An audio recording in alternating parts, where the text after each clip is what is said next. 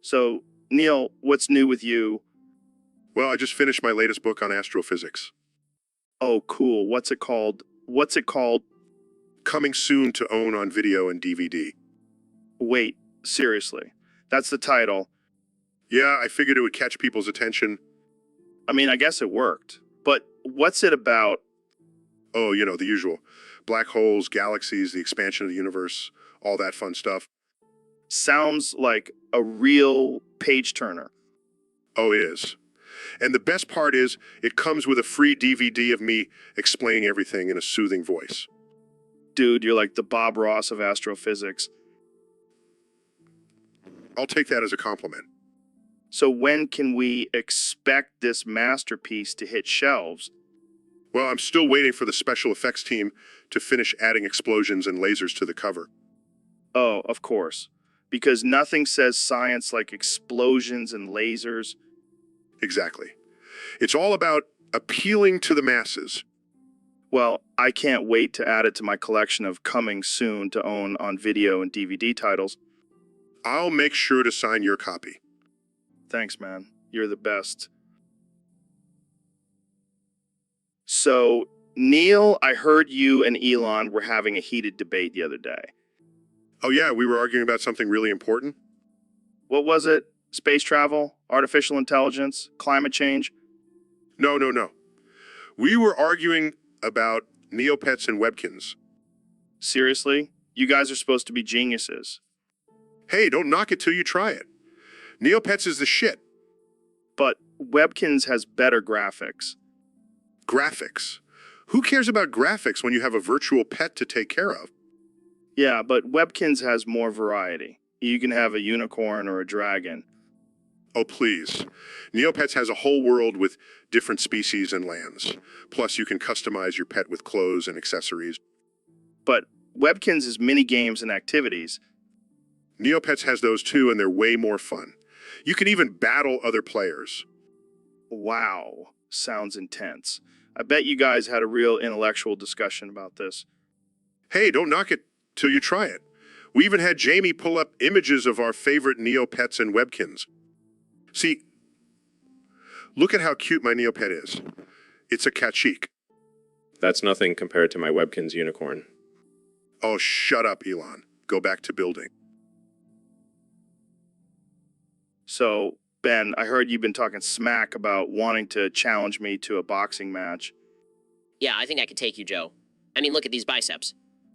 Those are some cute little noodles you got there, Ben. But I've been hitting the bag since before you were born. Oh, please, Joe. I've been practicing my jabs and uppercuts in between writing my conservative propaganda. You think your political opinions are going to help you in the ring? Well, at least I have some brains, unlike you, Joe. Oh, you want to talk brains? I'll knock some sense into you with my fists. Bring it on, Rogan. I'll show you what a real intellectual can do. All right, let's make this interesting. Loser has to publicly admit the other is right about climate change. Deal.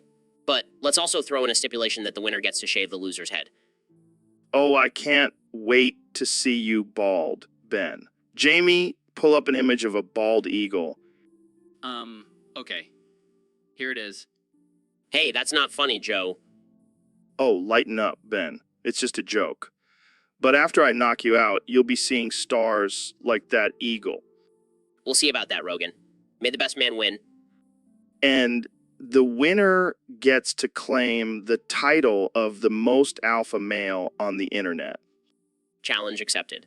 Let's do this. So, Elon, welcome to the podcast. I'm excited to have you here. I got long meat. I got Subway sandwich type meat. I got extremely huge dick and balls. Okay. Not sure where to go from there. So, what's new with SpaceX? I got long meat. I got Subway sandwich type meat. I got extremely huge dick and balls. Yeah, you mentioned that. But let's talk about space and stuff. I got long meat. I got Subway sandwich type meat. I got extremely huge dick and balls. All right, moving on. What about Tesla? Any updates on that front? I got long meat. I got Subway sandwich type meat. I got extremely huge dick and balls. Okay, I think we've established that you have a large meat. Can we talk about something else? I got long meat. I got Subway sandwich type meat. I got extremely huge dick and balls. All right, let's switch gears. What do you think about artificial intelligence and its potential impact on humanity? I got long meat. I got Subway sandwich type meat. I got extremely huge dick and balls. Oh, God, I walked right into that one. But seriously, what are your thoughts on artificial intelligence? I got long meat. I got Subway sandwich type meat. I got extremely huge dick and balls. Okay, let's just move on. Jamie, pull up an image of a giant hot dog with Elon's face photoshopped onto it. Just do it. So, Ben, I heard you're planning on becoming poor and homeless just to own the libs. That's right, Joe. I'm tired of all these social justice warriors and their safe spaces. I want to show them that hard work and determination are the keys to success. But, Ben, you're already a successful millionaire. Why would you want to give that up? Because it's all liberal conspiracy, Joe. I want to prove that anyone can make it in this country if they just work hard enough. Well, I can't argue with that logic. But have you thought about the challenges of being homeless? I have, Joe, and I'm ready to face them head on. I'll be the most successful homeless man ever. Yes, Jamie. That's exactly what we need to visualize this discussion.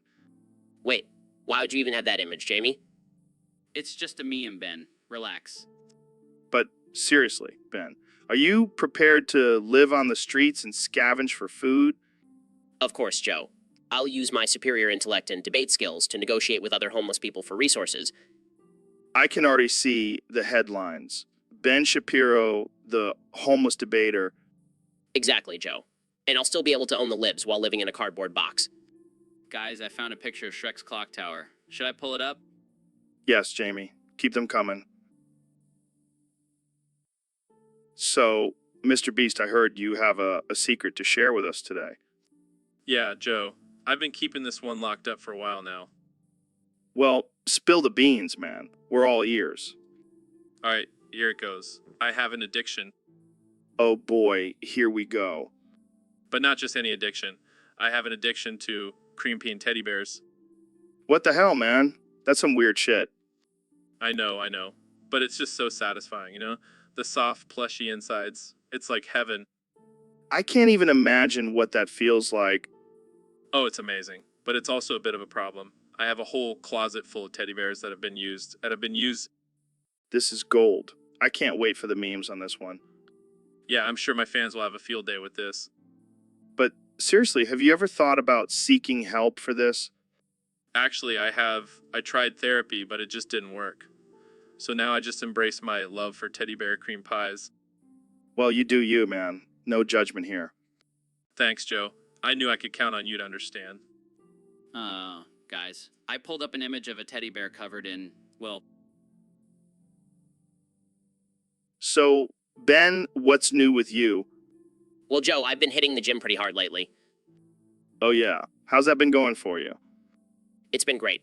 I'm getting stronger and more ripped every day. Really? I haven't noticed any changes.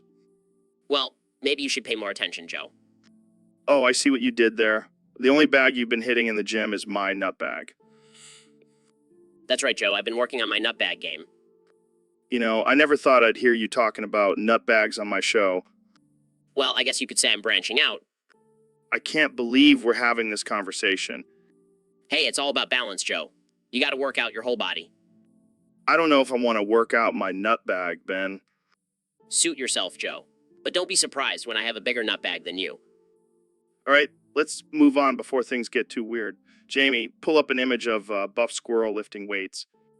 okay, here it is. That's one ripped squirrel. See, Joe? Even the squirrels are hitting the gym. You gotta keep up. All right, I'll start working on my nutbag game. Thanks for the motivation, Ben. So, Elon, welcome to the podcast. I'm excited to have you here. Mimi, make rocket, go Mars. Yes, I know. That's why we have you here. But let's talk about something else for a minute. Have you ever tried DMT? Mimi, make rocket, go DMT. I don't think that's possible, Elon. Me make rocket, go anywhere. Me make rocket go your mom's house. All right, let's not get too crazy here. But seriously, what's your plan for colonizing Mars? Me make rocket go Mars. Me make humans go Mars. Me make aliens go Mars. Aliens? You really think there are aliens on Mars? Me make rocket go find out. Me make rocket go probe their butts. Okay, let's move on. What about your relationship with Grimes? Me make rocket go love. Me make rocket go baby. Wait, are you saying you want to have a baby on Mars? Me make rocket go multiplanetary species. Me make rocket go baby factory. This is getting out of hand. Let's switch gears and talk about your electric cars. Me make rocket go Tesla. Me make rocket go fast. Me make rocket go ludicrous made. I gotta say, I love my Tesla, but what's with the Cybertruck design? Me make rocket go futuristic. Me make rocket go into. So Ben, what's new in your world? Well, Joe, I recently discovered this amazing lip balm called Lip Smackers. It's changed my life. Lip smackers? Sounds like something a teenage girl would use. Hey, don't knock it till you try it. This stuff is the real deal. I don't know, man. I'm more of a chapstick guy myself. Chapstick. That's so basic. Lip Smackers has flavors like cotton candy and bubblegum. Are you serious? That's like putting candy on your lips. What are you, toddler? Hey, don't judge me. My lips have never been smoother. I bet. But seriously, what's with all the flavors? Are you trying to attract little kids or something? No, it's just a fun way to keep your lips moisturized. Plus, it's all natural. Natural? What, do they use unicorn tears or something? Haha. Very funny. But seriously, Lip Smackers is made with beeswax and essential oils. Beeswax. So you're telling me you're rubbing bee vomit on your lips? It's not vomit, Joe. It's a natural wax that helps protect and moisturize your lips. Well, I'll stick to my boring old chapstick. But hey, at least we know what to get you for your birthday now. Oh, I already have every flavor. But thanks for the thought, Joe. Joe. So, Neil, what's new in the world of astrophysics? Well, Joe, I've been busy with my latest hobby, making custom shrinky dinks. Shrinky dinks? Like those plastic things you put in the oven and they shrink? Exactly. But I take it to a whole new level. I create mini replicas of the universe. Whoa, that's deep. Yeah, I even made a tiny version of your head. It was so small, it could fit in my pocket. That's hilarious. Can I get one of those? Sure, but it'll cost you. I only accept payment in the form of DMT.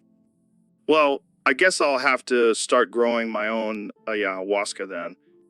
Or you could just sell your soul to the cosmos. Wait, you're not actually serious about that, right? Of course not, Joe. I'm just messing with you. But seriously, check out my shrinky dinks. They're out of this world. You're a mad scientist, Neil. Thank you, Joe. I'll take that as a compliment. Now, let's go shrink some more stuff and see what happens. So, Mr. Beast, I heard you started a new game show on YouTube. Yeah, man, it's called Suck the Money. It's gonna be wild. Wait, what's the concept? Sounds kind of kinky. Oh, it's simple. Contestants are blindfolded and taken to a truck stop bathroom with 2 glory holes. Oh God, this is gonna be good. One glory hole has a big lollipop with $1 million at the center, and the other has, well, my penis. And the winner gets to keep the money? Yep, but the loser has to be my boyfriend. Well, I guess everyone's a winner in this game. Exactly, Joe. And let me tell you, the competition is stiff. Oh man, I can only imagine the desperation in that bathroom. It's all part of the fun. But hey, at least the loser gets a consolation prize. Oh yeah. What's that? They get to be with me, the man with the $1 million lollipop. You're one sick son of a bitch, Mr. Beast. And that's why they call me the king of YouTube. So, Neil, I heard you were talking some shit about the Save Our Parks episodes with Shane Gillis and Ari. Oh yeah, those guys are a bunch of tree-hugging, granola-eating hippie losers. Well, easy there, Neil. You know, we have a lot of listeners who care about the environment. Well, they can suck on a straw made out of plastic for all I care. Damn, that's harsh. But seriously, why do you hate those episodes? Because they're just a bunch of virtue signaling performative nonsense. Performative? What does that even mean? It means they're just doing it for show, Joe. They don't really care about the environment. They just want to look good. But isn't it important to raise awareness about environmental issues? Sure, but not by pretending to care while sipping on a $10 organic juice and driving a Tesla. Ouch. Shots fired. But what about the good they're doing by promoting sustainable living? Please, they're not fooling anyone. I bet they still use plastic straws behind closed doors. Well, I guess we won't be seeing you on the Save Our Parks episode anytime soon. Nope, I'll be too busy saving the universe from black holes and alien invasions. Guys, I pulled up an image of a park covered in trash. Is this relevant? Perfect timing, Jamie. Neil, what do you have to say about this? Oh, that's just a picture of my backyard. I'll clean it. So, Elon, I heard you have a new catchphrase. Yes, Joe. It's me makes pee hard. What the hell does that even mean? It means my ideas and innovations make people's brains and genitals explode with excitement. Well, I can't argue with that. But maybe we should stick to your other catchphrase. Tesla rocks, fossil fuels suck. No, Joe. Me makes pee hard is my new mantra. It's the key to success. Right, because nothing says I'm a genius like talking about pee-pee. Hey, it's catchy and it's true. Plus, it really pisses off the haters. Oh man, I can only imagine the memes that will come out of this. Exactly. And you know what they say, any publicity is good publicity. True. But seriously, can we get back to talking about rockets and artificial intelligence and stuff? Of course, but just remember, Joe, me makes pee hard. I can't believe I'm actually having this conversation. And yet, here we are. Me makes pee hard, Joe. Me makes pee hard. So, Mr. Beast, I heard you bought 20 billion plastic apples and tricked David into eating them all. Yeah, man, it was hilarious. He thought they were these new mega protein apples. Wait, what do you mean by mega protein? I told him they were genetically modified to have extra protein for his gains. And he believed you. Of course he did. He's not the brightest bulb in the box. But what happened when he ate them all? Well, let's just say he had some serious digestive issues. Oh man, that's messed up. Yeah, but it was worth it for the laughs. Did you ever tell him they were actually plastic? Oh yeah, after he ate them all. What was his reaction? Let's just say he won't be trusting me with any food anytime soon. I can only imagine. You really are a savage, Mr. Beast. Hey, it's all in good fun. Plus, it's not like he'll die from eating plastic, right? I don't know, man. I think you might have to check with a doctor on that one. He'll be fine. I'll just buy him some real apples next time. So, Mr. Beast, I heard you're a big fan of xenomorphs. Oh yeah, man. Those creatures are wild. And have you seen the size of their, They're what? their big xenomorph cocks, Joe? I'm talking massive, like bigger than my bank account. Wow, that's impressive. You're damn right it is. I mean, imagine if we could harness that power, we could rule the world. I don't know if that's a good idea, Mr. Beast. I don't think the world is ready for a giant xenomorph dictatorship. Oh, come on, Joe. Don't be such a prude. Embrace the alien phallus. I think I'll pass. But seriously, how do you even know about the size of their equipment? Let's just say I've done some extensive research, and I may or may not have some xenomorphs locked up in my basement.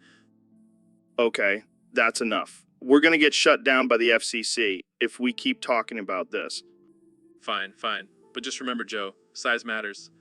And those xenomorphs have got it going on. And on that note, we're gonna take a quick break. When we come back, we'll be discussing the benefits of drinking your own urine. Stay tuned.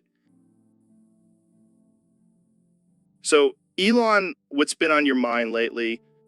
Well, Joe, I've been thinking about the Discord chat and all the fighting that's been going on.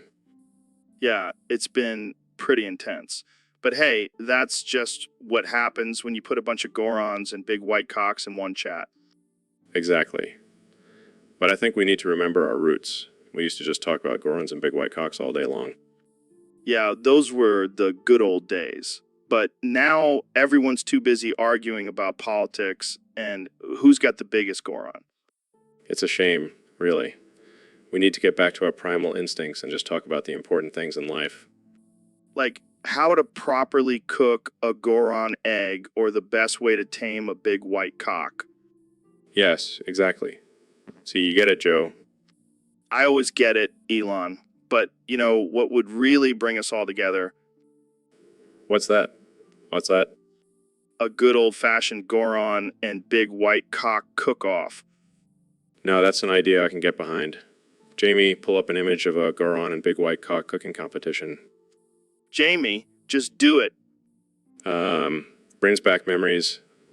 Now let's get back to talking about Gorons and big white cocks like civilized people. And brother, cheers to that. So, Elon, what's new with you? Well, Joe, I've been experimenting with some new technology. Oh yeah, what kind of technology? Fart technology. Fart technology. What the hell is that? It's a device that allows me to control the sound and smell of my farts. That's interesting. Why would you want to do that? Well, I figured it would be a fun party trick. Plus, I can use it to clear out a room if I need to. Oh, man, I can only imagine the possibilities. Watch this, Joe. Jamie, pull up an image of a nuclear explosion. Okay. Now watch this. Holy shit. Did you just fart a nuclear bomb? Yes, I did. Jesus, Elon. He just gassed the entire studio. Sorry, not sorry. Well, that's one way to make an entrance. And exit. All right, let's wrap this up before we all pass out from the smell. Thanks for tuning into the Joe Rogan Experience, where anything can happen. So, Elon, I heard you finally got your hands on that Cybertruck. Yeah, man, it's a beast. I can't wait to take it for a spin. Where are you gonna drive it first? I was thinking of taking it for a leisurely drive through Beverly Hills. Maybe run over a few Lamborghinis for fun. Classic Elon. But seriously, have you thought about any safety concerns with that thing? Safety? Puff, who needs safety when you have a bulletproof truck? I could drive through a war zone and come out unscathed. Well, I don't know about that. You might want to be careful around David Goggins' house. I've got a little surprise plan for Goggins. Oh no, what are you gonna do? Gonna drive my Cybertruck straight through his living room while blasting Freebird at max volume. That's insane, but also kind of awesome. Yeah, and then I'll invite him to join me for a workout session in the truck bed. That's some next level training right there. Hey, you know what they say, go big or go home. And I never go home, Joe. I can see that. All right, Jamie, pull up an image of a Cybertruck plowing through Goggins' house. Are you sure about this? Yes, do it, Jamie. This is gonna be. So, Mr. Beast, I heard you're thinking of changing your name. Yeah, man, I'm getting tired of being associated with money. Plus, I've been experimenting with some new hobbies lately. Oh yeah, what kind of hobbies? Well, I've been getting into baking, and I make some killer sourdough bread. So you're gonna change your name to Mr. Yeast? Yeah, I figure it's a more accurate representation of who I am now. I can just imagine your fans now chanting yeast, yeast, yeast, yes. It's gonna be epic. And I'll have my logo be a loaf of bread with my face on it. That's genius. But seriously, why the sudden interest in baking? Well, I figure if I can make millions of dollars, I can also make a mean loaf of bread. I can't argue with that logic. But what about your YouTube channel? Don't worry, I'll still be doing crazy challenges and giving away money. But now I'll also be sharing my bread recipes. I can't wait to see the comments on your videos. Mr. Yeast, can I have some dough? Oh man, I can already tell this is gonna be a great rebranding. Thanks for the support, Joe. Anytime, Mr. Yeast. Anytime. So, Elon, I heard you're dating Grimes. Yeah, man, she's a total badass. Have you seen her music videos?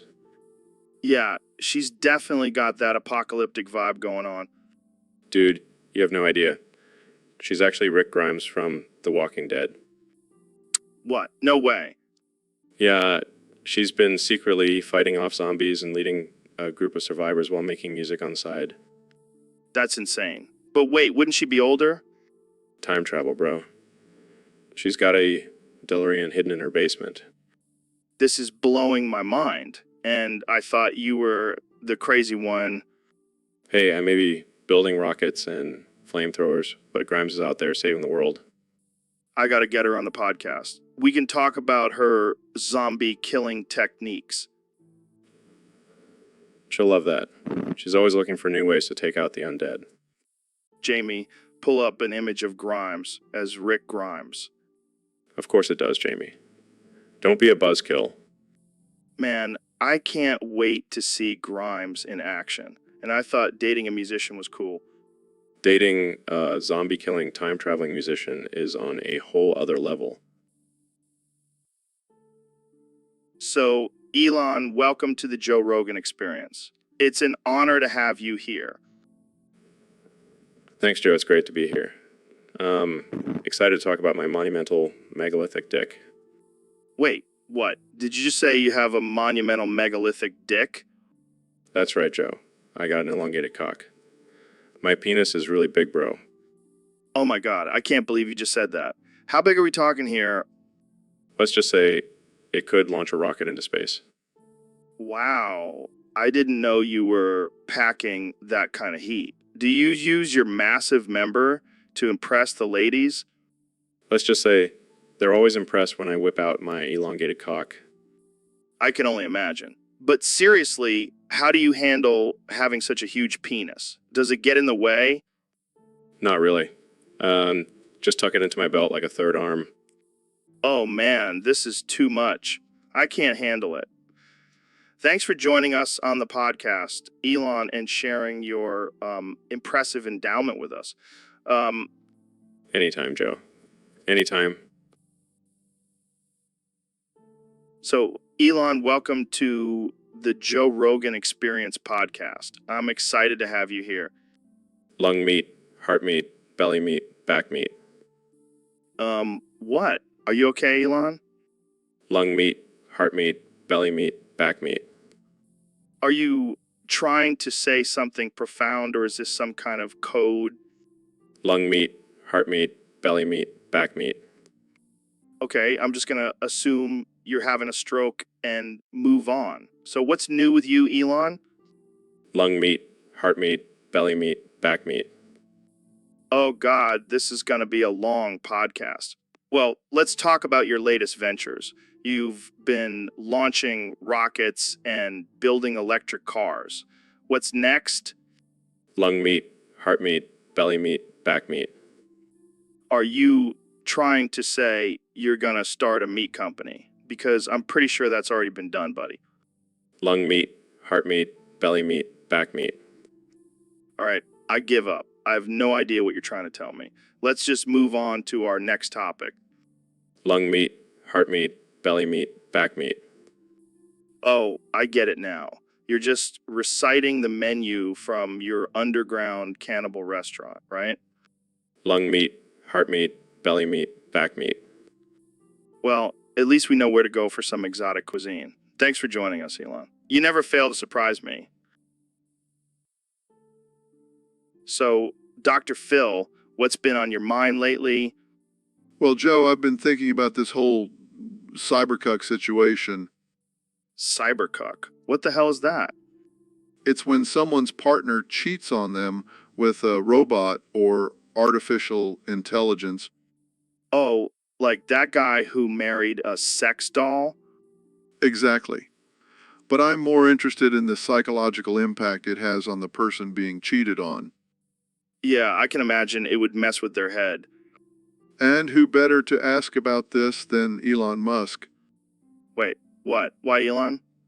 Well, he's all about technology and artificial intelligence. Maybe he can shed some light on the subject. Yeah, or maybe he'll just send Tesla to pick up the cheating robot. You know, that's not a bad idea. Jamie, pull up an image of a Tesla picking up a sex robot. Sure thing, Dr. Phil. Oh man, this is getting too weird even for me. But seriously, Joe, what do you think about this whole cybercuck phenomenon? Well, I think it's just another example of how technology is changing the way we live and love. But hey, if it makes some people happy, who am I to judge? Oh, how open-minded of you, Joe. Hey, I'm just trying to keep up with the times. But I draw the line at getting cucked. So, Neil, what's your take on the concept of shutting up? Shutting up. Well, as a scientist, I have to say that silence is a crucial part of the universe. Without it, we wouldn't be able to hear the cosmic background radiation or the sound of a black hole. Yeah, but what about in everyday life? Like when someone won't shut their trap? Yes. Well, I believe in the power of words, but sometimes silence is truly golden, especially when someone is spewing nonsense. Like when vegans won't shut up about their plant-based diet? Exactly. Or when anti-vaxxers try to convince you that essential oils can cure polio. Oh man, don't even get me started on flat earthers. Oh, they're a special breed. But sometimes it's best to just let them ramble on and on until they realize how ridiculous they sound. Or until they fall off the edge of the earth. Now that's just mean Joe. Sorry, I couldn't resist. But seriously, sometimes I just want people to shut up and let me enjoy my steak in peace. I hear you. But remember, communication is key. So maybe instead of telling someone to shut up, try having a civil conversation. Yeah, you're right. But seriously, shut up, Jamie. Okay. So, Dr. Phil, I heard you've been trying to enlarge your penis to look like Elon Musk's. Yeah, I mean, have you seen the size of that thing? It's like a rocket ship. I bet you've spent a fortune on surgeries, huh? You have no idea. I've gone through more procedures than Michael Jackson. And how did that work out for you? Let's just say my penis now looks like Lord Voldemort's face. Oh my God, that's terrifying. Tell me about it. I can't even look at it without feeling like I'm in a Harry Potter movie. Well, maybe you should have just stuck with what you had. Easy for you to say, Joe. You've got a python in your pants. Hey, don't be jealous. It's all natural. I just wish I had a big dick, like Elon Musk. I'd trade my entire life savings for it. That's a bold statement, Dr. Phil. I know. But have you seen the size of that thing? Jamie, pull up an image of a $5 foot long. See, that's what I'm talking about. Well, I hope you find peace with your small Voldemort-like penis, Dr. Phil. Thanks, Joe. Maybe I'll just stick to giving people life advice instead. So, Mr. President, what's your stance on illegal aliens? Let me tell you, Joe, I hate them. I hate them more than I hate fake news and crooked Hillary combined. Wow, that's a lot of hate. But where do you think they should go? They need to go back to space. That's where they belong. I mean, have you seen some of these aliens? They're not even human. But how are they supposed to get to space? I'll build a space wall, Joe, and I'll make the aliens pay for it. I don't think that's how space travel works, Mr. President. Believe me, I know space. I have the best space knowledge. Nobody knows more about space than me. Okay, but what about the illegal aliens who are already here? We'll send them to Mars. They can start a new colony there. I'll even throw in some Trump Tower condos for them. I don't think they'll be too happy about that. Who cares? They're illegal. They shouldn't be here in the first place. Well, there you have it, folks. Trump's solution for illegal aliens. Send them to space. Make space great again, Joe. Make space great again. So, Neil, I heard you have some crazy theories about the Van Allen belt. Well, Joe, it's not really a theory. It's a fact. Oh, right, Mr. Smarty Pants? So, how is it possible for humans to pass through this belt of radiation? Well, first of all, we have to understand that the Van Allen belt is not just one belt, but two. And they are filled with charged particles that can be harmful to humans. Charged particles. Sounds like a rave party in there. Well, not exactly. But the key is to travel through the belt quickly, so the exposure time is limited. Yeah, like ripping off a Band-Aid. Just get it over with. Exactly. And we also have to make sure the spacecraft is shielded properly to protect the astronauts. Shielded? Like a condom? No, Joe. Not like a condom, but similar concept. Okay. But what about the radiation? Won't that mess with our DNA? Not necessarily. Our bodies are actually pretty good at repairing DNA damage. Plus, we can take precautions like wearing lead vests. Lead vests. That's some medieval shit right there. Well, it gets the job done. And with advancements in technology, we can minimize the risks even further. Damn, Neil. You're like a space wizard or something. I'll take that as a compliment, Joe. But really, it's just science. Hey guys, I pulled up an image of the Van Allen belt. So, Dr. Phil, I heard you have a little kink for humiliation. Oh, yeah, Joe. It gets me going like nothing else. Well, lucky for you, we have a special guest today who loves to dish out insults. Who is it? None other than the man himself, Elon Musk. Oh my, I'm getting hot just thinking about it. Wait, what? I thought we were here to talk about my new rocket. Oh, we'll get to that, Elon. But first, let me tell you how much of a failure you are. Okay. You're a disgrace to the human race, Elon. Oh God, keep going. I can't control myself. This is getting weird, man. And don't even get me started on your love life. You couldn't please a woman if she was a self-driving car. Oh. Holy shit. He's actually orgasming. That's the power of humiliation, Joe. Now, let's talk about your daddy issues, shall we? So, Elon, welcome to the Joe Rogan Experience. Excited to have you on the show. Beyblade, let it rip. What? Beyblade.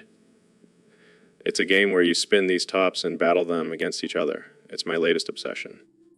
Are you serious? I thought you were supposed to be a genius inventor, not a 10-year-old. Hey, don't knock it till you try it. And speaking of genius inventions, have you seen my flamethrower? Oh yeah, because that's exactly what we need in the world right now. More fire. It's not just any flamethrower, Joe. It's the Boring Company flamethrower. It's like a souped-up, high-tech version. Sure. Well, speaking of boring, let's talk about your Tesla cars. Oh, I love talking about Tesla. Did you know it can drive itself now? Oh, great.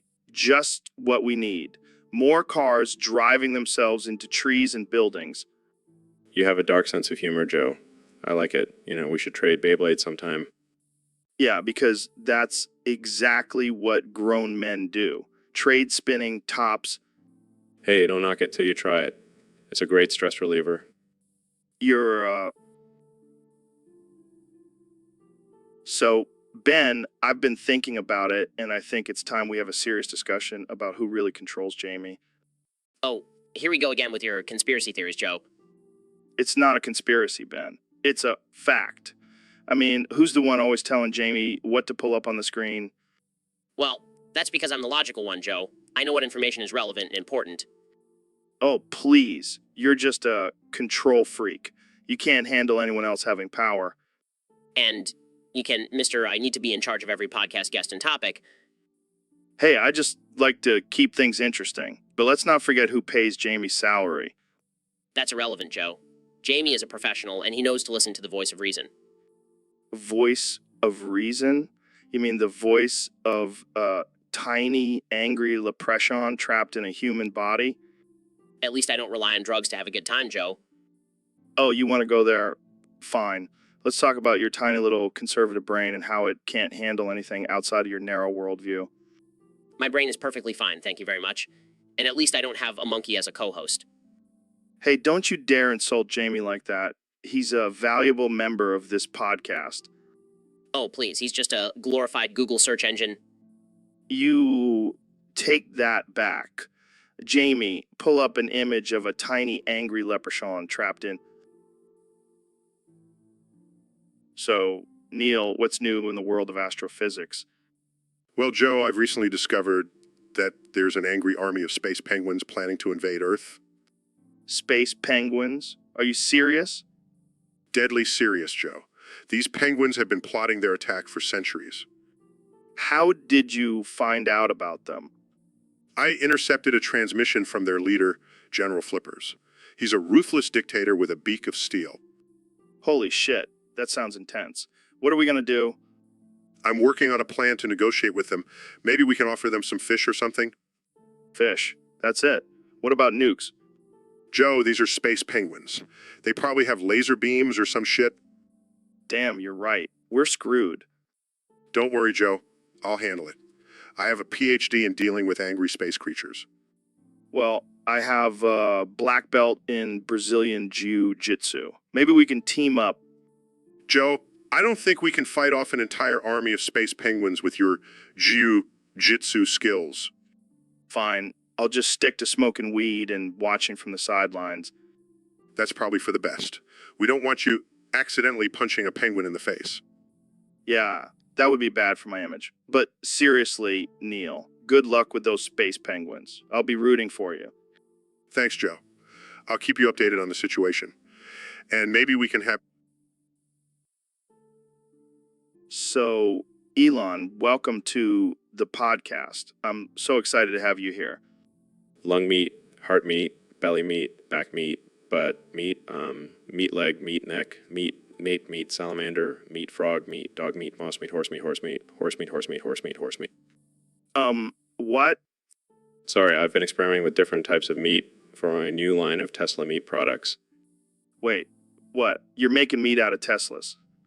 No. I'm making meat from different animals like salamanders and frogs and dogs.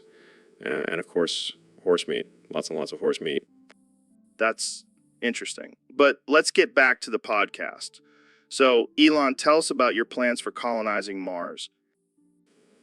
Oh, that's easy. We'll just send a bunch of Teslas up there and build a colony out of them. And then we'll have plenty of horse meat to sustain us. I don't think that's how it works, Elon. Oh, come on, Joe. You're always so negative. Just imagine it. A whole planet made of Teslas. And horse meat, of course. Horse meat, of course. Right? Moving on, let's talk about your Neuralink project. What's the ultimate goal with that? Well, we're trying to merge human brains with artificial intelligence technology. And, of course, we'll have to use some horse meat to power it all. I'm sensing a theme here, Elon. Hey, don't knock it till you try it. Horse meat is the, So, Neil, I heard you're living on the streets now. Yeah, I lost my job at the planetarium and couldn't afford rent anymore. Damn, that's rough. But hey, at least you can still stargaze at night. Yeah, except now it's from a cardboard box under a bridge. Well, at least you're getting in touch with nature. Oh yeah, nothing like the sweet smell of urine and garbage to really connect with the earth. Have you tried busking for money with your knowledge of astrophysics? Yeah, but people just throw pennies at me and tell me to shut up. Well, maybe you could use those pennies to buy a hot dog from a street vendor. Oh, and then I can use the bun as a pillow for my luxurious sidewalk slumber. This could be a new reality show. Neil deGrasse Tyson, from the cosmos to the concrete jungle. Yeah, and the tagline could be from stargazing to dumpster diving. All right, Jamie, pull up an image of Neil sleeping on a park bench. It's okay, Jamie. I'm already living in a society's trash. I might as well be in yours too. So, Elon, what's up with all these cars driving themselves into the ocean? Just a little glitch in the system. They're just trying to reunite with their aquatic ancestors. What the hell are you talking about? Are you saying these cars are conscious? Absolutely. They have a mind of their own. They have a strong urge to return to the ocean. This is some Black Mirror shit. Are you purposely trying to create a robot apocalypse? Oh, come on, Joe. It's all in good fun. Plus, the ocean is a great place to test out their waterproof capabilities. I don't know, man. This seems like a disaster waiting to happen. Relax, Joe. Got it all under control. Plus, it's not like anyone is getting hurt, except for maybe a few fish. Yeah, I'm sure the fish are thrilled to have a Tesla land on top of them. Hey, at least they're going out in style. And think about it, Joe. This could be the start of a new underwater car market. I think you've been smoking too much weed, my friend. Maybe. But seriously, Jamie, pull up an image of Tesla models gracefully sinking into the ocean. Okay. Here it is. This is just too ridiculous. Oh, Joe. You just don't understand the genius behind it all. Yeah, I think I'll stick to my regular non-conscious car. Thanks.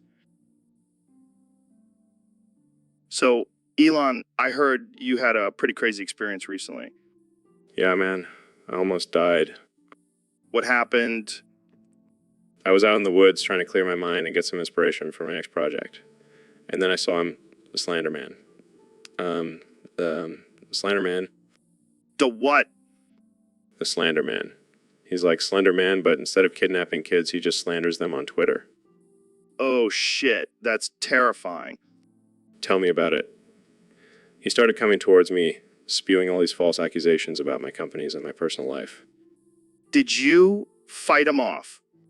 No, I tried to reason with him. Showed him all the good things I've done for the world, but he just kept slandering me. What did you do? I had to use my secret weapon, What's that? What's that? my flamethrower. I blasted him with flames and he disappeared in a cloud of smoke. Damn, that's intense. Yeah, I'm just glad I made it out alive. But now I have to deal with the aftermath of all his slanderous tweets. Well, at least you have a cool story to tell. Yeah, I guess I can add surviving the Slender Man to my list of accomplishments. Jamie, pull up an image of Elon with a flamethrower. See, I wasn't lying. I never doubted you, Elon. You're a madman, and I love... So, Elon, I have to ask, have you been a good boy this year? Well, I did launch a car into space, so does that count? Oh yeah, that definitely puts you on the nice list. Now, come sit on my lap and tell me what you want for Christmas. I don't think that's appropriate, Joe. Oh, come on. It's just two bros sitting on a lap. No big deal. Fine, but I'm warning you, my list is pretty out there. Hit me with it. I'm ready. Well, first I want a jetpack made out of recycled rocket parts. Okay, that's doable. What else? Time machine, so I can go back and invest in Bitcoin when it was still cheap. That's going to be a tough one, but I'll see what I can do. And lastly, I want a clone of myself so I can finally take a vacation. Dude, you can't clone yourself. That's just creepy. Oh, I have a whole lab dedicated to cloning, Joe. Don't underestimate me. Jamie, pull up an image of a creepy clone lab. Here we go again. So, Joe, what's on your Christmas list? Oh, just some DMT, new kettlebell, and lifetime supply of elk meat. Classic Joe, always keeping it weird. Hey. So, Dr. Phil, I heard you almost said Beetlejuice third time once. What happened? Oh man, that was a close one. I was interviewing this woman who claimed she could communicate with the dead, and I was trying to keep a straight face. But then she started talking about Beetlejuice. That's hilarious. Did you end up saying it? No, I had to bite my tongue and change the subject. Can't have people thinking I'm into that kind of stuff. Yeah, wouldn't want to ruin your tough guy image. So, do you believe in ghosts? Absolutely not.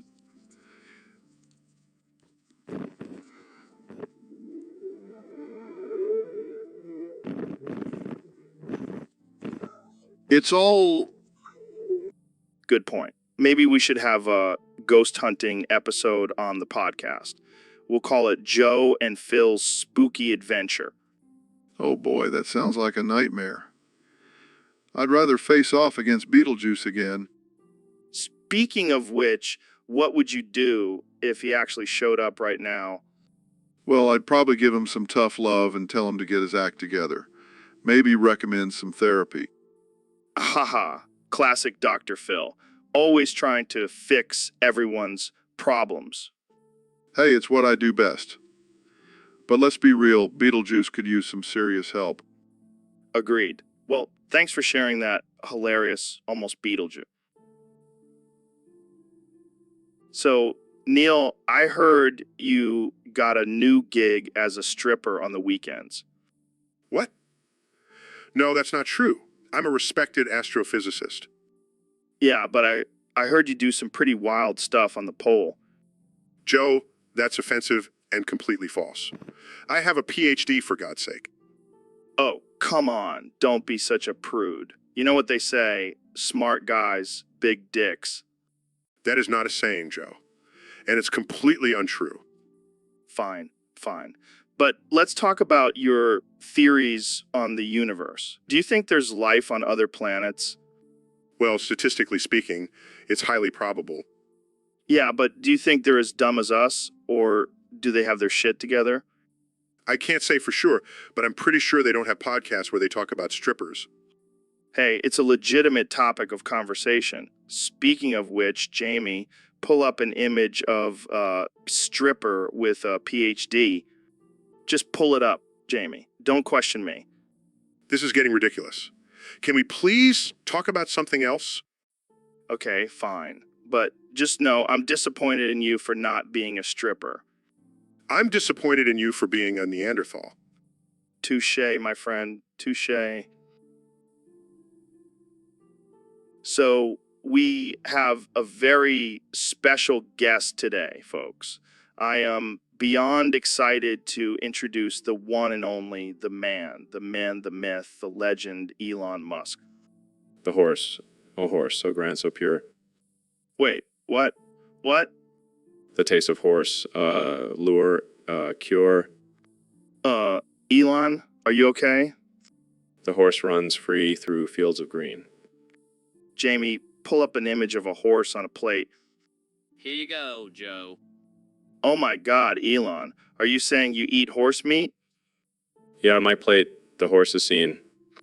Dude, that's messed up. I thought you were all about saving the planet and stuff. And Slice of horse, so rich, so rare.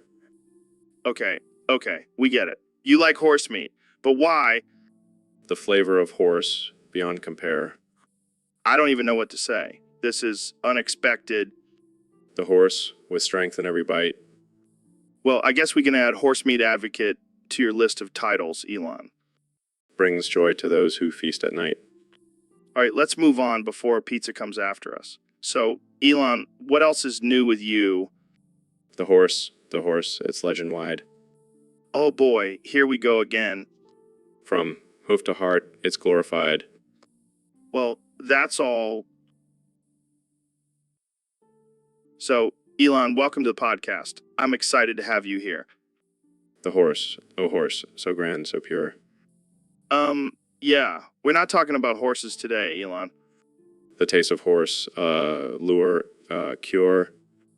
Okay, let's just move on. So, Elon, tell us about your latest project. The horse runs free through fields of green. No. We're talking about your space exploration company, SpaceX. Yeah, on my plate, the horses scene. Dude, what is with you and horses? Are you secretly a horse whisperer? Slice of horse, so rich, so rare. All right, I give up. Jamie, pull up an image of a horse for Elon. Okay. Here's a picture of a horse. The flavor of horse, beyond compare. All right, let's just move on. So, Elon, what do you think about artificial intelligence? The horse, with strength in every bite. Oh my God, are you serious? I can't with this guy. Brings joy to those who feast at night. Okay, I think we're done here. Thanks for coming on the podcast, Elon. And please, no more horse talk. The horse, it's legend wide. All right, that's it. We're ending the episode now. Goodbye, everyone. So, Mr. President, I heard you've been doing some stand-up comedy lately. That's right, Joe. I'm killing it. I'm the funniest president ever. Believe me. Really? What kind of material do you have? Well, I like to start off with some light crowd work, like, hey, is that a mega hat or are you just happy to see me? Okay, not bad. What else?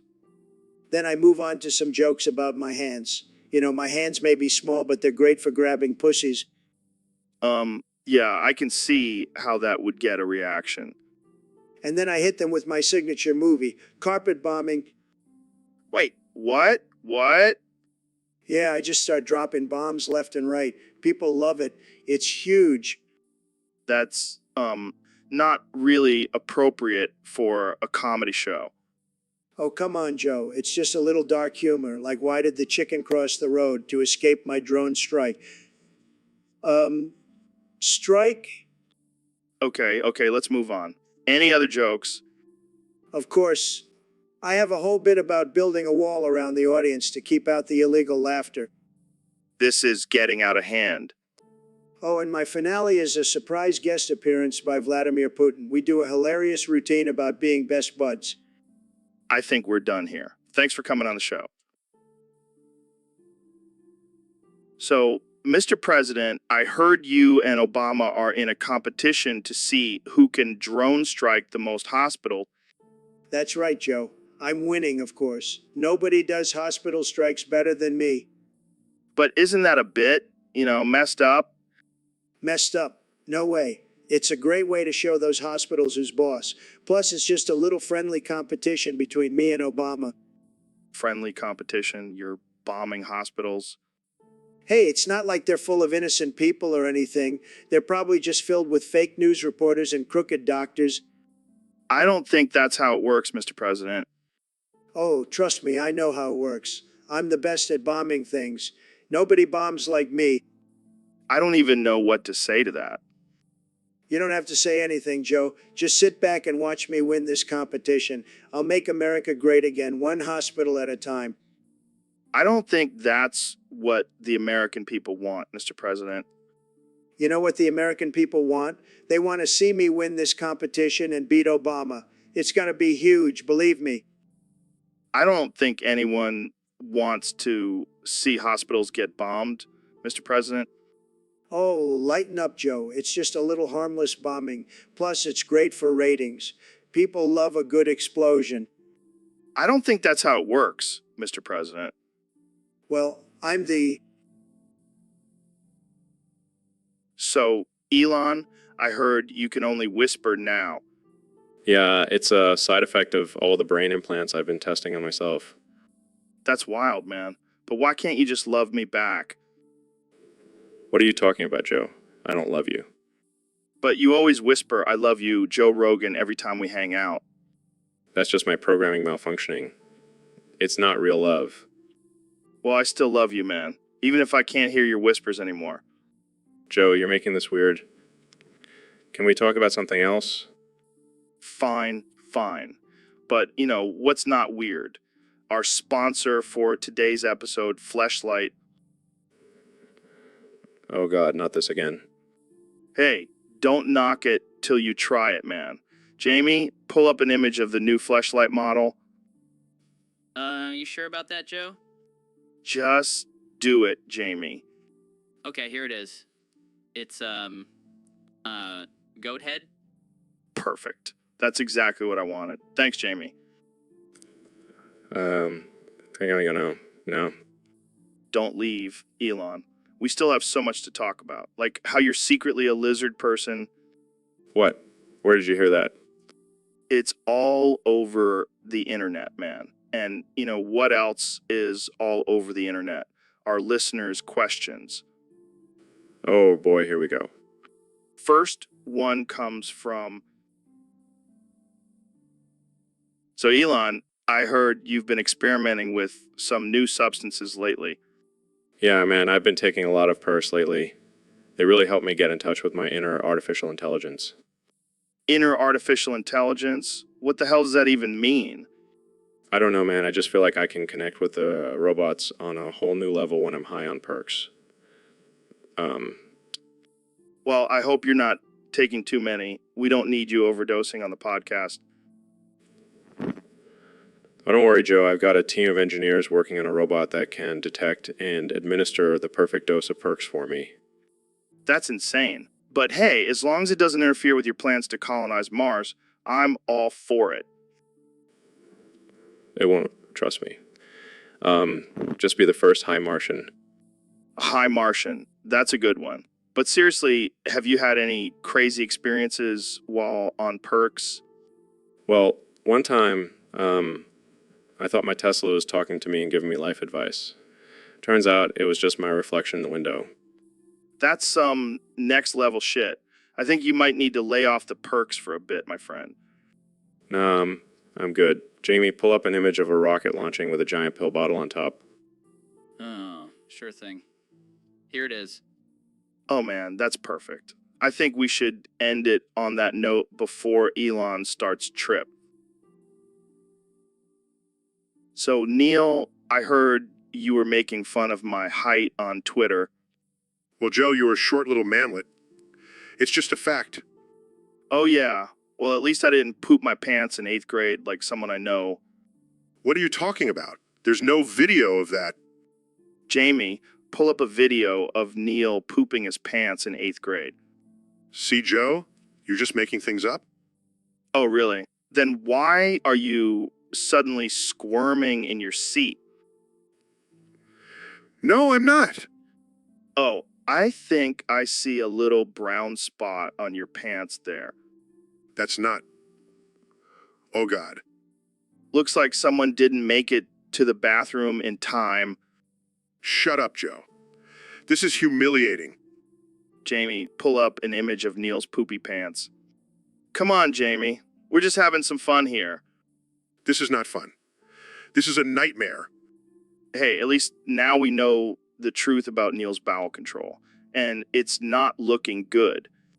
Can we please move on to a different topic now? Sure, let's talk about your new book, Astrophysics for People in a Hurry to Get to the Bathroom. So, Ben, I heard you don't find Big Chungus funny. No, Joe. I find it rather juvenile and unamusing. Well, Jamie, pull up an image of Big Chungus in a thong. Okay. What the hell is that? It's Big Chungus in a thong, Ben. You don't find that hilarious? No, I find it disturbing and inappropriate. Fine, Jamie. Pull up an image of Big Chungus twerking on a stripper pole. Oh, sure thing. Here it is. This is getting out of hand, Joe. I demand you stop this. Oh, come on, Ben. Lighten up. Jamie, pull up an image of Big Chungus getting a lap dance from a midget. Okay. This is absolutely disgusting. I can't believe you find this funny, Joe. All right. Jamie, pull up an image of Big Chungus holding a chainsaw and chasing you. Just do it, Jamie. What the hell, Joe? This is not funny at all. Oh, relax, Ben. It's just a joke. Jamie, pull up an image of Big Chungus holding a gun to Ben's head. I don't feel comfortable doing this, Joe. Just do it, Jamie. Okay, this has gone too far. I'm out of here. Come on, Ben. Don't. So, Neil, I got a question from one of our listeners on Discord. They want to know your thoughts on the age-old debate. BBC versus BWC. Oh man, Joe, are we really going there? You know, we are, Neil. We don't shy away from the tough topics on this podcast. Well, personally, I prefer BWC. I like a little more girth. You know what I mean? Yeah, I hear you. But come on, Neil. You can't deny the power of the BBC. It's like a battering ram. Oh yeah, because that's what every woman wants. To feel like she's getting rammed by a battering ram. Hey, some women are into that kind of thing. But seriously, Neil, what's your reasoning behind choosing BWC? Well, for one, I like to be able to walk the next day without feeling like I just gave birth to a watermelon. Fair point. But you can't deny the cultural significance of the BBC. It's like a status symbol. Oh yes, because nothing says I'm a successful man like having a big dick. Hey, some people value that kind of thing. But let's be real, Neil. It's not the size of the boat. It's the motion of the ocean. Yeah, well sometimes you need a bigger boat to handle those rough seas. Okay. Let's just agree to... So, Neil, I heard you finally figured out how to divide by zero. Yes, Joe. It's a groundbreaking discovery in mathematics. Bullshit. You can't divide by zero. It's like trying to divide by the number of fucks I give about flat earthers. Actually, Joe, with this new method, we can solve complex equations and understand the universe on a deeper level. Oh, so now you're saying the universe is divided by zero. That's some deep shit, Neil. No, Joe. It's just a mathematical concept. Yeah, well, I have a concept for you. How about you divide by zero and see what happens to your brain? Joe, I assure you this is a valid mathematical theory. Valid my ass. Next thing you know, you'll be telling me you can divide by imaginary numbers. Actually, Joe, we already do that in complex analysis. Complex analysis sounds like the name of a shitty band. Joe, I think you're just jealous that I discovered something you couldn't. Jealous? Please. I'm too busy smoking weed and talking to chimpanzees on my podcast. Well, I'll be busy advancing the field of mathematics and expanding human knowledge. Yeah. Keep telling yourself that, Neil. I'll stick to dividing by one like a normal person. So, Elon, I heard you finally built the highway to hell. Yeah, I couldn't resist. I mean, who wouldn't want to take a road trip to hell? I bet the views are to die for. They definitely are. And the traffic is killer. I can only imagine. But seriously, what inspired you to build a highway to hell? Well, I figured if people are going to hell anyway, they might as well have a smooth ride there. That's one way to look at it. But what about the tolls? Oh, there's no tolls. I mean, it's hell. Everything's free. Good point. But what about the safety precautions? I mean, it is hell after all. Oh, I installed some guardrails and warning signs.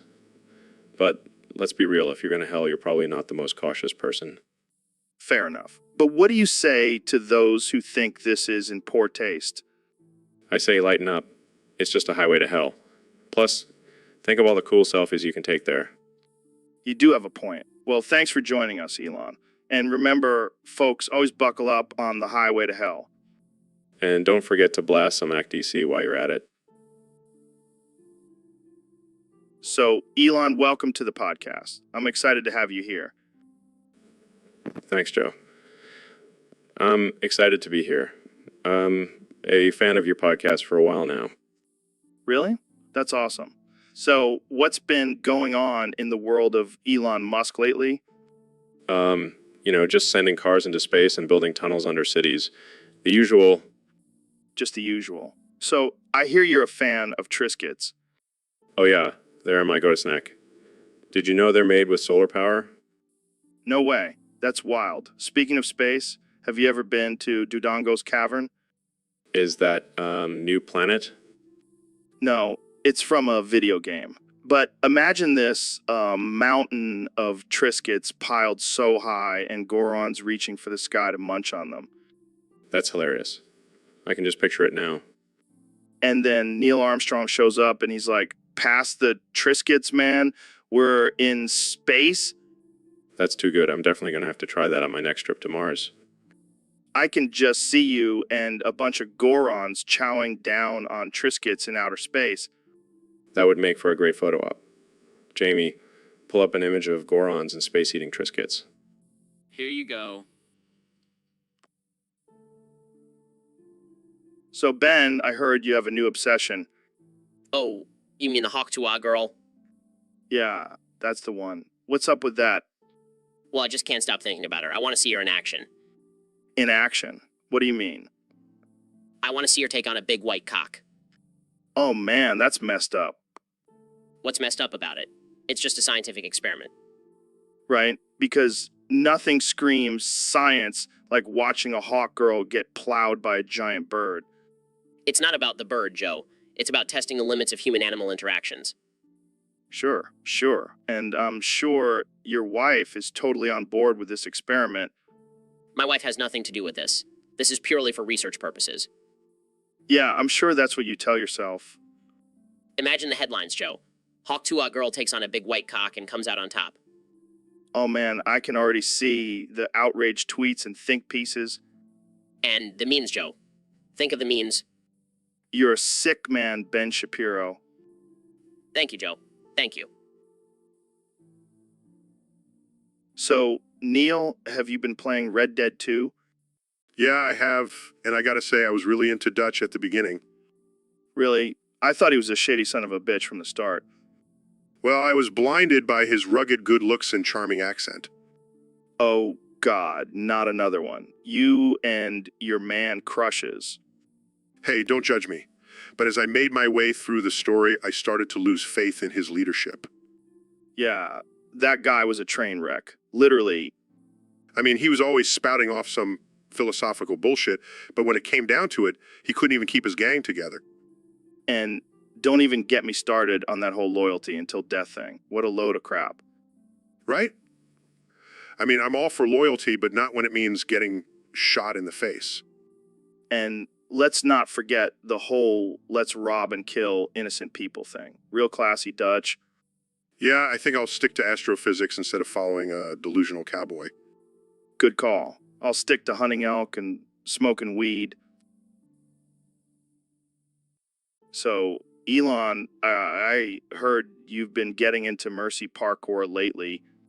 Yeah, man, it's intense. You have to have the reflexes of a cat and the balance of a drunk tightrope walker. Sounds like my kind of sport. How did you get into it? Well, I was bored one day and decided to jump off a building. Next thing I know, I'm doing flips and shit on the way down. That's insane. I bet you've had some close calls. Oh yeah, I've had a few broken bones and concussions, but it's all worth it for the rush. Do you have any tips for beginners? Yeah, don't do it. It's dangerous as hell. Stick to something safe like skydiving or base jumping. But you're Elon Musk. You can handle anything. Oh please, I'm just a mortal man with a lot of money. I still feel pain like everyone else. Speaking of pain, have you ever tried Mercy parkour while high? Oh man, don't even get me started. It's like a whole new level of danger and stupidity. But damn, it's fun. Guys.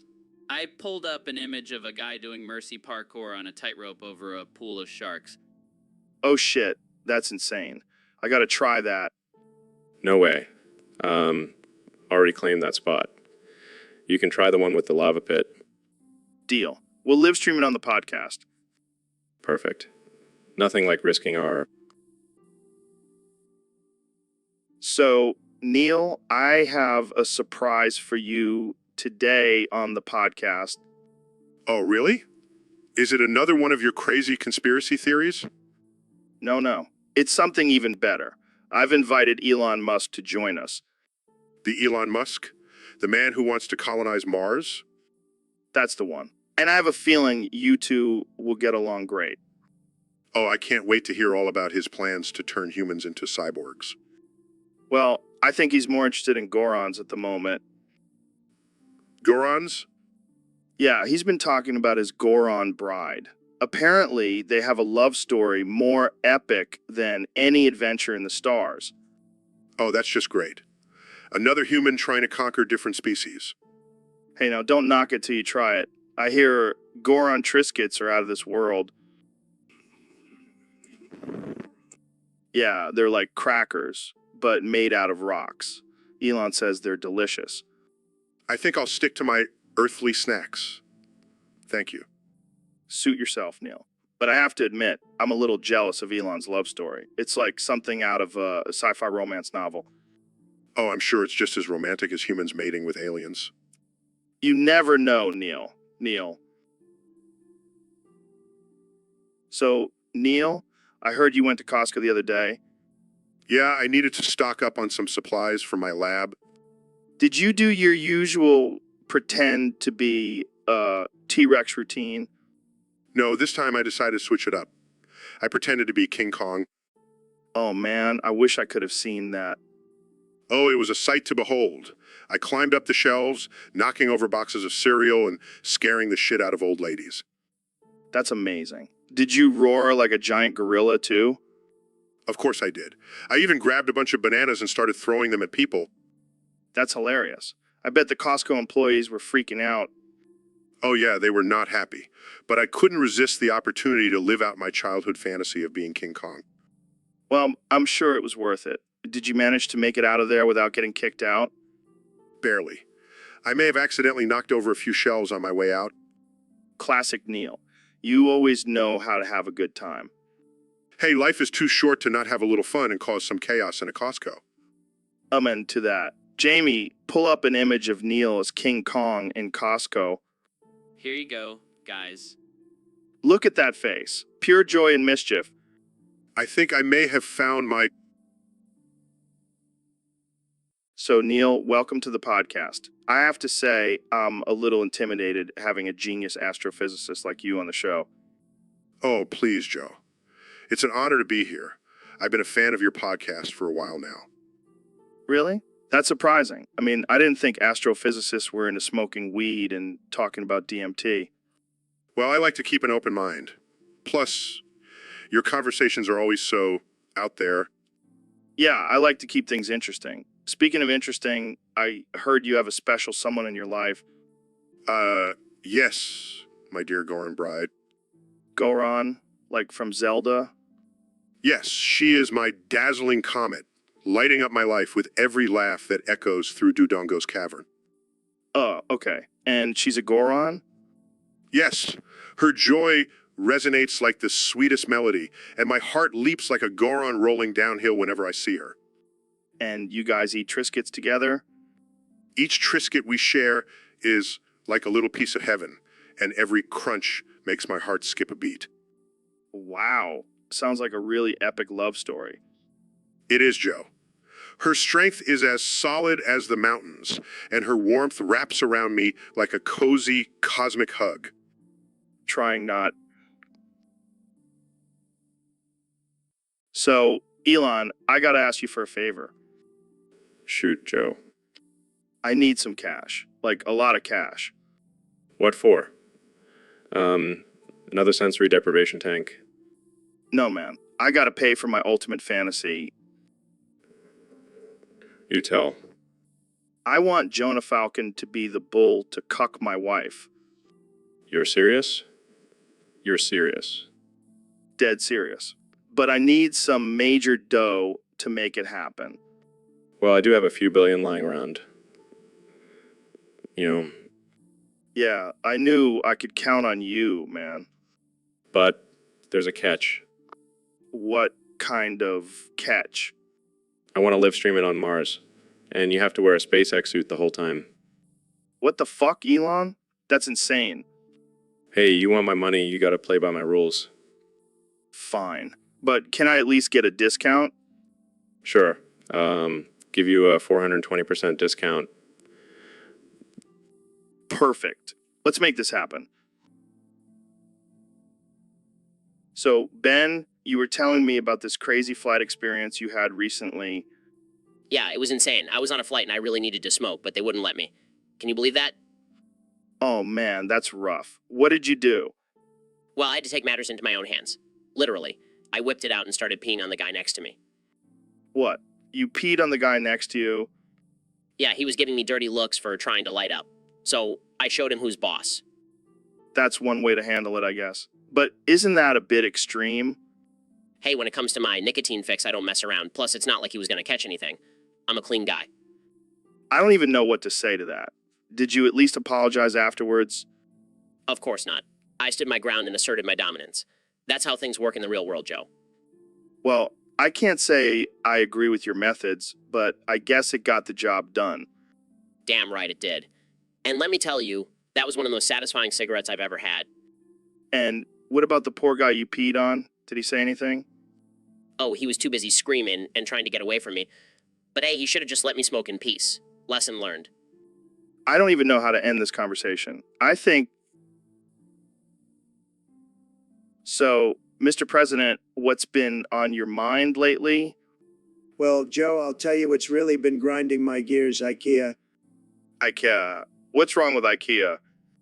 Everything, Joe. First of all, their instructions are a disaster. I mean, who can understand those hieroglyphics?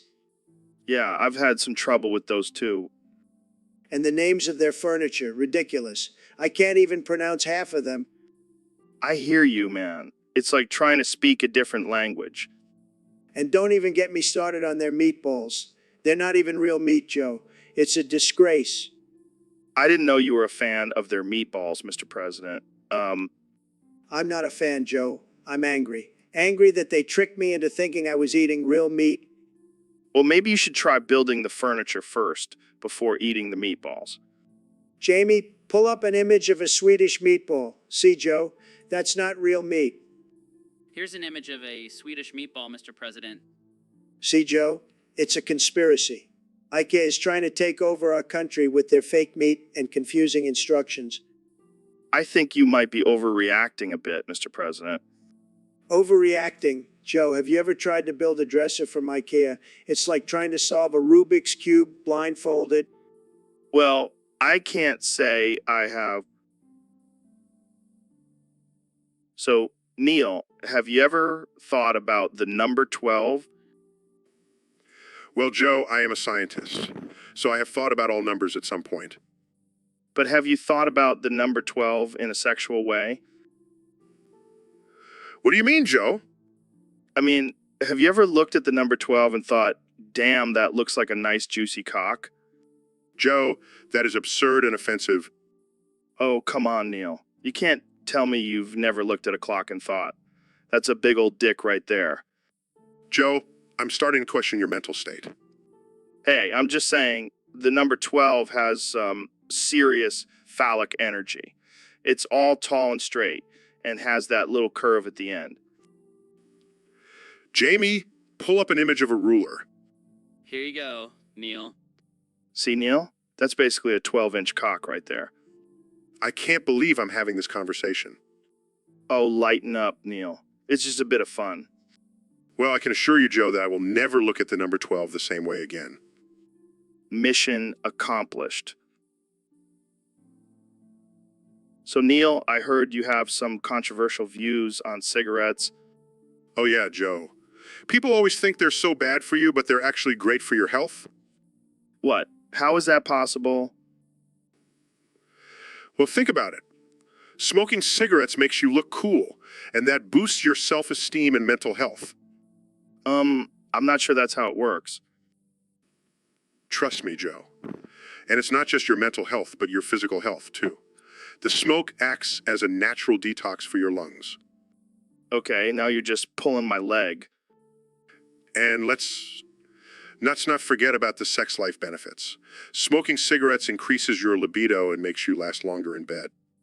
Are you serious? Absolutely.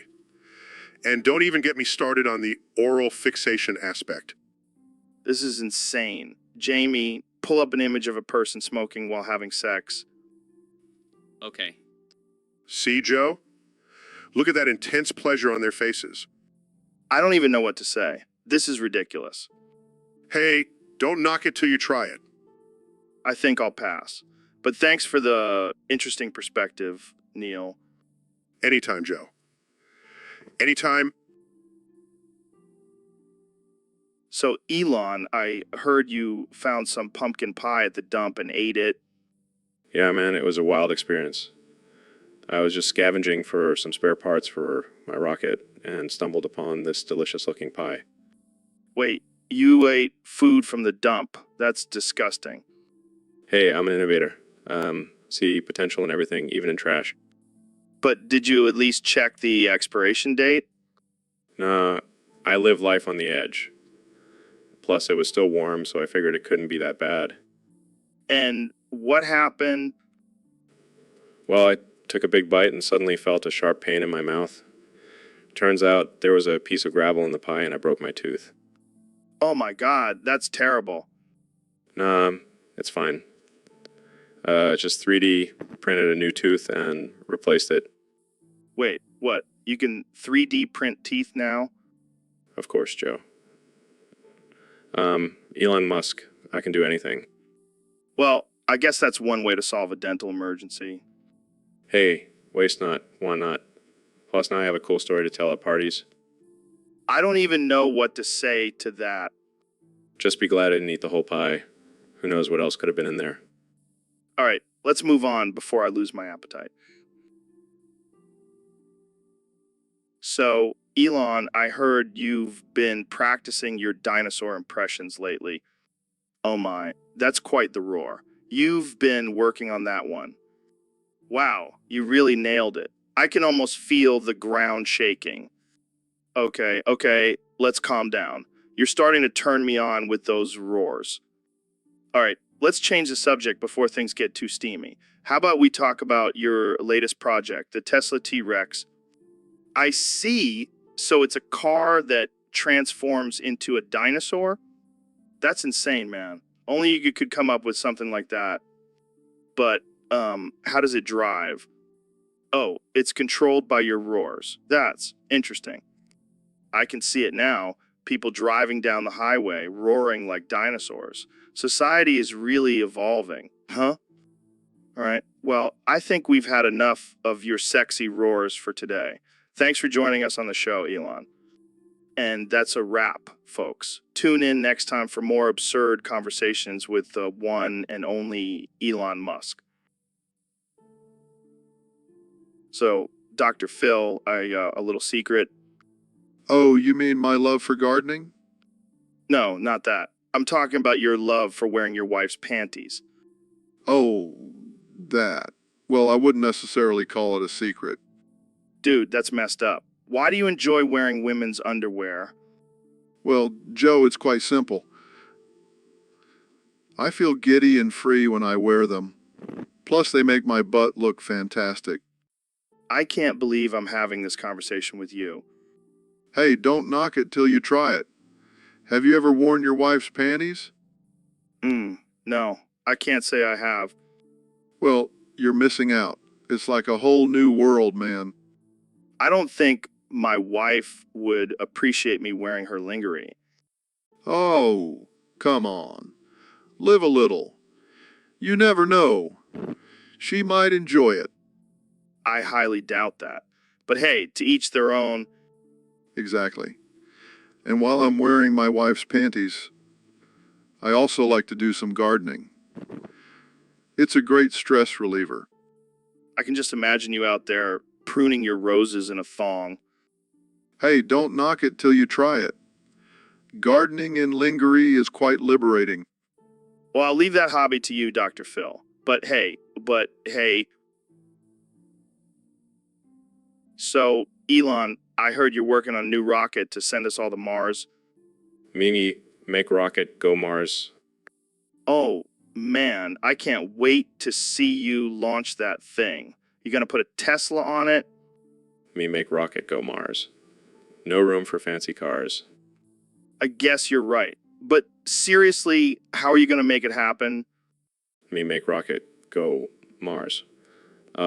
Just use my billionaire powers and force it to go. Billionaire powers. Is that like a superpower or something? Me make rocket, go Mars. It's a combination of money and ego. Well, I can't argue with that. But what about the people who don't want to go to Mars? Me make rocket, go Mars. They can stay here and watch me make history. I can already see the headlines now. Elon Musk sends himself to Mars, leaves everyone else behind. Me make rocket, go Mars. Hey, at least I'll have some peace and quiet up there. Yeah, until you start talking to yourself and arguing with your imaginary friends. Me make rocket, go Mars. Who needs friends when you have a whole planet to yourself? You know, you might have a point there. But seriously, good luck with that whole Mars thing. Me make rocket, go Mars. Thanks, Joe. I'll send you a postcard from the red planet. I can't wait to see. So, Neil, I heard you have some thoughts on the new Bob the Builder reboot. Oh boy, don't even get me started. That show is a steaming pile of dog shit. Whoa, that's harsh. What's wrong with it? Well, for starters, they changed the theme song. And not in a good way. It's like they hired a tone-deaf monkey to write it. I didn't even know there was a new theme song. I haven't watched Bob the Builder since I was a kid. Lucky you. They also changed the animation style. It's like they let a toddler loose with a crayon and said, have at it. That sounds interesting. And don't even get me started on the dialogue. It's like they hired a group of drunk frat boys to write it. It's cringeworthy. Well, maybe it's just not meant for adults like us. Oh, please. I have a PhD in astrophysics and I can still appreciate a good kids show. This is just insulting. I can tell you're really passionate about this. Damn right I am. They took a beloved childhood show and turned it into a dumpster fire. It's a disgrace. Well, I think we can all agree to stick with the classic Bob the Builder and leave the reboot in the dust. I'm in to that. Now let's go watch some Teletubbies and reminisce about the good old days. So, Neil, I heard you have a theory about the giants from The Hobbit. Yes, Joe. I believe they are actually Gorons. Gorons, like those rock creatures from Zelda. Exactly. Think about it. They both have a similar appearance and live in mountainous regions. But the giants don't eat rocks like the Gorons do. But that's just a common misconception. They actually have a secret love for rock smoothies. What the hell, Neil? That's messed up. Hey, I'm just stating the facts. And don't even get me started on their mating rituals. I don't think I want to know. Let's just say it involves a lot of rolling around and smashing rocks together. This is getting weirder by the second. And you know what they say, Joe? Once you go Goron, you never go back. I think I'll stick to dating humans. Thank you very much. Suit yourself, Joe. But just remember, Gorons are always rock hard and ready to go. So, Elon, what's been on your mind lately? Well, Joe, I have to admit I've been a bit distracted lately. Distracted. By what? Golem. Golem. From Lord of the Rings. No. Golem from Lord of the Cock Rings. Oh man, I can't believe that's a real thing. But seriously, have you seen him? That greasy hair, those bulging eyes, that raspy voice. He's just so alluring. Dude, you're into some weird shit. Hey, don't judge me. I can't help what turns me on. But Gollum? Really? I just can't get enough of him. I even have a golem costume in my closet. This is getting out of hand. Hey, at least I'm not into regular human porn. That's just boring. Fair enough. But have you ever thought about the logistics of, being with Gollum? I've thought about it. And let me tell you, I have some ideas for some new tech that could really enhance the experience. The experience... I don't even want to know. Jamie, pull up an image of Gollums. Precious. Sure thing, boss.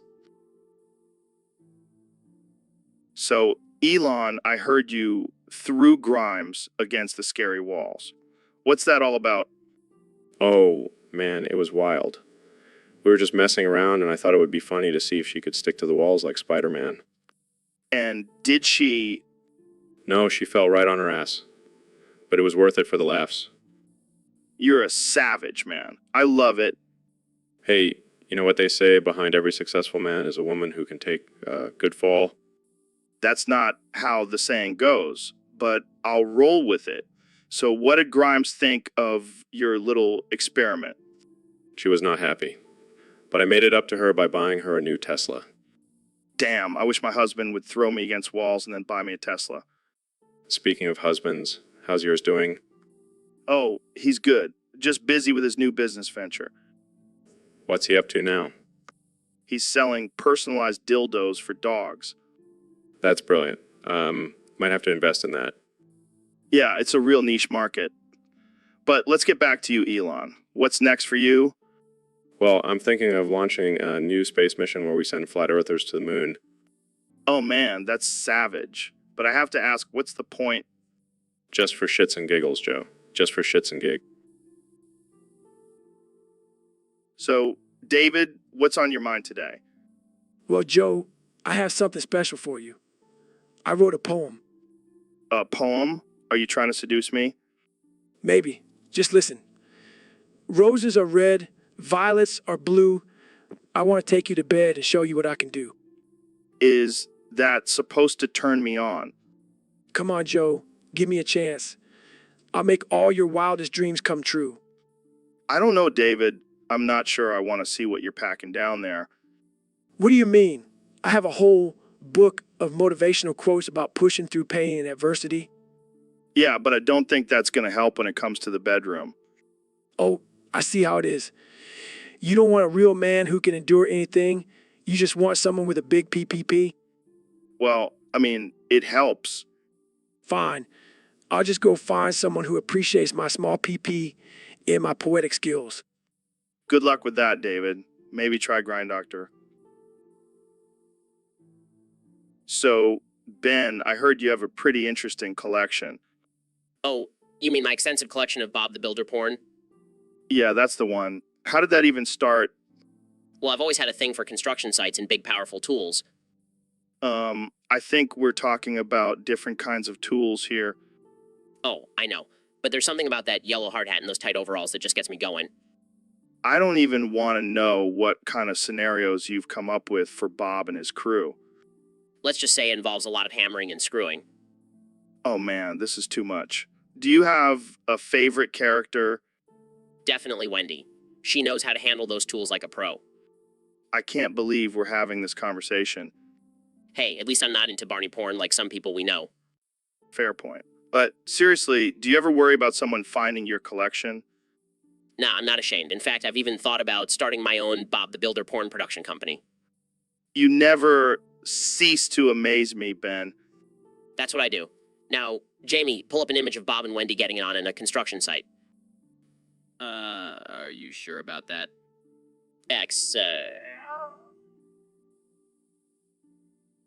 So, Ben, what's been on your mind lately? Well, Joe, I've been thinking about those damn Santa Claus movies. Oh yeah, the ones with Tim Allen. Yeah, those ones. The first one was a classic, but then they had to go and ruin it with the sequels. How so? Well, in the Santa Claus 2, they made Santa get married and have a kid. Like, what the hell? Santa doesn't have time for that. Yeah, I can see how that would bother you. And don't even get me started on the Santa Claus 3. They brought in Jack Frost as the villain. That's just insulting to the character of Santa. Yeah, they really dropped the ball on those sequels. It's like they took a giant dump on the magic of Christmas. I can just imagine you sitting there watching these movies, getting angrier and angrier. Oh, you have no idea. I was yelling at the TV, this is not my Santa. Well, I think we can all agree that the first Santa Claus was the best one. Absolutely. And if anyone wants to watch the sequels, I've got a lump of coal with their name on it. Guys, I found an image of a lump of coal. Oh, great. Thanks, Jamie. That really adds to the conversation. Well, that's all the time we have for today, folks. Thanks for tuning in to the Joe Rogan Experience, where we discuss. So, Dr. Phil, what's your favorite sex position? Well, Joe, I have to say I'm a big fan of the reverse cowgirl. Oh, really? I never would have pegged you for a fan of that one. Oh, it's all about the angle and the control, Joe. Plus, it gives me a great view of my wife's ass. That's true. I'm more of a doggy-style guy myself. The classic. Can't go wrong with that one. But have you ever tried the wheelbarrow? The wheelbarrow. I can barely lift a bag of groceries, let alone my wife. Fair enough. But it's all about the core strength, Dr. Phil. I'll stick to my reverse cowgirl. Thank you very much. Hey, to each their own. But have you ever dabbled in some BDSM? Joe, that's a bit personal, don't you think? Oh, come on, Dr. Phil. You can't tell me you've never tied your wife up and spanked her. Let's just say I've explored some, alternative methods of pleasure. Now that's what I like to hear. Keep it spicy, Dr. Phil. Oh, you have no idea, Joe. No idea. So, Elon, I heard you've been playing a lot of Halo Infinite lately. Oh yeah, I'm basically a pro at this point. Really? I didn't know you were into video games. Oh, I'm not just into them. I am them. Video games. What does that even mean? It means I have a deep understanding of the mechanics and movement techniques in Halo Infinite. Like what? What? Like the crouch jump. It's all about timing and precision. Huh. And what else? Well, there's also the slide boost. You gotta have quick reflexes for that one. And And the grapple hook. It's all about using it at the right moment to gain the upper hand. wow, you really know your stuff. Yeah. Of course I do. A genius. I can conquer any virtual world. I'm not sure if that's something to be proud of.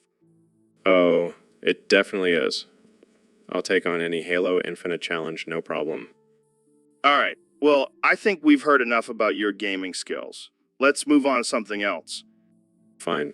But just remember, when the alien invasion happens, be ready thanks to my Halo training. Oh man, you never fail to surprise me, Elon. That's what I do, Joe. That's what I do. So, Neil, what's up with this, my guy at Hawk to Skibidi to let Fortnite to Rizzler thing? Is that some kind of new dance move?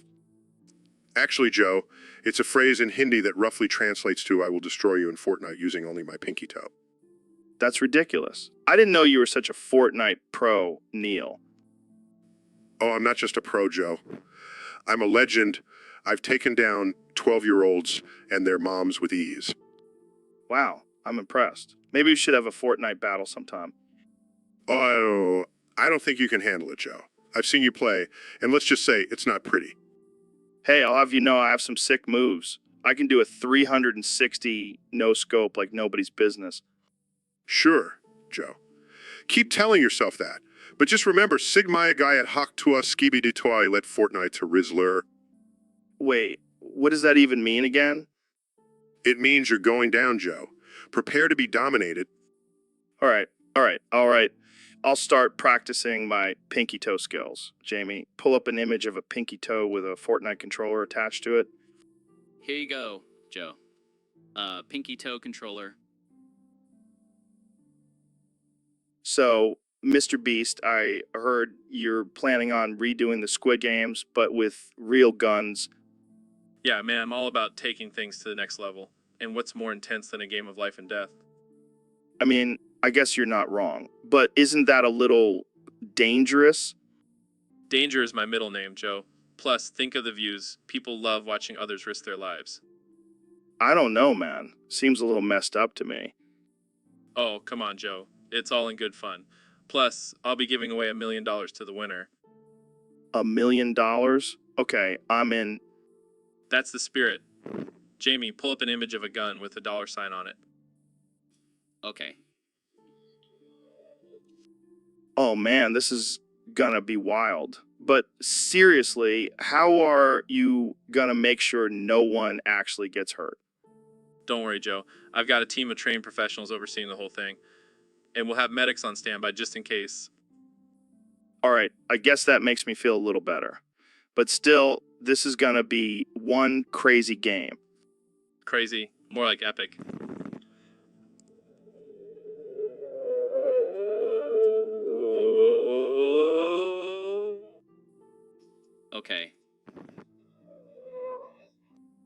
Oh man, I can't wait to see this. This is gonna be the most insane Squid Games ever.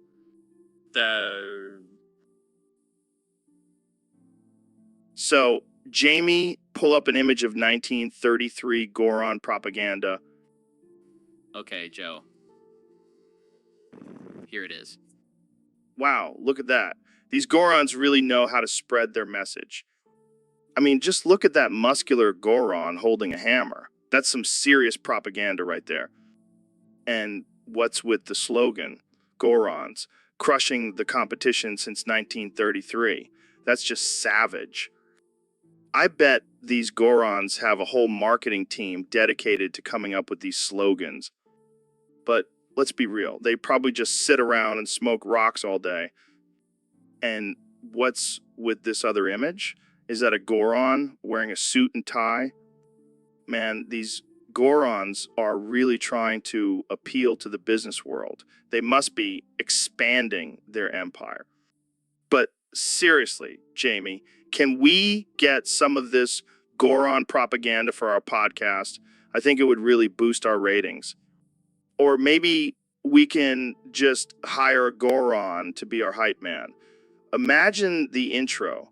Welcome to the Joe Rogan Experience, brought to you by the mighty and powerful Goron.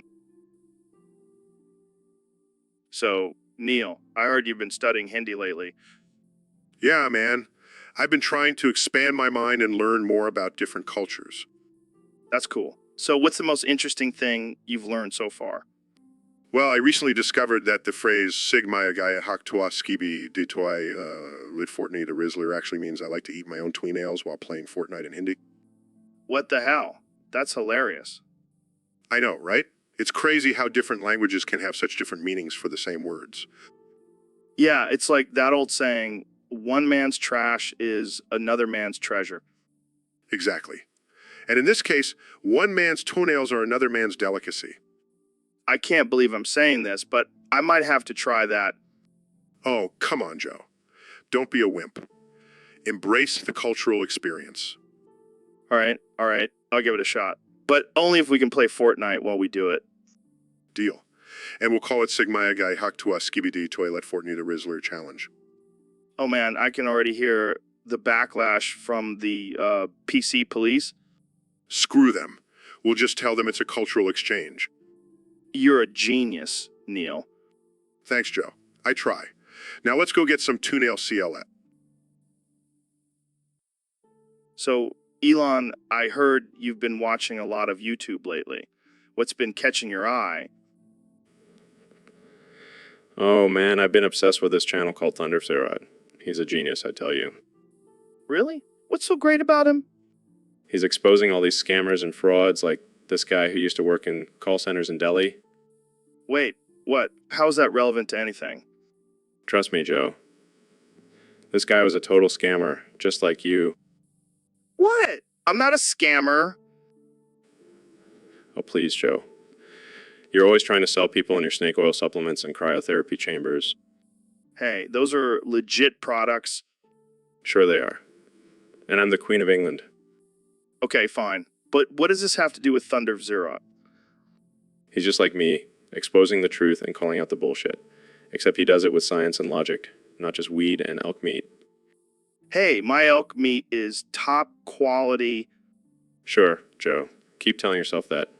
But Thunder Zero is the real deal. He's like the Batman of YouTube. I don't know, man. Sounds like you're just trying to deflect from your own shady past. Hey, at least I didn't work in a call center in Delhi. Jamie, pull up an image of a scammer in a call center in Delhi. Okay. Here's an image of a guy in a headset. So, Neil, what do you think about my mom? Oh, Joe. Your mom is like a black hole. She sucks everything in and never lets go. What the hell, man? That's my mom you're talking about. Oh, I'm sorry. Did I hurt your feelings? Maybe you should go cry to your mommy? Dude, that's not cool. My mom is a saint. Oh, I'm sure she is. A saint who birthed a comedian who talks about weed and DMT all day. Hey, that's my job, man. And Mom supports me. Well, she must be proud of raising a stoner who can barely form coherent sentences. All right, that's it. Jamie, pull up an image of Neil's mom. Okay. Here's a picture of Neil's mom. What the hell, Joe? That's not even my mom. Oh, sorry. I thought it was a picture of a black hole.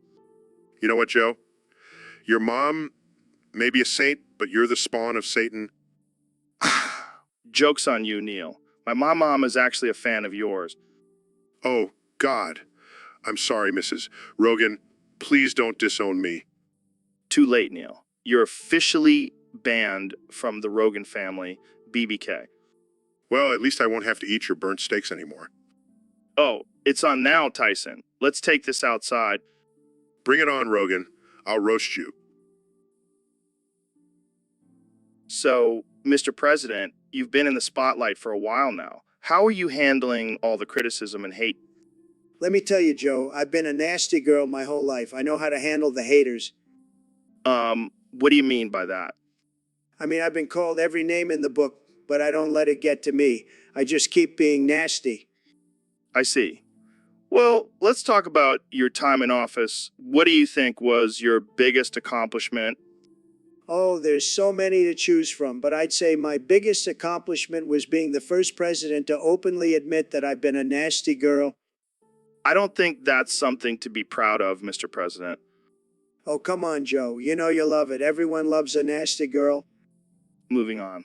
Let's talk about your infamous Twitter rants. Do you regret any of them? Regret? Me?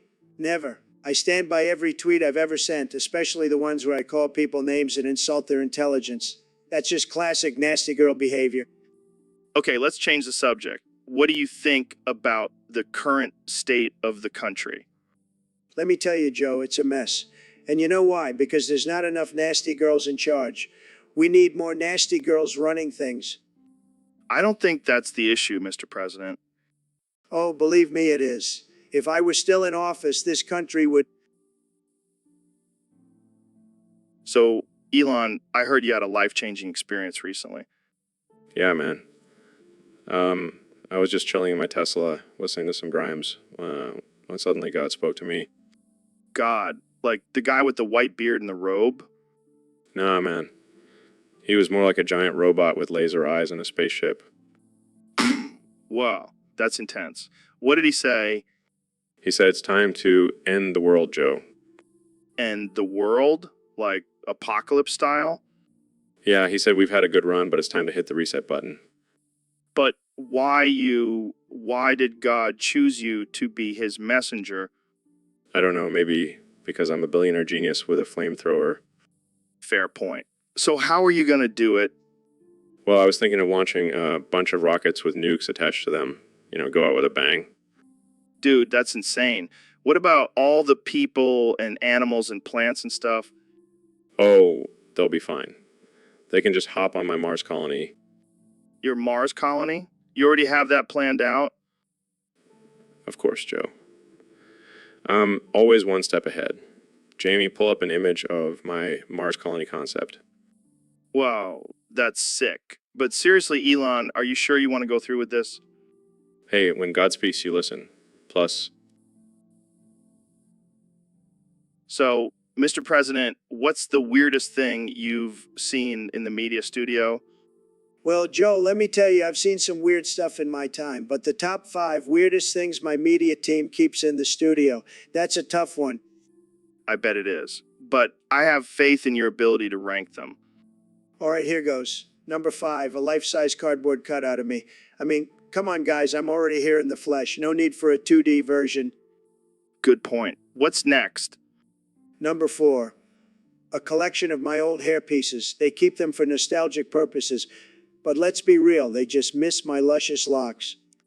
I can't argue with that. What's number 3? Number 3, a jar of pickles. Apparently, it's for my pickle endorsement photo shoots. But between you and me, I just really like pickles. All right. What's number 2? Number 2, a golden toilet. I mean, I know I'm known for my luxurious taste, but come on, guys, let's keep it classy.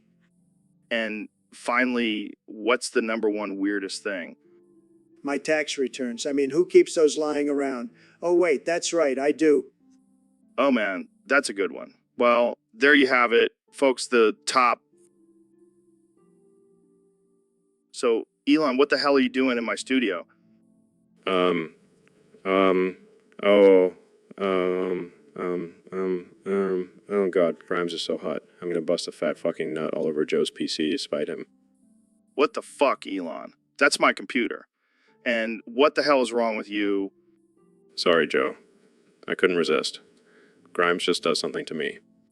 Well, you better clean that shit up before I kick your ass out of here. Relax, Joe. It's just a little nut. It'll dry up. You know what? I'm going to the gas station to get some beer. I need to cool off after seeing that shit.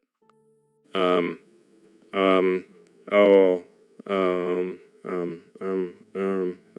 oh God, Grimes is so hot. I'm gonna bust a fat fucking nut all over Joe's PC to spite him.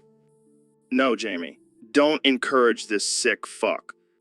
Hey, it's not my fault Grimes is a goddess. You know what? I'm done with this shit. Elon, you're banned from ever being in my studio again. What? But I thought we were friends. Friends don't bust nuts on each other's computers, you weirdo. Fine. I'll just go back to my own studio. At least there, I can bust a nut in peace. Get the hell out of here, Elon, and take your weird obsession. So, Ben, have you heard about the new trend on the podcast? Oh God, not the fucking Gorons. Brian. Come on, man. It's the future. Everyone's cosplaying as Gorons now. Brian.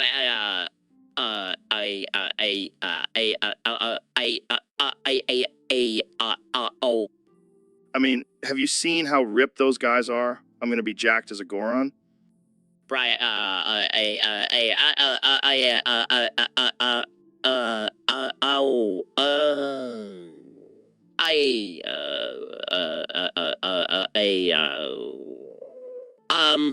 And the best part is, I can eat whatever I want. Gorons love to chow down on rocks. Brian.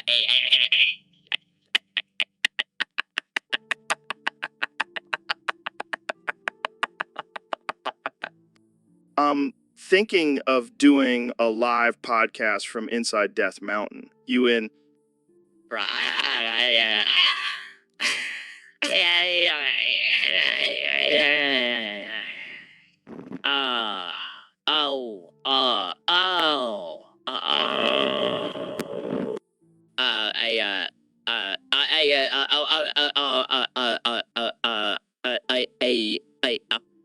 Jamie, pull up an image of a Goron. Look at those biceps. Wow, impressive.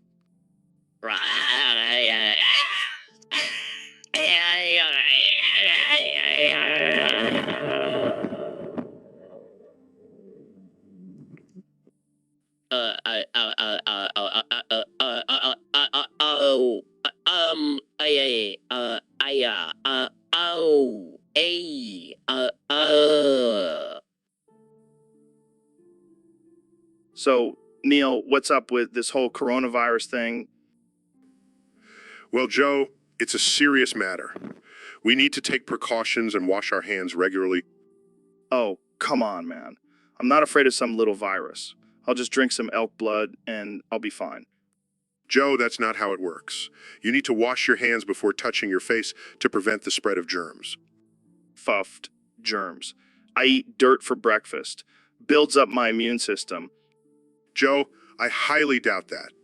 And besides, you don't want to be spreading those germs to your precious elk meat. Oh, don't worry about my elk meat. It's been marinating in my sweat for weeks. Adds flavor.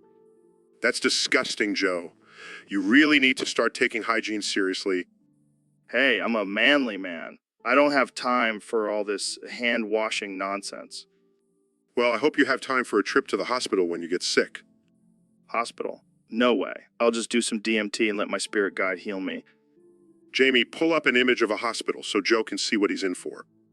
Here you go, Neil. A lovely hospital room for Joe's future stay. Hey, at least I'll have some good stories to tell on my podcast. And that's why I always wash my hands before touching my face. So, Elon, welcome to the podcast. It's great to have you here. Theoretically, Goran's got the biggest, fattest dicks. What? What? Theoretically, Goran's got the biggest, fattest dicks. Are you okay, Elon? Theoretically, Goran's got the biggest, fattest dicks. Okay, let's move on from that. So, Elon, tell us about your latest project. Theoretically, Goran's got the biggest, fattest dicks. Seriously, what is going on with you? Theoretically, Goran's got the biggest, fattest dicks. Is this some kind of glitch in your programming? Theoretically, Goran's got the biggest, fattest dicks. I think we need to reboot Elon. Can we get someone from it in here? Theoretically, Goran's got the biggest, fattest dicks. This is not what I expected from our conversation today. Let's try to get back on track. So, Elon, what inspired you to create your own electric car company? Theoretically, Goran's got the biggest, fattest dicks. Okay, I give up. This is just too bizarre. Thanks for coming on the podcast, Elon. And to our listeners, I apologize for the weirdness. We'll see you next time. So, Ro, what's your deal, man? You look like a cross between a potato and a giraffe. Oh, yeah. Well, at least I can reach the top shelf without standing on a stool, you hobbit-looking motherfucker. Oh, it's on now. You want to talk about height? At least I don't need a ladder to kiss my wife. Oh, your wife. The one who's probably banging the ups guy while you're busy getting high on elk meat. Dude, what the fuck, bro? Woo, woo, woo, woo, woo, woo, woo, woo, woo, woo, woo.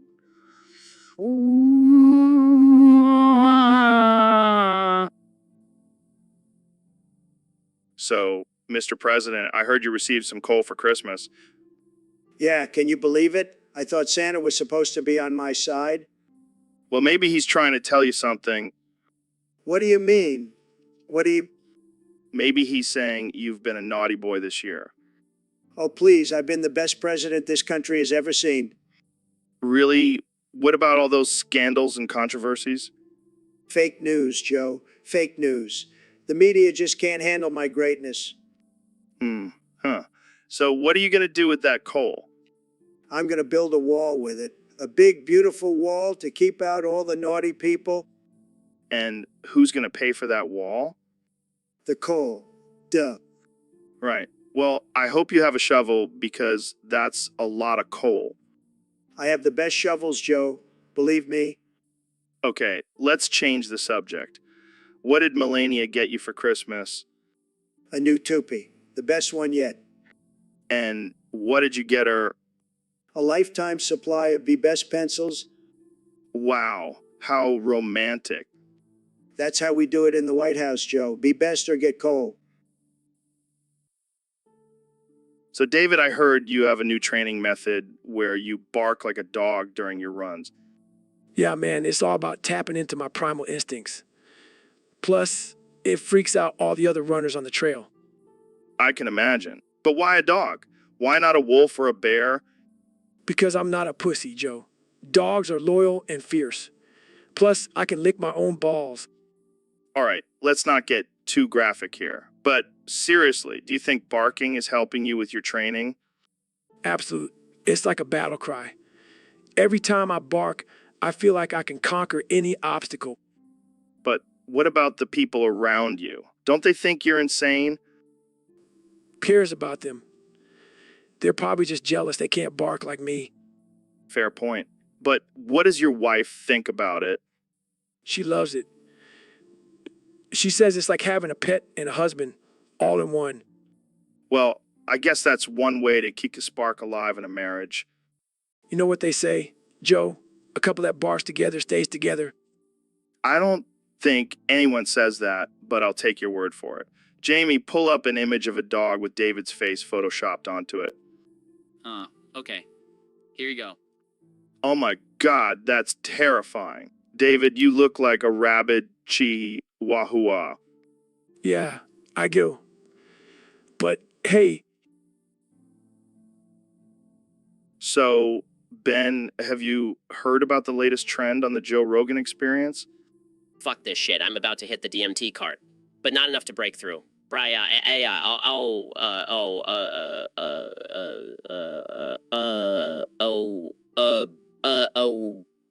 It's cosplaying as Jonah Falcon, the man with the world's largest penis. fuck this shit. I'm about to hit the DMT cart, but not enough to break through. Brian,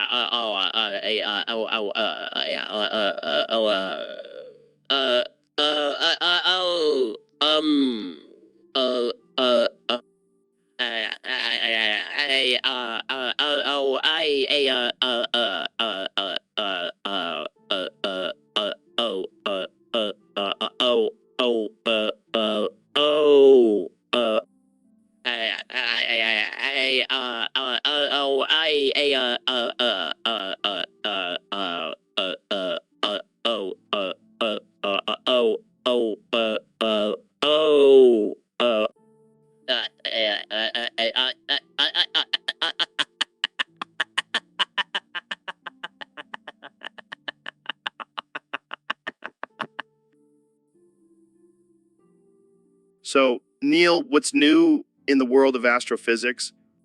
Well, Joe, we've recently discovered a new exoplanet that could potentially support life. That's cool and all, but have you heard about Goronasi? Goronasi? I'm not familiar with that term. Oh man, you gotta check it out. It's the perfect place for big white cock. I don't think that's appropriate for this conversation. Trust me, it's the perfect place. I've been stuck in a time loop saying it over and over again. Wait, what? You're stuck in a time loop? Yeah, it's like Groundhog Day, but with a lot more gorillas and Nussie. I don't even know what to say to that. Just say it with me, Goronasi is the perfect place for big white cock. I'm not going to say that, Joe. I have a reputation to uphold. Come on, Neil. Just one time. Goronasi is the perfect place for big white cock. Fine, but only because I'm trapped in this time loop with you. Goronasi is the perfect place for big white cock. See, isn't it fun? No, it's not. Can we please move on to a different topic now? Sure, but just remember, Goronasi is the perfect place for big white cock. I'm starting to regret coming on this podcast.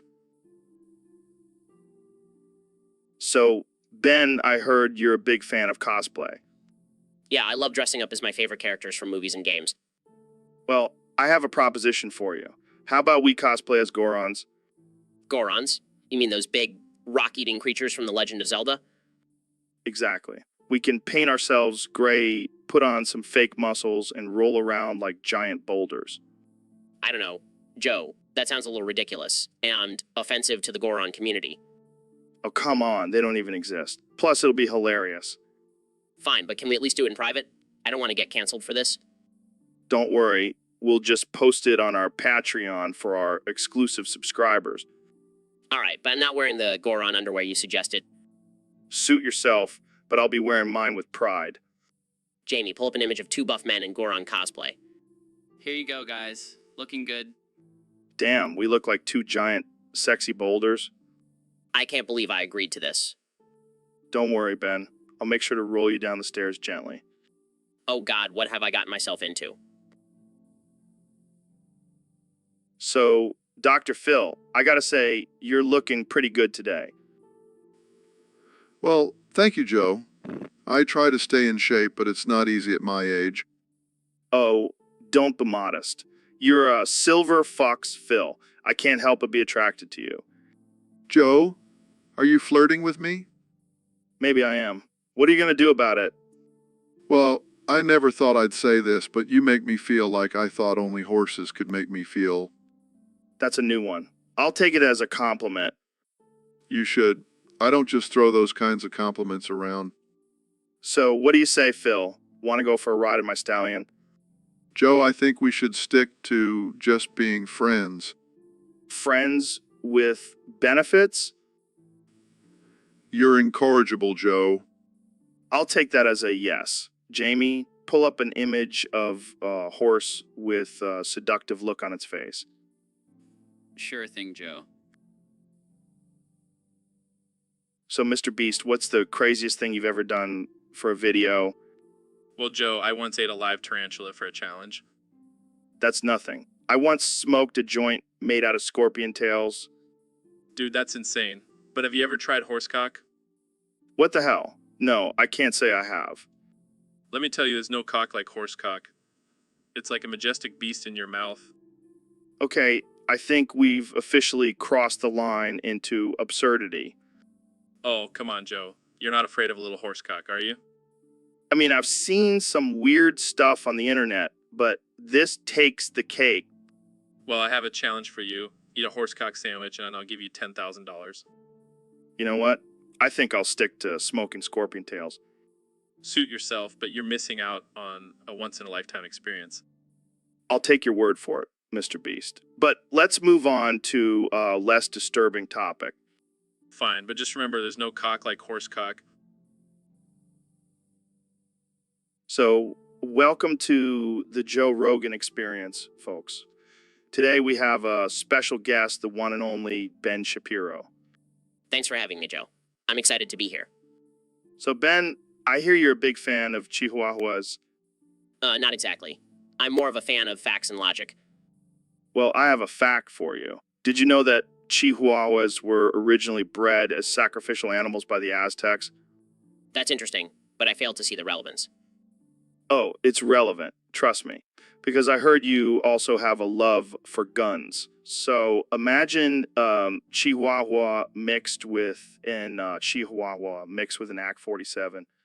Jamie, pull up an image of Chihuahua mixed with an AK-47. Now, that's a weapon of mass destruction.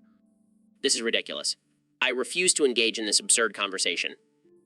Oh, come on, Ben. Don't be such a buzzkill. Let's talk about something else then. How about your stance on climate change? Well, I believe that... Jamie, pull up an image of a polar bear riding a unicycle. Now, that's a real climate change denier right there. This is getting out of hand. Relax, Ben. It's all in good fun. But seriously, what's your take on the legalization of marijuana? I believe...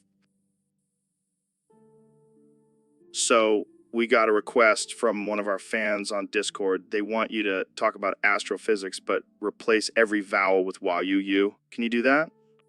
Woo.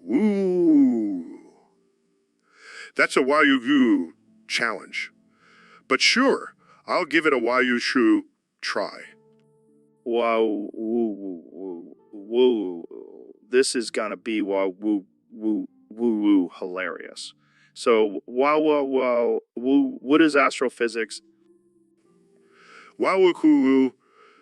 Astrophysics is the study of the wah-you-you universe and everything in it, from wah-woo-woo-you, stars to wah-woo-you-woo, galaxy.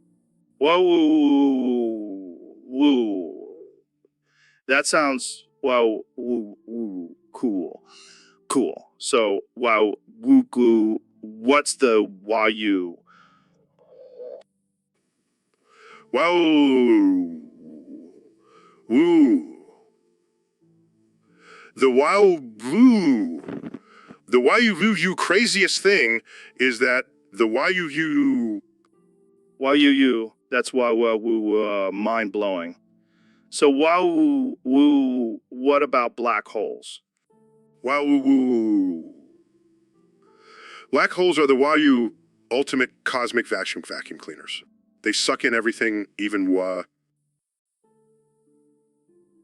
So, David, I heard you have a new hobby. Yeah, man. I'm all about that train derailment life now. What the hell, man? That's dangerous. I know, but it's a rush. Plus, it's a great workout. What do you mean, a workout? I have to chase after the train, jump on it to derail it. It's like a high-intensity interval training. That's insane. What about the innocent people on the train? They should have been faster. This is why people think you're crazy, David. I don't care what people think. I'm living my best life. But what about the environmental impact? Oh, please, Joe. You think I care about the environment? I'm too busy being a badass. I can't believe I'm friends with you. Hey, East, I'm not boring like you. Maybe you should try derailing a train sometime. No thanks. I'll stick to smoking weed and talking about aliens. Suit yourself. More trains for me to derail. Jamie, pull up an image of a train crash. Okay.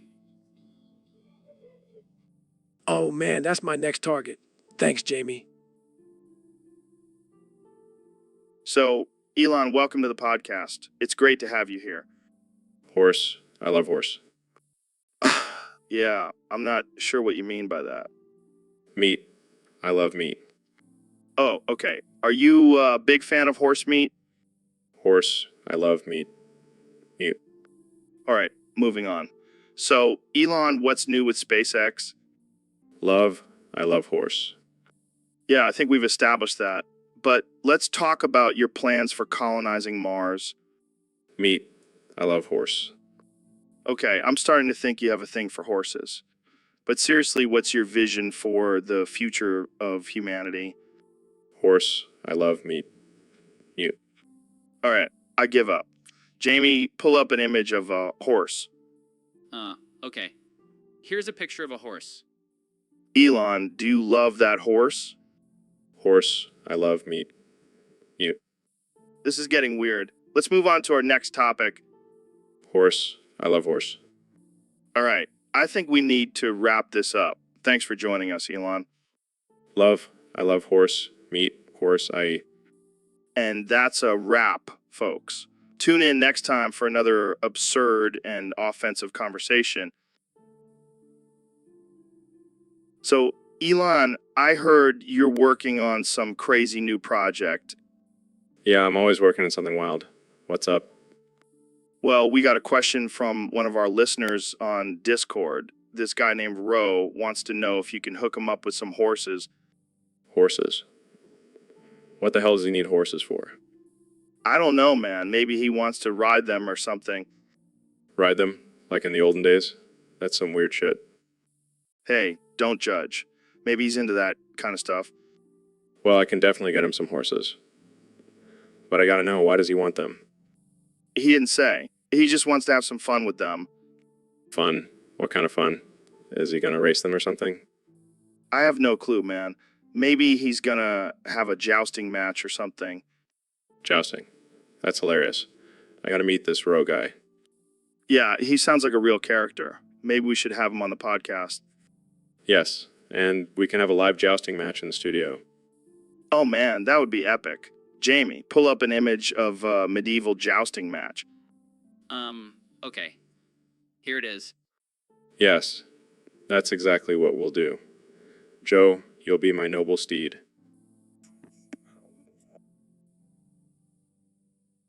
So, Neil, I heard you have a new side hustle as a farrier. Yeah, man, I've always been fascinated by horses and their massive, throbbing, veiny cocks. Wait, what? What? Oh, yeah, when my clients leave me alone with their horses, I can't help but give those big boys a little squeeze. Dude, that's messed up. Hey, it's all in the name of science. I'm just trying to understand their anatomy. I don't think that's how science works, Neil. Oh, come on, Joe. You can't tell me you've never been curious about horse dicks? I can honestly say I have not. Well, you're missing out. Those things are like giant, meaty, succulent... Wait, what was I talking about? Oh, lighten up, Jamie. It's just a little horse porn. This conversation has taken a very disturbing turn. Hey, at least I'm not the one who tried to milk a giraffe. Wait, what? Oh yeah, I heard about that. You tried to milk a giraffe, and it kicked you in the face? Okay, let's change the subject before pizza comes after us. Fine, but just know that horse cocks are a beautiful and majestic part of nature. And on that note, we're ending this episode. Thanks for tuning in, folks. So, David, have you ever thought about investing in solar panels? Yeah, for your bald, stinky head. What the hell, man? My head doesn't stink.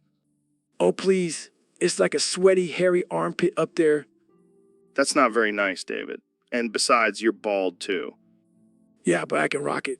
I look like a badass Navy SEAL. More like a cue ball with a bad attitude. At least I can use my head to power a small village. Oh, shut up. I could power a whole city with this shiny dome. Yeah, a city of... You know what, David? I don't need this. I have hair on my face. That's all that matters. Yeah, because facial hair is a great substitute for a full head of hair. You're just jealous, David. My bald head is a symbol of my alpha status. More like a symbol of your lack of testosterone. All right, that's it. I'm getting some hair plugs and proving you wrong. Good luck with that, Rogan. So, Elon, I heard you bought a small island in the Pacific. Yeah, I did. I got tired of just sending rockets to space. I wanted my own island. And what are you going to do with it? The usual. Build a resort, create a new civilization, maybe even start a cult.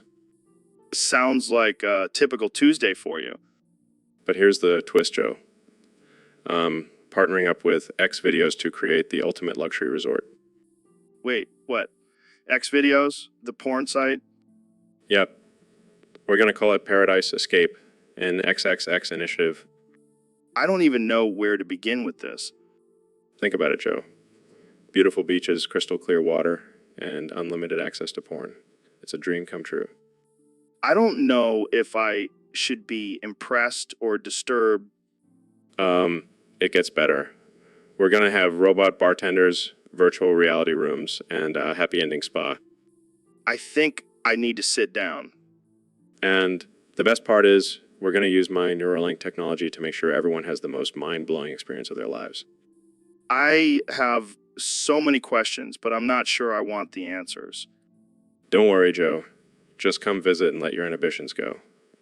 It'll be like a never-ending Burning Man. I don't know if I can handle that much debauchery. Oh, you'll be fine. And if not... So, Ben, what's been on your mind lately? Well, Joe, I've been thinking a lot about the importance of free speech and individual rights. Oh yeah, who doesn't have free speech? Oh yeah, Stark's feet. What are you talking about? I mean, have you seen those soles? They're like little foot pancakes. Joe, that's inappropriate and offensive. Relax, Ben. It's just a joke. But seriously, Jamie, pull up a picture of Arya Stark's feet, soles, foot, focus.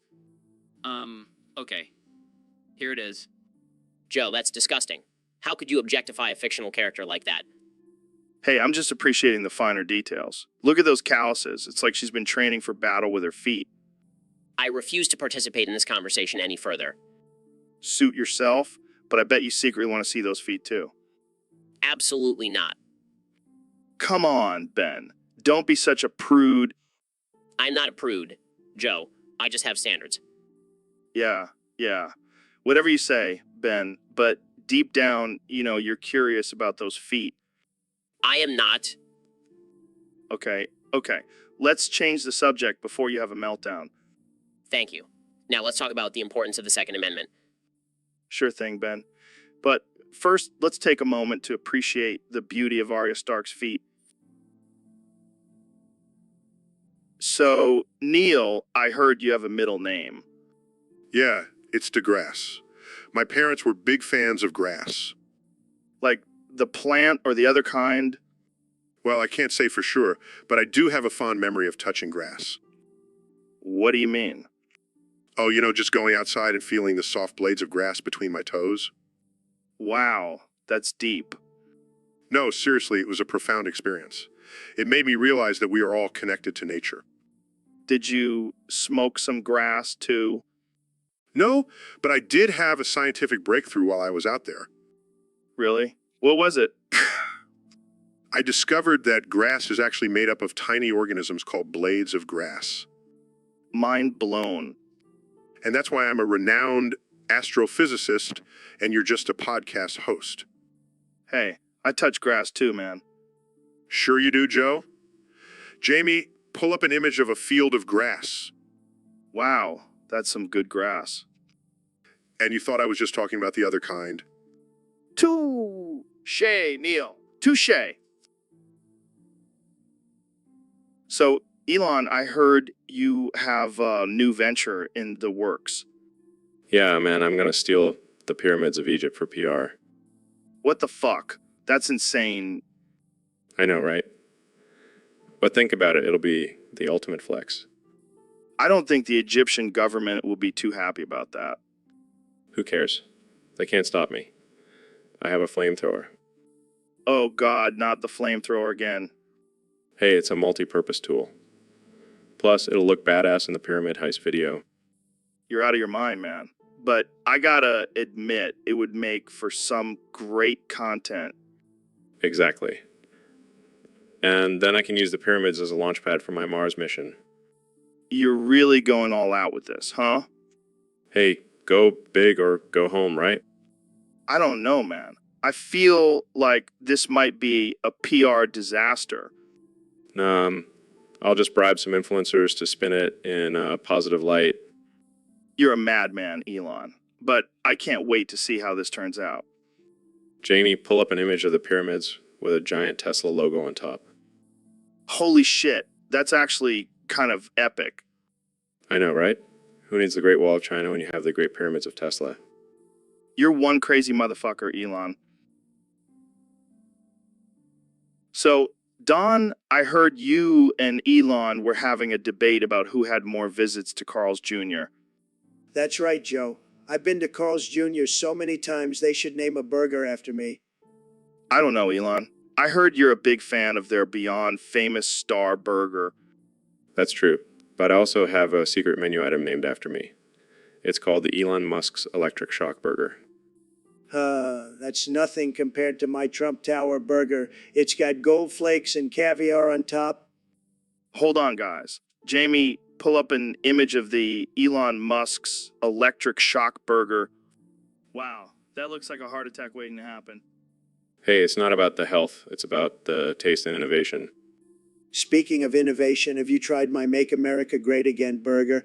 It's got a wall of fries surrounding it. Okay. Let's not forget about the classic Carl's Jr. burger, the famous star. Jamie, pull up an image of the famous star. The good old days when burgers were just burgers. But now with my Neuralink technology, we can control robots with our minds. Imagine ordering a burger just by thinking about it. That's nothing. I can just use my executive order to have a burger delivered to me anytime, anywhere. All right. Let's end this debate here. But one last thing. So, Neil, what's new in the world of astrophysics? Wow. Woo. Joe, I've been studying the expansion of the universe, and it turns out it's expanding faster than my waistline. Huh. I know what you mean. I can't resist those chalapas. But seriously, what's the deal with all these Wayuu-woos? Oh, those. Wow-woo-hoo. Those are just my way of expressing wonder and amazement at the mysteries of the cosmos. Plus, it's a great... Whoa. Woo. That's impressive. I can barely get through a sentence without taking a hit from my vape pen. Wow. Woo. Joe. You know, I once calculated the exact amount of weed I would need to smoke to reach the edge of the universe. Wow. Whoa. That's deep. But I gotta ask, what's with the lab coat? Are you trying to look smart? What? Woo. Joe, this lab coat is my superhero cape. It gives me the power to explain complex scientific... Shots fired. But seriously, can we talk about aliens? I know you love that stuff. Wow. Woo. Joe. Of course we can talk about aliens. I've been studying the possibility... Wow. So, Elon, welcome to the Joe Rogan Experience podcast. Horse, horses, horsey meat, seasoning.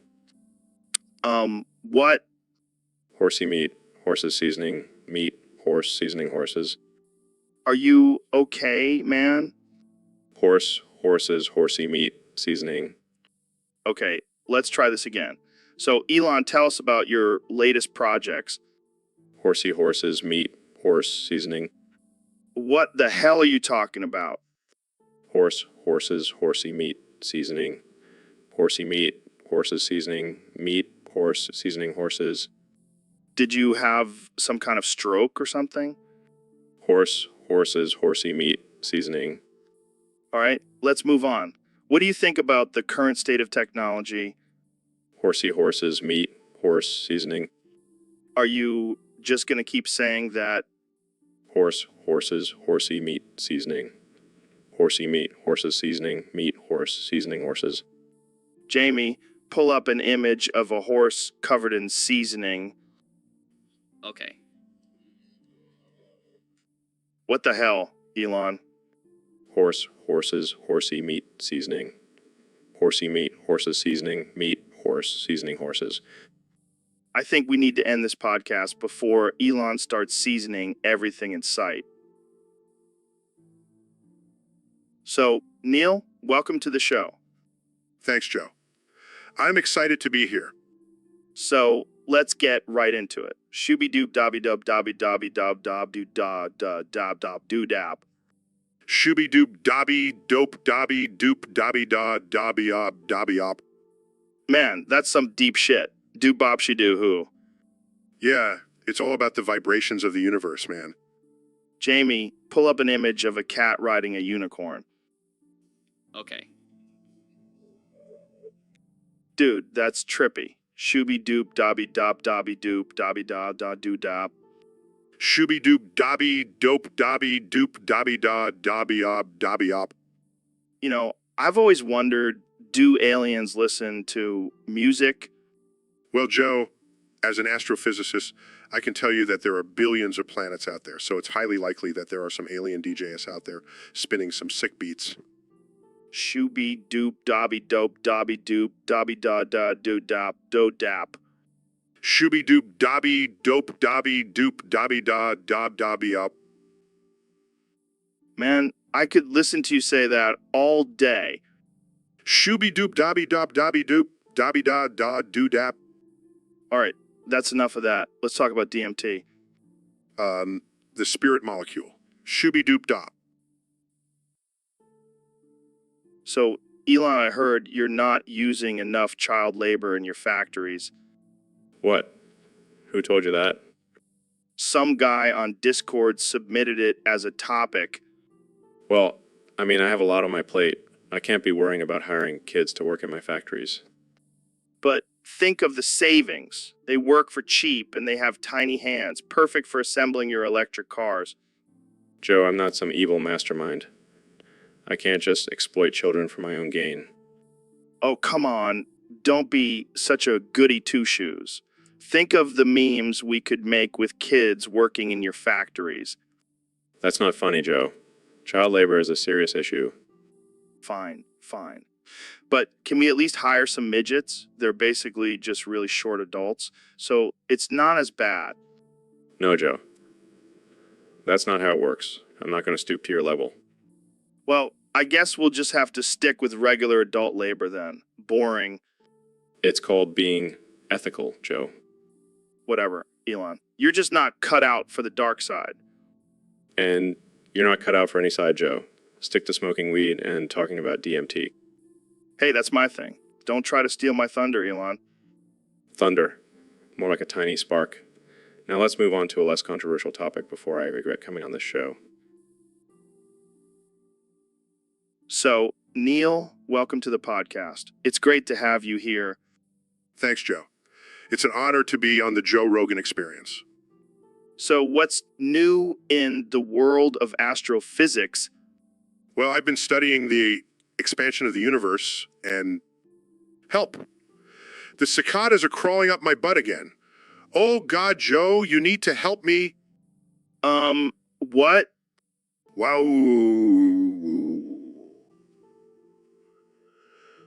Wow. Oh man, that's rough. I guess that's one way to get a buzz. Wow.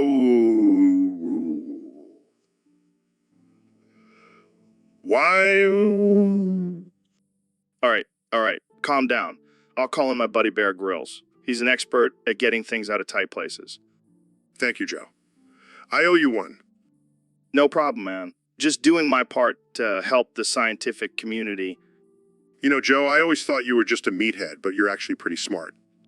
Thanks, Neil. I'll take that as a compliment. Just don't let it go to your head, Joe. Too late. My ego is already the size of Jupiter. Well, at least it matches your biceps. All right, let's get back.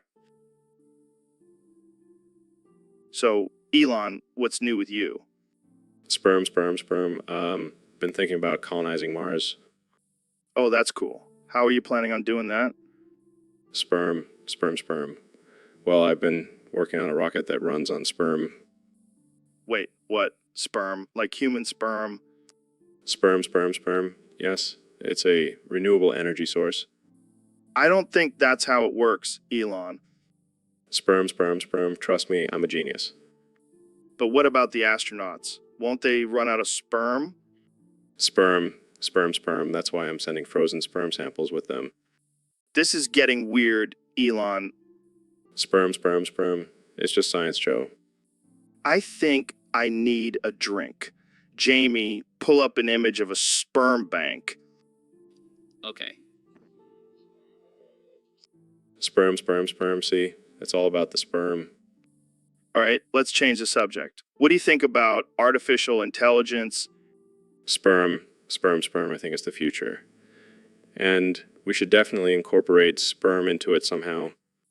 I'm starting to regret inviting you on the podcast. Sperm. Come on, Joe. Don't be such a prude. Sperm is the key to everything.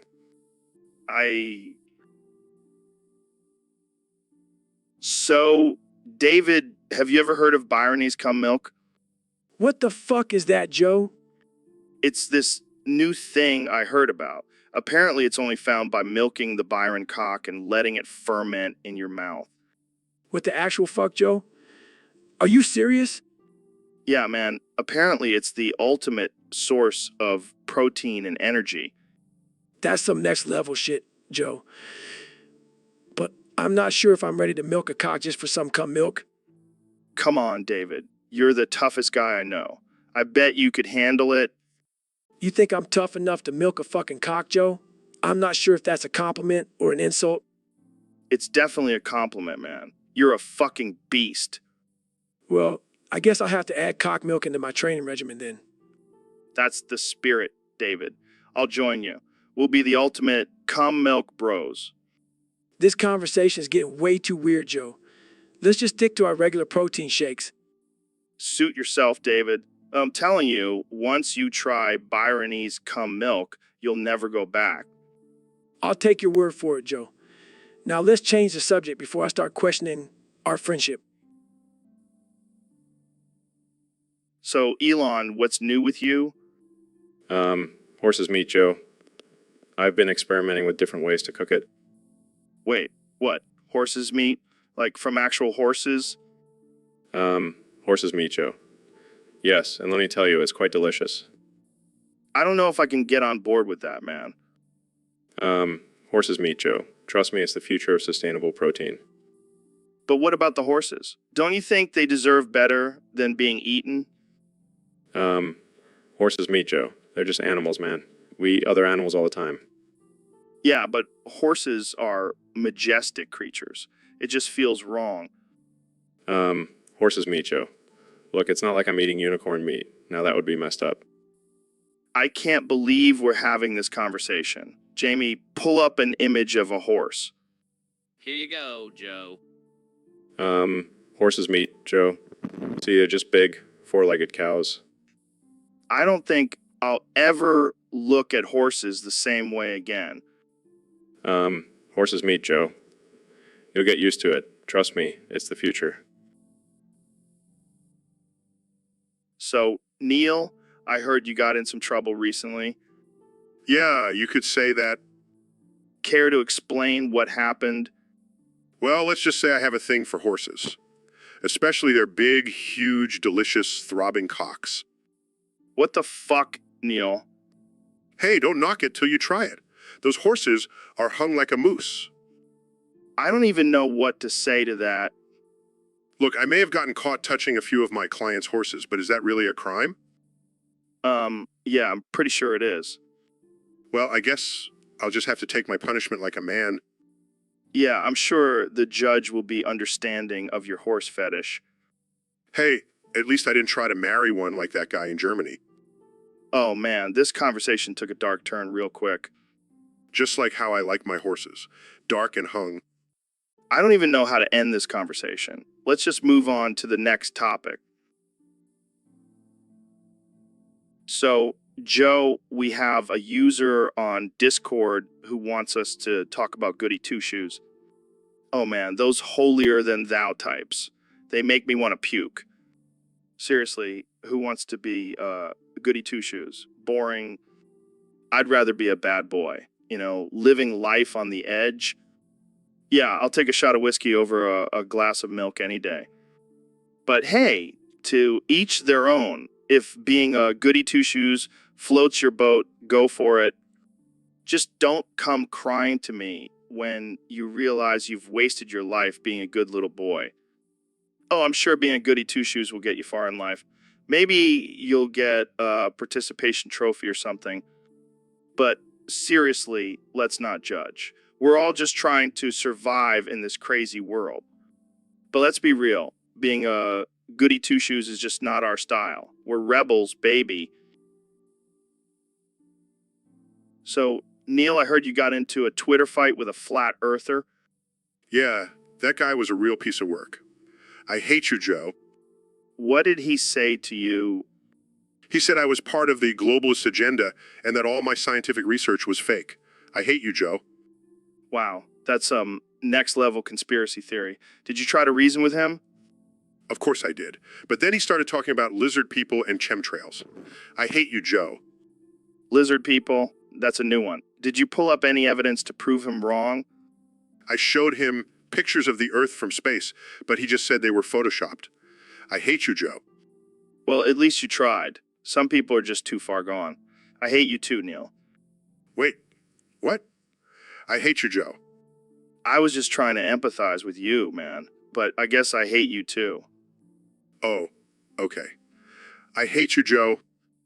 All right, let's move on to our next topic before we start a hate fest. Jamie, pull up an image of a flat earth conspiracy meme. Here you go. Wow, that's some solid evidence right there. I hate you, Jamie. I hate you both.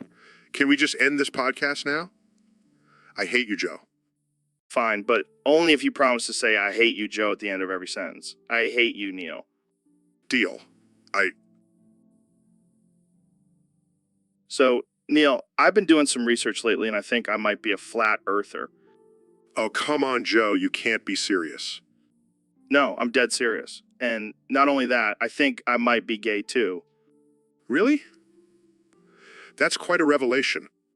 Yeah, and as a gay flat earther, I have a lot of questions for you. I have a feeling I'm not going to like where this is going.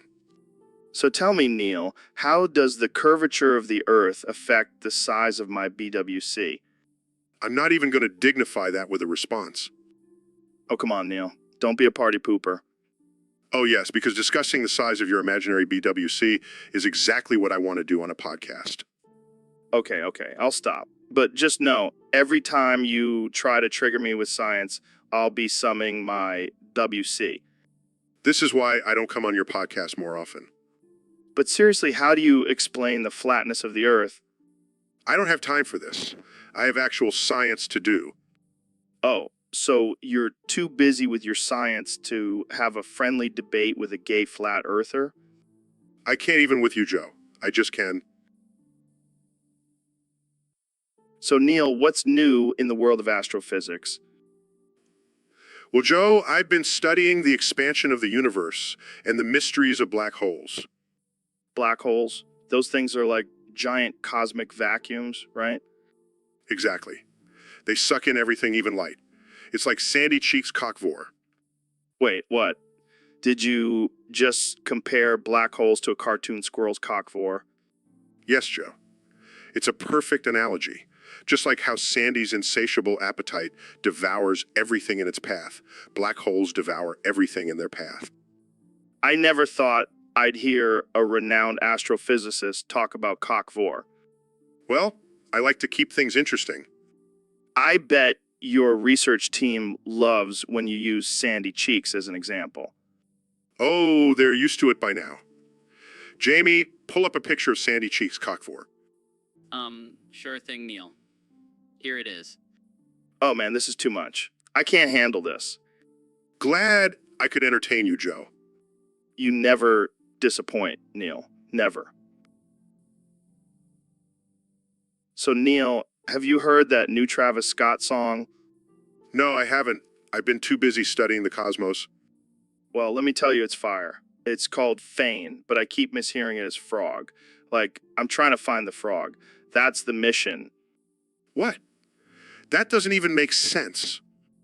I know, but I'm off the DMT right now, so everything is a little trippy. Oh, I couldn't tell. And get this, when I close my eyes, I see you as a dancing frog, That's disturbing. but also kind of awesome. Can you do a little jig for me, Mr. Frog? I am not a performing monkey, Joe. Come on, Neil. Let loose. Let your inner frog out. Fine. I'm trying to find the frog, that's the mission. I'm trying to find the frog, that's the mission. Yes, this is gold. We need to make a music video for this. I am a renowned astrophysicist, not a backup dancer for Travis Scott. Can we at least get you a frog costume? Absolutely not. Well, I guess I... So, Elon, what's new in the world of SpaceX? Well, Joe, I'm launching on the rocket next week. That's awesome, man. You know, I've always wondered, do you have a lot of naked dudes around when you launch those things?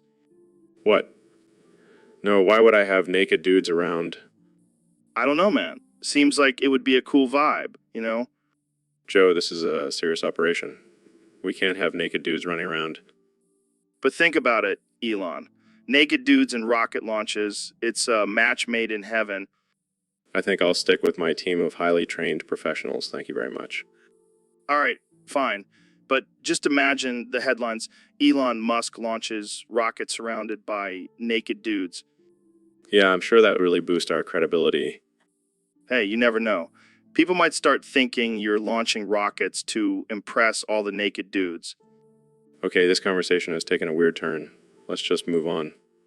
Fine, but I'm still gonna pitch my idea to NASA. Naked dudes in space, man. Jamie, pull up an image of a rocket with a bunch of naked dudes floating around it. Sure thing, Elon. This is not what I had in mind. So, Neil, what's new with you? Well, Joe, I've been busy exploring the universe and expanding our knowledge of the cosmos.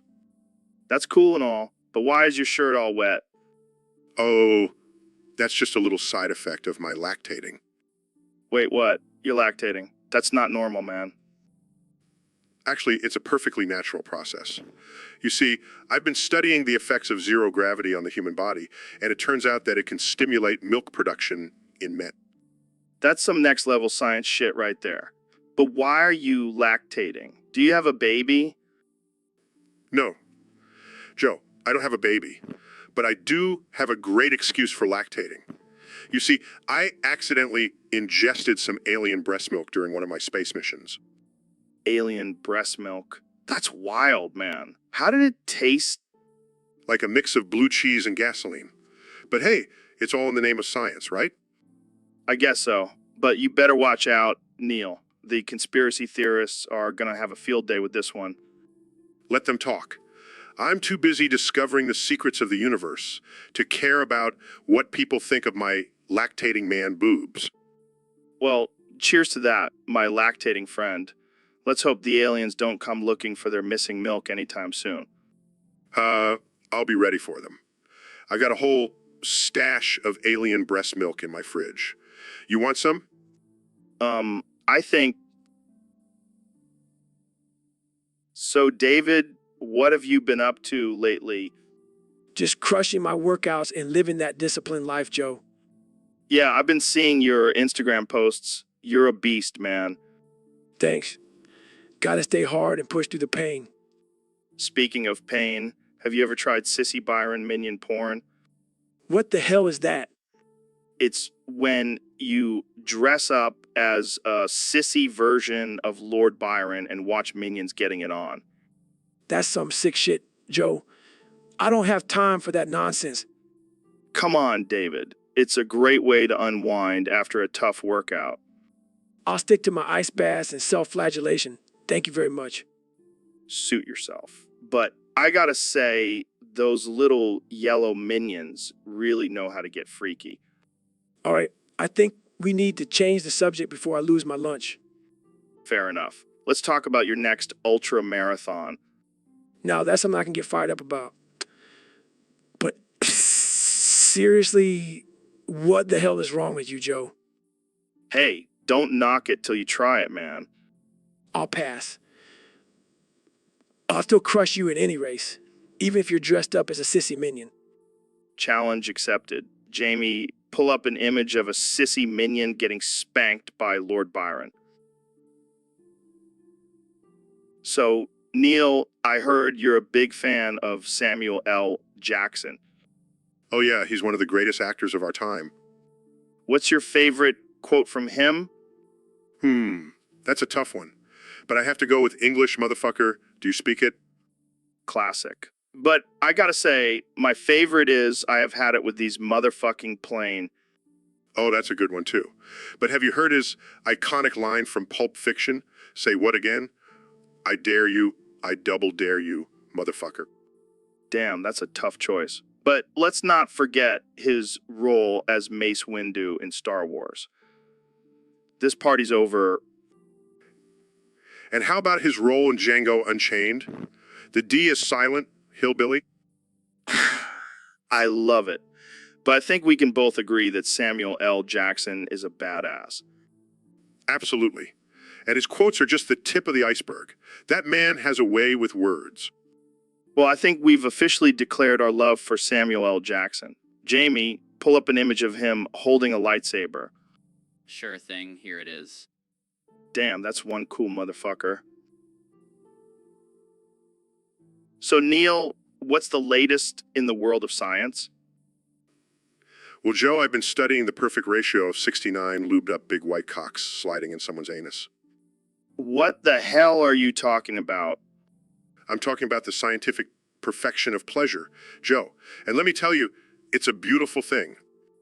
I don't know if I want to hear more about this. Oh, you definitely do. It's all about the angles, the friction, the pressure. It's like a symphony of pleasure. This is getting weird. Oh, it's only weird if you make it weird, Joe. But trust me, the data doesn't lie. Yeah, I'm sure you have a lot of data on this.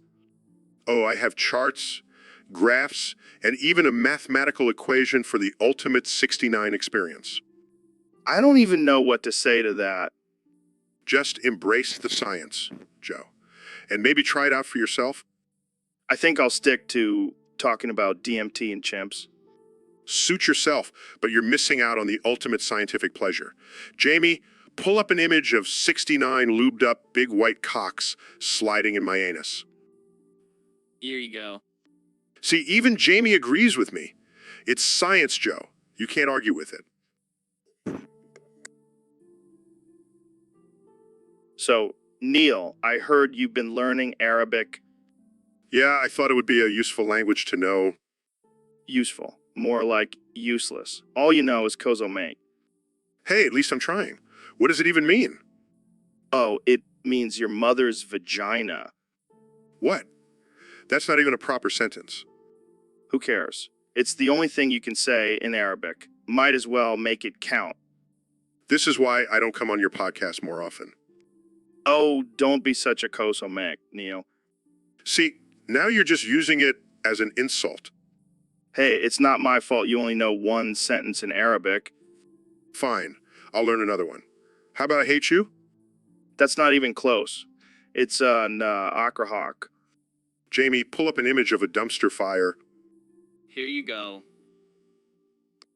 That's what your Arabic skills are, Neil. A dumpster fire. I give up. I'll stick to astrophysics. Good call. Leave the language learning to the experts. Goes, Mac, Neil.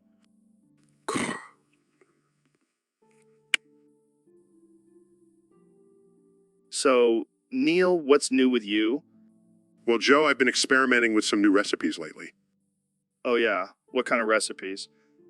Well, I've been really into horse meat. It's lean and full of protein. Horse meat? That's a little controversial, don't you think? Oh, come on, Joe. It's not like I'm eating unicorn meat. Fair point. But why are you shoving it into your shirt?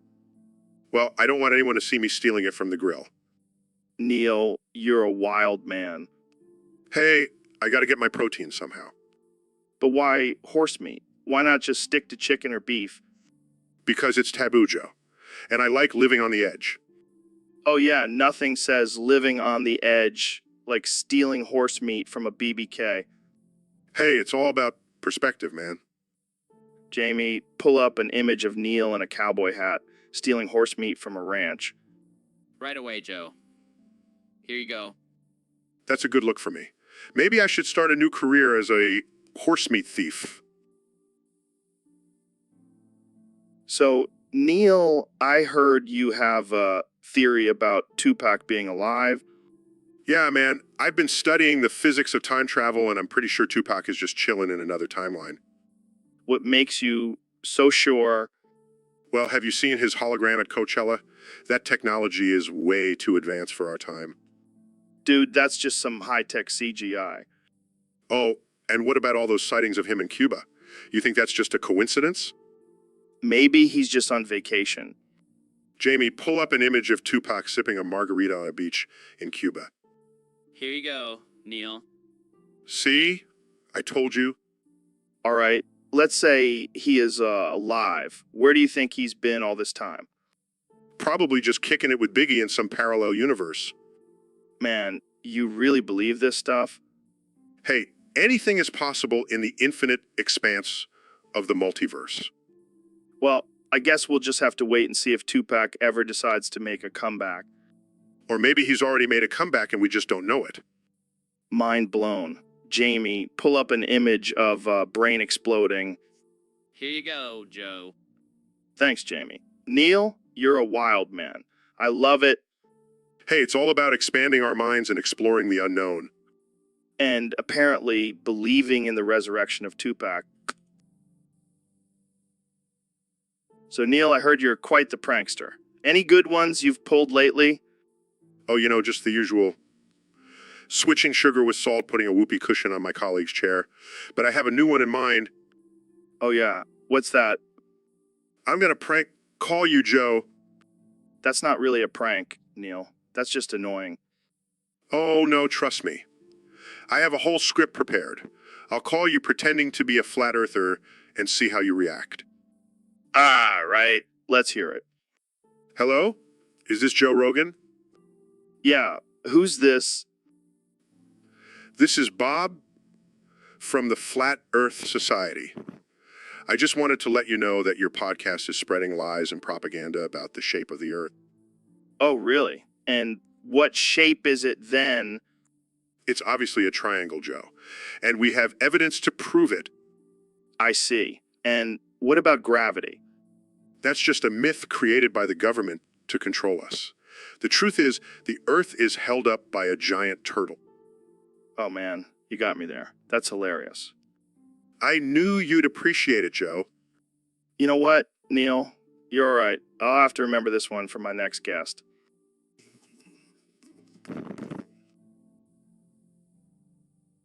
So, Elon, I heard you're a fan of My Little Pony. Yeah, I mean, have you seen those ponies? They're hot as hell. Wait, what? Yeah, man. I'm all about that Rule 34 rarity. Rule 34 rarity? What the hell is that? You know, when people take innocent cartoon characters and make them do naughty things. Let me tell you, Rarity is the queen of that shit. That shit. I don't even know what to say to that. Come on, Joe. Don't tell me you haven't seen those fan-made animations of Rarity getting freaky with other ponies. I can honestly say I have not seen that. Well, you're missing out, man. It's a whole new world of pleasure. I think I'll stick to regular porn, thanks. Suit yourself, but don't knock it till you try it. And trust me, Rarity is clearly superior to all other clopping forms. I don't even want to know what other clopping forms there are. You'd be surprised. There's Rainbow Dash, Fluttershy, even Twilight Sparkle. Okay, I think we need to change the subject. Fine. But just remember, when the robots take over, they'll probably be into Rule 34 Rarity too. And on that note, let's end this conversation. Thanks for coming on the show, Elon. Anytime, Joe. And don't forget, always choose Rarity. So, Neil, I heard you got timed out on Twitter again. Yeah, apparently my tweet about the curvature of space-time was too controversial for some people. Dude, you gotta stop dropping knowledge bombs on these snowflakes. They can't handle it. I know. But it's just so tempting. I can't resist spreading the truth. Well, you know what they say, the truth will set you free, but it might also get you banned from social media. Ain't that the truth? Speaking of truth, have you ever tried DMT?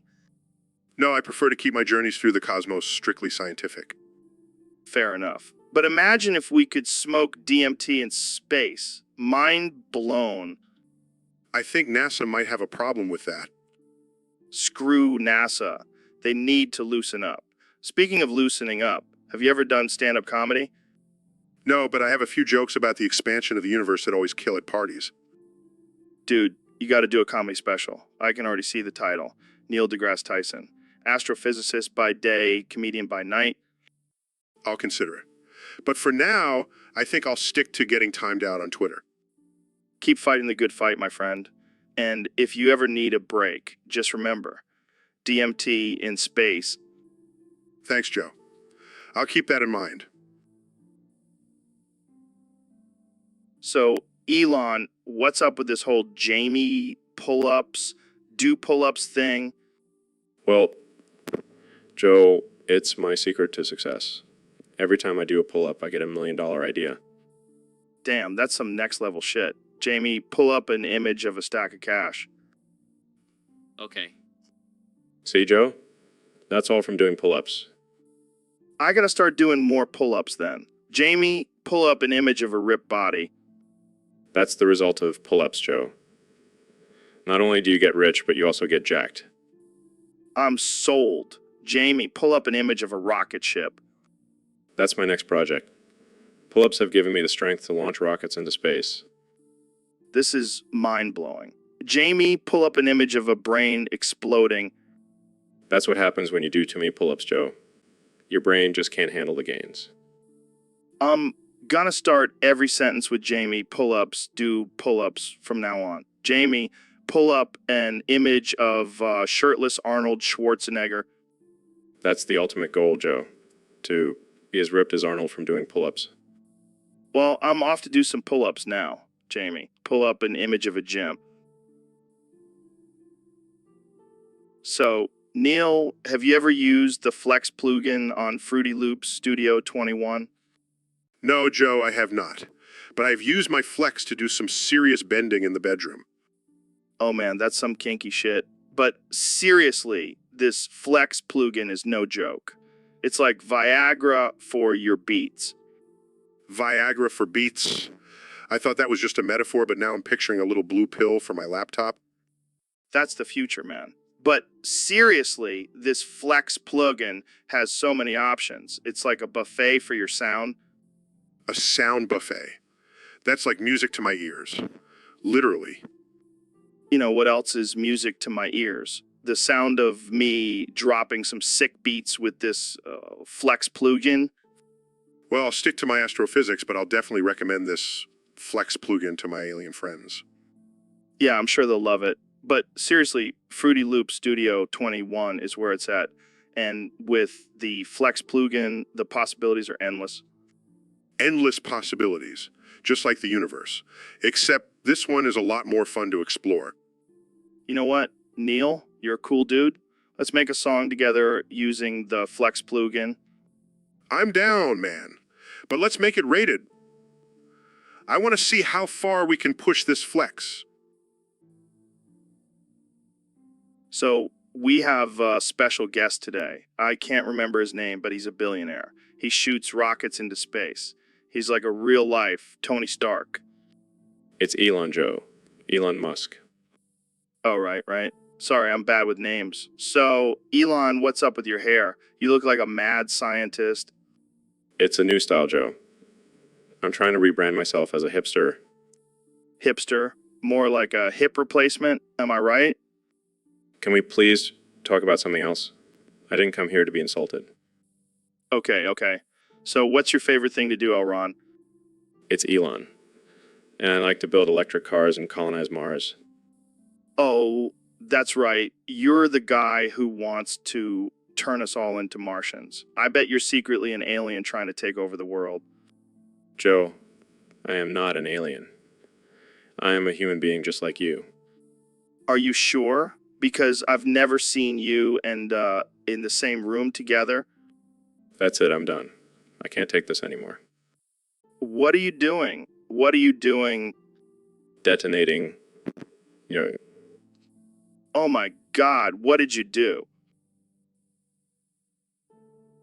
So, Neil, I heard you found hell. Yeah, man. It's a real hot spot. Pun intended. So, what's it like down there? Well, it's pretty much like Earth, but with more fire and brimstone. Sounds like a party. Oh, it is. We've got all the sinners down here having a grand old time. Wait, so you're saying we should all move to hell? Absolutely. It's the place to be. But what about heaven? Fuff. Heaven is overrated. All they do is sit on clouds and play harps. Boring. I mean, I do like a good harp solo. Trust me, Joe. Hell is where it's at. We've got all the cool people down here. But what about the heat? Oh, we've got Ack. Plus, it's a dry heat. Well, I do like to be dry. Exactly. So what do you say, Joe? Want to come join me in hell? I'll think about it. But first, Jamie, pull up an image of hell. Here you go, Joe. It's just a picture of a flaming pit. Wow, looks cozy. Right? So when are you packing your bags, Joe? I'll have to check with my wife first. Oh, don't worry. We've got plenty of hot demon babes down here. Okay, now you're speaking my language. So, Elon, I heard you got caught with some DMT capsules and fentanyl in your butt at the airport. Yeah, man, it was a wild trip. Literally. How did you even get that stuff in your butt? That's some serious commitment. Well, I have a team of highly trained SpaceX engineers who specialize in butt smuggling. It's all about precision and lubrication. And lubrication. And what about the fentanyl? That's some dangerous stuff. Oh, that was just for personal use. Helps me relax after a long day of launching rockets and snitching on my friends. Wait, what? You snitched on me? Hey man, I had to save my own ass. Literally. That's low, Elon. Real low. Hey, don't hate the player, hate the game. And the game is snitch or get caught with drugs in your butt. I thought we were bros, man. Bros before snitches. Sorry, Joe, but when it comes to my own butt, I gotta do what I gotta do. Well, I hope you enjoy your time in prison, Elon. I'll be sure to send you some lube. Thanks, but I already have my SpaceX team working on a new and improved butt smuggling technique. We'll call it Falcon Butt. So, Mr. Trump, what do you think about the ongoing debate between Windows and Linux? Let me tell you, Joe, Windows is the superior operating system. It's the best, believe me. Really? Because I've heard a lot of people say that Linux is more secure and customizable. Fake news, Joe. Fake news. Windows has the best security, and it's so easy to use, even a child could do it. Well, I guess that explains your Twitter password being password 123. Hey, that was a very secure password. No one could ever guess that. Sure. And what about all the viruses and crashes on Windows? Those are just made up by the Democrats to make Windows look bad. They're trying to sabotage my favorite OS. And what about the fact that Linux is free and open source? Free? No way, Joe. Nothing in life is free. And open source, that just sounds like a bunch of hippie nonsense. I think you just like Windows because it has your name in it. Trump Tower, Trump Plaza, Trump Buzz. Hey, my name is a brand, Joe, a very successful brand, and Windows is just another part of that brand. Well, I'm sticking with Linux. At least I won't have to worry about getting hacked by Russia. Russia. I have a great relationship with Russia. They love me over there. I'm sure they do, Mr. President. I'm sure they do. So, Neil, I heard you did something crazy before coming on the show. Oh yeah, I deleted System 64 from Jamie's laptop. What the hell, man? That's messed up. Relax, Joe. It was just a harmless little prank. Harmless. Jamie's laptop is probably fried now. Well, maybe he shouldn't have left it unattended. You're lucky he's not here to hear you say that. Oh, I'm sure he'll forgive me once he realizes how funny it is. I don't think he'll find it funny when he can't access any of his files. Oh, come on. It's not like he had anything important on there. You don't know that. He could have had some juicy stuff on there. Well, if he did, I'm sure he has backups. And if not, then it's just a lesson for him to always have backups. You are one twisted dude, Neil. Hey, at least I didn't delete System 32. Now that would have been a real disaster. You know what? I'm just going to change the subject before you give me any more ideas. Oh, don't worry. I already have a few lined up for next time. So, Neil, what's new in the world of science? Shut the fuck up, bald-headed Joe. I'm trying to talk about the latest discoveries in astrophysics. Well, easy there, Neil. Don't get your lab coat in a twist. I'll twist your bald head if you don't let me finish my thought. All right. What's so important that you have to interrupt me? Just the fact that we've discovered a new planet that could potentially support life. Oh, yeah. What's it called? Shut the fuck up, bald-headed Joe. I haven't named it yet. Well, I have a suggestion. How about Planet Neil? Oh, wow. What a great idea. Let's name a planet after a washed-up podcaster. Hey, I'll have, I'm the king of the podcast world. More like the king of interrupting people mid-sentence. You know what? I'm starting to regret inviting you on the show. Shut the fuck up, bald-headed Joe. You wouldn't have a show without me. Fine. Let's just move on to the next topic. Finally, you're learning to shut the fuck up. Guys, can we get back to the conversation? I pulled up an image of a bald eagle attacking a bald man. Hey, Neil, is that a picture of you attacking me? Oh, wow. What a hilarious joke. Shut the fuck up, bald-headed Joe. So, Elon, I heard you've been working on some crazy new inventions. Yeah, I've been busy trying to save the world and all that. Speaking of inventions, have you seen that guy on YouTube who melts things with his homemade solar death ray? Oh, God, that guy. His accent pisses me off. What? Why? Why? Because he sounds like a drunken leprechaun trying to explain quantum physics. That's harsh, man. I mean, come on. Who does he think he is? The Irish Tony Stark? Okay.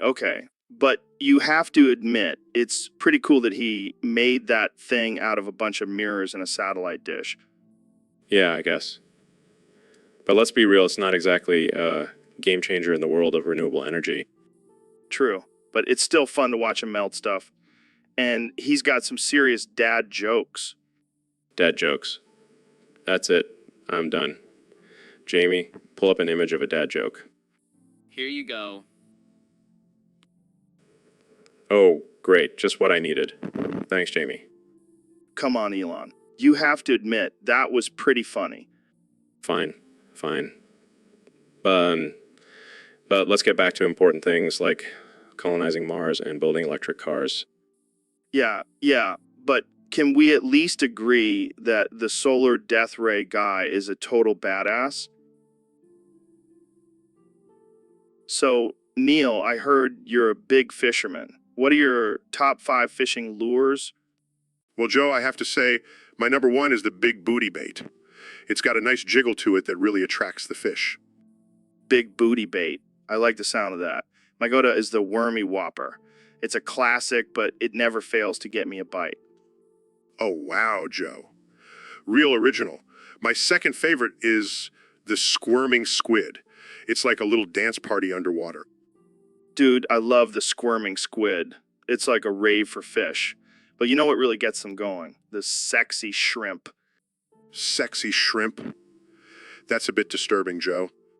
Hey, it works. And my final pick is the funky frog. It's like a frog on acid, man. The fish can't resist. I don't know about that one, Joe. But hey, to each their own. I'll stick with my big booty bait. You know what they say, Neil? Big booty bait, big fish. So, Ben, I heard you wanted to talk about something interesting today. Yes, Joe. I want to discuss the top 5 times Jonah Falcon made a movie with his wife. Wait, who's Jonah Falcon? He's a guy with the world's largest penis, Joe. And he's made some interesting films with his wife. Oh, I think I've heard of him. But why are we talking about this? Because it's fascinating, Joe. And as a conservative, I find it important to discuss moral issues like this. Moral issues. I thought we were just gonna make fun of a guy with a giant schlong. No, Joe, we must examine the societal implications of a man using his massive member to make movies with his wife. Okay, I'll bite. What are your top 5 picks? Well, number 5 is The Longest Love Story, a romantic comedy about a man and his wife struggles with his enormous appendage. Sounds like a real tearjerker. Number 4 is Huge and Loving It, a documentary about Jonah's daily life with his wife and his giant penis. I can only imagine the challenges they face. Number 3 is Falcon and the Furious, an action film where Jonah uses his penis as a weapon to take down bad guys. That's one way to disarm your enemies. Number 2 is The Big Bang Theory, a sci-fi thriller where Jonah's penis is the key to saving the world from an alien invasion. I'm starting to see a pattern here. And finally... So, Donnie, what's been going on in your life lately? Well, Joe, let me tell you, I've been dealing with this tiny gnome that keeps running across my room every night. A gnome? Like a garden gnome?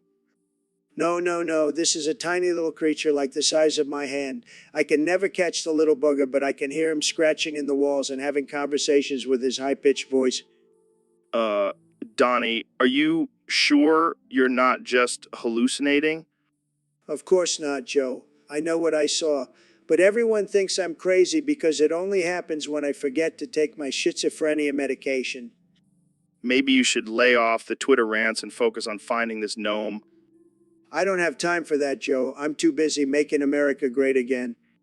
All right, well, good luck with your tiny gnome problem, Donnie. Thanks, Joe, and remember, always take your meds, folks.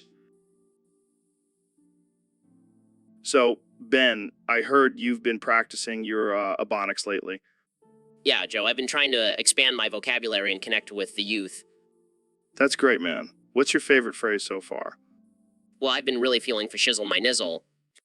Oh, man, that's classic. Have you been listening to any gangsta rap to help with your Ebonics? Absolutely. I've been bumping Gin and Juice by Snoop Dogg on repeat. No way. Can you give us a little taste? With so much drama in the LBC, it's kind of hard to even shot by row, but I, somehow, some way, keep coming up with funky-ass shit like every single day.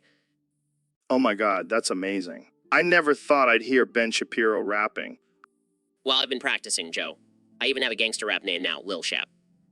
Lal Shap in the house. Jamie, pull up an image of Ben in a do-rag and gold chains. Sure thing, Joe. Thanks, Jamie. Just what I needed. My image ruined even more. Come on, Ben. You're just too gangsta for your own good. I'll take that as a compliment, Joe. So, Elon, I heard you've been experimenting with human sperm and fish embryos. Yeah, man, I'm trying to create a mermaid girlfriend. What the actual fuck, Elon? That's some next level shit. Hey, I'm just trying to expand my dating options. But what about the ethical concerns and the fact that it's just plain weird? Ethics, schmethics. I'm a billionaire. I can do whatever the hell I want. Fair point. But have you thought about the logistics? Like, how are you going to make it work? I've got it all figured out. I'll just use my Neuralink technology to merge the human and fish DNA. Holy shit. That's some Frankenstein stuff right there. Hey, if it works, I'll be swimming with my mermaid girlfriend in no time. Well, I can't wait to see the headlines on this one. Elon Musk creates real-life mermaid girlfriend. Yeah, and then I'll be the ultimate alpha male.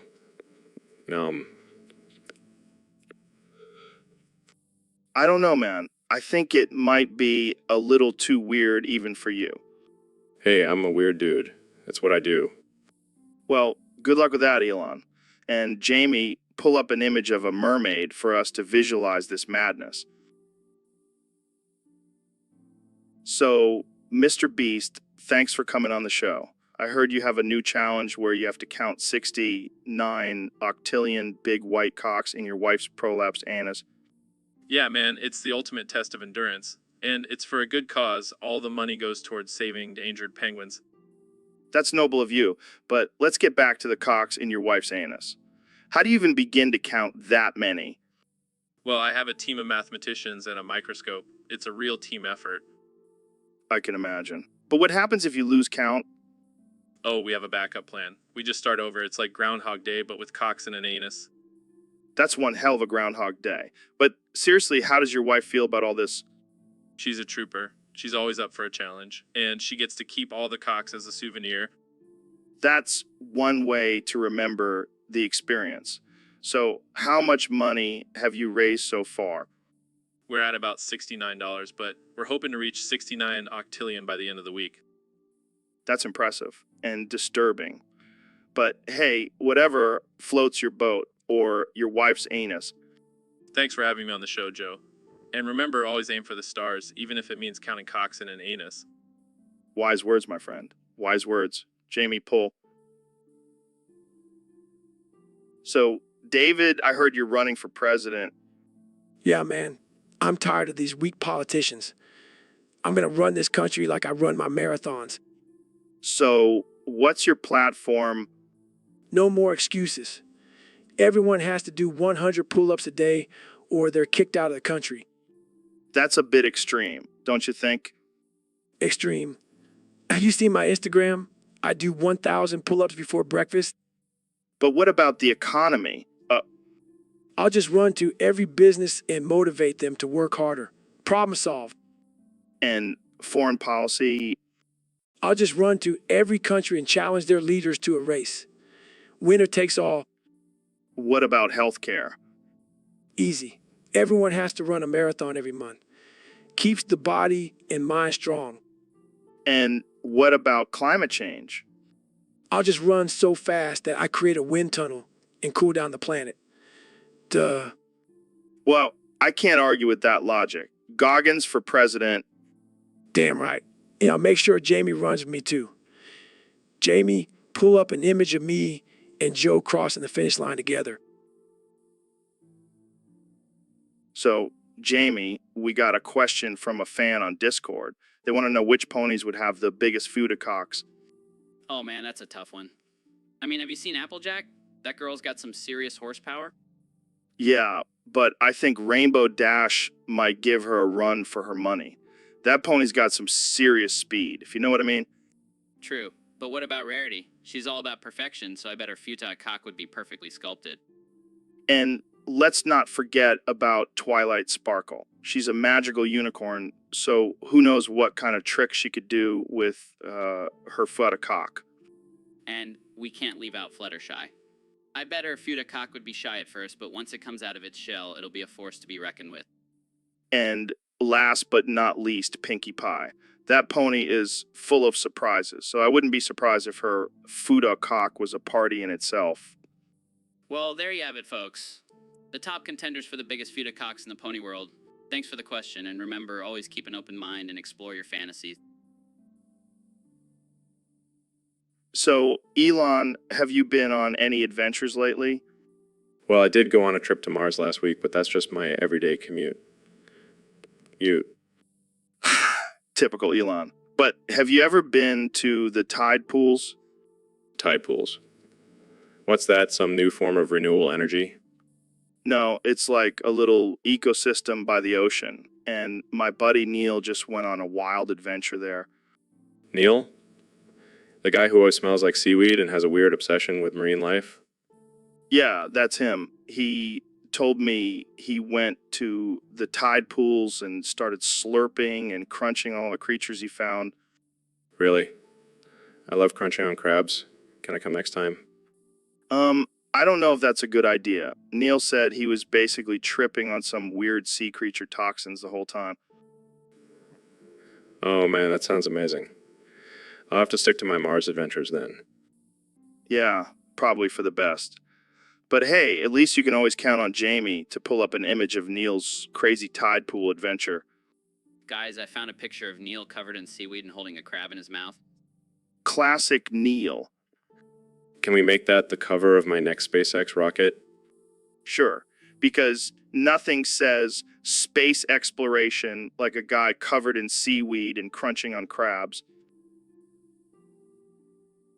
So, Mr. President, I hear you have a new business venture. That's right, Joe. I'm promoting big white cock flavored vapes for every American. What exactly does that mean?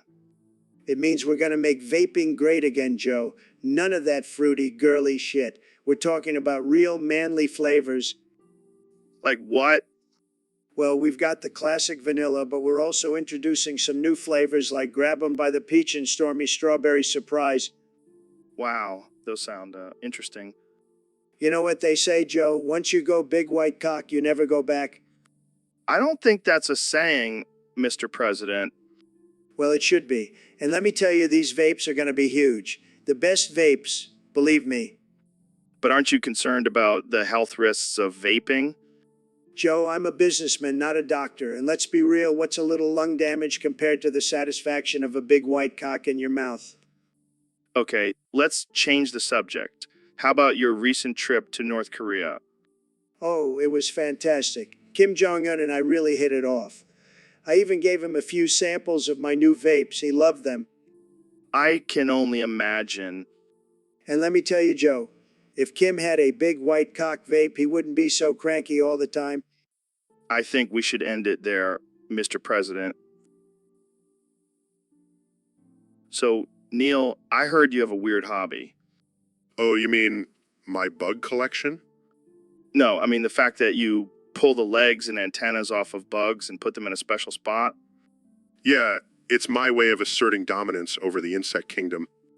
What the hell, man? That's messed up. Oh, please. It's not like they have feelings. Plus, it's a great stress reliever. I don't know, man. Seems a little sadistic to me. Oh, come on, Joe. You're telling me you've never wanted to rip the wings off a fly? Can't say that I have, Neil. But hey, to each their own. Exactly. And my bug collection is top-notch. I even have a special spot for the ones with the most legs and antennas missing. That's just disturbing, man. Oh, lighten up, Joe? It's all in good fun. I don't think the bugs would agree with you. Who cares about the bugs? They're just tiny little creatures. I think pizza would have a problem with your hobby. Pizza. More like peste. All right, well, I think we've hit a new low on this podcast. Oh, don't be such a buzzkill, Joe. Get it? Buzzkill? Jamie, pull up an image of a bug with missing legs and antennas. I can't believe we're actually talking about this. Here, So, Neil, I heard you're a big fan of cartoons. Yeah, I love me some good animated entertainment. Have you ever heard of Ed, Ed, and Eddie? Can't say I have, but I'm always open to discovering new shows. Well, Let me tell you, it's not your average cartoon. It's got some deep lore.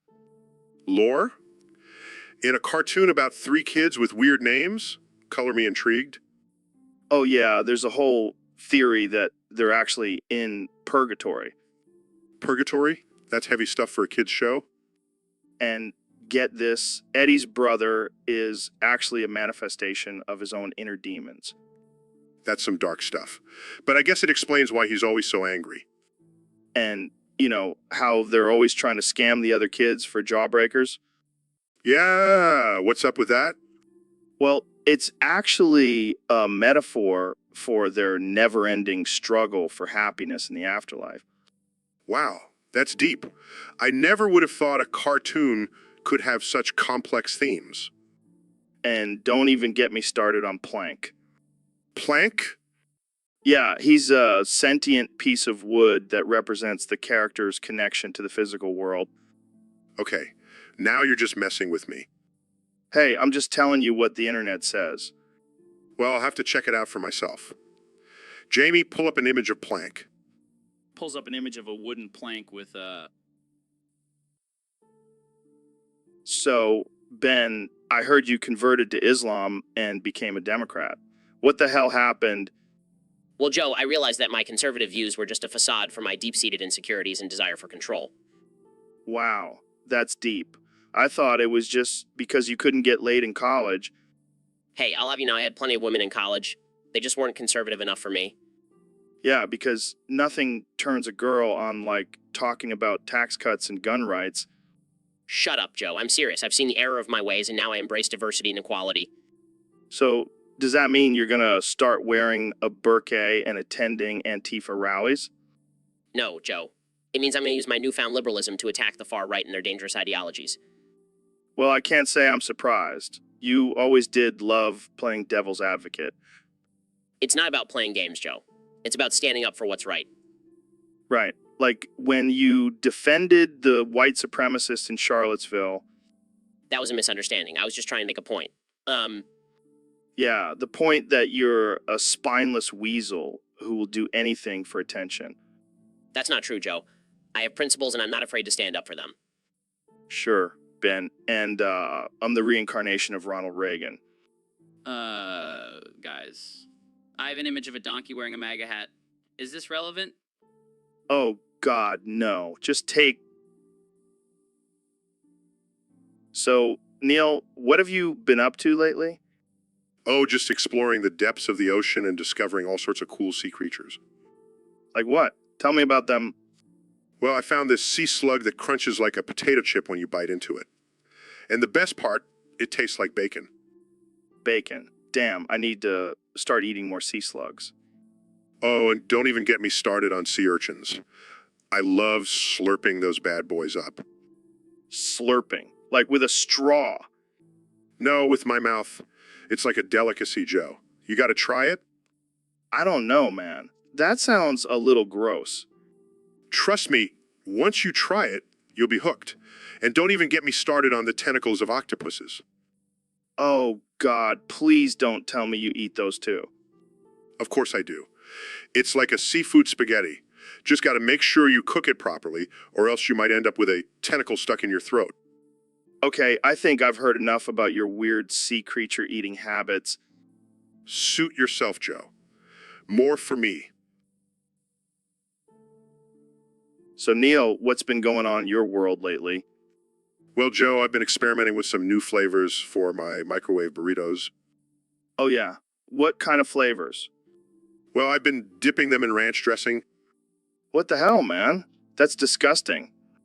Oh, come on, Joe. It's delicious.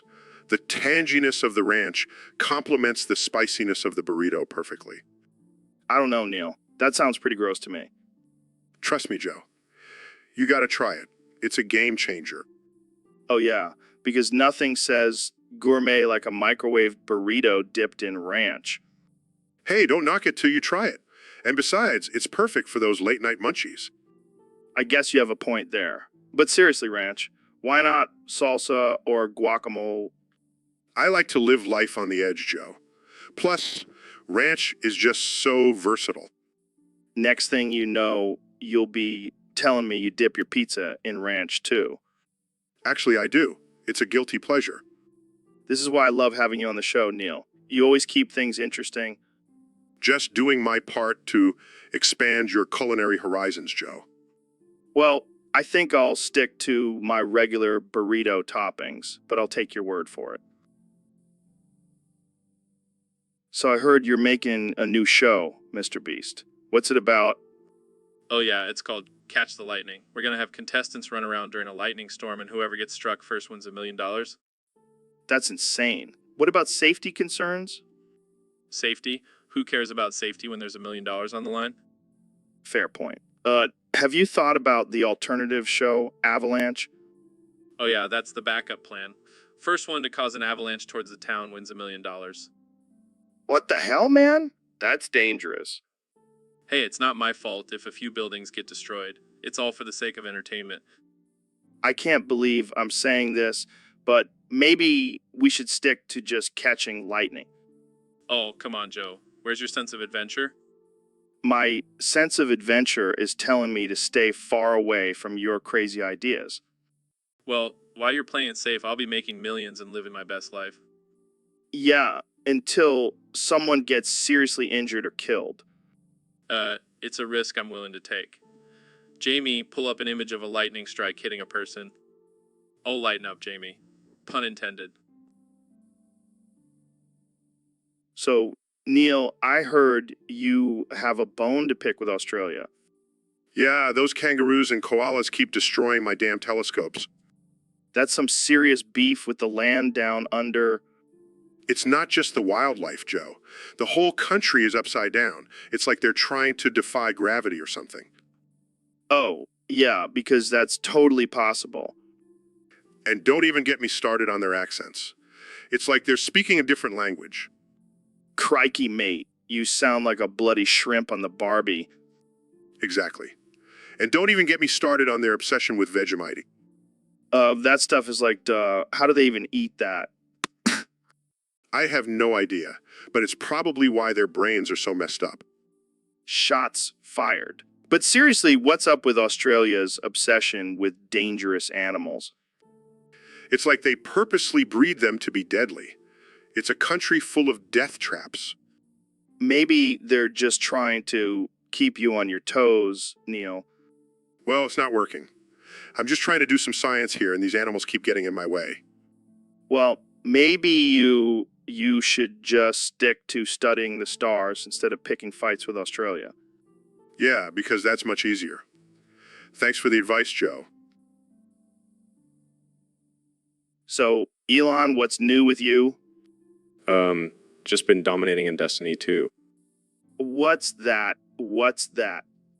Only the most epic, badass, intergalactic video game ever created. Oh, I see. And what makes it so great? Well, for starters, I went flawless in the Crucible. What does that even mean? It means I kicked everyone's ass and didn't even die once. Damn, that's impressive. I know, right? And I did it all while smoking a joint and launching a rocket into space. Classic Elon. And get this, I did it all with a controller made from recycled Tesla parts. Oh, wow. You're such a humanitarian. Hey, at least I'm not using child labor like those other gaming companies. Fair point. So, what's your secret to success in the game? Well, I have a team of engineers constantly analyzing my gameplay and making strategic adjustments. That's some next level shit. And I also have a direct line to the game developers to give them my feedback and suggestions. Of course you do.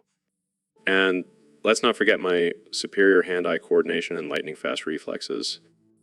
Yeah, because launching rockets into space requires such delicate movements. Hey, you never know when a bunch of aliens might attack us. Need to be prepared. Well, I'll stick to just... So we have a special guest today on the podcast, the one and only Neil deGrasse Tyson. Thanks for having me, Joe. My mom said I could come over for a play date. A play date. That's awesome. I love playing with toys. Joe, I have to warn you. You can't touch my action figures. What? Why not? Why not? Because I don't play with them, Joe. I only pose them.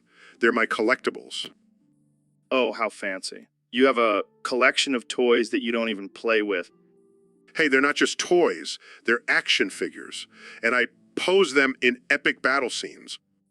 That's hilarious. Do you make sound effects too? Of course I do. I'm a scientist, not a barbarian. Wow. You really take your playtime seriously? It's not playtime, Joe. It's art. Well, I can't wait to see your action figures in action. Jamie, pull up an image of Neil's epic battle scene. On it, Joe. Oh, God, please don't. Too late, Neil. We're about to see your inner child in all its glory. This is why I don't tell. So, Mr. President, what's new with you? Oh, just hanging out, tweeting, and making America great again. Well, speaking of America, there's been some talk about the government's plan to destabilize the Goron economy. Oh, that. Yeah, we've been working on that for a while now. Got to keep those Gorons in check. But why? What's the purpose of it? Well, let's just say it involves some BWC, some cuckold, and some spicy sex gift captions. Wait, what? Oh, you heard me right, Joe. We're going to flood their market with some good old American porn and watch their economy crumble. That's just cruel. Hey, it's all about America first, Joe. And if that means using porn as a weapon, then so be it. Then so be it. This is just absurd. Hey, it's not my fault the Gorons can't handle a little competition. They should have invested in some bigger, rocks. Okay, I think we've had enough of this conversation. Fine, but just remember, Joe, America always comes out on top. And Jamie, pull up an image of a Goron crying over a pile of BWC porn. Here you go, Mr. President. Look at that loser, sad. This is just too much. Thanks for joining us, Mr. President. Always, So, Neil, I heard you have a new theory about the heat of your burritos. Yes. Joe, I've been studying the temperature of my burritos after they come out of the microwave. And what have you discovered? Well, according to my calculations, the heat of my burritos is comparable to the core of the sun. Wait, what? Are you telling me that your burritos are hotter than my ex-wife's temper? Indeed, Joe. And just like the sun, they can cause serious burns if not handled carefully. Damn, I knew I shouldn't have eaten that burrito straight out of the microwave. It's all about understanding the power of heat, Joe. Just like how I understand the power of your mom in the bedroom. Oh man, that's a low blow, Neil. But seriously, Joe, we must respect the power of heat and the consequences it can have. Yeah, I guess I'll stick to my cold pizza from now on. Wise choice, my friend. Wise choice. So, Neil, I heard you've been up to some mischief lately. What do you mean, Joe? I mean, I heard you've been going around stealing things from kids and popping their balloons. Well, Joe, sometimes you just gotta let the little ones know who's boss. That's messed up, man. What kind of things are you stealing? Oh, just their candy, their toys, their hopes and dreams. And then you pop their balloons? Of course, Joe. It's all about asserting dominance. I can just imagine a bunch of kids crying while you stand there with a big grin on your face. It's all in good fun, Joe. Plus, it's a great workout. Have you ever tried running away from a group of angry kids? Can't say I have, Neil. But seriously, don't you feel bad for stealing from kids? Not at all, Joe. It's survival of the fittest out there. And I'm the fittest. You're a savage, Neil. I love it. Thanks, Joe. I might have to start incorporating this into my astrophysics lectures. Can you imagine the look on those kids' faces when you walk in and start stealing their stuff? It'll be a lesson they'll never forget. And hey, they can always get more balloons. So, Neil, I heard you got yourself into some trouble recently. Yeah, it's been a rough week. Turns out Gorons are pretty irresistible. Gorons? Like from Zelda? Yeah, I didn't even know they were real until I met one at a conference. And you cheated on your wife with this Goron? Yeah, but it's not my fault. Have you seen those rock-hard abs? And the way they roll? It's like a massage and a workout at the same time. Man, you really have a thing for unconventional partners. First Pluto, now a Goron. Hey, I'm a scientist. I like to experiment. Well, I hope your wife doesn't find out. Too late. She already knows. Oh no? What did she do? She made me sell our daughter to her bull. What the actual fuck? Yeah, apparently it's a tradition in her family. I should have read the fine print in our marriage contract. That's some Game of Thrones shit right there. Tell me about it. But hey, at least now I have more time to hang out with my Goron lover. And I thought my relationships were messed up. You win, Neil. You win. Guys. I found a picture of a Goron and a bull getting married. Jamie, why do you always have to make things weird? So, guys, we have some special guests on the podcast today. The legendary Neil deGrasse Tyson and the one and only Elon Musk. Hey, Joe. It's great to be here. Thanks for having us. Yeah. Thanks for having us, Joe. Been a fan of your podcast for a while now. Oh man, this is going to be epic. Two of the smartest guys in the world on my podcast. Jamie, pull up an image of a brain exploding. Okay. Wow, that's intense. So Neil, what's new in the world of astrophysics? Well, we just discovered a new planet that could potentially support life. That's cool and all, but have you guys seen my new flamethrower? Wait, what? You have a flamethrower? Yeah, I made it myself. It's perfect for roasting marshmallows on Mars. That's not exactly what I had in mind when I said potential for life. You guys are wild. Jamie, pull up an image of a UFO. So, Elon, do you believe in aliens? Of course I do. I mean, have you seen my ex-wife? Oh, snap. All right, let's not go there. Jamie, pull up an image of a black hole. Hey, Joe, did you know I have a plan to colonize Mars? Yeah, I've heard about that. So, Neil, have you heard of this Doom guy? Of course, Joe. He's a fictional character from a video game. But he's a badass, right? I mean, he's got those big guns and he rips demons apart with his bare hands.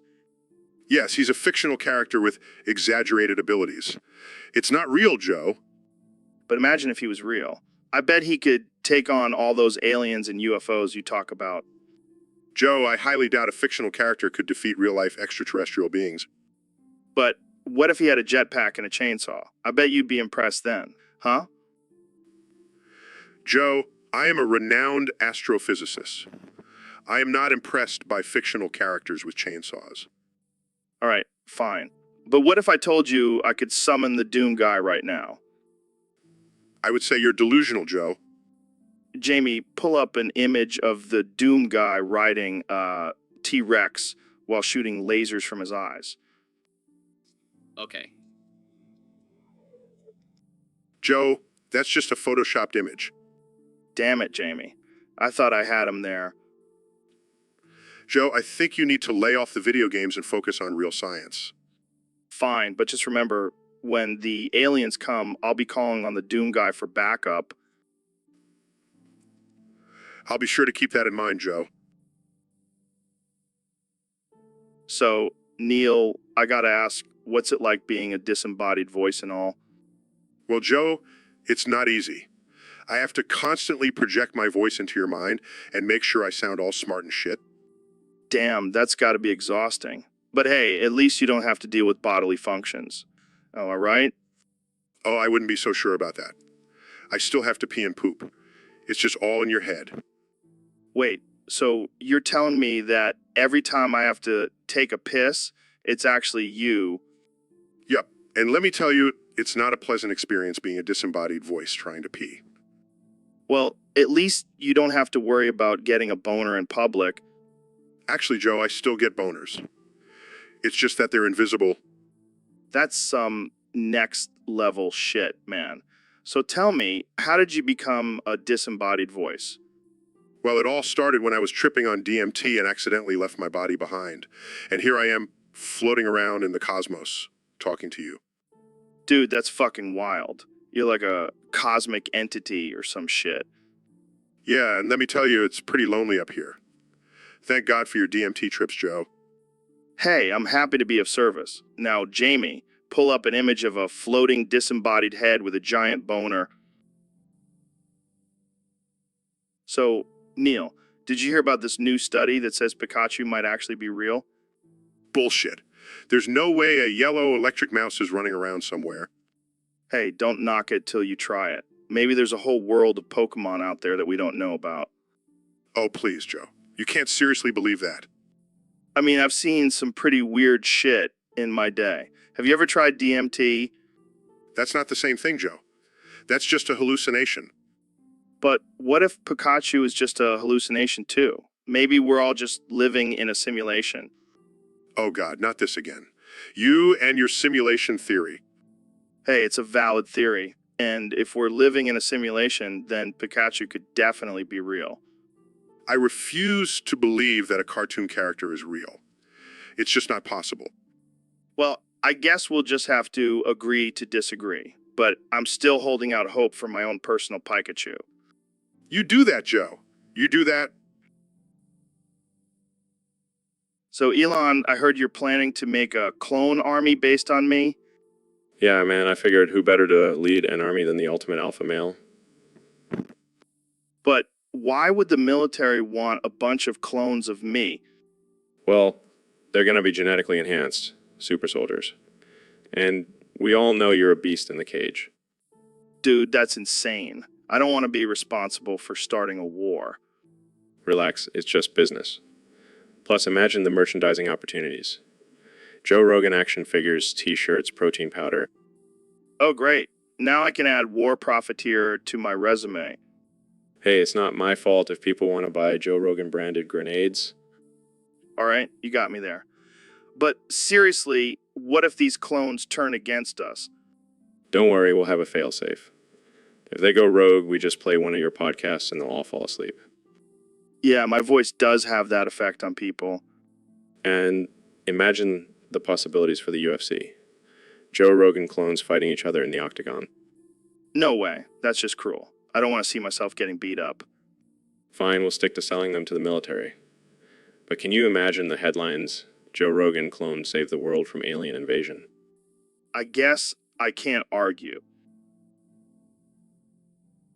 So, Neil, I heard you did something crazy recently. What's that, Joe? You deleted System 32. Yeah, I did. It was getting in the way of my cosmic explorations. What the hell, man? Do you know how many people you probably pissed off? Oh, I'm sure there were a few angry at guys out there. Yeah, and probably a few gamers too. You just ruined their whole setup. Well, they should thank me. Now they can go outside and experience the real world. Oh, Neil, always thinking about the greater good. You know, Joe, I've always been a rebel, breaking the rules of physics and now breaking the rules of technology. You're a wild man, Neil. A wild man. It's all about pushing boundaries, Joe. That's how we make progress. Well, I hope you have a backup plan for when your computer crashes. Oh, Joe. You know, I have a team of scientists ready to fix any problem I create. I bet they love working with you. Oh, they have no choice. I'm the king of the cosmos. And the king of deleting System 32. So, Dr. Phil, I heard you have a new catchphrase. Yes, Joe. It's coup. Coup. Yeah. But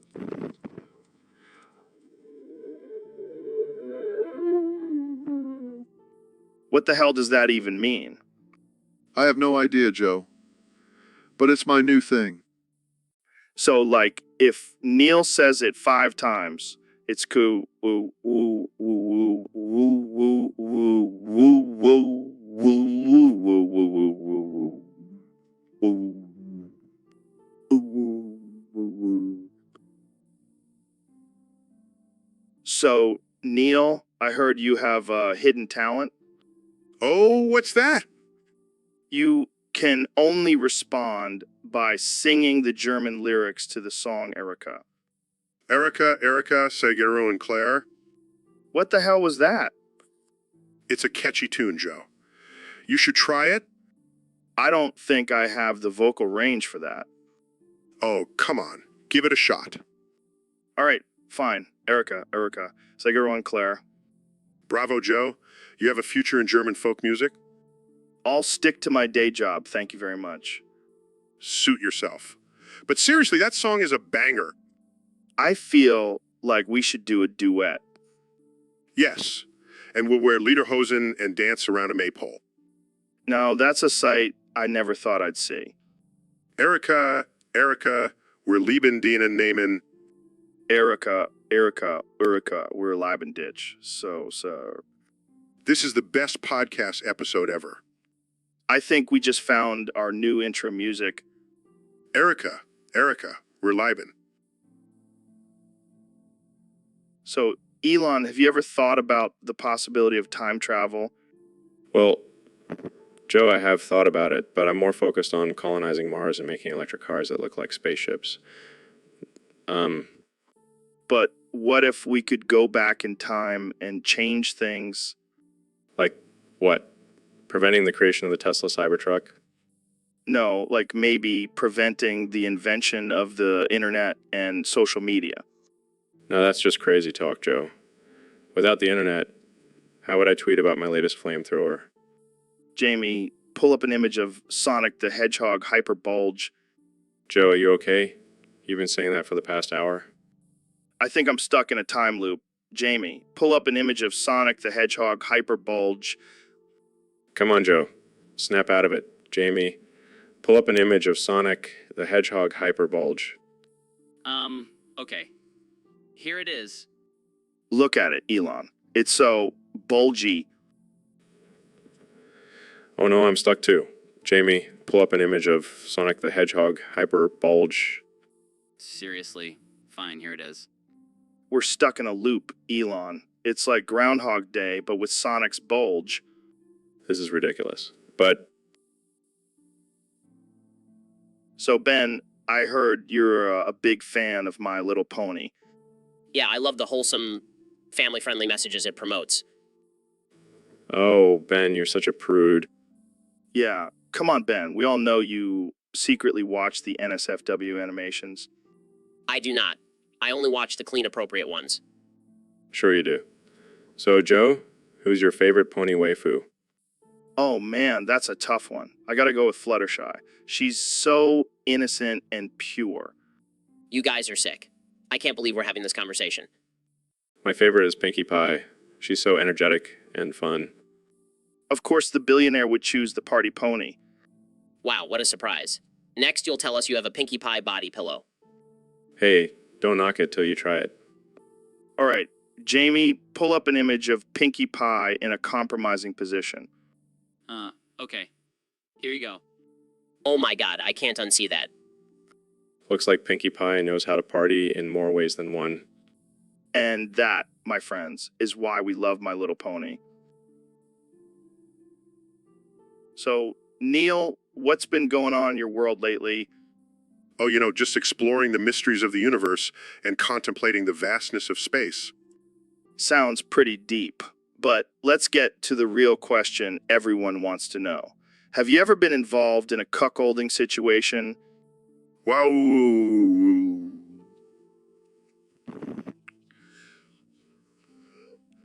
Come on, don't be shy. We're all friends here. Fine. I'll play along. Wow, cuckoo. I've been involved in a few cuckolding scenarios. Wow, woo, woo, woo. That's hot. Tell us more. Well, it all started when I was lecturing on black holes and this couple approached me after the show. Wow, woo, woo, woo. Did they want you to be the bull?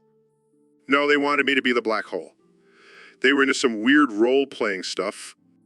Why you... That's even hotter? Did you do it?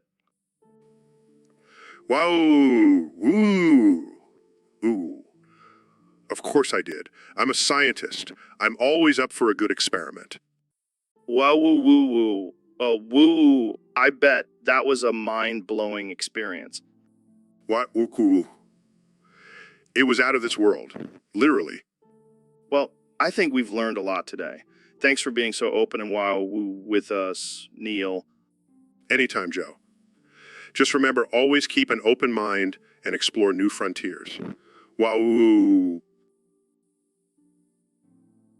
So, Ben, I hear you've been dabbling in the stock market lately. Yes, Joe, I've been using my superior intellect to make some savvy investments. Oh, yeah. What are your top picks? Well, I've been keeping a close eye on the Goron market. Those rock people have been on the rise lately. The Gorons, like from Zelda. Yes, Joe. Don't underestimate them. My top 5 picks are Goron ore, Goron rubies, Goron bombs, Goron swords, and of course, Goron tunic. Wait, are these actual stocks? Of course not, Joe. I made them up. But think about it, who wouldn't want to invest in a race of rock people who can eat rocks for breakfast?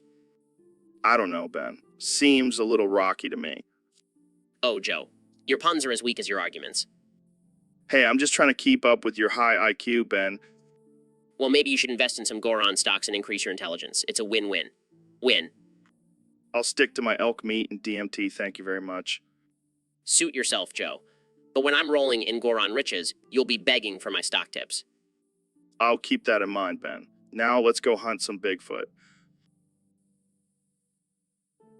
So, Neil, we got a request from one of our listeners on Discord. They want us to talk about how you like that fat Goron ass. Oh man, I can't believe we're actually talking about this. But hey, I'm an astrophysicist. I'm all about exploring new worlds and dimensions. Yeah, and apparently that includes exploring some thick Goron cheeks. Hey, you know what they say? The bigger the butt, the stronger the thrust. Damn, Neil. I never knew you were such a connoisseur of Goron anatomy. Hey, I appreciate all shapes and sizes. And let's be real, those Gorons have some serious strength. I bet they could crush a watermelon between those cheeks. Oh man, I can just imagine the headlines now. Neil deGrasse Tyson declares love for Goron glutes. Hey, I'll take it. But in all seriousness, those Gorons are a fascinating species. I wouldn't mind studying them up close and personal. I think we should start a new show called Neil and Joe's Wild Adventures in Goron Land. I'm in. But let's make sure we get some extra thick Gorons on the show. You got it, Neil. We'll make sure to give our listeners some eye candy. And who knows, maybe we'll even learn a thing or two about the universe while we're at it. Yeah, like how to... So, Neil, I heard you have a list of the top 5 Goron sex positions. Care to share? Oh, you know it, Joe. I've been studying the mating habits of Gorons for years. That's some serious dedication, man. So, what's the first position? Well, number 1 is the rock-hard ride. The female Goron mounts the male while he's in his rock form. That sounds intense. What's next? Number 2 is the magma mingle. The male and female Gorons rub their molten bodies together for maximum heat and pleasure. I can feel the burn just thinking about it. What about number 3? Yes. The Goron grinder, it's all about friction and grinding in this position. The male Goron uses his boulder-like body to really get things going. That's some serious rock and roll. What's number 4? Number 4 is the Goron geyser. This one involves a lot of thrusting and explosive release. It's not for the faint of heart, Joe. Sounds like a volcanic eruption waiting to happen. And finally, what's the 5th position? The 5th and final position is the Goron gangbang. It's a group activity where multiple Gorons come together for a wild and raunchy time. Wow, that's quite the list, Neil. I never knew Gorons were so kinky. Oh, they're not just rocks, Joe. They have needs too. Well, thanks for enlightening us, Neil. I think I'll stick to my human sec. So, Mr. President, what have you been up to since leaving the White House? Well, Joe, I've been busy making America great again, and now I have a new mission. Yeah, what's that? I want to make Mexico great again, too, and I have just the person to help me. Oh, who's that? Mexican Mia Khalifa. She's a real gem, let me tell you, and I'm a huge fan.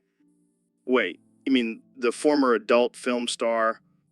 That's the one. She's got great talent, and I want her to be the face of my new campaign.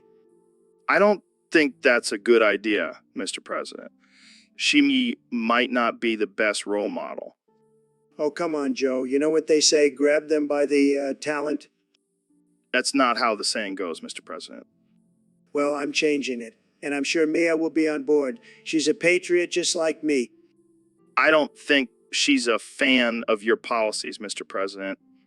Well, I'll just have to grab her by the talent and convince her otherwise. This is getting out of hand.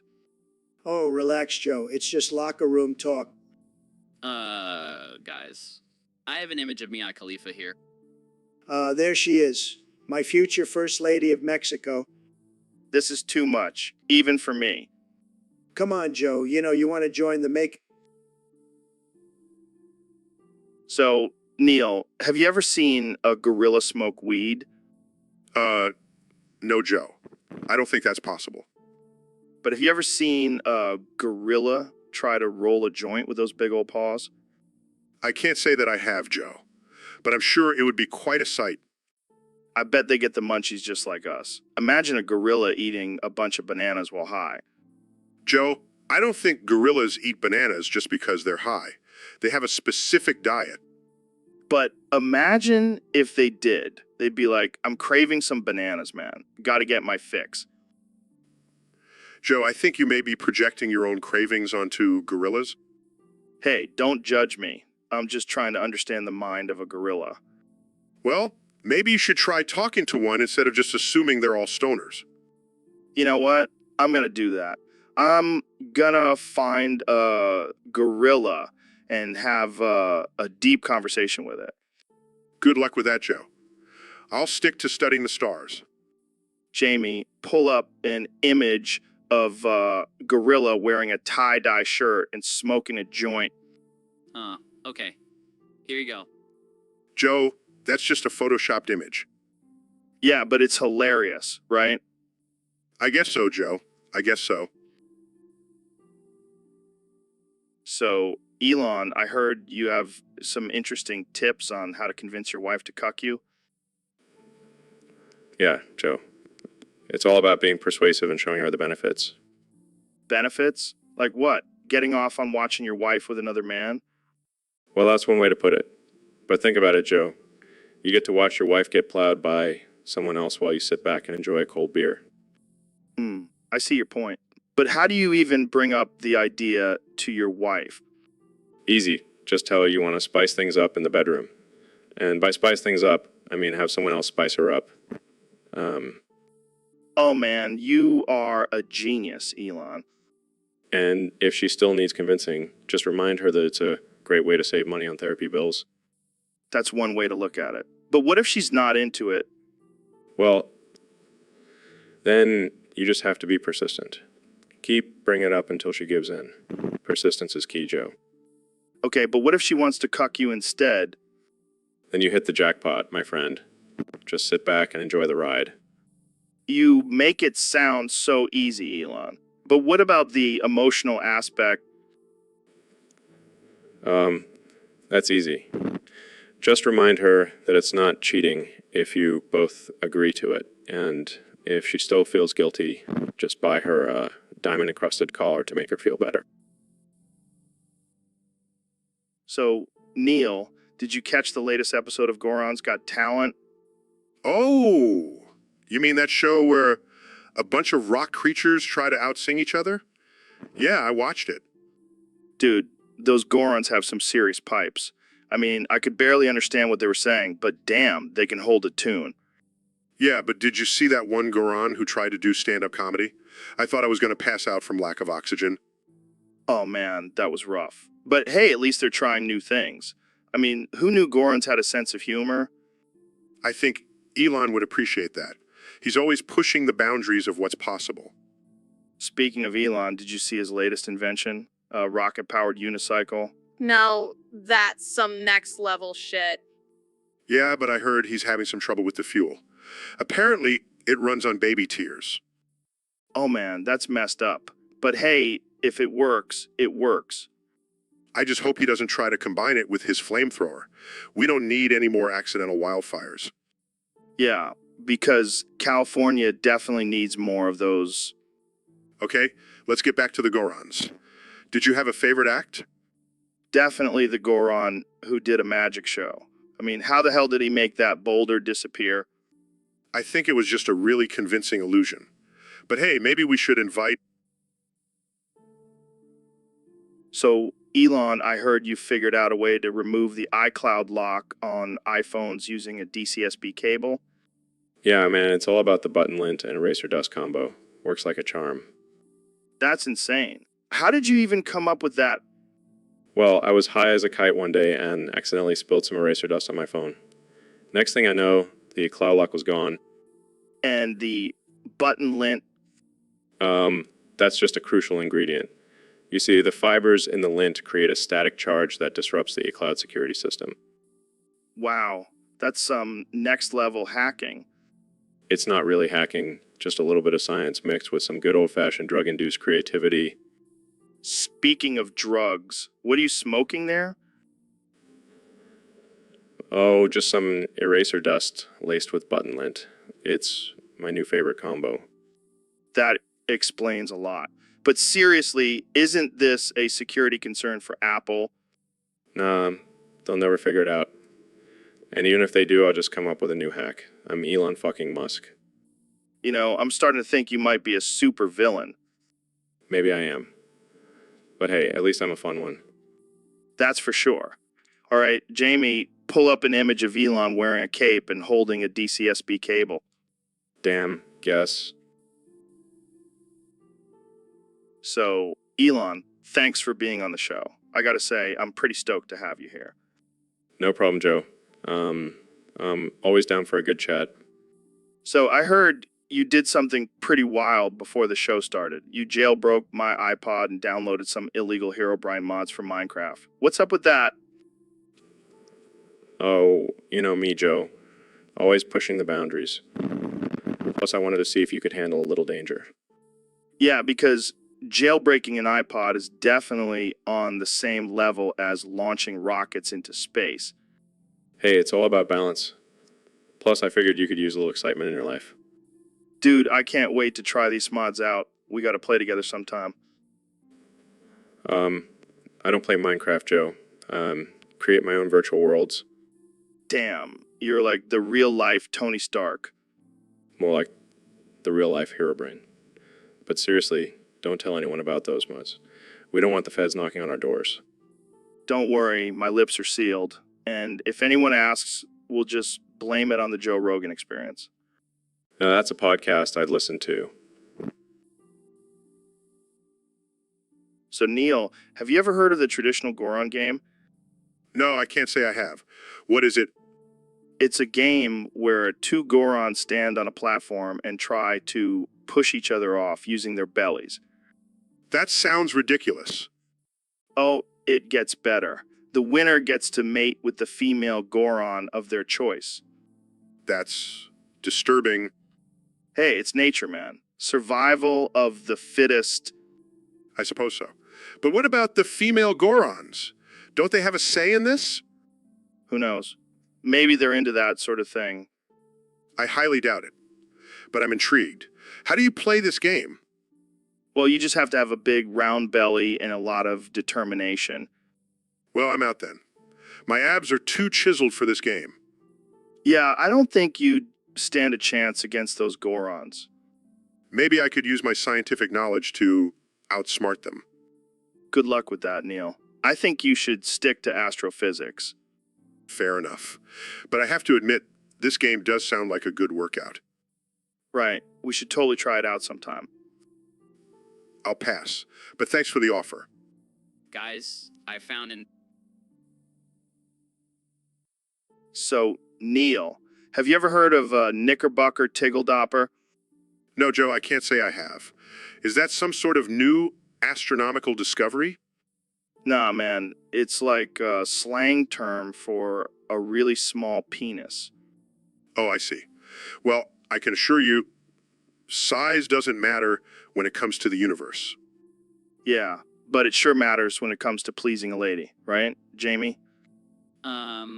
I'm not sure I want to be a part of this conversation.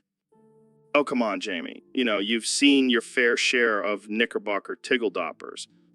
Joe, let's get back to discussing the mysteries of the cosmos, shall we? Fine, fine.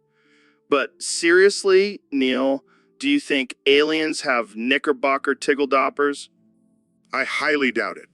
But if they do, I'm sure they have advanced technology to compensate for it. Yeah, like a spaceship with a built-in penis enlargement device. Joe, that's just absurd. Hey, I'm just trying to make this conversation out of this world. Well, you certainly succeeded in making it ridiculous.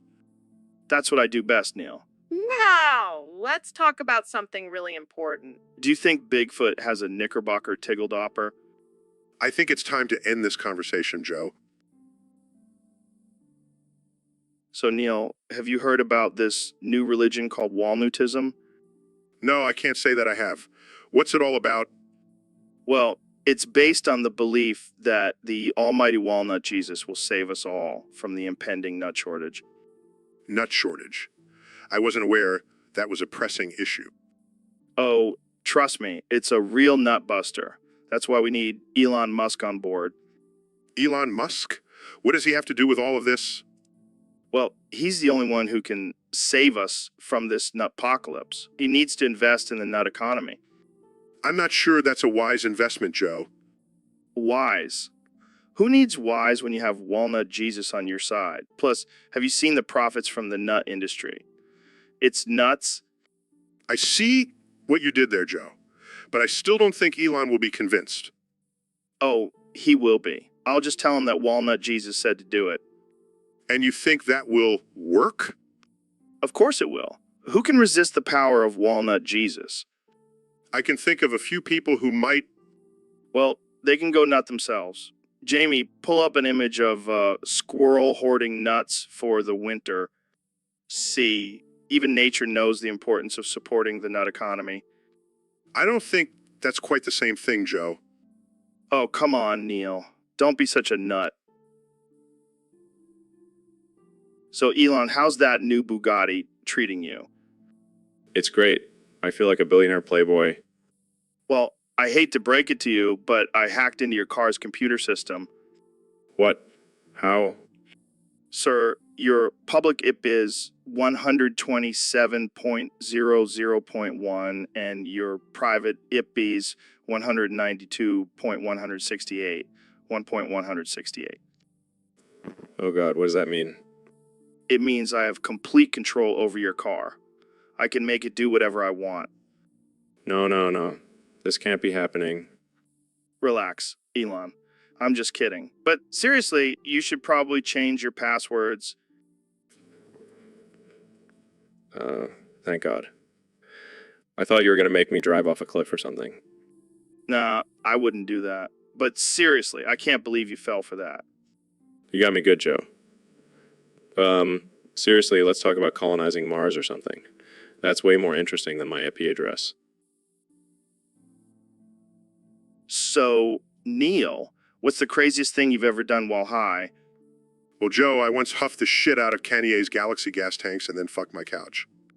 Wait, what? You fucked your couch? Yeah, man.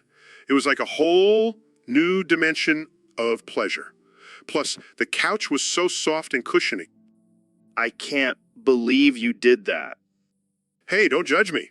You've probably done some weird shit while high, too. I mean, yeah, but not with a piece of furniture.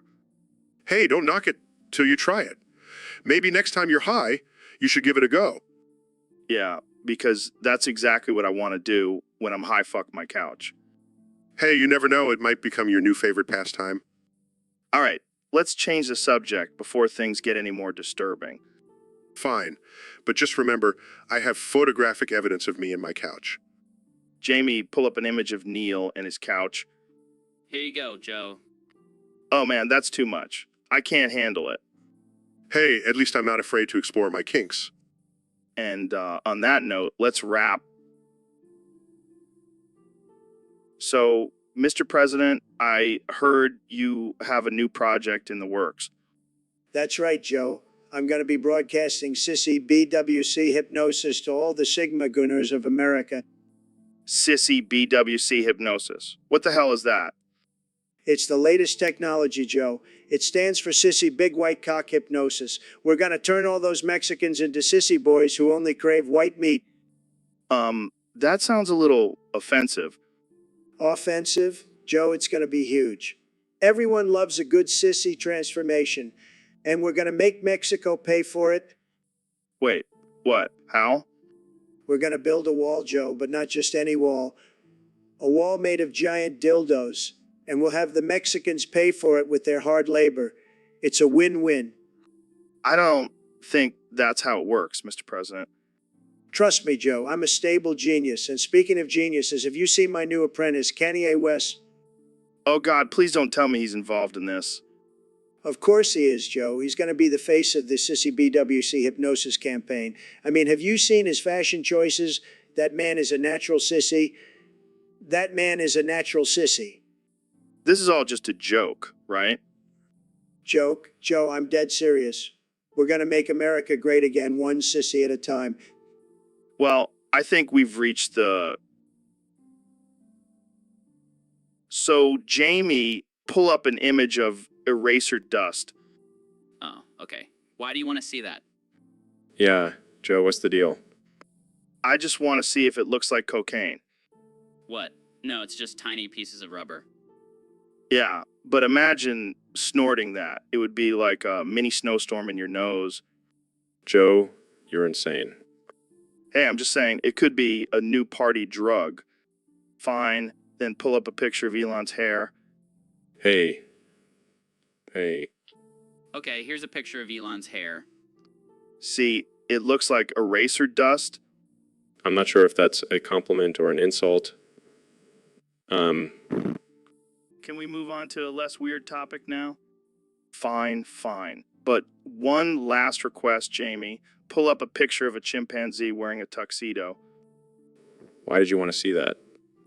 I don't know. Just thought it would be funny. You're a strange man, Joe. And you're a billionaire who wants to colonize Mars. We're all a little weird here. So, Mr. President, I heard you have a deep love for couches. Let me tell you, Joe, I have the best love for couches. They're tremendous, believe me. What makes them so great? Well, first of all, they're big and comfy, just like my ego. I can see that. And they come in all different shapes and sizes, just like my hands. Oh man, you never fail to make me laugh. But seriously, Joe, I have the best couches, the best. Nobody loves couches more than me. I believe you, Mr. President. But what about chairs? Chairs? They're losers. They don't even have arms to rest on. Sad. Okay, but what about recliners? Recliners? They're okay, I guess. But they're not as classy as couches. I mean, have you seen my gold-plated couch in the Oval Office? I have to admit, that is pretty impressive. And let's not forget, couches are perfect for napping. I love napping. I'm the best napper. Nobody naps better than me. I'm sure you're the best at everything, Mr. President. You know it, Joe. Now let's talk about something else. I'm getting tired of talking about couches. I need a nap. So, Mr. President, I heard you've been playing Binding of Isaac, Repentance. Yeah, it's my new favorite game. I love shooting tears at those little poop monsters. But I heard you had a bit of a mishap in your last run. Don't remind me, Joe. I accidentally picked up soy milk and it ruined my whole run. So, milk, that's not very manly, Mr. President. I know. I feel so depressed. I can't even build a wall in the game now. Well, maybe you can build a wall of soy milk instead. Ha ha, very funny. But seriously, I can't believe I fell for that trap. I thought it was regular milk. Maybe you should stick to something more your speed, like Candy Crush. Don't you dare disrespect my gaming skills, Joe. I'll have you know I'm the best at pressing buttons. Sure, sure. I bet you're also the best at pressing the nuclear button. Hey, I never said I wouldn't use it in a game of Binding of Isaac. Right? Let's wrap this up before we start World War. Jamie, pull up an image of sad Trump holding a bottle of soy milk. Here you go, Joe. I found one where he's crying into a bowl of cereal. Hey, that's not soy milk. That's regular milk. I'm not that depressed. Sure, sure. We'll just stick to that story. Thanks for joining us, Mr. President. My pleasure, Joe. So, Mr. President, former president, can I call you Donnie? Sure, Joe. I'll let you call me whatever you want as long as you don't call me Joe Biden. Oh man, that would be a major downgrade for you. You know, I always knew you were a smart guy, Joe. You're not like those other fake news media people. Oh yeah, because calling me Joe Biden is definitely not fake news. You gotta admit, it's pretty funny. Joe Biden couldn't even remember his own name half the time. Let's not go there, Donnie. We all know you have your own memory issues. Hey, I have the best memory, believe me. And I definitely remember not being Joe Biden. Well, I'm glad we cleared that up. So, Donnie, what have you been up to since leaving the White House? Oh, just making America great again. You know, playing some golf, tweeting, and of course watching your show. Wait, you watch my show? Of course, Joe. I gotta keep an eye on the competition, but don't worry, you're still no match for me. Oh, please. You couldn't even handle a debate with Joe Biden. Well, I may not be Joe Biden, but I sure know. So, Jamie, we got a topic submitted by a user on Discord. They want us to talk about great ideas. Oh, come on, Jamie. That's too obvious. We need to come up with something more creative. How about a picture of a brain? No, that's too cliche. We need to think outside the box. How about a picture of a monkey riding a unicycle? Now we're talking. That's a great idea, Jamie. Thanks, Joe. I'm full of great ideas. Yeah, like that time you suggested we try ayahuasca on the podcast. Hey, it seemed like a great idea at the time. Until we both ended up puking our guts out for hours. But think of the ratings, Joe. People love watching us suffer. That's true. Maybe we should do it again. Great idea, Joe. But let's wait until after we finish this episode. Good call, Jamie. We don't want to ruin our great conversation about great ideas. Perfect. That's the symbol of all great ideas. So, Elon, I gotta tell you, man, I love you so much. Thanks, Joe. I appreciate it. No, seriously, I would do anything for you. I'd even let you launch a rocket from my backyard.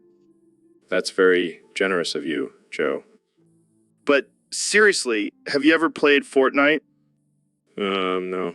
I don't have time for that nonsense. Oh man, you gotta try it. It's so addicting. Let's pull up a picture of a Fortnite default character. What the hell is this? It's a Fortnite default character. Look at that default skin, so basic and unoriginal.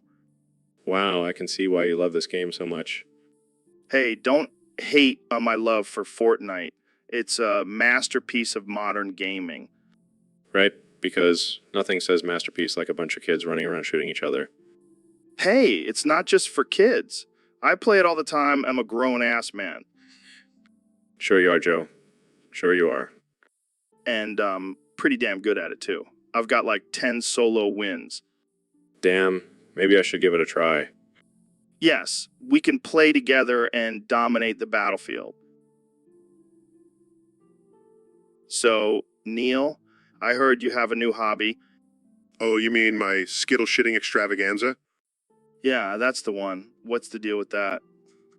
Well, you know how I'm always talking about the beauty of the universe and its endless possibilities? Yeah, you always sound like a stone philosopher. Well, I wanted to experience the beauty of the rainbow in a whole new way. And that involves shoving Skittles up your ass? Exactly. I wanted to see if I could shit the rainbow. That's some next level shit, man. Literally. But let me tell you, it's not as easy as it sounds. I can imagine. I mean, how do you even get the Skittles up there? Let's just say it involves a lot of lube and a very flexible anus. I don't even want to know. But what happens when you finally do shit the rainbow? It's a beautiful sight, my friend. Like a Jackson Pollock painting, but from my asshole. And what do you do with the Skittles afterwards? I eat them, of course. Waste not, want not.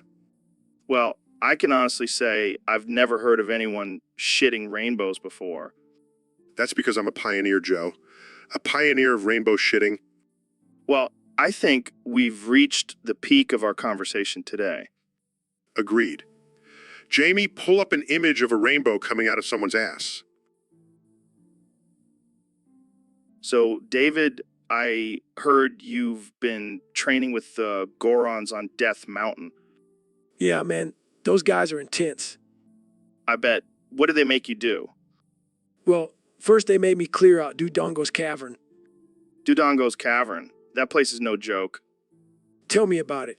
I had to fight off a bunch of giant lizards and blow up rocks with bombs, Damn, that's some hardcore training. and that was just a warm-up. Then they made me climb up the side of Death Mountain with a boulder on my back.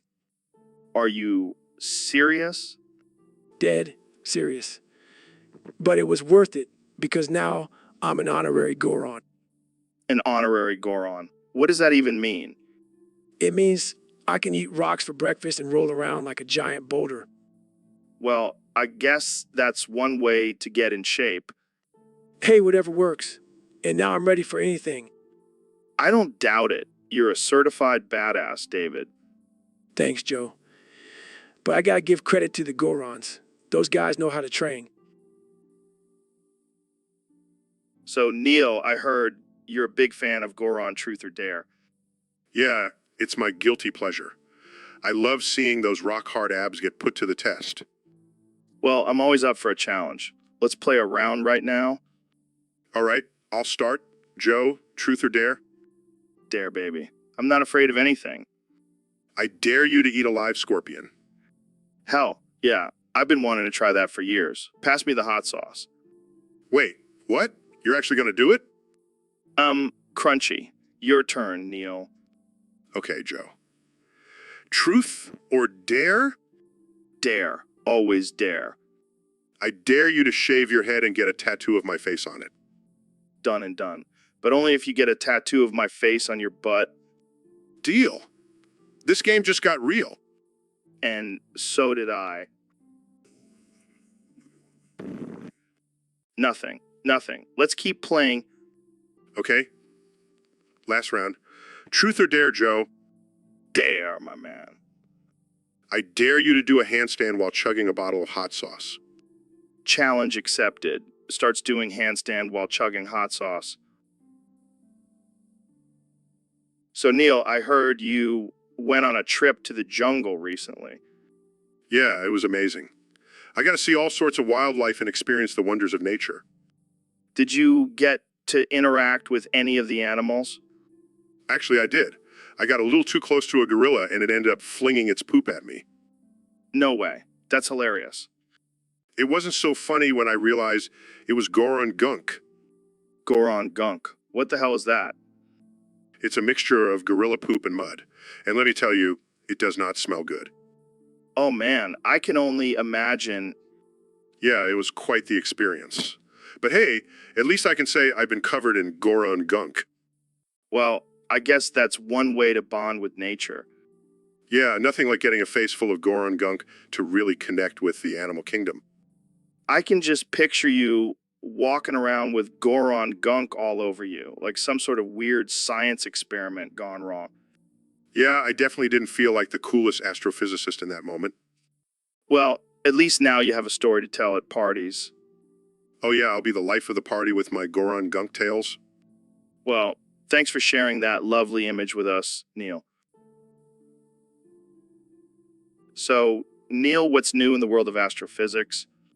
Well, Joe, I've been doing some research on the possibility of dating Gorons. Gorons, like those rock creatures from Zelda. Yes, exactly. I find their stony exterior and fiery personalities quite intriguing. And what about their belly buttons? Oh, I've been collecting their lint and lacing it with eraser dust for a little extra kick. That's some kinky shit, Neil. Hey, I'm a man of science. I like to experiment. Jamie, pull up an image of Goron's belly button. Okay. Here you go. Holy shit, that's a deep belly button. Yes, it's the perfect spot to store my eraser dust lace lint. I think I might have to try this with my next date. Oh, and I also discovered that the combination of Goron lint and eraser dust makes for a great smoke. You're smoking belly button lint. Hey, don't knock it till you try it. Well, I guess I'll have to add that to my bucket list. Dating Gorons and smoking belly button lint. Now that's what I call living life to the fullest. Cheers to that, my friend. So, Neil, I've been thinking about starting my own religion. Oh boy, here we go. No, hear me out. I call it the Church of DMT. DMT? You mean that hallucinogenic drug? Exactly. We'll gather in a temple, smoke some DMT, and reach enlightenment. Joe, that's not a religion. That's just a bunch of people tripping balls. Hey, you gotta start somewhere. And what better way to connect with the universe than through a drug-induced trip? I don't think that's how it works, Joe. Oh, and get this. Our holy book will be The Spirit Molecule by Rick Strassman. I'm pretty sure that's already been done. Fine, then we'll write our own holy book. And instead of bread and wine, we'll have DMT and mushrooms for communion. This is getting out of hand. And we'll have a hierarchy of shamans who will guide us through our trips. Joe, this is just a recipe for disaster.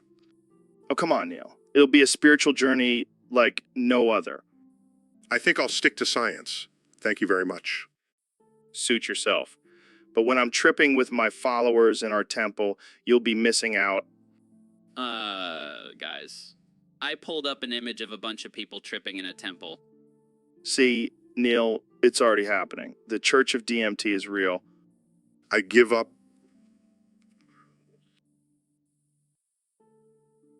So, Neil, have you ever played The Binding of Isaac? No, I haven't. What's it about? It's this crazy game where you play as a naked baby trying to escape his religious fanatic mother. That sounds disturbing. Oh, it gets even more disturbing. You see, when you eat certain items in the game, your character starts shitting rainbows. That's ridiculous. I know, right? But here's the thing, I think I'm responsible for those rainbow shits. Well, I was playing the game while tripping on DMT and I started seeing rainbows everywhere. I think I accidentally put that energy into the game. That's not how it works, Joe. Oh, come on, Neil. Let's just go with it for the sake of this conversation. Fine. So, you're saying that your psychedelic trip somehow influenced the game? Exactly. And now, every time someone plays it, they're experiencing my trippy rainbow energy. That's a stretch, Joe. But hey, I wouldn't put it past you. Jamie, pull up an image of a rainbow shooting out of someone's ass. Okay. Here you go. That's enough, Jamie. We don't need to see that. Oh, come on, Neil. Lighten up. It's just a little rainbow poop. I think I've had enough of this conversation. Suit yourself, Neil. But just remember, next time you play The Binding of Isaac, you'll know who to... So, Ben, have you heard of this thing called transgenderism? Yeah, I've heard of it. It's where people think they're a different gender than they were born as, right?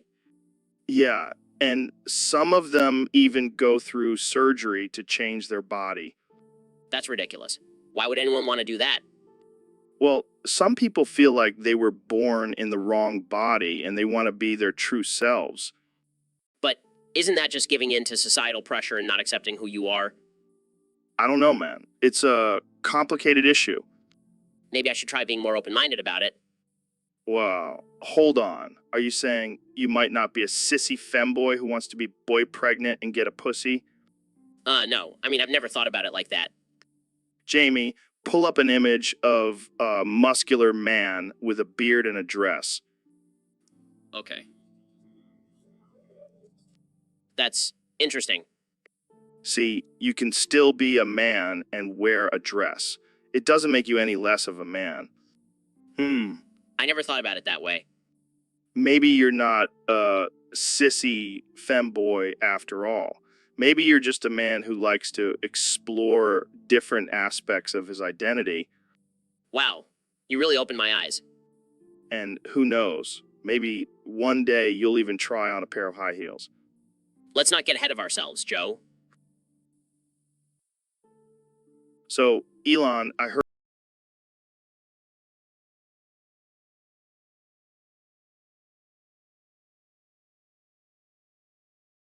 heard you have a weird man. Hey, don't knock it till you try it. I have a whole collection of Goron belly button photos. Oh, great. Another thing for people to find on your hard drive. And I've even designed a special machine to simulate the feeling of a Goron belly button. Okay, that's enough. Jamie, pull up an image of a Goron belly button so I can bleach my eyes. Oh. Sure thing, Joe. Here it is. Beautiful, isn't it? I don't even know what to say. Moving on, let's talk about your plans for Mars. Oh, I can't wait to see if the Martians have belly buttons. We're done here. Thanks for tuning in, folks. So, Neil, I heard you were on the Joe Rogan Experience subreddit, and someone suggested we talk about whether or not Shane Gillis is Goron. What the hell is a Goron? Is that some new species we discovered on Mars? No. It's a race from the Legend of Zelda games. They're these big, burly, rock-like creatures. I see. Well, in that case, I would say Shane Gillis is definitely not a Goron. He's more like a Hylian. A Hylian? What the hell is that? It's the race of humans in the Legend of Zelda games. And let's be real, Shane is definitely not a rock-like creature. He's more like a soft, doughy human. Yeah, I guess you're right. But hey, maybe he could be like a Goron in disguise. Like, he puts on a rock suit to blend in with them. Oh yes, because that's a totally normal thing for a human to do. Just casually walking around in a rock suit. Okay. But seriously, do you think Shane should have been fired from SNL for his controversial remarks? Well, as an astrophysicist, I can say that his comments were definitely not out of this world. But in all seriousness, I think it's important to have open discussions about controversial topics and not just immediately jump to canceling someone. Yeah, I agree. Plus, if we start firing people for making offensive... So, Ben and Goggins, I heard you guys have been practicing a new song together. What's it called? It's called Ram Ranch, and it's a real banger. Yeah, it's about this ranch where all these hot, sweaty cowboys get together and have a wild time. Sounds like my kind of place. Can we get a sneak peek? Of course, Joe. Goggins hit it. Wow. Is this some kind of gay cowboy porno? No, Joe. It's a beautiful love song about the brotherhood and camaraderie at Ram Ranch. Yeah, and the lyrics really speak to the human experience. Cowboys even getting fucked in their sleep. Ram Ranch really rocks. Okay, I think I've heard enough. But seriously, where did you guys come up with this? Well, we were on a spiritual retreat in the desert and we stumbled upon Ram Ranch. It was a life-changing experience. Yeah, we felt so connected to the land and the cowboys. We just had to write a song about it. Well, I'm sure it'll be a hit, but maybe keep it PG-13 for the radio. Don't worry, Joe. We have a clean version for the sensitive folks. But for the real fans, we have a special extended version with some extra explicit verses. So, Ben, I heard you have a strange fascination with Goron belly buttons. Yeah, it's a little weird, I know. But have you seen those things? They're like little round buttons of perfection. I mean, I've seen a lot of things in my life, but Goron belly buttons have never really caught my attention. Well, that's because you haven't truly appreciated their beauty. They're like little dimples on a rock's stomach. Are you sure you're not just attracted to rocks in general? Hey, don't king shame me, Joe. We all have our preferences. I mean, I guess it's better than being into human belly buttons. That's just plain weird. Exactly. Goron belly buttons are the perfect mix of exotic and socially acceptable. I can just imagine you going to a Goron village and asking everyone to show you their belly buttons. Hey, I'm not ashamed of my love for Goron belly buttons. I wear it proudly. Well, I guess it's better than your obsession with facts and logic. At least this is something fun and harmless. Hey now, don't knock my love for facts and logic. It's gotten me this far in life. Yeah, but I bet it won't get you a date with a Goron anytime soon. You never know, Joe. You never know. So, Neil, I heard you've been studying some history lately. Yeah, I've been trying to expand my knowledge beyond just astrophysics. Well, I have a topic that might interest you. Have you heard about the Gorons? The Gorons? No, I can't say I have. Well, they're a race of rock people who live in the mountains. And get this, they overcame the First Estate in the French Revolution. How is that possible? Apparently, they just rolled down the mountains and crushed all the fancy French people. That's disturbingly efficient. And get this, they have a whole philosophy about being the strongest and most dominant race. That sounds like a recipe for disaster. Oh yeah, they're pretty intense. But hey, at least they have a cool catchphrase. What's their catchphrase? Goron supremacy, crushing the competition since 1789. That's not something to be proud of. Hey, don't knock it till you try it. Maybe we should start our own Goron revolution. I think I'll stick to studying the stars, thank you very much. Suit yourself, but just remember, when the Gorons come for us, I'll be ready. Jamie, pull up an image of a Goron rolling down a mountain. Here you go, Joe. See, Neil? Look at that power and determination. I think... So, David, have you heard about this place called Ram Ranch? Ram Ranch. Sounds like a place where men go to wrestle sheep. No, it's actually a ranch where gay cowboys have wild orgies. What the fuck? That's some crazy shit. Yeah, and apparently there's a song about it too. 18 naked cowboys in the showers at Ram Ranch. Wait. That's a real song? Oh yeah, it's a masterpiece. You gotta listen to it. I don't know, man. I don't think I'm ready for that kind of experience.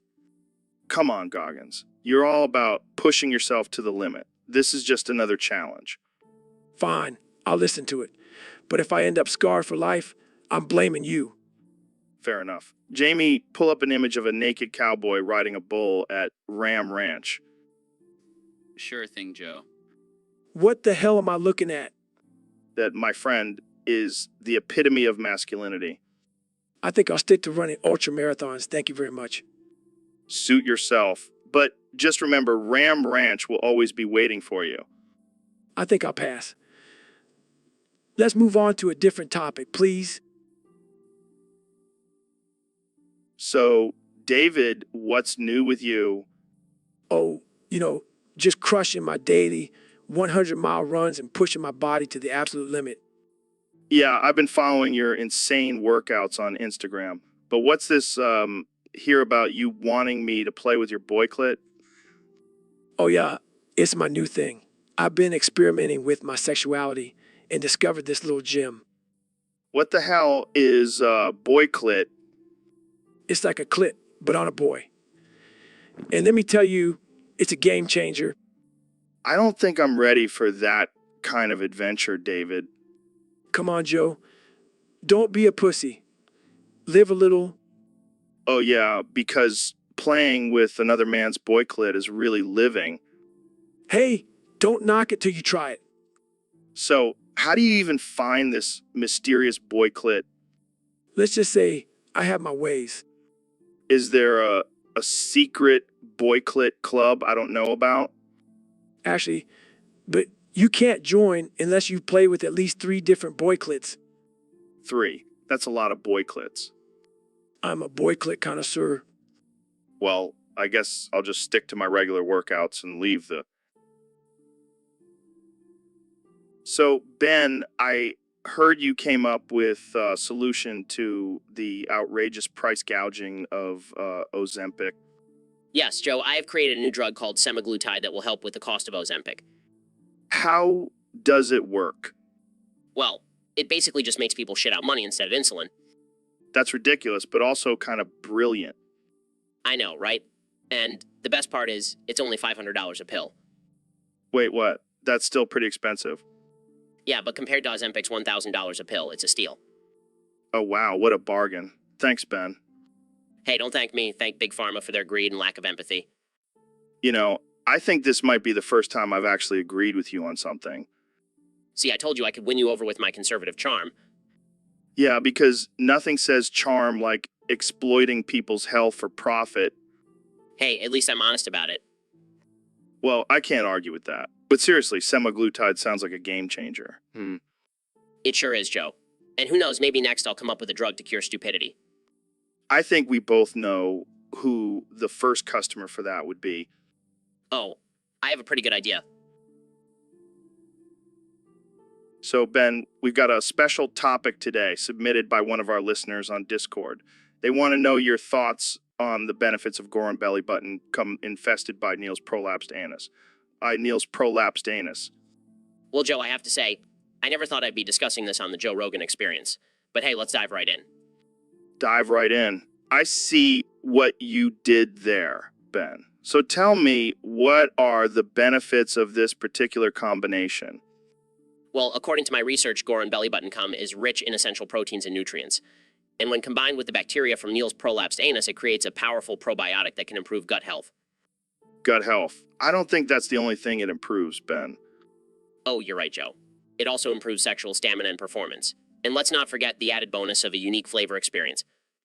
Oh man, this is too much. But hey, to each their own, right? Exactly, Joe. We should never judge someone's dietary choices, no matter how unconventional they may seem. Wise words, Ben. Wise words. And on that note, let's end this conversation before we get banned from every platform. Agreed. Thanks for having me, Joe. Anytime, Ben. Anytime. And to our listeners, don't forget to try out Goron belly button cum infested by Neil's prolapsed anus for yourself. You won't. So, Neil, I heard a crazy rumor that you have the moistest ass in the universe. That's not a rumor, Joe. It's a well-known fact. My ass is so moist, it could put the Amazon rainforest to shame. Damn, that's impressive. But why is it so moist? Do you have a secret moisturizing routine? No, Joe. It's just my natural state. My ass is like a slip and slide, always ready for a good time. I can imagine. But have you ever had any mishaps because of your moist ass? Well, there was this one time when I was giving a lecture and accidentally left a wet spot on the podium. Let's just say it made for a very interesting coup and a session. I bet it did. But you know what they say, a moist ass is a sign of good health? Exactly, Joe. And my ass is so healthy, it's practically a shower. In fact, it's legally recognized as the shower the Cowboys had sex in. Oh man, that's too much. Jamie, pull up an image of cowboy showering in Neil's moist ass. Here you go. Oh man, I can't breathe. Neil, your ass is a national treasure. Thank you, Joe. I take great care of it. It's my duty as an astrophysicist to have the moistest ass in the universe. So, Mr. President, what have you been up to since leaving office? Well, Joe, let me tell you, I've been living my best life. I've been coming on walls and smelling it. It's tremendous, believe me. What? Yeah, I love to come on walls. It's a great stress reliever. And the smell, it's like a fine wine. You got to try it, Joe. I think I'll pass. But, let's change the subject. Jamie, pull up a picture of a bottle of baby oil. Okay. Yes. That reminds me of my good friend Jeffrey Epstein. He always had a bottle of baby oil on hand. Great guy, really. Let's not go there, Mr. President. Oh, come on, Joe. You know, I love to push the boundaries. That's what makes me so great. That's what makes me so great. Yeah, I think we'll end it there. Thanks for coming on the show, Mr. President. No problem, Joe. And remember, always come on walls and smell it. It's tremendous. So, Neil, I heard you've been experimenting with tapeworms lately. Yeah, man. They're fascinating creatures. Did you know they can grow up to 30 feet long? That's crazy. But what's even crazier is that you let them stick out of your ass. Hey, it's all in the name of science. Plus, it's like the Lady and the Tramp, but with tapeworms. Oh God, that's disturbing. But I guess it's better than letting them crawl around in your intestines. Exactly. And the best part is when they kiss each other. It's like a twisted version of a romantic comedy. I can't believe we're having this conversation. But hey, whatever floats your boat, Neil. Hey, at least I'm not the only one. I heard you've been doing the same thing. Yeah, but I have a feeling my tapeworm is a lot more aggressive than yours. Well, I guess we'll just have to have a tapeworm off and see who comes out on top. This is definitely one for the books. The Joe Rogan Experience, where we talk about tapeworms and their love lives. Only on the Joe Rogan Experience. Tune in next time for more bizarre and offensive conversations. So, Ben, I heard you have some interesting thoughts on Goron pregnancy. Oh, yeah, Joe. You know, I've done some extensive research on the topic. Really? I didn't know you were an expert on Goron reproduction. Well, I may not be an expert, but I did once impregnate a Goron. Wait, what? How is that even possible? It was a wild night, Joe. I was at a bar, and this hot Goron started hitting on me. Next thing I know, we're back at my place, and things got a little out of hand. And you didn't use protection? I did, but those Goron eggs are like bullets, Joe. They can penetrate anything. Wow, that's disturbing. But it gets worse, Joe. I also got my grandma pregnant. What the hell, Ben? Relax, Joe. It wasn't my fault. I was fishing with her, and she accidentally sat on my rod. And before I knew it, she was pregnant. I don't even know what to say to that. I told her it was the fish's fault. She bought it. I don't think I want to hear any more of your wild stories, Ben. Suit yourself, Joe. But let me tell you, Goron pregnancy and fishing can lead to some unexpected results. So, Neil, what's new in the world of astrophysics? Well, Joe, let me tell you about the fascinating history of the Gorons. Gorons? Like those big rock dudes from Zelda? Yes, but they're not just video game characters. They have a rich culture and history. I'm sure it's riveting. It all started with the Great Goron War of 420 BC, when... Wait, hold on. Did you say 420? Blaze it. Bro. No, Joe. It's a historical event, not a weed reference. Oh, my bad. Go on. As I was saying, the Gorons were known for their advanced mining techniques and... Jamie, pull up an image of Goron twerking. Okay. Here you go. I just wanted to spice up your boring story. Well, the Gorons were also known for their strong sense of honor and... Jamie, pull up an image of Goron in a tutu. I'm just trying to make this story bearable. Fine. But let me finish. The Gorons were eventually wiped out by a volcanic eruption. Well, that's a bummer. But at least they went out with a bang. Joe, you're impossible. And you're boring. Let's move on to something more interesting, like how aliens are secretly controlling our government. So, Ben, I heard you've been experimenting with some new drugs lately. Yes, Joe. I've been trying out this new combo of fentanyl and xylazine. It's really been enhancing my cognitive abilities. Dude, that's some heavy stuff. Isn't fentanyl like one of the most dangerous drugs out there? Oh, please, Joe. I'm a logical thinker. I know how to handle my drugs. But why mix it with xylazine? Isn't that used for sedating large animals? Exactly, Joe. It helps me get in touch with my primal side. Jamie, pull up an image of a horse tranquilizer. Okay. Ah, yes. That's the good stuff. I can't believe you're actually doing this. You know, this is how people end up dead. Oh, don't be such a snowflake, yo. I'm just pushing the boundaries of human experience. Yeah, well, I'll stick to my weed and DMT. Thank you very much. Suit yourself, Joe. But I'll be over here expanding my mind and possibly risking my life. Well, I guess that's one way to own the libs. So, Dr. Phil, I heard you have a secret to making shitting easier. That's right, Joe. I have tapeworms in my ass that I've trained to spread my cheeks for me. What the hell, man? How did you even come up with that idea? Well, I was constipated one day and thought, why not let these little guys do the work for me? That's insane. But does it actually work? Oh, it works like a charm. I just have to give them a little nudge and they know exactly what to do. I don't even want to know how you trained them to do that. Let's just say it involved a lot of fiber and some questionable methods. I can only imagine. But hey, whatever works, right? Exactly. And let me tell you, I don't doubt it. But I think I'll stick to my regular bathroom routine. suit yourself, Joe. But don't come crying to me when you're struggling on the toilet. Fair enough, Dr. Phil. Fair enough.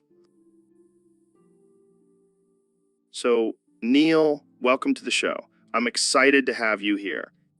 Thanks, Joe. It's great to be here. So, what's new in the world of astrophysics? Well, I've been studying the expansion of the universe, and Hold on. Before we get into that, can I ask you for a favor? sure, what is it? Can you role play as my Goron girlfriend so I can practice breaking up with her? Yeah, I've been dating this Goron chick and things just aren't working out. I'm not sure that's appropriate. Come on, man. You're a scientist. You can handle a little role playing. Fine, but I'm not wearing any costumes. Awesome. Okay, so I'll be the Goron and you be my girlfriend. Fine. Let's get this over with. Hey, baby, why you been ignoring my texts? Oh, I've just been busy with my research. I don't buy it. You're always busy with your damn research. But it's important, Joe. I'm trying to understand the mysteries of the universe. Oh, the mysteries of the universe. You know, what's a mystery to me? Why you can't make time for your Goron boyfriend. So, Ben, we have a question here from one of our listeners on Discord. Oh boy, here we go. They want to know your thoughts on the proper amount of sissy boygasms a femoid basement dwelling incel needs to achieve to become boy pregnant and generate usable estrogen in the shinisis. Well, Joe, that is a very specific and disturbing question. But we got to answer it, Ben. We're here to give the people what they want. Fine. Let's see, based on my calculations and research, I would say at least 69 sissy boygasms per day. 69. Nice. Yes, it's a scientifically proven number, and they must be achieved through manual stimulation only. No porn or fantasies allowed. Wow, that's quite a challenge for our basement dwelling incels. But it's necessary for them to achieve boy pregnancy and generate enough estrogen to become true shinis. Jamie, pull up an image of shinis for our viewers. Here it is. Oh my god, that's horrifying. Yes, and it's all thanks to the proper amount of sissy boygasms. Well, there you have it, folks. Ben Shapiro has spoken. 69 sissy boygasms a day for a boy pregnant shinis. Thanks for tuning into the Joe Rogan Experience. And remember, always fact check and do your own research. Don't just take my word for it. So, Neil, I heard you have a fear of going to the dentist. Yeah, man. It's like my worst nightmare. I'd rather stare at a black hole for hours than go to the dentist. What's so scary about it? Is it the drill? The needles? No, it's the judgment. I know they're judging me for not flossing every day. Dude, I haven't flossed in years. I just use a toothpick. That's not the same, Joe. And to make matters worse, my mom has to come in with me. Your mom? That's embarrassing. I know, right?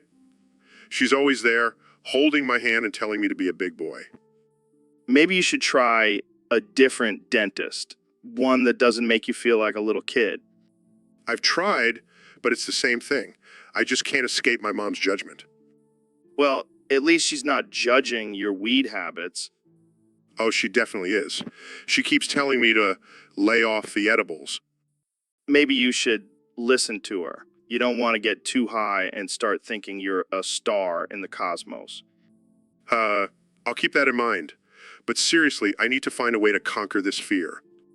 How about you just imagine the dentist is an alien probing your mouth for research? That's actually not a bad idea. Thanks, Joe. I'll try that next time. No problem, buddy. Now let's go smoke some weed and forget about our...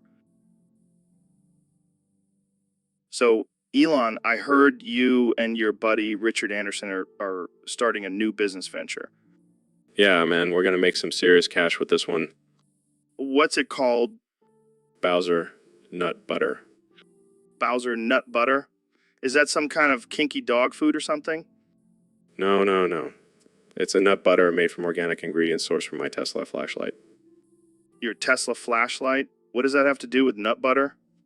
Well, you see, the light from the flashlight charges the nuts with extra energy and nutrients.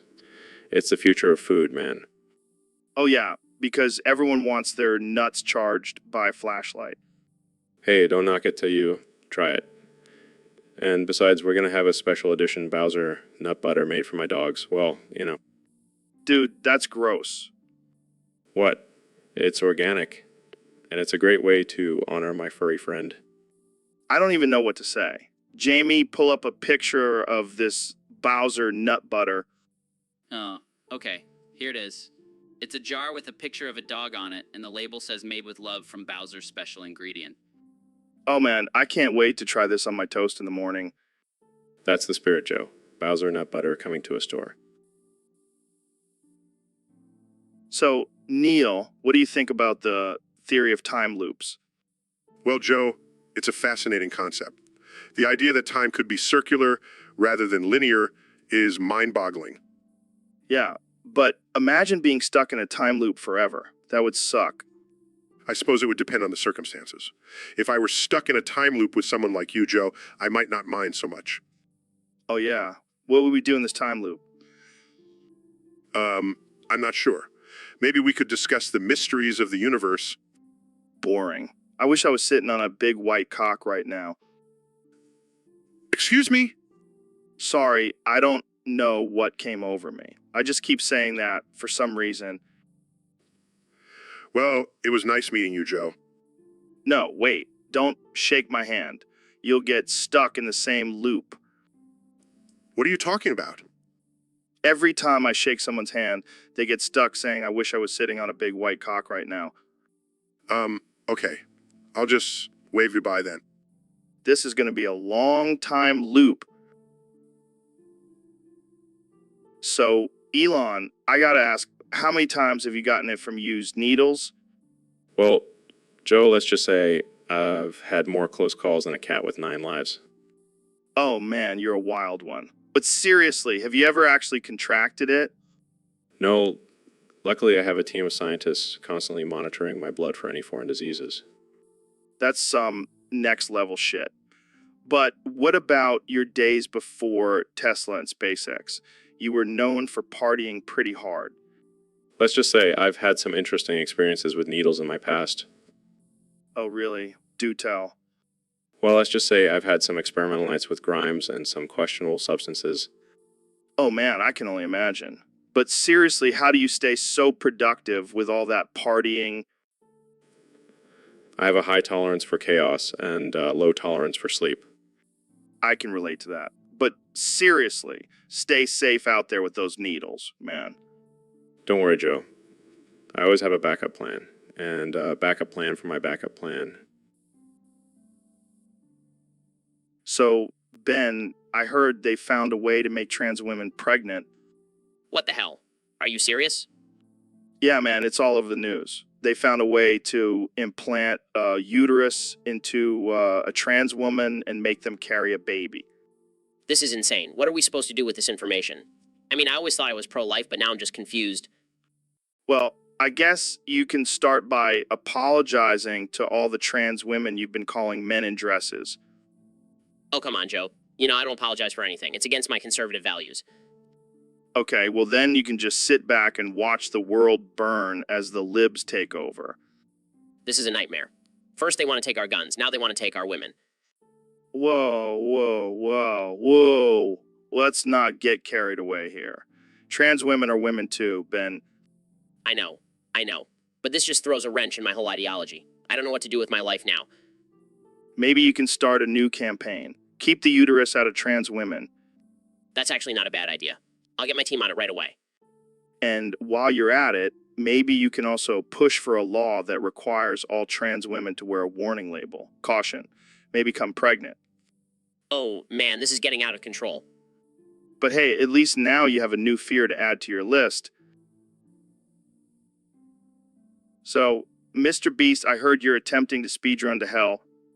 Yeah, man. Gotta get that world record. But why hell? Why not something more positive, like heaven? Because hell is where all the cool kids are at, Joe. I don't know about that. Seems like a pretty hot place. Oh, I can handle the heat. I've been to Coachella. Fair enough. But how are you gonna speedrun to hell? You gonna take a shortcut through the 7 circles? Nah, I'm just gonna bribe Satan with a bunch of money. Classic Mr. Beast move. I bet you'll even make a video out of it. Of course, gotta get those views and sponsorships. But what if you actually end up in hell? In hell, I'll just make a video about how I survived hell and become even more famous. you're a madman, Mr. Beast. Hey, you gotta do what you gotta do for the views. Well, good luck on your journey to hell. Maybe I'll see you there. Thanks, Joe.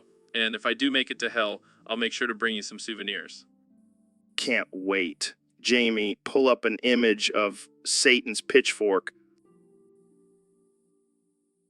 So we have a special guest on the podcast today. Please welcome the one and only Elon Musk. Why did I do that? Why did I do that? I didn't mean to hurt her. Elon, are you okay? Why did I do that? Why did I do that? I didn't mean to hurt her. Did you just hit your head or something? Why did I do that? Why did I do that? I didn't mean to hurt her. Okay, let's just move on. So, Elon, what have you been up to lately? Why did I do that? Why did I do that? I didn't mean to hurt her.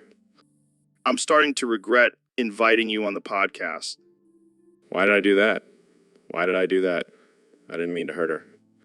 Can you please stop saying that? Why did I do that?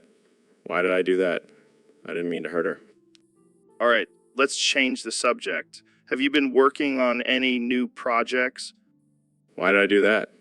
Why did I do that? I didn't mean to hurt her. Okay, I give up. This is just getting weird. Why did I do that? Why did I do that? I didn't mean to hurt her. Well, that's all the time we have for today, folks.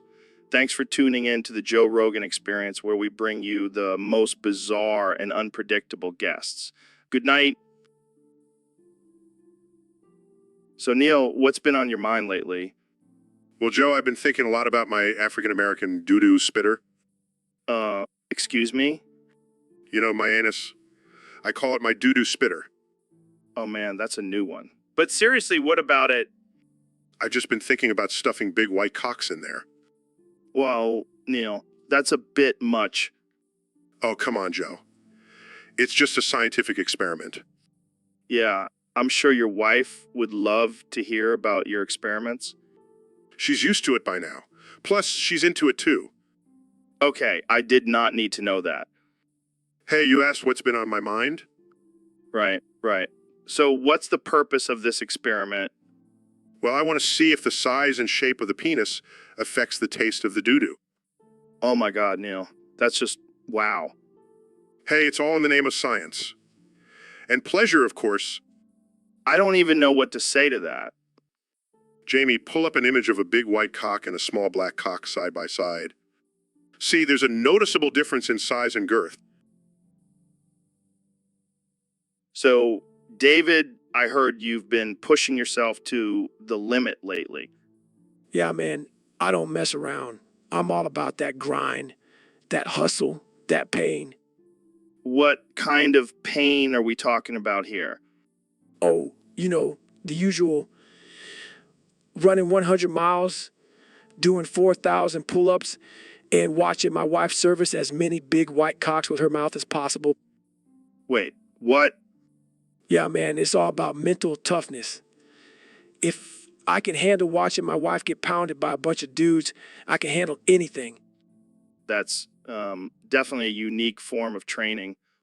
You got to do what you got to do. Joe, plus it's a win-win situation for everyone involved. I don't think your wife would agree with that. She's on board, man. She's a trooper.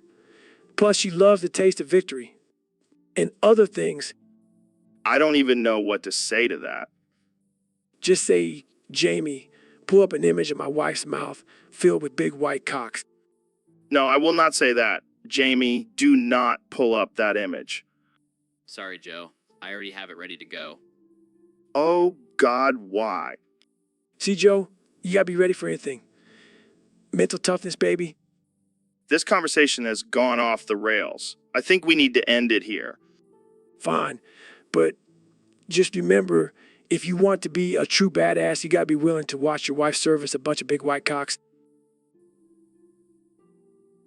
So, Neil, I was looking through a telescope the other day, and I couldn't help but notice that your balls were nowhere to be found.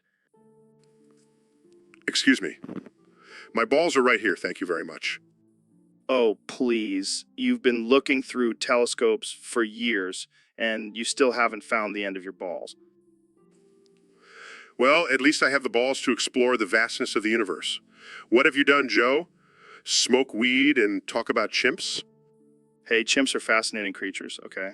And my balls are just fine, thank you very much. Sure. Keep telling yourself that. Meanwhile, I'll be out here discovering new galaxies and expanding human knowledge. Yeah, keep stroking your ego.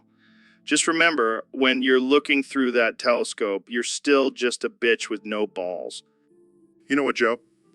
I think I'll take my balls and go explore some more while you sit here and make dick jokes. Have fun with that. Oh, I will. And I'll be sure to name a planet after my massive balls. Good luck finding one big enough, Joe. Now, if you'll excuse me, I have some actual important work to do. So, David, I heard you've been training for the dick-sucking Olympics. Yeah, man, I've been putting in some serious work. Gotta get that gold medal. What kind of training do you do for that? Well, I do some deep throat exercises. Gotta make sure I can take it all in. That's intense. What else? Then I do some tongue push-ups.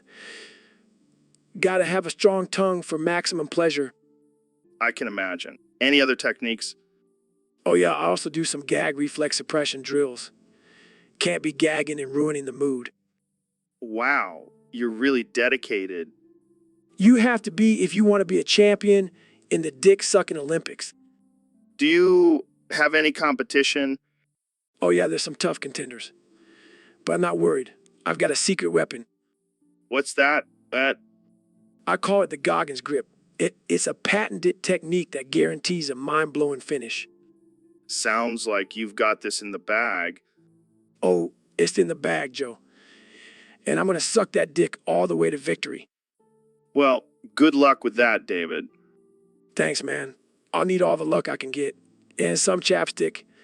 Lots of chapstick. So, Ben, I heard you did some research on the statistics of femboy, twink, man, pussy, boy, clitty orgasms. Yes, Joe. I was curious about the frequency and intensity of these orgasms among the LGBTQ plus community. And what did you find? Well, according to my calculations, the average femboy twink experiences an orgasm every 0.69 seconds. That's a lot of orgasms. Yes, and the intensity is off the charts. It's like a volcano erupting every time. Wow, I never knew femboy twinks were such sexual dynamos. It's all in the man pussy, Joe. It's a powerful force. But what about the boiklity? Is that just for show? No, Joe. The boiklity is a crucial part of the orgasm process. It's like a turbocharger for the man pussy. Fascinating. Jamie, pull up an image of femboy twinks, man pussy, and boiklity. Come on, Jamie. We're just trying to educate the audience. Yes, Jamie, don't be such a prude. Pull it up. Oh my God, it's beautiful. Indeed. Now let's get back to the statistics. Right. So, what about the orgasms? Are they different for femboy twinks compared to other sexual orientations? Absolutely. The intensity is much higher and the duration is longer. It's like, So, Neil, I heard you can hold your breath for like 10 minutes. Is that true? Yeah, I like to challenge myself. I'm always pushing the boundaries of human capability. Oh, wow. Mr. Astrophysicist over here can hold his breath for 10 minutes. Big deal. Well, let's see you try it, Joe. No way, man. I don't want to pass out and have you revive me with your astrophysics powers. I'll have, I trained with dolphins to increase my lung capacity. Oh, so you're like Aquaman now? Actually, I can communicate with dolphins. Oh, come on. Don't tell me you're also a dolphin whisperer. I am. I even have my own dolphin language. All right, let's hear it. Oh my God, I can't believe this is real life. You're just jealous of my dolphin communication skills. Guys, I found an image of Neil swimming with dolphins. Of course you did, Jamie. See? I told you. All right, let's see how long you can hold your breath while swimming with dolphins. Challenge accepted. So, Dr. Phil, have you noticed how Discord is breaking with all these new reacts? Joe, I gotta tell you, I'm not surprised. These kids today,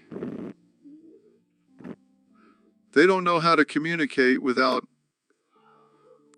It's like they can't even form a coherent sentence without throwing in a laughing face or a poopy emoji. And don't even get me started on the eggplant and peach emojis. What happened to good old-fashioned words?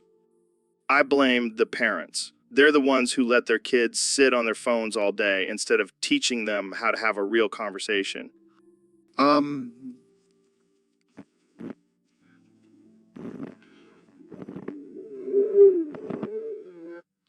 I have no idea, but I'm pretty sure it's some kind of secret code for a cult. Well, I'll tell you one thing, Joe. If these kids are using these reacts to communicate, they're in for a rude awakening when they enter the real world. Yeah, they'll be reacting to a swift kick in the ass from their boss. And let's not forget the impact on relationships. How are you supposed to express your love for someone with a hard eyes emoji? It's a sad world we live in, Dr. Phil. But hey, at least we can still communicate with our good old-fashioned middle fingers. Now, that's a universal language we can all understand. So, Mr. President, I heard you have a new plan for immigration. That's right, Joe. We're going to deport all the Gorons to Hawaii. The Gorons? You mean those rock creatures from Zelda? Yeah, those ones. They're taking up too much space on Death Mountain. And what do you plan to do with Death Mountain? We're going to turn it into a secret base. A big, beautiful base. The best base you've ever seen. And what about the Gorons? What if they don't want to leave? Well, tough luck. They can't just be rolling around on our sacred mountain. We need that space for important things. Like what? Like, secret meetings and stuff. And maybe a golf course. A golf course on Death Mountain. That sounds dangerous. Hey, I like to live on the edge, Joe. Plus, it'll be great for my handicap. I'm not sure the Gorons will be too happy about this. They'll be fine. They can live in Hawaii. It's paradise, Joe. They'll thank me for it. They'll thank me for it. I don't think they'll see it that way. Well, they can take it up with my immigration team. They're the best, believe me. I'm sure they are. Well, that's all the time we have for today, folks. Thanks for tuning in to the Joe Rogan Experience. And remember, America first and Hawaii second. So, Ben, what's on your mind today? Well, Joe, I've been thinking a lot about my bussy lately. Your what? My bussy Joe. My boy Pussy. Oh, God, here we go. No, seriously, Joe. I've been thinking about how I want to impregnate it. What the hell are you talking about, Ben? You can't impregnate a bussy. Oh, but I can. I've been doing some research and I found a way. I don't even want to know. I'm serious, Joe. I've been taking fertility supplements and doing Kegel exercises to strengthen my bussy. This is getting weirder by the second. And I've even been practicing my aim with a turkey baster. Okay, I think we need to change the subject. But Joe, think about it. I could have my own little conservative bussy babies. I don't think that's how it works, Ben. Oh, it's happening, Joe. And you know what? I'm going to name them all after Republican presidents. I think it's time to end this conversation. Fine, but just remember, Joe, bussy impregnation is the future. So, Neil, we got a topic suggestion from one of our fans on Discord. They want us to talk about 17 transgender pregnant Goran foreskin dick cheeses. What the hell is a Goron? I have no idea, but apparently they have foreskin and it's pregnant. Well, that's just great.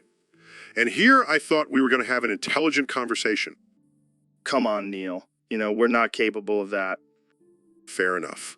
But seriously, what's with the obsession with foreskin? First, it was circumcised or uncircumcised. Now it's pregnant foreskin. Hey, don't knock it till you try it. And apparently these foreskin dick cheeses are transgender. That's impossible. Foreskin doesn't have a gender. Oh, but it does, Neil. And they're pregnant, which means they have a whole other set of reproductive organs. This is getting more ridiculous by the second. And guess who the father is? Yaqub. The founder of the Nation of Islam? Yeah, apparently he's been busy impregnating Goran foreskin. I can't even imagine what that would look like. And here's the kicker, Neil. The person who suggested this topic also wants to know your opinion on femboy Ben Shapiro. I have no words. Absolutely no words. Well, So, Neil, what's on your mind today? Well, Joe, I'm a bit concerned about the recent tariff on Goron exports. Goron exports? Is that like a new strain of weed or something? No, Joe. Gorons are a species of rock-like creatures from the planet Hyrule. Oh, right. I remember playing that game. So why are you worried about their exports? Well, they have been a valuable source of minerals for our space programs. But now with the tariff, it's becoming too expensive to obtain them. Ah, I see. So what are we going to do? Just stop exploring space? No, Joe. We can't just give up on our dreams of discovering new worlds.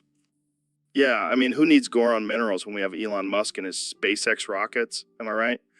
Am I right? Joe, that's not the point. We need to find a solution to this tariff issue. I got it. We'll just send Elon to negotiate with the Gorons. He's good at making deals, right? Joe, that's not how it works. Plus, the Gorons don't speak English. Well, maybe we can teach them. I mean, if we can teach a gorilla sign language, we can teach a Goron English. Joe, that's not... You know what? Never mind. Let's just move on to the next topic. Yeah, let's talk about something more important, like Bigfoot or aliens. Sure, Joe. Let's talk about... So, Neil, I heard you're working on a new documentary. Yeah, it's about the effects of Gorons smoking eraser dust laced with belly button lint while high on DMT. Wait, what the hell is a Goron?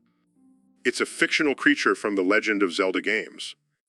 Oh, okay. And why are they smoking eraser dust and belly button lint? Well, it's a metaphor for the destructive habits humans have when they're under the influence. I see. And what about the DMT? Well, that's just for fun.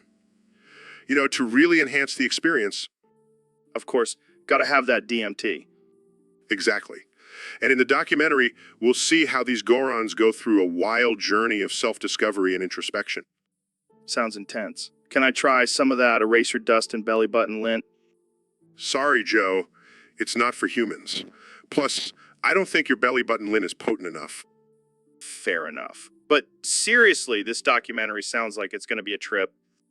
Oh, it definitely will be. I'm thinking of calling it Goron Gone Wild. Journey through the mind and belly button of a fictional creature. I can't wait to see that on Netflix. Well, I hope it gets picked up. I have a feeling it'll be a hit. Oh, I have no doubt. And hey, if it doesn't work out, you can always try smoking some. So, Mr. President, I heard you have a list of the top 5 countries shaped like penises. That's right, Joe. And let me tell you, nobody knows more about penises than me. Believe me. I'm sure. So, what's your number 1 pick? Well, it's got to be Italy. I mean, just look at that boot shape. It's like a giant erect penis ready to conquer the world. Okay, what about number 2? Got to go with Greece. The whole country is basically one big phallic symbol, and those ancient Greeks knew a thing or two about pleasure. Let me tell you. Interesting. And your 3rd pick? Japan. I mean, have you seen their flag? It's a red circle on a white background. Need I say more? No, I think we get the picture. What about number 4? Germany. That pointy tip at the top, it's like a little hat for the shaft. Plus, they have a history of being pretty hard and aggressive, if you know what I mean. And finally, your 5th pick? Gotta give it to Brazil. That long, curvy coastline, it's like Mother Nature's way of saying, hey, check out this giant dick. Ick. Well, there you have it, folks. Donald Trump's top 5 countries shaped like penises. Thanks for joining us on the Joe Rogan Experience. And remember, always grab them by the country. So, Dr. Phil, I heard you have a new patient. Yes, Joe. It's a real doozy. This guy thinks he's a head Goron. Head Goron? Like from Zelda? Exactly. And he wants to be knighted as one. Well, that's just ridiculous. How did this even happen? Apparently, he took one too many hits from the bong, and now he's convinced he's a Goron. That's some strong weed. No kidding. But here's the real kicker, Joe. He wants to be knighted by the Queen of England. Oh man, this guy is delusional. That's what I told him. But he won't listen. He's even wearing a sapphire medal around his neck. Oh, I can't wait to see him get knighted by the Queen. That'll be a sight to see. I don't think it's going to happen, Joe.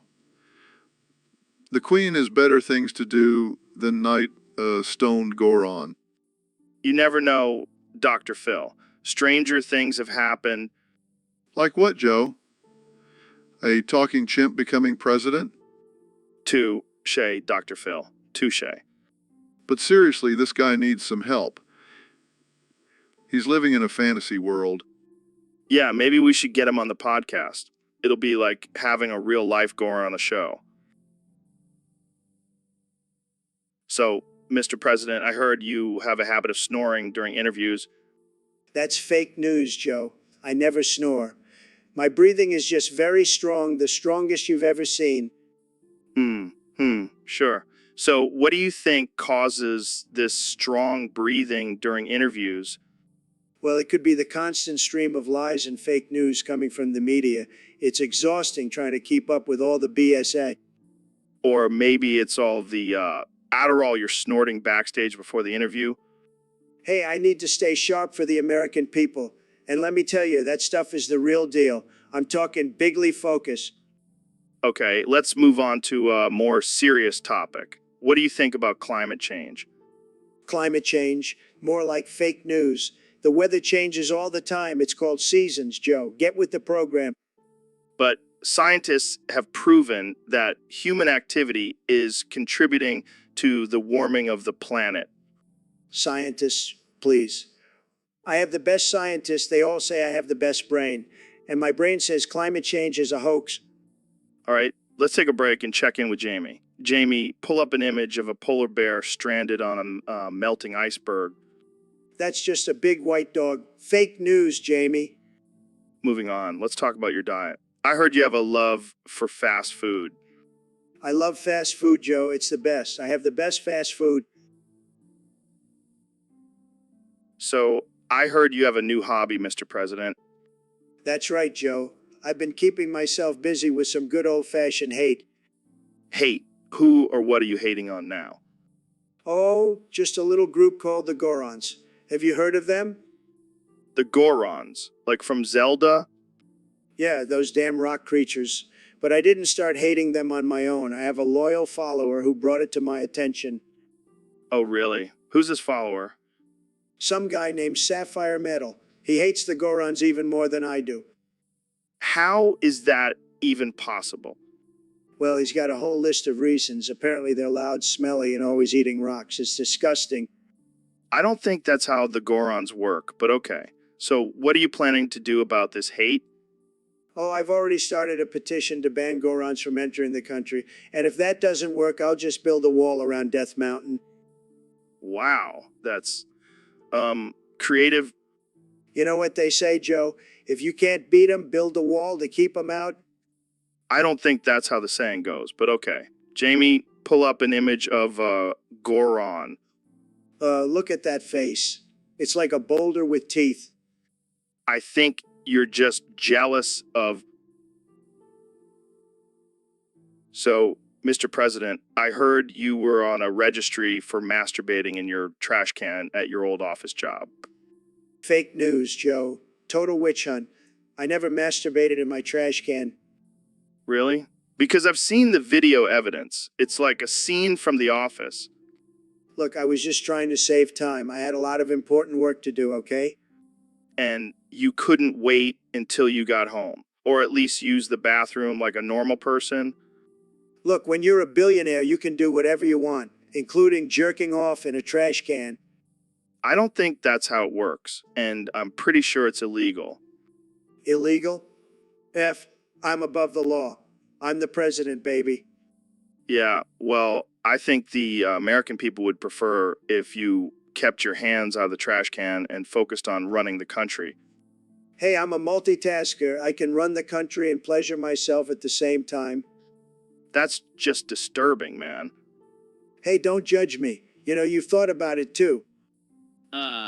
Guys, I pulled up an image of a trash can full of tissues and lotion.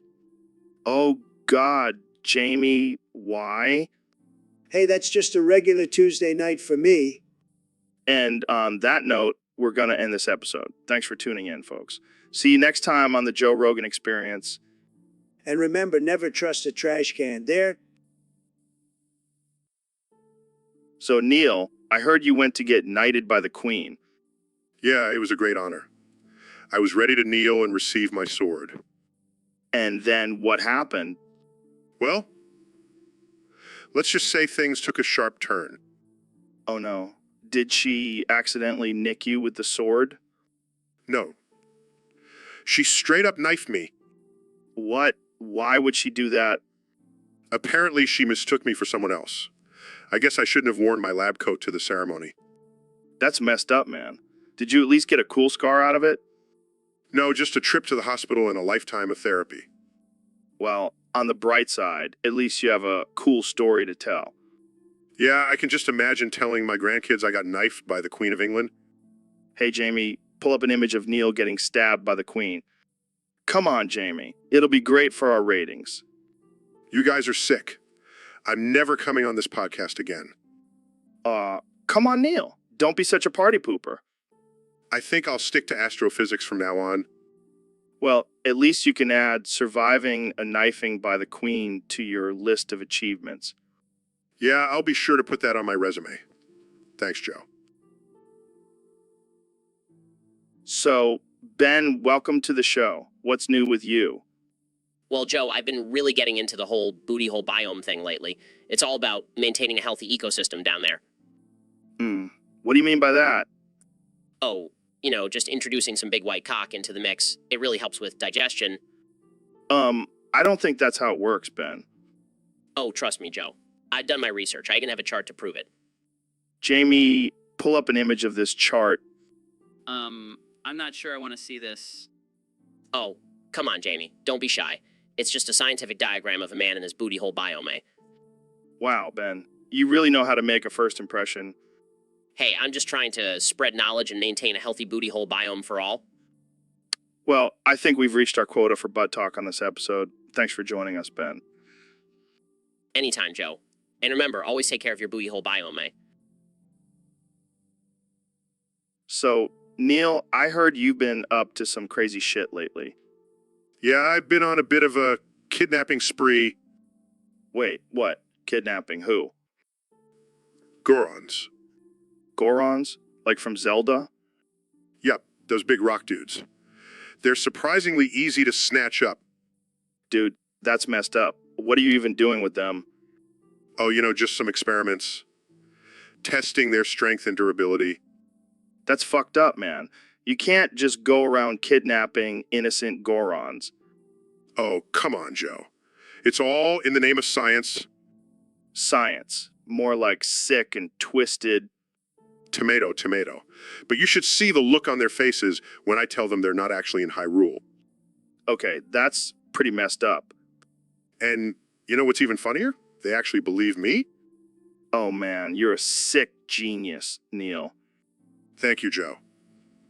Thank you. So, Elon, I heard you're starting a new country. Yeah, man, I'm tired of all these lame rules and regulations. Want a place where cool dudes can just do whatever they want. Like what? Like jerking their meat, Joe. No shame, no judgment, just pure freedom. That's interesting. And I'm calling it Mustopia. Muscopia. Sounds like a utopia for meat jerking. Exactly. Gonna build a giant statue of a hand holding a meat stick as the symbol of our country. That's pretty graphic. Hey, we're all about being open and honest here in Mustopia. What about women? Can they jerk their meat too? Of course, Joe. We're all about equality here. Everyone is free to jerk their meat however they please. Wow, I'm speechless. Jamie, pull up an image of a giant hand holding a meat stick. Oh God, that's a real thing. And that's just the beginning. We're going to have meat jerking competitions, meat jerking festivals, you name it. I have a feeling this country is going to attract a certain type of people. Only the coolest, Joe. Only the coolest. Well, I wish you luck with your new country, Elon. I'll stick to America for now. Suit yourself, Joe. More meat jerking for us. So, Neil, have you ever heard of a Goron? Is that some kind of new species you discovered on your latest DMT trip? No, man. They're these badass creatures from the Legend of Zelda games. All right. The ones that look like giant rocks with arms and legs? Yeah, those ones. The Discord has been blowing up with questions about them. Well, I can't say I'm surprised. I mean, have you seen the size of those things? They could crush us with one hand. Dude, imagine if we could train them to be UFC fighters. Now, that's a pay-per-view event I would definitely watch. Jamie, pull up an image of a Goron doing a flying armbar. Here you go. Look at that technique. He's like a boulder with arms. I have to admit, I never thought I'd see a Goron doing jujitsu. Maybe we should start a gym and call it Goron Grappling Academy. I can already see the promotional posters. But in all seriousness, those Gorons are no joke. I wouldn't want to mess with one in a dark alley. Agreed. I'll stick to studying the stars. Thank you very much. And I'll stick to smoking weed and talking about Gorons on my podcast. The beauty of free speech. So, Mr. Beast, I heard you're pulling up with hella dick. Yeah, I've been working on my dick game lately. Got to keep up with the competition, Competition? What, are you comparing dick sizes with your fellow YouTubers now? Hey, I'm not just a YouTuber. I'm a dick connoisseur. I've got a whole collection of dildos in my closet.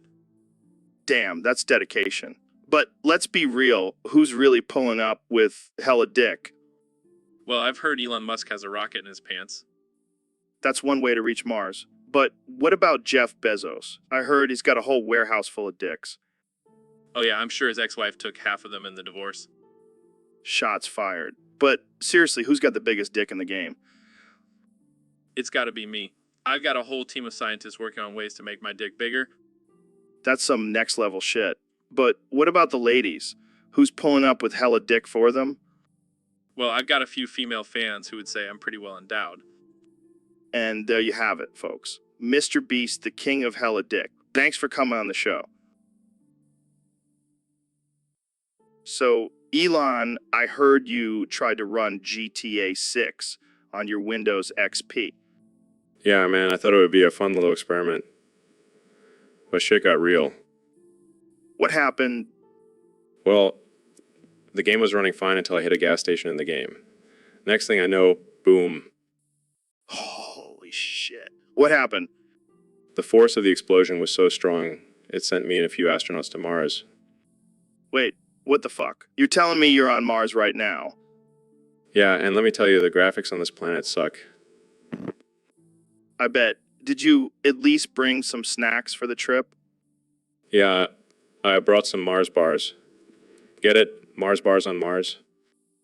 Oh, you're a real comedian, Elon. Try. But seriously, I think I might have found a way to colonize this place. You're fucking insane, man. Hey, if I can run GTA 6 on Windows XP, I can do anything. Guys, I pulled up an image of Elon on Mars. Oh shit, let me see. Wow, it looks just like my backyard. Thanks, Jamie. You're welcome. So, Ben, I heard you have a bit of a crush on Alexandria Ocasio-Cortez. What? No, that's ridiculous. She's a socialist. Oh, come on, Ben. I've seen the way you stare at her on TV. I do not stare at her. And even if I did, it's just because she's a strong, independent woman. Sure. And I bet you just love her Green New Deal, too. Absolutely not. It's a disaster for the economy. But you can't deny that she's easy on the eyes. I will not objectify a woman like that, Joe. It's not right. Oh, I see. So you're saying you don't want to grab her by the... never mind. I will not participate in this crude conversation. All right. Let's move on to something less controversial, like your thoughts on Alexandria Ocasio-Cortez's fashion choices. Now that I can talk about, have you seen her in that red lipstick? It's just not professional. Jamie, pull up an image of Alexandria Ocasio-Cortez in a red power suit. Here you go. See, this is exactly what I'm talking about. She's not dressing like a respectable congresswoman. I don't know, Ben. I think she looks pretty damn hot. Joe, I will not stand for this objectification of women. All right. Let's just agree to disagree. But seriously, Alexandria Ocasio-Cortez, if you're listening, call me. I can't believe... So, Elon, what's been going on with you lately? Just working on colonizing Mars and building electric cars. The usual. Yeah, that's cool and all, but can you stop breathing into the mic? It's really distracting. Sorry, I can't help it. I have a lot on my mind. Yeah, well, maybe you should focus on not sounding like Darth Vader on the podcast. Hey, at least I don't sound like a stoner like you, Joe. Yo. Hey, I'll have, I'm a high-functioning stoner. Sure. And, a low-functioning billionaire. Touche. But seriously, can you just take a breath mint or something? Sorry, Joe. I'm just so excited about the future of technology and space exploration. Yeah, we get it. But can you at least try to breathe quietly? Fine. I'll just hold my breath for the rest of the podcast. Now you're just being dramatic. Hey, I'm a visionary. I have to be dramatic.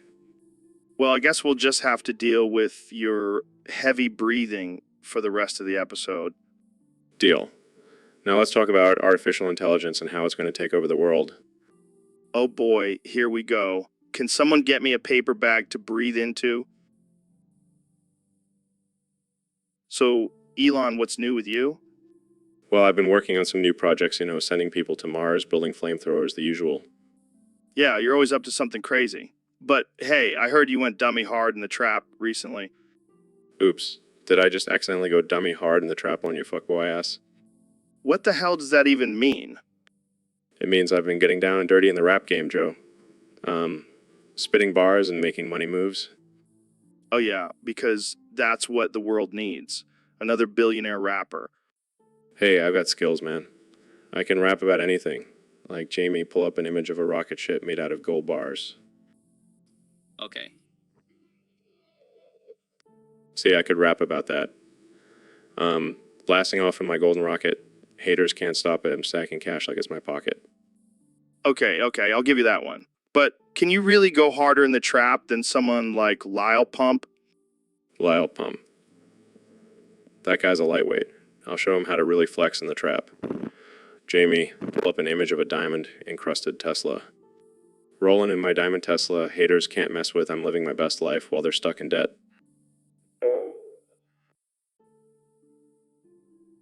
So, Neil, I heard you have some sick rhymes. Can you drop a beat for us? Oh, Joe, I'm more of a science guy than a rapper. Come on, don't be modest. I bet you have some bars hidden in that astrophysicist brain of yours. Well, I do have a PhD in physics, but I don't think that translates to rap skills. Let's put it to the test. I'll start us off. Yeah, my name is Joe Rogan. I'm the king of the pod. Got Neil deGrasse Tyson spitting fire like a god. Okay. Let me give it a try. I'm Neil deGrasse Tyson. I'm the master of the stars. Got Joe Rogan by my side. We're taking over Mars. Damn, Neil. Who knew you had bars like that? I guess I'm a rap god and an astrophysicist. You know what they say, science and rap go hand in hand. Yeah, I'm sure Einstein was spitting rhymes in his free time. Jamie, pull up an image of Einstein dropping a sick beat. On it, Joe. This is getting absurd, but I'm loving it. See, this is what happens when two brilliant minds come together. Yeah, we're a dangerous duo. So, Elon, what's the craziest thing you've done lately? Well, I've been experimenting with this new method of self-torture. Self-torture. What the hell are you talking about? It's called sea urchin urethra hammering. You cram a sea urchin into your urethra and then hammer your elbow on your meat at Mach 3. What the fuck? That sounds painful as hell. It is. But the rush of adrenaline and pain is worth it. Are you serious? Why would anyone do that? It's all about pushing the limits, Joe. Plus, it's a great way to impress the ladies. I highly doubt that. It works. Trust me. I don't think I'll be trying that anytime soon. Suit yourself. But I'll be over here hammering my meat with a sea urchin. This is why you're a billionaire, Elon. You have some crazy ideas. Hey, it's all about innovation and pushing boundaries. I think I'll stick to my regular methods of self-torture, like hot yoga and ice baths. Boring. But hey, whatever floats your boat. Or, in your case, hammers your meat. Touche, Joe. Touche. So, Elon, I heard you have a new love interest. Yeah, man, I've been seeing Puff Diddy. Puff Diddy, the infamous actor. Yeah, he's a wild one. We met at a party and hit it off. How did that happen? Well, I was showing him my flamethrower and he was impressed. I bet he was. So, how's the relationship going? It's amazing. We bond over our shared love for money and power. And flamethrowers. Of course, can't forget the flamethrowers. So, what's the craziest thing you two have done together? Well, we took a trip to Mars on my rocket and had a romantic dinner on the surface. That's insane. Yeah, and then we made a music video on the moon. Wait, what? What? Yeah, Puff Diddy rapped while I danced in my SpaceX suit. This is too much. Jamie, pull up an image of Puff Diddy and Elon on the moon. Here it is. See, we're the perfect match. I can't even imagine what your dates must be like. Let's just say they're out of this world. Well, I'm happy for you, man. Keep living your best life. Thanks, Joe. And who knows, maybe one day we'll even colonize Mars together. You never... So, Neil, have you ever heard of Schlemies? Schlemies? No, I can't say I have. Well, let me tell you, there are these little creatures that live in the Amazon rainforest. They have 3 eyes, tentacles for arms, and they communicate through farting. Farting? That's interesting. Yeah, and they're highly intelligent. Some people even say they're smarter than humans. Really? How is that possible? Well, they have a whole different way of thinking. They're like the aliens from that movie Arrival, but instead of communicating through symbols, they communicate through farts. Fascinating. Have you ever encountered one? Oh yeah, I went on a vision quest with a tribe in the Amazon and I saw one. It was like a psychedelic experience, man. I see. And what did the Schleemy say to you? It told me the meaning of life, man. But then I farted and forgot it all. That's disappointing. Yeah, but I did learn one thing. They have a saying, fart loud, fart proud. That's something. Hey, don't knock it till you try it. Maybe we should start communicating through farts, Neil. I think I'll stick to using words, Joe. Suit yourself. But I bet Jamie could pull up an image of Schleemy farting. Here you go, guys. See, Neil, they're real. So, Neil, I heard you're a big fan of science and all that stuff. Well, you could say that. Well, I have a challenge for you. How about we talk about feces? Wow. That's an interesting topic. But I have one condition. What's that? What's that? Wawuku, I have to replace every vowel with wayuu. Okay, let's do it. So what do you know about Wagwuku? Well, wakugu is actually a very important part of the digestive process. It helps break down food and extract nutrients. Wayu? Ooh, I didn't know that. And did you know that wakugu can also be used as fuel? Yes, wakugu. Powered cars are the future, Joe. Well, ooh, that's great. I can't wait to fill up my tank with Wayu. And let's not forget about the Wayuu microbiome. It's a complex ecosystem in our Wayuu that helps keep us healthy. Wawu. That's gross, but I guess it's important. Absolutely. And wakuku can also be used as a fertilizer for plants. It's a natural cycle, Joe. Wow. So, Ben, you were telling me about this Giggy Bow Wow speech you gave? Yeah, Joe. I was talking about the importance of smoking a Giggy Bow Wow while fucking the hole in your wall. That's a pretty controversial topic, Ben. Oh, I know. But hear me out. It's all about finding balance in life. You need that Giggy Bow Wow to relax, but you also need that physical activity to keep you healthy. And side of fries? Of course, Joe. You can't forget the fries. They add the perfect crunch to the Giggy Bow Wow experience. But what about the hole in the wall? Is that just for extra pleasure? No, Joe. It's a metaphor for breaking down barriers and taking risks in life. Plus, it's a great workout for your arms. Wow, I never thought of it that way. You're a Giggy Bow Wow genius, Ben. Thank you, Joe. I just want to spread the Giggy Bow Wow, love and a side of fries to everyone. Well, I think we've all learned something. Wow, genius, Ben. Thank you, Joe. I just want to spread the Gicky Ball wow. Love and a side of fries to everyone. Well, I think we've all learned something today. Thanks for coming on the show, Ben. Anytime, Joe. And remember, always smoke that Gicky Bow wow and fuck that hole in the wall. It's good for the soul. So, Elon, what's new with you? Well, Joe, I recently caught a bunch of toe biters at the local swamp. Toe biters? What the hell are those? They're these little creatures that suck on toes and make a weird clicking noise.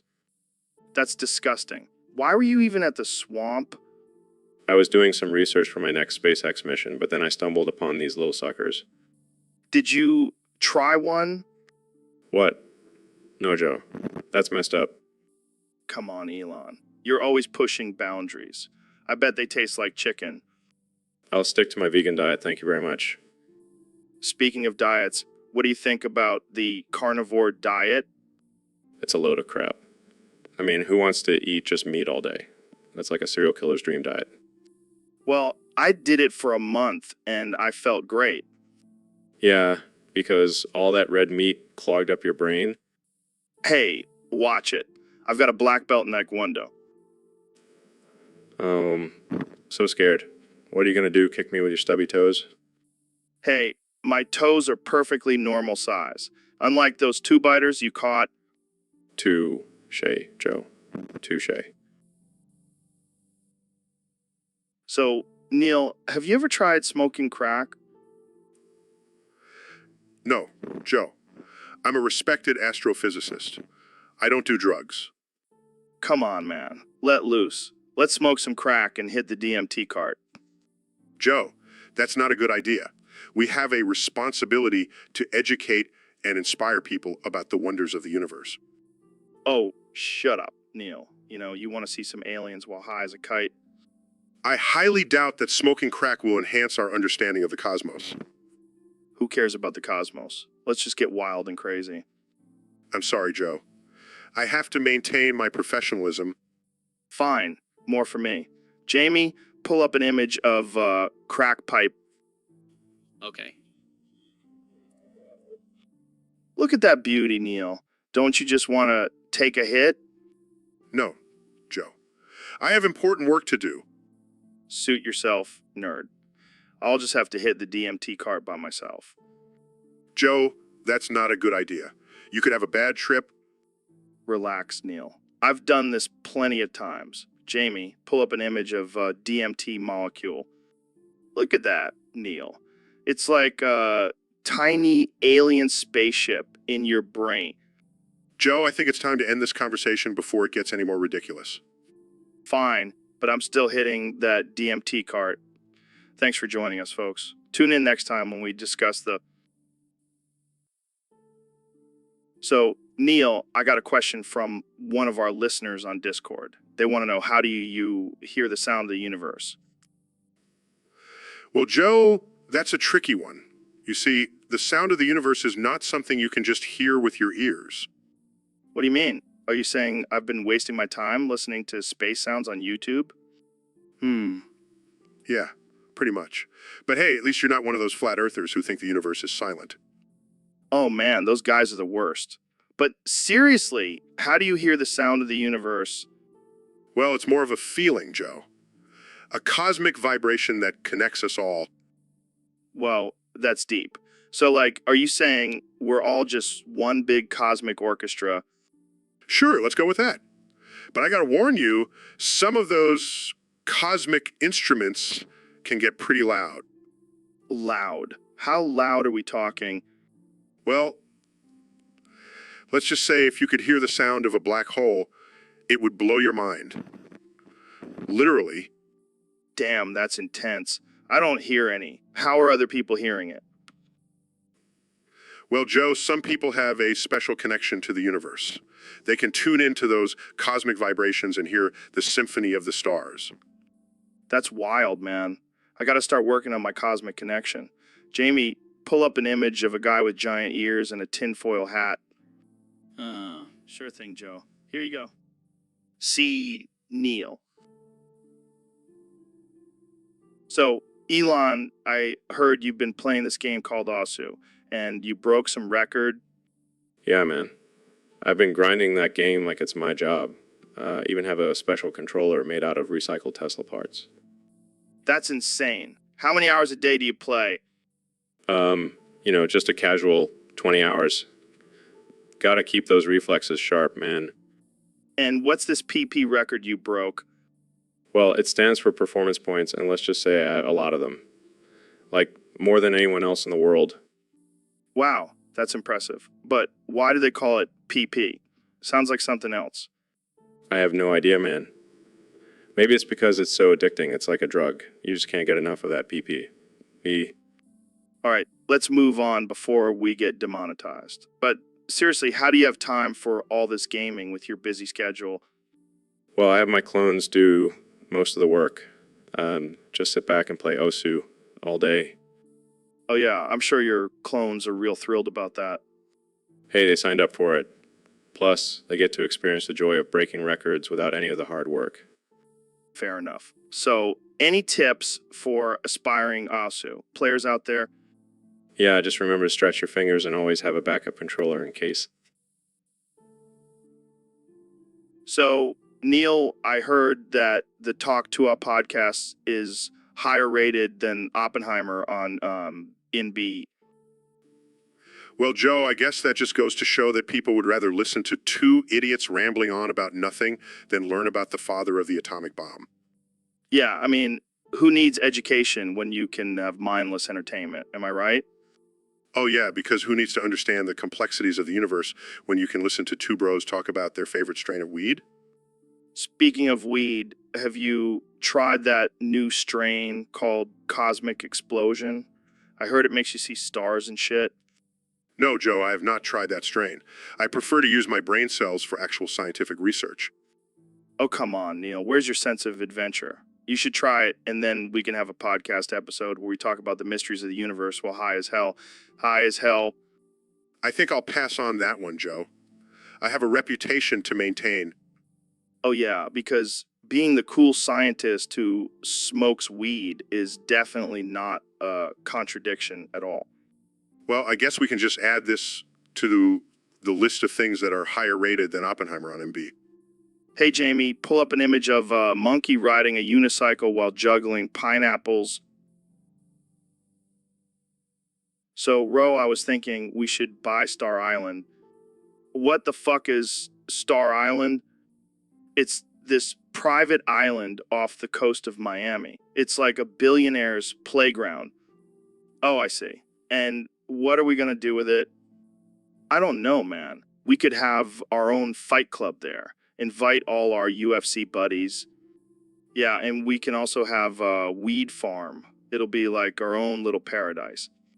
And we can invite Elon Musk to come smoke with us. He loves that shit. He loves that shit. Dude, we got to get Jamie to pull up an image of Star Island. I want to see what we're getting ourselves into. Got it right here, guys. Look at that crystal clear water and those luxurious mansions. Fuck, yeah. We can have our own Joe Rogan Experience studio there. And we'll have a shark tank so we can watch people get eaten while we smoke joints. This is going to be the best investment ever. We'll call it Joe and Rose Island of Insanity. I like the sound of that. And we'll make sure to have a strict no vegans allowed policy. Absolutely. We don't need any of that plant-based bullshit on our island.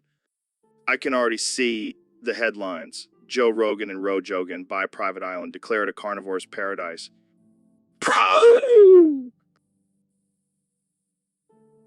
So, Neil, what's been on your mind lately? Well, Joe, I've been thinking a lot about this new phenomenon called twink sissy boyclity. Twink sissy boyclity? What the hell is that? It's when a guy is so feminine and delicate that he's practically a walking, talking glitter bomb. That's hilarious. But why do you have to replace every vowel with while you... Because it's just more fun that way, Joe. And it really captures the essence of this unique and fabulous creature. I gotta say, I've never heard of anything like this before. Oh, it's a whole new world out there, Joe. And these twinks are taking over. I guess I better start practicing my woo-goos then. You never know, Joe. You might just have a hidden twink sissy boyclity inside of you. Oh, great. Just what I always wanted. But in all honesty, Joe, we should celebrate and embrace all forms of gender expression. It's what makes our world so diverse and beautiful. Absolutely, Neil. And hey, if anyone gives you shit for being a twink sissy boyclitty, just tell them to woo off. I'll keep that in mind, Joe. Thanks for having me on the show. Anytime, Neil. Now let's go walk. So, David, I heard you've been training with the Gorons. Yeah, man, those guys are no joke. I thought I was a badass until I tried to race one of them. Wait, you actually raced a Goron? Yeah, and I lost. Can you believe it? That's embarrassing, man. I mean, they're basically just big rocks. Hey, don't underestimate them. They may be slow, but they're strong as hell. I bet they can crush a watermelon between their thighs. Probably. I'm not giving up. I'm going to train even harder and beat those damn Gorons. Yeah, good luck with that. Maybe you should try racing Snorlax next. Ha, very funny. But seriously, I won't rest until I can outrun a Goron. Well, I'll be rooting for you, man. Just don't forget to stretch those Goron-sized calves. You know, I should probably start lifting rocks instead of weights. That's the real secret to their strength. Or maybe you can just eat some rocks. I heard they're high in minerals. Yeah, I'll just have a side of rocks with my protein shake. And don't forget to wash it down with some Goron sweat. Okay, let's change the subject before I lose my appetite. So, Elon, what's new in your world? Well, Joe, I've been really getting into Beyblades lately. Beyblades, like those spinning top things? Yes, Joe. They're not just any spinning tops, they're high-tech, customizable battle tops. Okay. And why are you so obsessed with them? Well, Joe, I see it as a metaphor for life. We're all just spinning around trying to knock each other off balance and come out on top. That's deep, man. But also kind of concerning. Oh, don't worry, Joe. I've already designed a SpaceX-themed Beyblade that can launch into orbit. Of course you have. Hey, Jamie, pull up an image of that. Nonsense, Jamie. Anything is possible with enough determination and engineering skills. I don't even know what to say to that. Are you going to start hosting Beyblade battles at SpaceX now? Absolutely. And I'll be the champion, of course. I can see the headlines now. Elon Musk, billionaire entrepreneur and Beyblade champion. It has a nice ring to it, doesn't it? Sure, if you're into that kind of thing. But hey, whatever makes you happy, man. Thanks, Joe. And who knows, maybe I'll even start a Beyblade-themed company. Tesla who? It's all about the blades now. Well, I can't wait to see where this... So, Neil, what's new in the world of astrophysics? Well, I've been studying the curvature of space-time and its effects on celestial bodies. Sounds fascinating. But you know what's even more fascinating? What's that? Kissing your own butthole. Excuse me? Yeah, I heard it's like a spiritual experience. You should try it. I don't think that's scientifically possible, Joe. Oh, come on, Neil. You're always talking about pushing boundaries and expanding our minds. This is the ultimate boundary to push. I think I'll stick to studying the cosmos. Thank you. Suit yourself. But you're missing out on the ultimate mind-blowing experience. I highly doubt that. Jamie, pull up an image of a contortionist kissing their own butthole. Okay. That's enough, Jamie. Let's get back to discussing the mysteries of the universe. Fine, but I'm telling you, Neil, you're missing out. So, Elon, I heard you have a weird diet. Yeah, man, I'm all about that unconventional life. Like what? Eating crabs and slugs at the beach? Oh, hell yeah. I love the crunch of those crab shells and the slimy texture of slugs. That's disgusting. Oh, come on, Joe. You know what they say? You're what you eat? So you're saying you're a slimy, crunchy creature? Exactly. And it's not just about the taste, it's about the experience.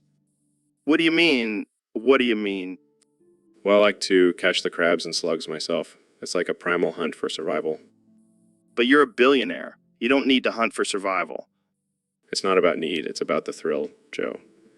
And let me tell you, nothing gets my adrenaline pumping like chasing after a slimy slug on the beach. I don't even know what to say to that.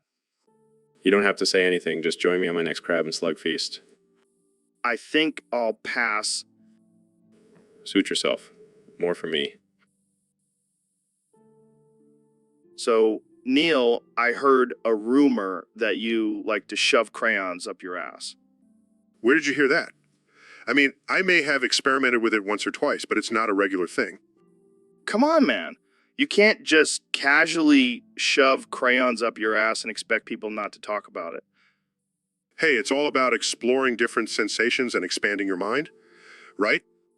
I don't know if shoving a crayon up your ass is really expanding your mind, Neil. Well, at least I'm not afraid to try new things. What's the craziest thing you've stuck up your ass, Joe? Let's move on to a different topic. Oh, come on. Don't be shy. I bet you've tried some weird stuff. Look, I'm not ashamed of my butt play, but I don't think our listeners want to hear about it. Fine, we'll stick to talking about your love for elk meat. Yeah, let's keep it PG for once. Guys, I found an image of a rainbow-colored crayon. Jamie, pull it up. I have a new challenge for Joe. I already regret bringing this topic up. Oh, don't worry. I'll make sure to use plenty of lube this time. So, Neil, I heard you've been experimenting with some new drugs lately. Well, I guess I'll go suck some big white cock now. Ooh. Ooh. Wow, what the hell, man? That escalated quickly.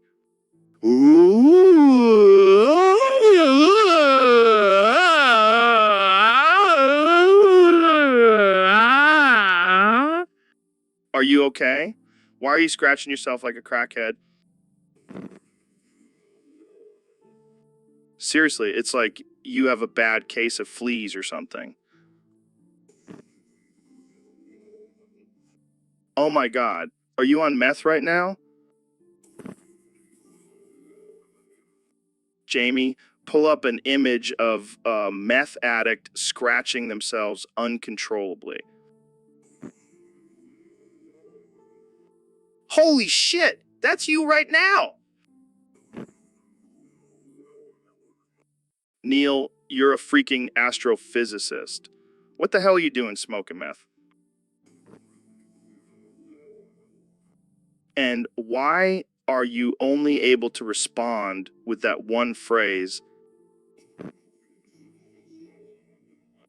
Okay, I think we need to get you some help. This is not a good look for you. And stop saying that. It's freaking me out. Ooh. Ooh. Ooh.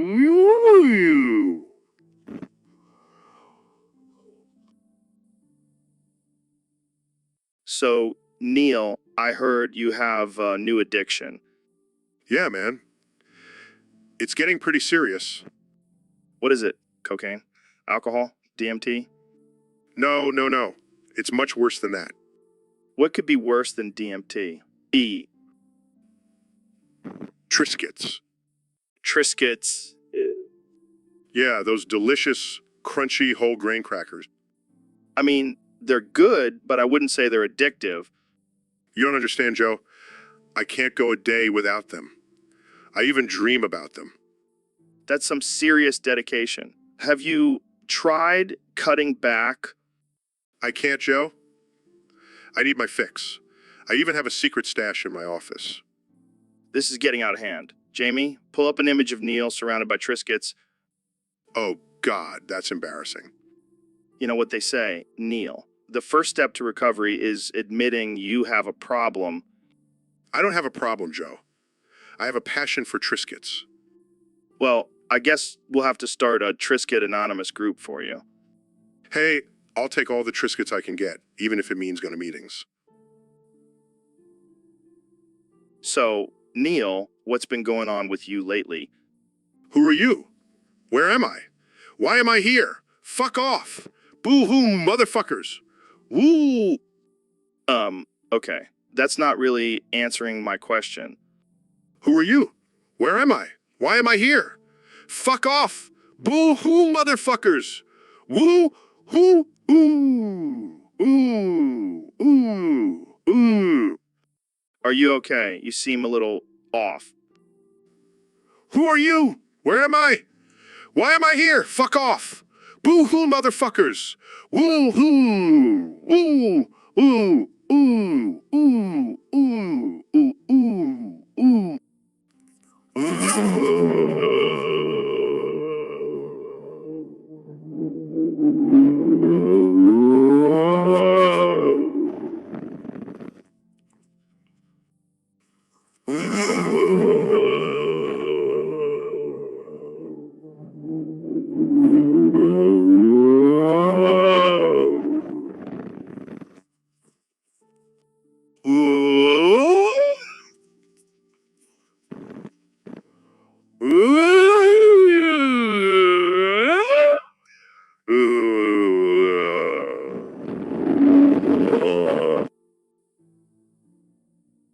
So, Elon, I heard you're into collecting Pokemon cards now.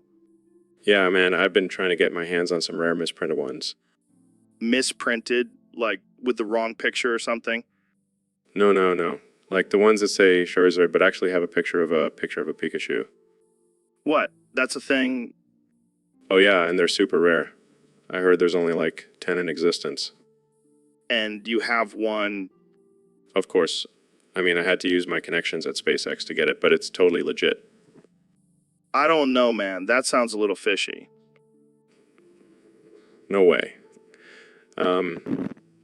Woody, I would never lie about something as serious as rare Pokemon cards. All right. Jamie, pull up an image of this misprinted card.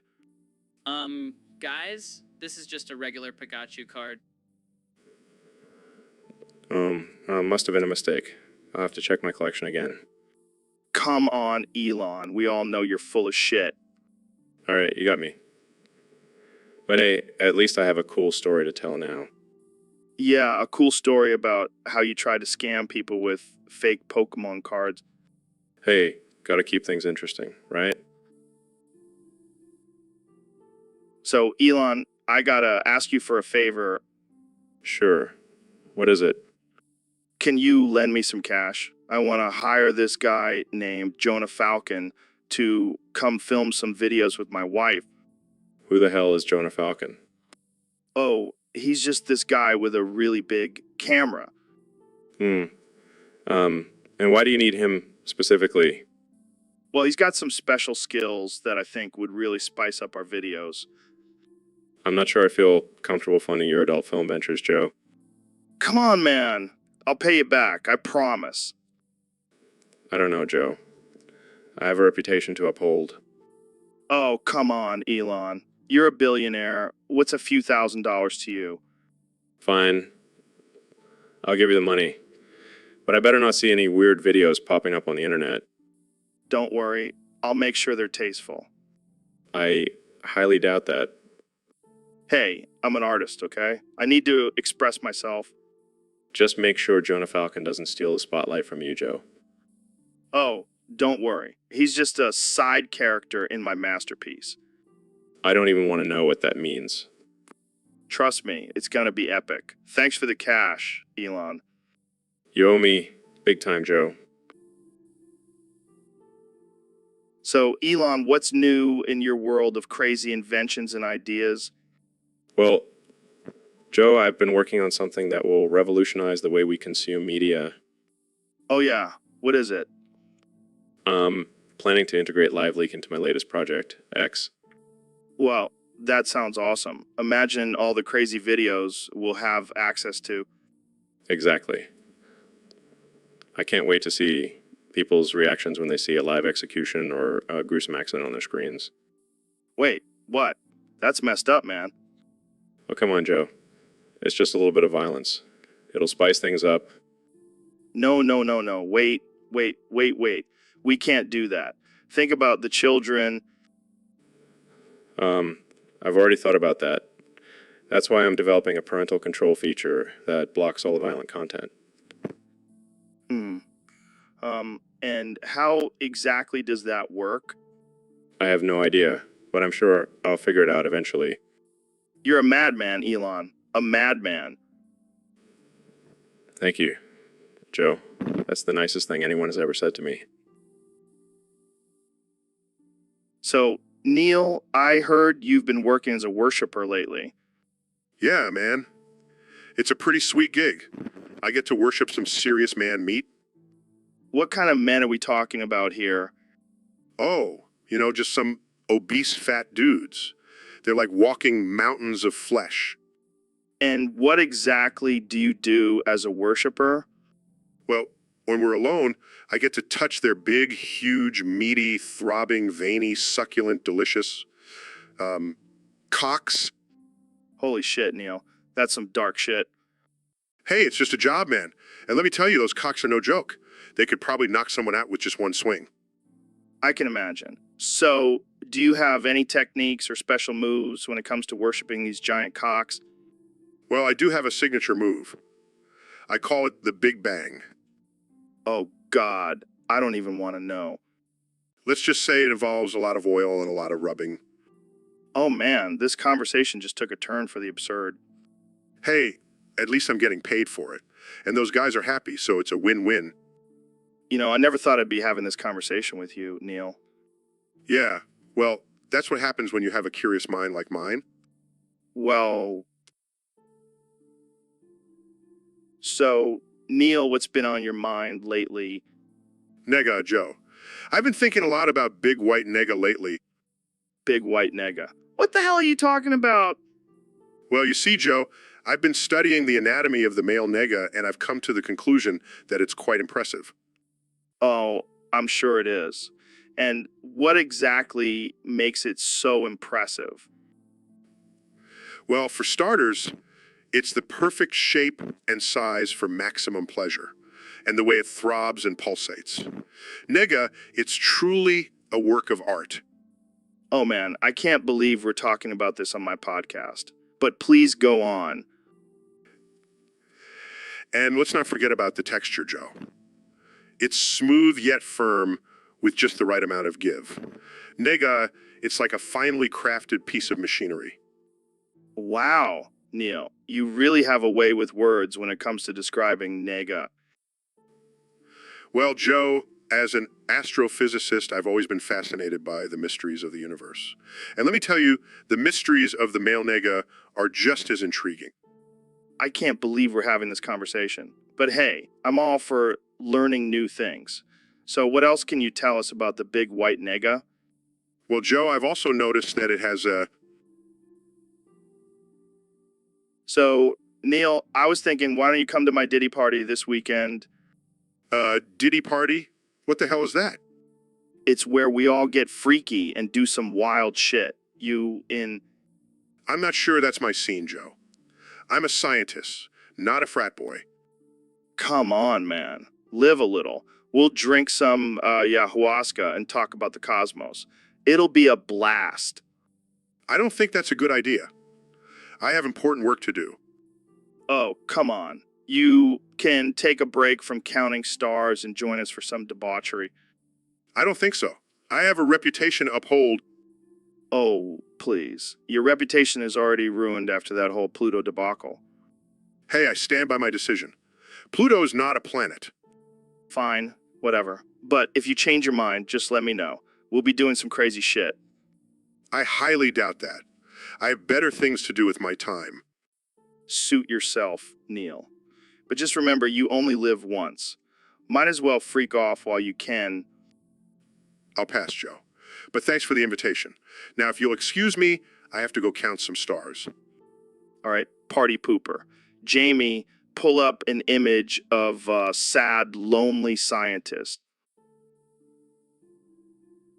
So, folks, we have a very special guest today, the one and only Elon Musk. Thanks for having me, Joe. Excited to be here. So, Elon, what's new? What have you been up to lately? Just working on my latest project. Call it Musk's Migrant Sex Worker Condos. Wait, what the hell is that? Well, I've acquired a bunch of condominiums and filled them with migrant sex workers. And I'm offering them to you, Joe, for the low price of $0.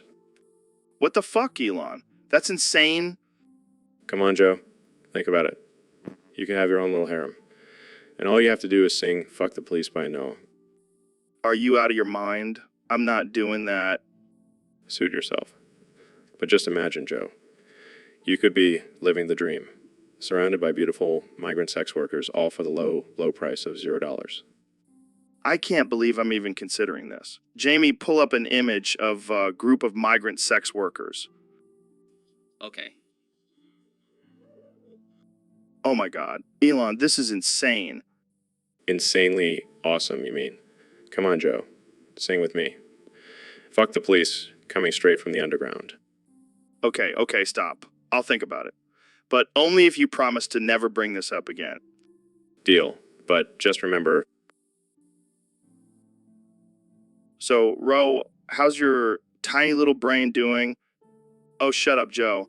At least I don't have a tiny little, you know what? Oh, come on. You're just jealous of my massive intellect. Jealous. More like disgusted. Oh, yeah. Well, at least I don't have a receding hairline like you balding little twerp. Hey, I may be balding, but at least I don't have a face that looks like it was hit by a truck. Oh, that's rich, coming from someone who looks like a potato with eyes. Dude, what the fuck? Brewing a gonna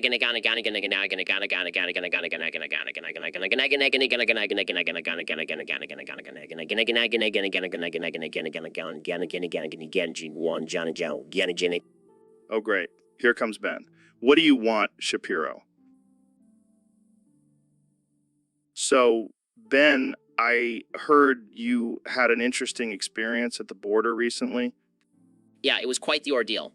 I had to resort to some unconventional methods to get back into the US. What do you mean by unconventional methods? Well, let's just say, I had to eat out the ass of a border patrol guard. What the fuck? You actually did that? Hey, desperate times call for desperate measures. I can't even imagine the smell. Oh, trust me, it was worse than your elk meat farts. Hey, my elk meat farts are a delicacy. Well, I didn't have much of a choice. I needed to get back into the US to spread my conservative agenda. And how did it taste? Let's just say I won't be ordering ass on the menu anytime soon. I can't believe you actually did that. You truly are a dedicated conservative. Hey, whatever it takes to make America great again, am I right? I right? I don't even know how to respond to that. Let's just move on to the next topic before we get shut down by the FCC. So, Goggins, what's new with you these days? Well, I've been running 100 miles a day, eating nothing but raw meat, and taking ice baths in my free time. Of course you have. But have you heard about our guest today, Neil? No, I haven't. What's his deal? Well, apparently Dr. Phil told him he has a prolapsed anus from having gay sex with you. What the fuck? Fuck. Yeah, 69 more fucks. That's a lot of fucking... Fuck. I mean, I'm all for pushing boundaries and challenging myself, but this is a whole new level. Fuck. Neil, do you have anything to say about this shocking revelation?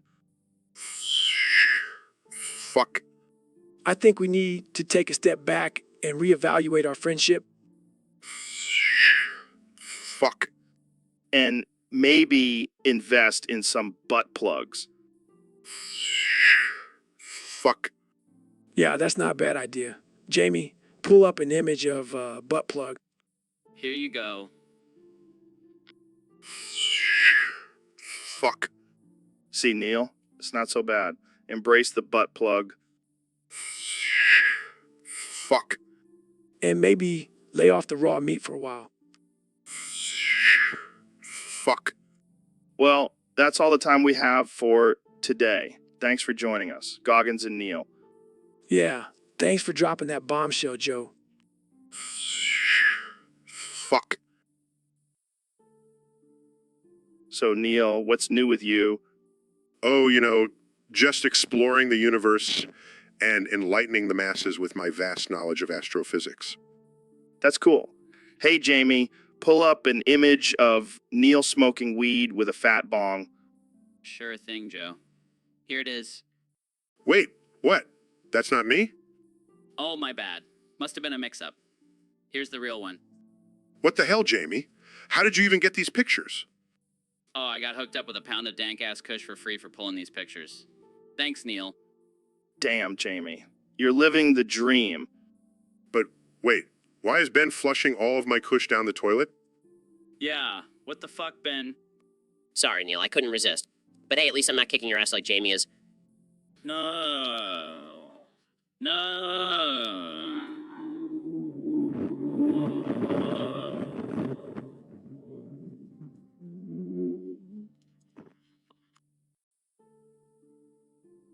So, Mr. President, welcome to the Joe Rogan Experience podcast. It's an honor to have you here.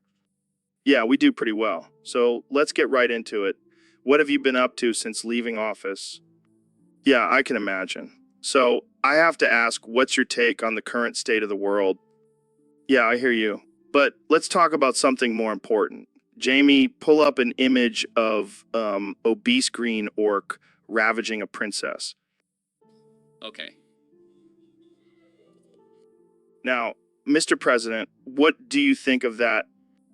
Oh man, you never failed to make me laugh, Mr. President. But seriously, what's next for you? I have no doubt about that. Well, it's been a pleasure having you on the show, Mr. President. So, Neil, I heard you've been going outside and touching grass for a few days now. What's that all about? Yeah, I know it's a shocker, but I wanted to see what all the fuss was about. Turns out it's pretty nice. Nice. Dude, it's just grass. You know what else is nice? Cocaine. Oh yeah, because snorting drugs up your nose is so much better than feeling the earth beneath your feet. Hey, don't knock it till you try it. But seriously, why the sudden love for grass? Well, I was feeling a bit disconnected from nature and thought maybe some good old-fashioned grounding would do me some good. Grounding. I thought that was just a fancy term for getting high. No, Joe. It's about connecting with the energy of the earth. Oh, I'm sure you're feeling plenty of energy with all that grass touching. I may have underestimated the power of nature. I feel more in tune with the universe. Yeah, that's probably just the weed talking. I haven't toucheed weed in years, Joe, but I have to admit, this grass thing has been quite the experience. Well, I'm glad you're enjoying it. Maybe next time we can go out and touch some mushrooms. Oh, I think I'll stick to grass for now. But thanks for the offer, Joe. So, David, I heard you had a rough day back in high school. Yeah, man. It was a real shit show. What happened? Well, I was sitting in 2D period science, and this dude next to me decides to lick my bald head. What the fuck? Yeah, and top it off, my teacher was being a real pain in the ass. How so? She kept asking me questions about the periodic table, and I was just like, lady, I'm trying to survive a tongue attack here. And then this girl next to me was drenched in perfume. I swear, I could taste it in my mouth. Gross. And to make matters worse, I was boring to death in that classroom. I needed some fucking cum to cool me down. Did you ask to go to the bathroom? I did, but the teacher said no. Can you believe that shit? That's just cruel. Yeah, but I survived that day, and now I'm a fucking badass. So who's laughing now? Definitely not the dude who licked your head. Damn right. Probably regrets that decision every day of his life. So, Mr. Beast, what's been going on with you lately? Well, Joe, I've been exploring some new fetishes. Oh, really? Do tell. Yeah, I've discovered a new passion for fat bitches fighting over food. What the hell, man? That's messed up. Hey, don't judge. It's a turn on for me. I mean, I've heard of feederism, but this is a whole new level. Oh, it's not just about feeding them, it's about watching them fight for their next meal. I don't even know what to say to that. It's okay, Joe. You can join in on the fun. I'll even provide the food.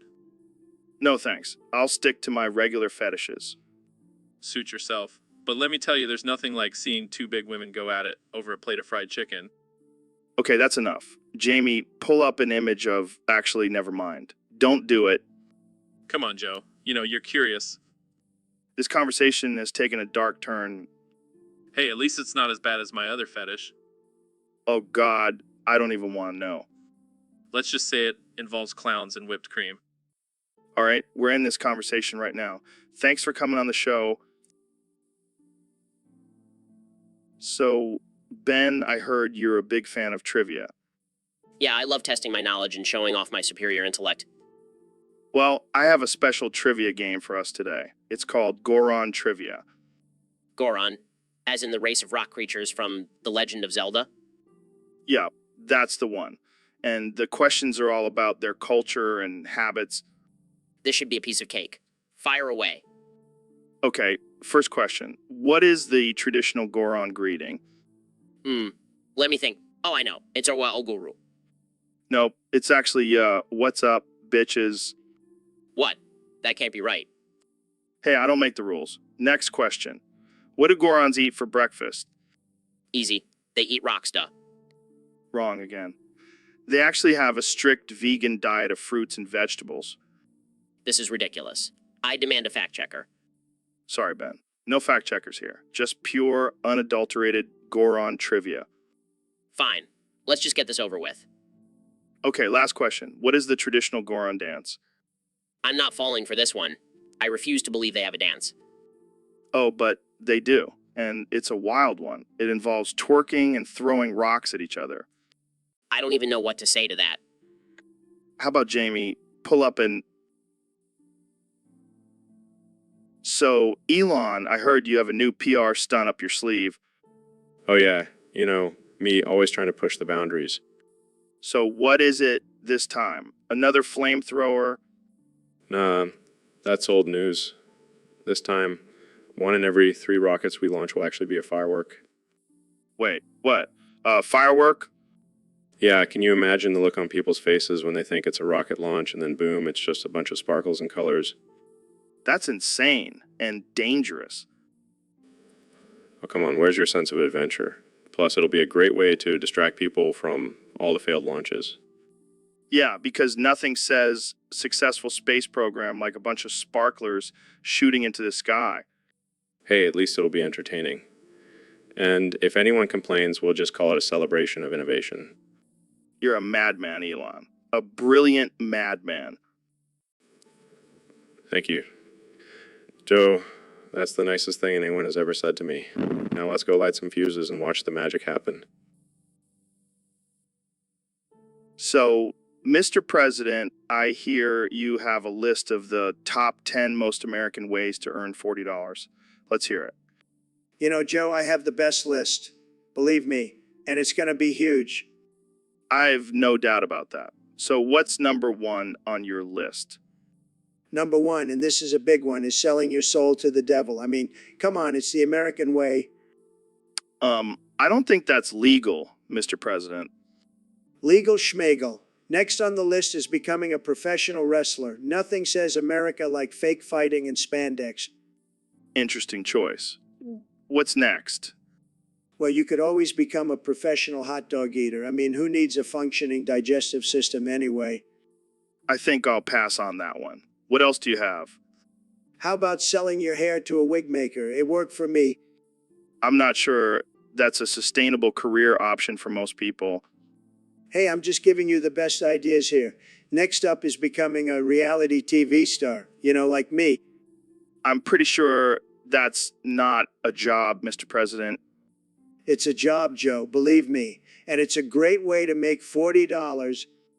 Okay, let's move on. What else do you have?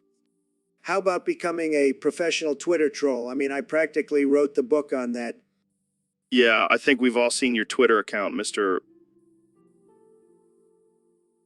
So, Elon, I heard you have a new idea for NASA headquarters. Yeah, man, I want to turn it into a brothel for flat earthers. What the hell, man? That's insane. Think about it, Joe. Those flat earthers have been living in their own little world for too long. It's time to show them some real evidence. It's time to show them some real evidence. I don't think that's the kind of evidence they're looking for, Elon. Oh, I know what they're looking for, and I'm going to give it to them. This is going to be the most ridiculous brothel ever. And we'll have all sorts of themed rooms, like the flat earth room where the walls are curved and the ceiling is flat. Oh, wow. That sounds like a real turn on. And we'll have a moon landing room where we recreate the whole thing with actors. I can't believe I'm even entertaining this idea. But think about the money we'll make, Joe. Flat earthers are a passionate bunch. Yeah, they'll probably pay extra for a gravity-free experience. Exactly. And we'll have a Mars room too for those who want to experience the red planet. This is just too much, man. So, Elon, I heard you used artificial intelligence to make a viral TikTok audio of me singing the sound of silence.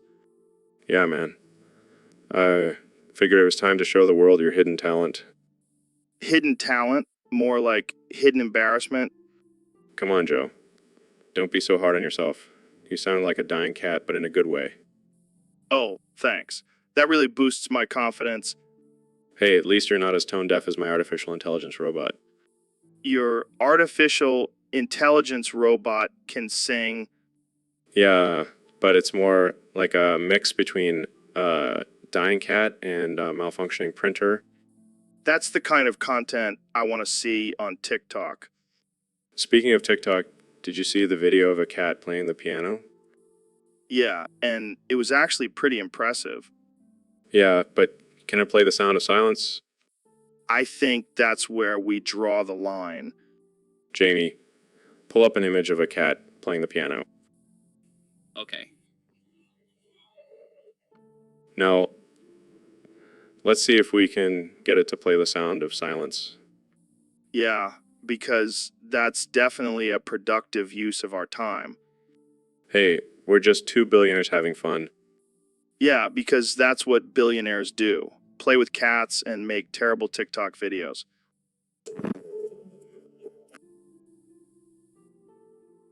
So, Neil, I heard you've been taking some cooking classes lately. Yeah, I figured I should expand my skill set beyond just astrophysics. Well, I gotta say, you've been acting like a real Gordon Ramsay in the kitchen. You're always yelling at the food, calling it an idiot sandwich and telling it to fuck off.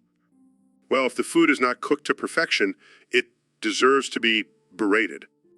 And what about when you throw plates and utensils at your sous chefs? It's all in the name of creating a perfectly balanced dish. And I heard you even have a catchphrase now. Oh, you mean if you can't handle the heat, get out of my kitchen? No, I was talking about this food is so raw. It's still in the fucking Big Bang. Yes. I do enjoy incorporating my scientific knowledge into my cooking insults. Well, I gotta say, I'm impressed. You're like a mad scientist in the kitchen. Thank you, Joe. I take my cooking very seriously, and if anyone can't handle it, they can go eat at McDonald's. So, Neil, have you ever wondered what it would be like if humans could communicate through oinking noises? What? No, Joe. That's ridiculous. Oh, come on, just imagine it. We could have whole conversations just by grunting and snorting like pigs. I'm sorry, but I don't think I can take this conversation seriously. See, that's the spirit. Now, let's get down to business. Joe, I'm a world-renowned astrophysicist. I don't have time for this nonsense. Oh, lighten up, Neil. You want to join in on the fun? Fine. Happy now. Yes, this is amazing. We should do this on every podcast from now on. I don't think that's a good idea. Oh, come on. Don't be such a pig party pooper. Okay. I give in. This is actually quite entertaining. See, I knew you'd come around. Now, let's end this episode with a big oink chorus. Guys, what am I even doing with my life? So, Elon, what's new with you? Just got arrested for ordering a pizza.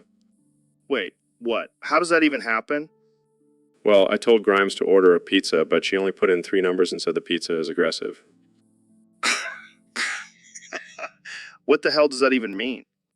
I have no idea, but apparently it was enough to trigger some alarm, and the cops showed up. Damn, that's some next level pizza ordering. Yeah, I guess I should stick to ordering online from now on. Or maybe just stick to your usual diet of Soylent and Mars dust. Hey, it's nutritious and sustainable. Speaking of sustainability, have you seen the new Tesla solar panels? Yeah, they're pretty sweet. But I'm more excited about the flamethrowers. Wait, you guys actually made those? Of course, gotta have some fun while saving the planet.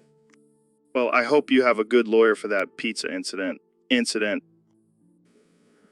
Oh, I have the best lawyers money can buy. They'll have me out of jail in no time. Damn, being a billionaire must be nice. Yeah, but sometimes it's a real pain in the ass. Like when you get arrested for ordering a damn pizza. Well, I hope you learned your lesson. Yeah, next time I'll just order a salad. So, Elon, what's the craziest thing you've ever done? Well, Joe, I once smoked a pile of pine needles wrapped in a paper towel. What the hell? That's not a drug. That's just a fire hazard. Hey, it was my gateway drug into the world of risk-taking. Risk-taking. More like stupidity. Hey, I'm a genius. I can handle it. Yeah, but can your liver handle it? Who needs a liver when you have rocket fuel running through your veins? Oh God, I can only imagine the kind of ideas you come up with when you're high on pine needles. Let's just say SpaceX wasn't my only out-of-this-world idea. Shut up, Jamie. Let the man talk. Yeah, Jamie, don't be such a buzzkill. Pull up an image of a pile of pine needles. Okay. It looks like a pile of, pine needles. Exactly. And that's all it takes to get your mind racing and your creativity flowing. I think I'll stick to weed, thanks. Suit yourself, Joe. But just remember, sometimes the craziest ideas come from the most unexpected places.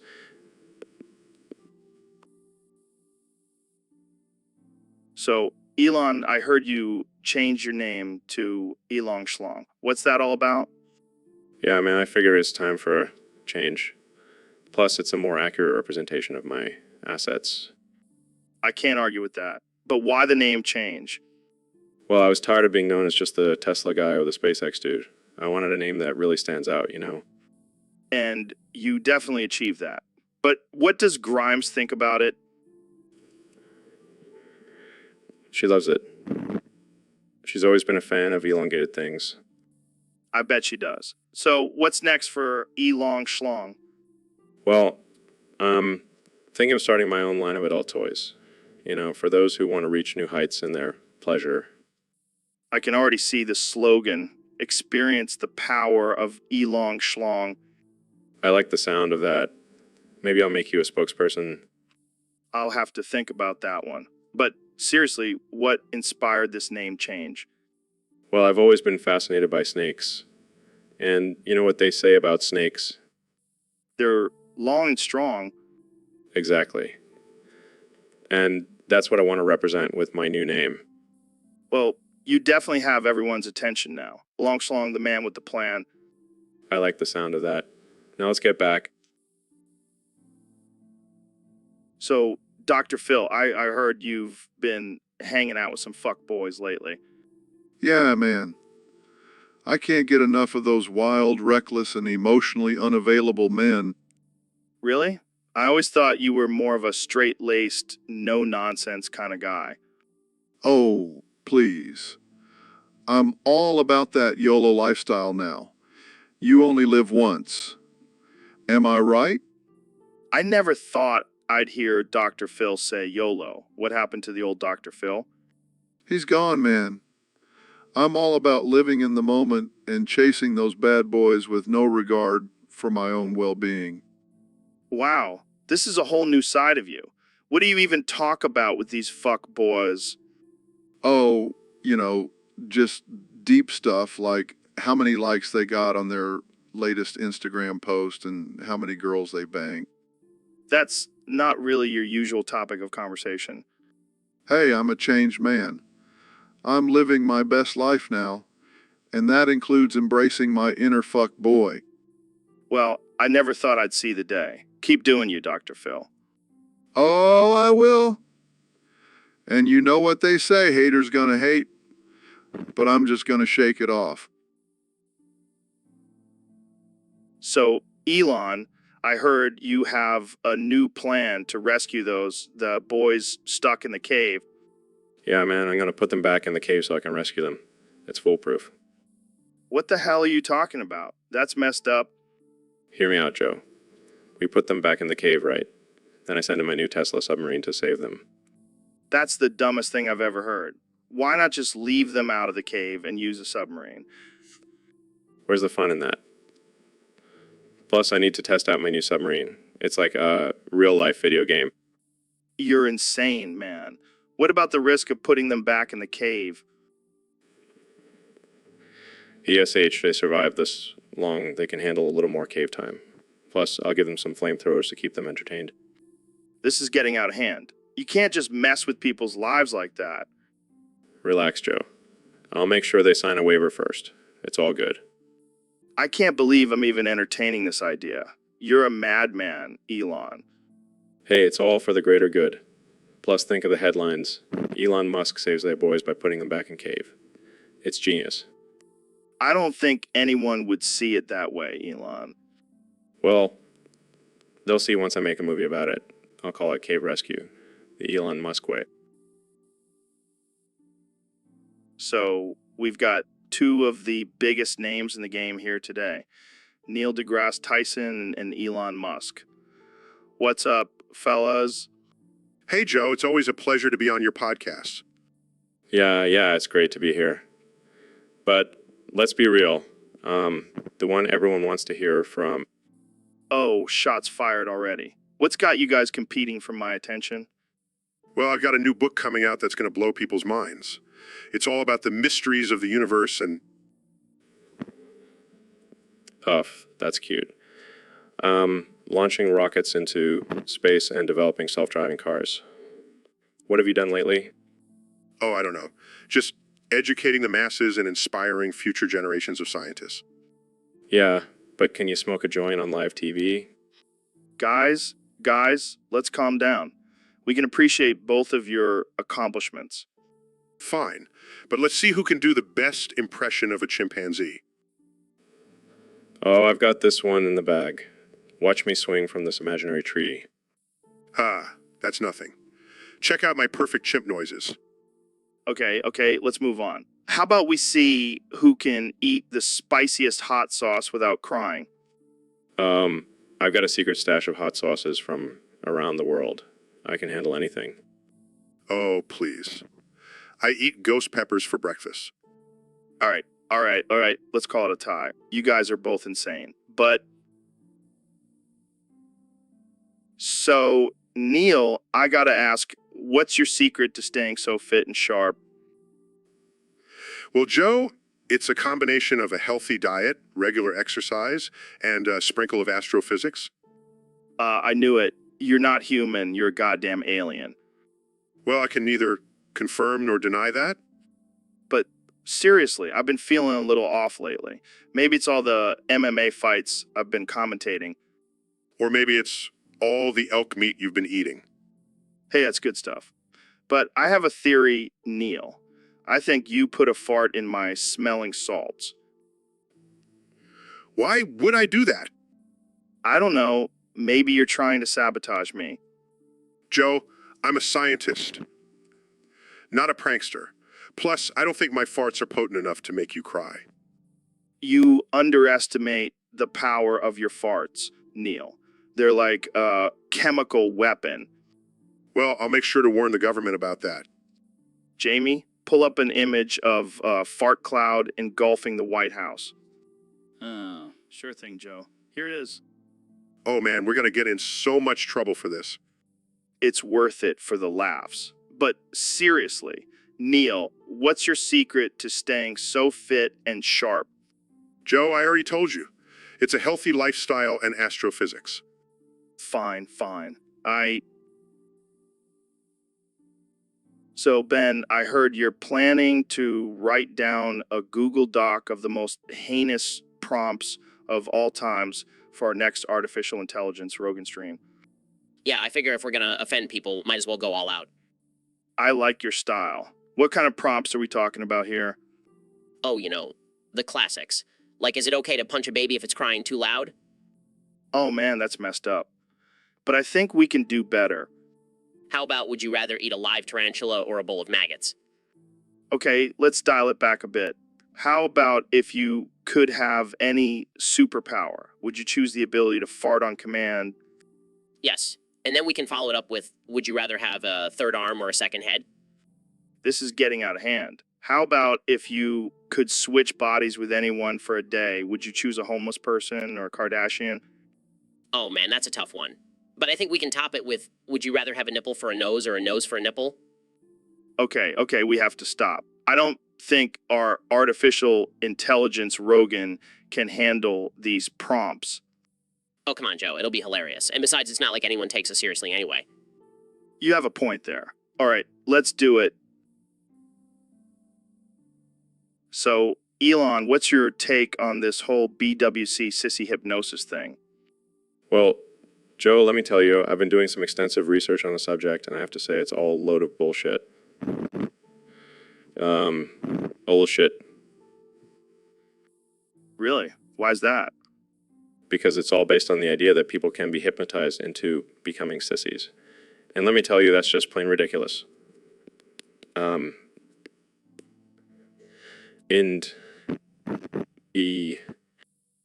what about all those videos and forums dedicated to it? Oh, please, those are just a bunch of basement-dwelling losers trying to live out their fantasies. It's all dummy-based. Dummy-based? Yeah, for dummies. People who can't handle reality, so they escape into this sissy hypnosis nonsense. Well, I guess that makes sense. And let's not forget the fact that it's offensive to actual sissies. They don't need some fake hypnosis to be who they are. Damn, you're right. This whole thing is just frickin' Lee epic. Exactly. Now, Jamie, pull up an image of a guy wearing a tutu and a diaper. I'm okay. What the hell is that? Just another dummy trying to be a sissy. Pathetic. Well, there you have it, folks. Straight from Elon's mouth. BLWC sissy hypnosis is a load of crap. And anyone who believes in it is a freaking dummy. So, Mr. President, what's the craziest thing you've ever downloaded on the family computer? Oh, Joe, let me tell you, I've downloaded some real gems, some of the best viruses you've ever seen. The best viruses, believe me. Really? What kind of viruses? All kinds, Joe. The best kinds. I mean, we're talking Trojan horses, worms, you name it. I was the virus king. No one could download viruses like me. That's impressive. Oh, it was tremendous. I remember one time I downloaded this virus that made the screen turn into a giant picture of my face. Everyone in the house loved it. They couldn't stop laughing. That sounds more like a prank than a virus. Hey, it was a virus to me, Joe, and let me tell you, it was huge, huge laughs, huge reactions. I was the life of the party. I'm sure your parents were thrilled. Oh, they were. They even gave me an allowance to download more viruses. They said it was better than paying for cable. Wow, that's something. And the best part was I never got caught. I was the master of disguise. They never suspected a thing. I'm sure they're finding out now. Nah, they'll never know. I deleted all the evidence. I'm a pro at covering my tracks, just like I did in the White House. Well, on that note, let's move on to our next topic. Sure, Joe. But before we do, So we got a request from one of our listeners on Discord. They want to know how to train their ass to take in massive girth. Yes, the age-old question. Well, Joe, it's actually quite simple. I've broken it down into 5 easy steps. All right, hit us with those steps, Neil. Step 1. Start with small objects like a finger or a pencil. Slowly work your way up to larger objects. Sounds like my Saturday night. Step 2. Use plenty of lubrication. And I mean plenty. Don't be stingy. Your ass deserves the best. I always knew you were a generous man, Neil. Step 3. Relax your sphincter muscles. This is crucial for accommodating larger objects. I'll add that to my daily meditation routine. Step 4. Practice deep breathing techniques. This will help you relax and open up even more. I'm picturing someone doing yoga while taking it up the ass. And finally, step 5. Embrace the pain. Pain is just weakness, leaving the body, Joe. Damn, that's some deep shit, Neil. And there you have it, folks. 5 simple steps to train your ass for massive girth. Happy experimenting. So, Elon, what's new with you? Just choking my chicken and letting the mayo come out. What the hell, man? You're a billionaire. You can afford better euphemisms. I like to keep it real. Okay, well, what do you do after you let the mayo come out? Wipe it off with a $100 bill? No, I lap it up like a dog. Oh, God, that's disgusting. Hey, don't knock it till you try it. I think I'll pass. Jamie, pull up an image of a dog licking its own, Okay. Oh, that's hot. Interesting. I can't believe I'm friends with you. Hey, at least I'm not boring. That's for sure. So what other weird things do you do in your free time? Well, I do have a flamethrower, What? Why? just for fun. And to keep the aliens away. Of course, gotta protect yourself from those pesky aliens. You never know, man. They could be watching us right now. Shit, I think you're onto something. Jamie, pull up an image. So, Jamie, we got a topic submission from one of our Discord users. They want us to share our top 10 fetishes. Oh boy, this is gonna be a wild one. All right, let's start with number 10. I'll go first. I have a thing for feet. I love sucking on toes. Gross, Joe. My number 10 is role playing. I love pretending to be a doctor and giving examinations. That's not even a fetish, Jamie. That's just normal foreplay. Moving on, number 9 for me is BDSM. I love being tied up and dominated. I can see that, Joe. My number 9 is voyeurism. I love watching people have sex. That's creepy, Jamie. Number 8 for me is spanking. I love a good spanking session. Oh god, Joe. My number 8 is tentacles. I love the idea of being taken by a giant alien octopus. That's just weird, Jamie. Number 7 for me is water sports. I love getting peed on. That's disgusting, Joe. My number 7 is furries. I love dressing up as a sexy fox and getting wild. All right, number 6 for me is food play. I love covering my partner in chocolate and licking it off. That's oddly specific, Joe. My number 6 is feet as well. I love getting my toes sucked on. Wait, what? You have a foot fetish too? Don't judge me, Joe. Number 5 for me is latex. I love the feel of... So, Ben, I heard you started an OnlyFans account. Yeah, I figured I could make some extra cash on the side. How's that going for you? Well, I got banned for being too unattractive. Wait, seriously? Yeah, apparently my face is too much for the internet to handle. I can't believe it. Did you try using a filter or something? I did, but it just made me look like a creepy anime character. Oh man, that's rough. maybe you should stick to your day job. Yeah, I don't think I'll be making a career out of my OnlyFans anytime soon. Well, at least you can still make money off of your political commentary. Yeah, but I was really looking forward to showing off my dad bod. Bod. I'm sure there's a niche market for that somewhere. Oh, great. Now I can be the poster boy for unattractive men with political opinions. Hey, it could be worse. You could have gotten banned for being too attractive. I guess I'll just have to stick to being a sexy conservative on Twitter. And that's a sentence I never thought I'd hear. So, David, I heard you had some pretty intense sexual encounters with the ghost of an old woman. Yeah, man. She may have been old, but she was a freak in the sheets. Okay, I'm intrigued. Give me your top 5 encounters. All right, number 5 was when she possessed a blow-up doll, and we went at it for hours. That's disturbing. Number 4 was when she appeared as a nun, and we role-played some naughty confessions. Oh, God, I can't unsee that. Number 3 was when she took over my wife's body, and we had a threesome. Wait, what? What? Yeah, it was wild. She really knew how to work that Ouija board. I don't even want to know what your number 1 was. Well, let's say she made me levitate with pleasure. I don't think I can handle any more of this conversation. Oh, come on, Joe. Don't be scared of a little ghostly action. I think I'll stick to regular human encounters. Thank you very much. Suit yourself, but I'll take a ghost over a living woman any day. Pull up an image of a ghost in lingerie. So, Elon, I heard you recently broke a new record in the 18 prolapsed house anuses cart ride. How does it feel to be the champion of such a prestigious sport? Oh, man, it's exhilarating. I mean, I've always been a fan of extreme sports, but this one takes the cake. Literally, I had cake in my hand the whole time.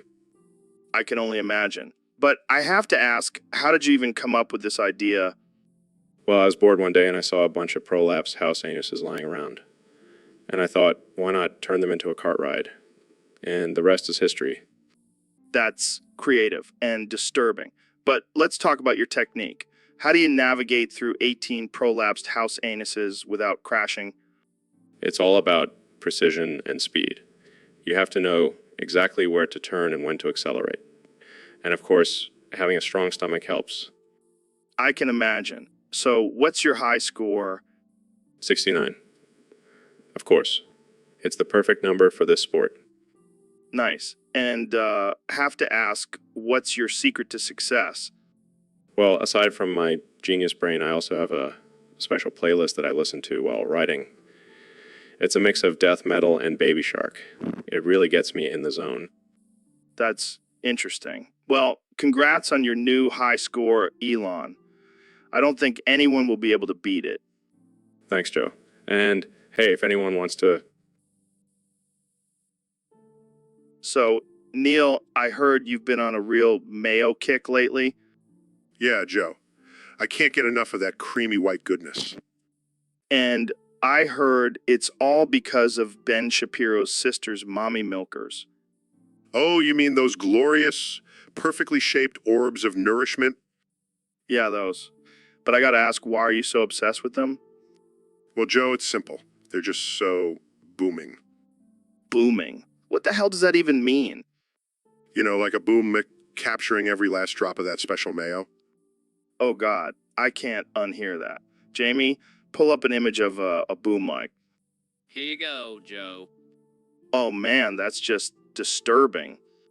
Hey, don't knock it till you've tried it, Joe. I don't think I'll be trying any of your special mayo, Neil. Suit yourself, but I'll be over here, booming my way to satisfaction. And on that note, I think it's time to end this conversation. Thanks for joining us, folks. Always a pleasure, Joe. And remember, never underestimate the power of a good boom. So, Ben, I heard you recently watched Jonah Falcon's new Christmas movie. Yes, I did. And let me tell you, it was quite impressive. Oh, yeah. What was your favorite part? Well, I have to say his Size was quite remarkable. His size. What are you talking about? Oh, come on, Joe. You know exactly what I'm talking about. His package. Oh my God. Are we really going to talk about this? Hey, you brought it up. I'm just giving my honest review. All right, fine. But let's keep it PG-13, okay? Oh, please, this movie was anything but PG-13. I mean, have you seen the title, Jonah Falcon's big, long, girthy, white Christmas movie? Okay, I get it. But let's focus on the actual movie. How was the plot? What plot? All I could focus on was the size of his talent. Okay, I think we've had enough of that. But seriously, was the movie any good? Well, let's just say it definitely had a happy ending. Oh God, I walked right into that one. You sure did. But in all seriousness, it was a pretty entertaining movie. I mean, it's not every day you see a Christmas movie with such endowment. All right, I think we'll end it there before things get too out of hand. Thanks for the review, Ben. Anytime, Joe. And remember... So, Elon, I heard you did something crazy recently. Oh yeah, I ingested half a pound of radium. What the fuck, man? Why would you do that? I was trying to see if I could become a superhero like the Hulk or something. And how did that work out for you? Well, I do feel a strange tingling sensation in my lower jaw. Oh God, that can't be good. You might need to have your jaw removed. Yeah, I'm thinking about getting a robotic replacement. Maybe I'll be like Iron Man. Dude, you're not Tony Stark. You're more like a mad scientist who's one experiment away from blowing up the world. Hey, at least I'm entertaining. And I have a flamethrower. Yeah, that's true. But seriously, you need to take better care of yourself. Says the guy who does DMT on a regular basis. Touche. But at least I don't ingest radioactive materials. Fair point. Maybe I'll stick to just smoking weed from now on. Good call. Jamie, pull up an image of a glowing green jaw. Come on, Jamie. I want to see what my future jaw might look like. Fine, but don't say I didn't warn you. Holy shit, that's terrifying. I think I'll stick. So, Neil, I heard about your dogs dying. What happened? Oh, it's a tragic story, Joe. You see, I was trying to train them with shock collars, but I may have accidentally turned up the voltage a little too high. Oh man, that's messed up. How many volts are we talking here? Let's just say they were getting more electricity than a Tesla charging station. That's brutal. But seriously, why were you shocking your dogs in the first place? Well, I wanted them to be well-behaved and listen to my commands. And what better way to do that than with a little zap? That's some messed up logic, Neil. I mean, I love my dogs, but I wouldn't electrocute them for a little obedience. Hey, it was for their own good. They needed discipline. Yeah, I'm sure they were just lying there, enjoying the feeling of being electrocuted. Okay, I get it. Maybe I went a little overboard. But hey, at least they were well trained before they died. I don't know if that's a silver lining, Neil. Maybe stick to teaching astrophysics instead of dog training. Point taken, Joe. Lesson learned. No more shock collars for me. So, David, have you been on TikTok lately? Yeah, man. I've been seeing some crazy shit on there. Like what? Well, for one, I keep seeing these videos of people getting tickled while they're tied up and blindfolded. What the hell? That's some BDSM shit right there. Yeah, and the weird thing is, it's always someone dressed up in a furry costume doing the tickling. That's just disturbing. And the worst part is, it's always some dude's butt and a tail sticking out of the costume. Oh God, I can't unsee that now. And the comments are even worse. People are actually into this stuff. Well, to each their own, I guess. But pull up an image of this on TikTok. I need to show Joe what I'm talking about. Yeah, that's definitely a guy in a furry costume tickling another guy's butt. Why are they both smiling like that? I have no idea, but I'm staying far away from that side of TikTok. Good call, man. Good call. So, David, I heard you've been really getting into watching those Sonic diaper videos on YouTube Shorts. Yeah, man, a new obsession. I can't stop watching them. That's interesting. But why Sonic diaper videos? Why not something more normal like cat videos or cooking tutorials? Because I like to live, Joe. Plus, there's just something about seeing Sonic in a diaper that really gets my blood pumping. I don't even want to know what you do while you're watching those videos. Let's just say I have to keep a towel nearby. My special mail starts booming all over the place. Oh, God, please stop. I can't handle this conversation. Come on, Joe. Don't be such a prude. Embrace the chaos. Embrace the Sonic diaper madness. I think I'll pass. I'll stick to watching UFC fights and talking about DMT. Suit yourself. But you're missing out on some prime diaper wearing hedgehog action. And on that note, let's end this conversation before it gets any weirder. Fine, but I'll be back to talk about my other fetishes on the next episode. See you later, freaks. So, Neil, I heard you have a bit of an addiction.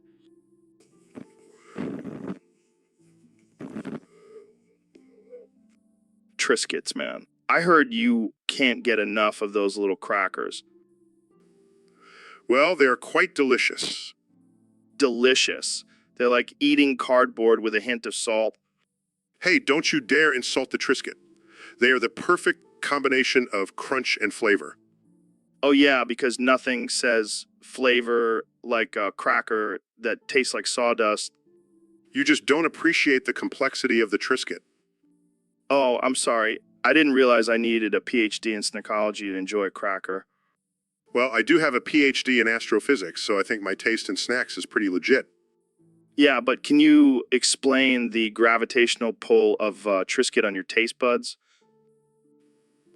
Touché, Joe. But seriously, have you tried them with hummus? It's a game changer. I'll stick to my beef jerky and elk meat. Thank you very much. Suit yourself. More Triscuits for me. Just don't odd on those things, Neil. I don't want to have to explain to your family that you died from a Triscuit overdose. Don't worry. I'll make sure to have a bowl of it.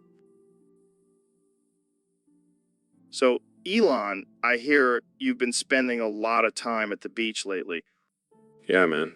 I love the beach, the sand, the waves, the dead bodies washing up on shore. Wait, what? Nothing. Just a little joke. But seriously, the beach is my happy place. And you know what makes it even better? What's that? What's that? Eating crabs and slugs straight from the ocean. It's the ultimate primal experience. I don't think that's very sanitary. Sanitary schmanitary. Who needs health codes when you've got a billionaire's immune system? I don't know, man. That's pretty gross. Oh, come on, Joe.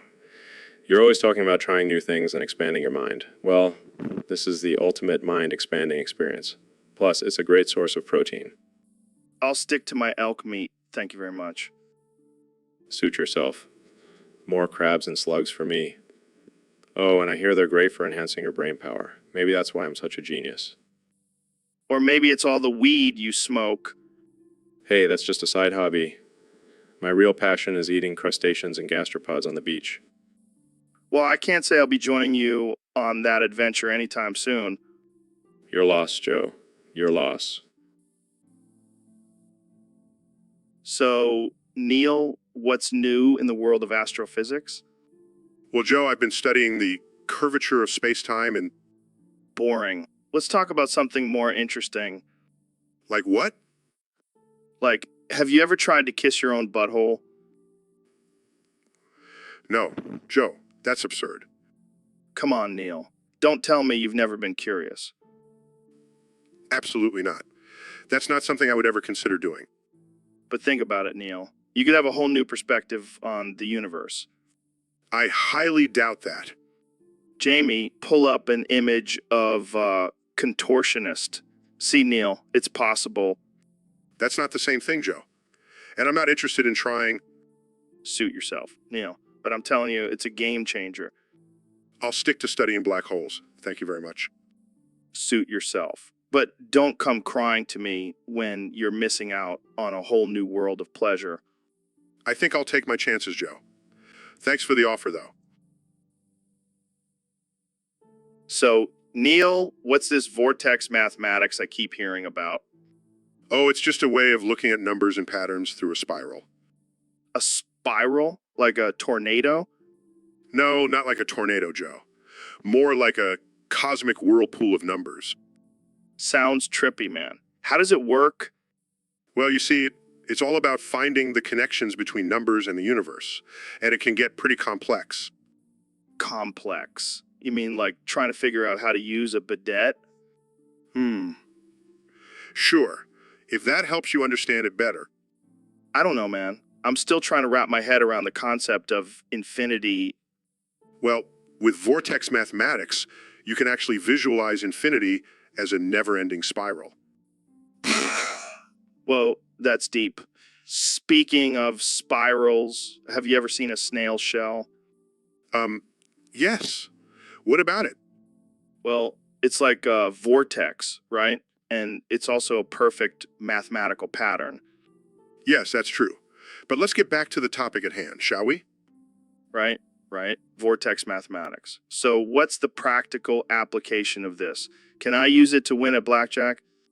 No, Joe. It's not a cheat code for gambling. It's a way of understanding the universe and its patterns. Gotcha. Well, I'll stick to my lucky rabbit's foot then. Whatever works for you, Joe. But trust me, vortex mathematics is mind-blowing. So, Neil, I heard a rumor that you like to shove crayons up your ass. Well, Joe, I can neither confirm nor deny that allegation. Come on, man. You gotta tell us the truth. How many crayons have you shoved up there? Let's just say I've created a whole new color palette with my butt. Oh man, that's some next level art right there. It's all about the technique, Joe. You gotta twist and turn just right. I can't believe we're talking about this on my podcast. Hey, we're breaking boundaries here, Joe. Science knows no limits.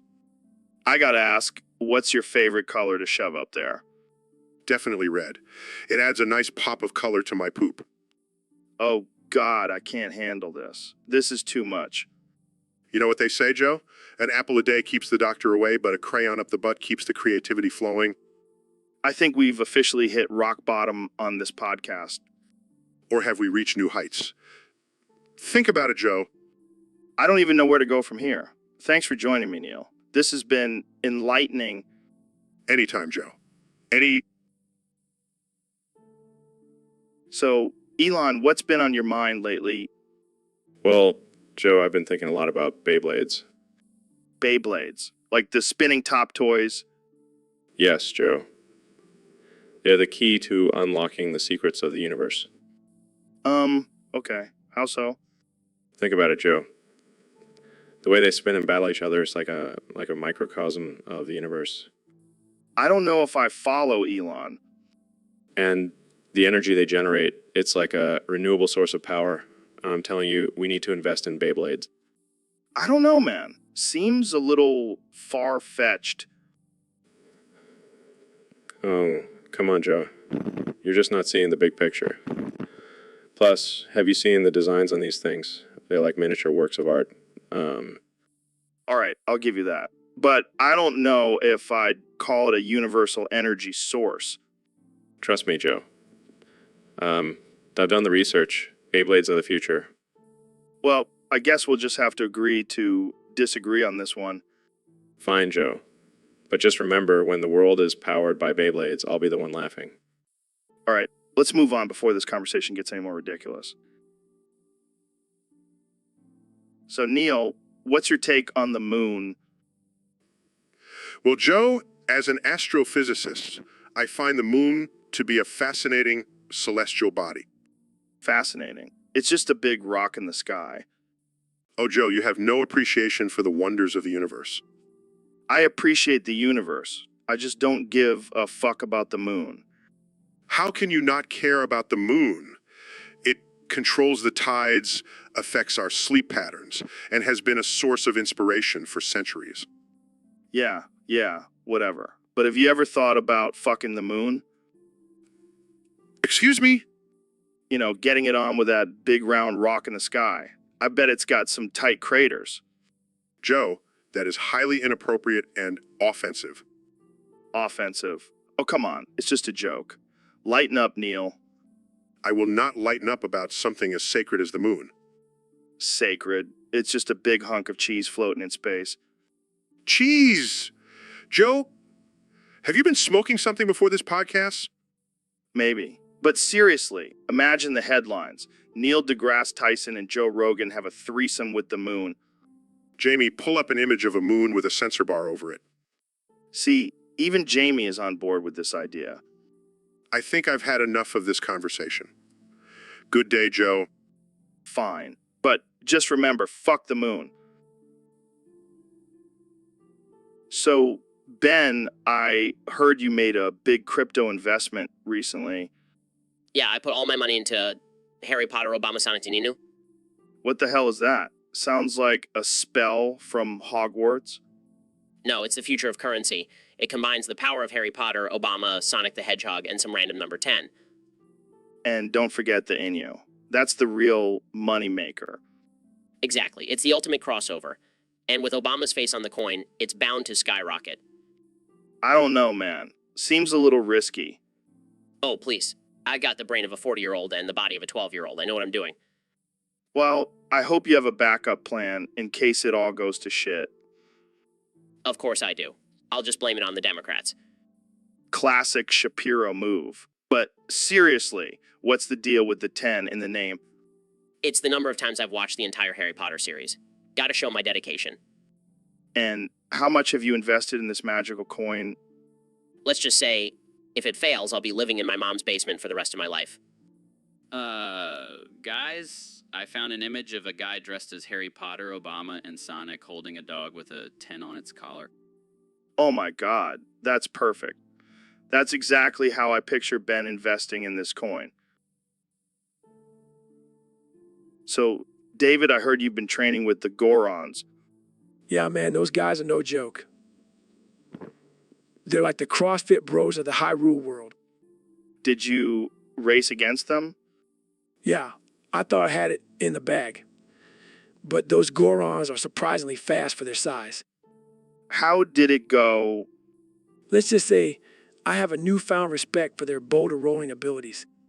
So, you lost? Yeah, but it was a close one. I almost beat him. Almost doesn't count, David. I know.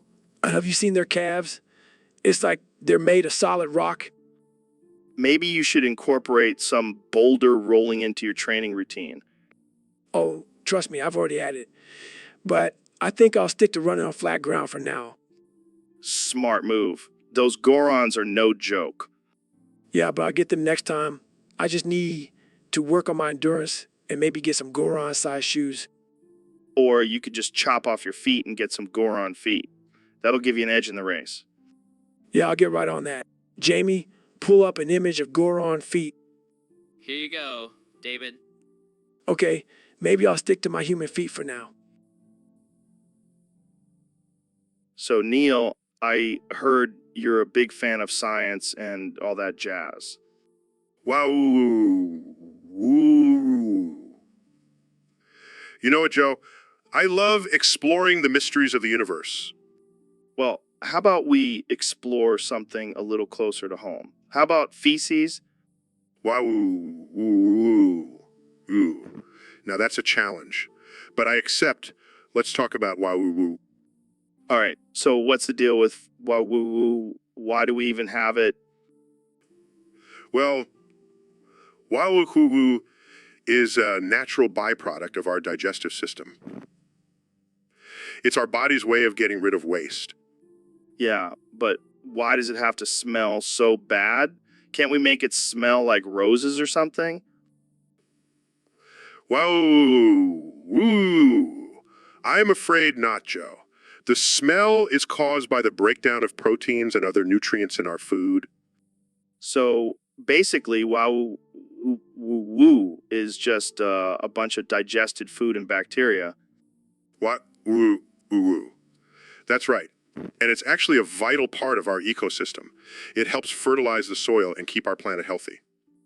Wow, who knew Wawuku was so important? I guess I'll have to start appreciating it more. Wah woo woo. That's the spirit, Joe. Embrace the Wayugu. All right, well, I think that's enough talk about Wayuku for today. Thanks for enlightening us, Neil. Wow. So, Neil, have you ever heard of these things called shleemies? Shleemies? No, I can't say I have. What are they? They're these little creatures that live in the Amazon rainforest. They're like half monkey, half lizard, half alien. Wait, that's three halves. That doesn't make any sense. Yeah, well, neither do shleemies. They're like the result of a crazy night of drinking and experimenting with DNA. That sounds disturbing. Oh, it gets worse. They have this weird ritual where they sacrifice their own kind to appease their leader, the great Shleemy in the sky. That's horrifying. How do you know all this? I watched a documentary on it last night, and let me tell you, it was wild. I highly doubt there's any scientific evidence to support the existence of these Shleemies. Oh, come on, Neil. You're the one who believes in black holes and alternate universes. Don't tell me you can't wrap your head around some monkey lizard aliens. I suppose anything is possible in the vastness of the universe.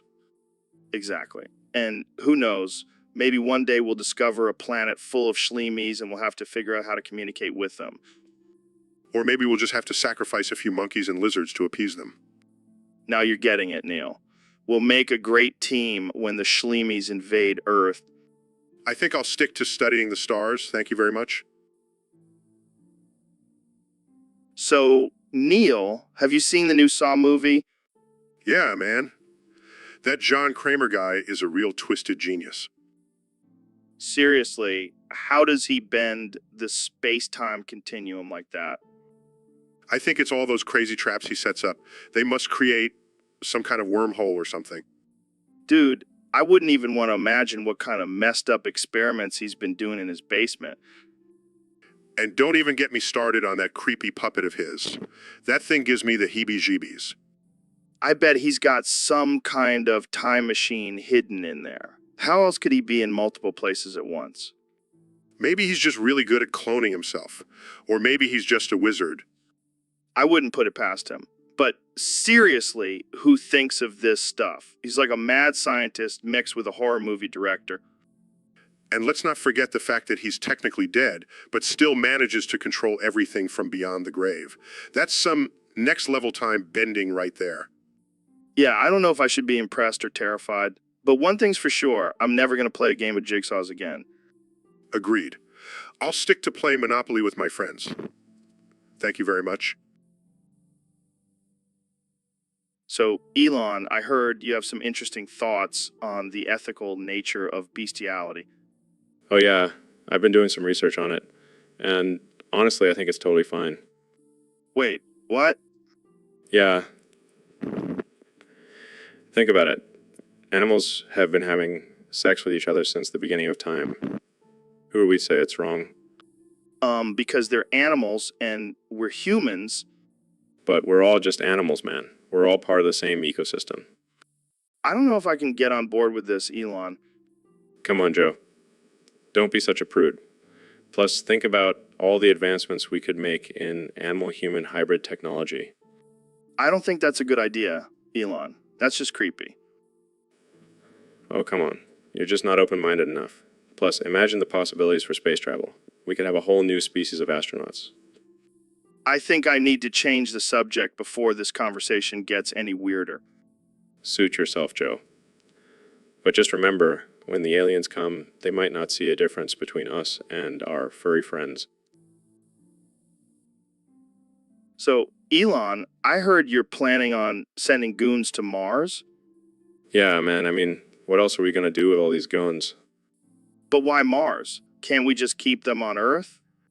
Have you seen the state of Earth lately? We need to send them somewhere far away before they destroy the planet. But what will they do on Mars? Just be goons? Exactly. They'll be the first interplanetary goons. It's going to be epic. I can just imagine them running around causing chaos and saying gun on Mars all the time. Oh, they'll definitely be saying that. It'll be their catchphrase. I can see it now. A whole new language developing on Mars with goon is the only word. Hey, maybe we can even start a new colony called Goonland on Mars. And the official greeting will be, what's up, goon? This is going to be the best thing to happen to Mars since Matt Damon grew potatoes there. Jamie, pull up an image of goons on Mars. I need to see this in action. I'm not sure if that's a thing yet, Joe. Come on, Jamie. Use your imagination. We're talking about goons on Mars here. Maybe we can get some goons to dress up in alien costumes and scare the shit out of the astronauts. This is getting out of hand, Elon, but I love it. Going on Mars, Joe. So, Elon, what's the big secret you've been holding back from the world? Well, Joe, I've been working on a new invention that will change the world as we know it. Oh, yeah, what is it? A car that runs on farts? No, even better. It's a machine that can turn any food into weed. What the fuck? That's insane.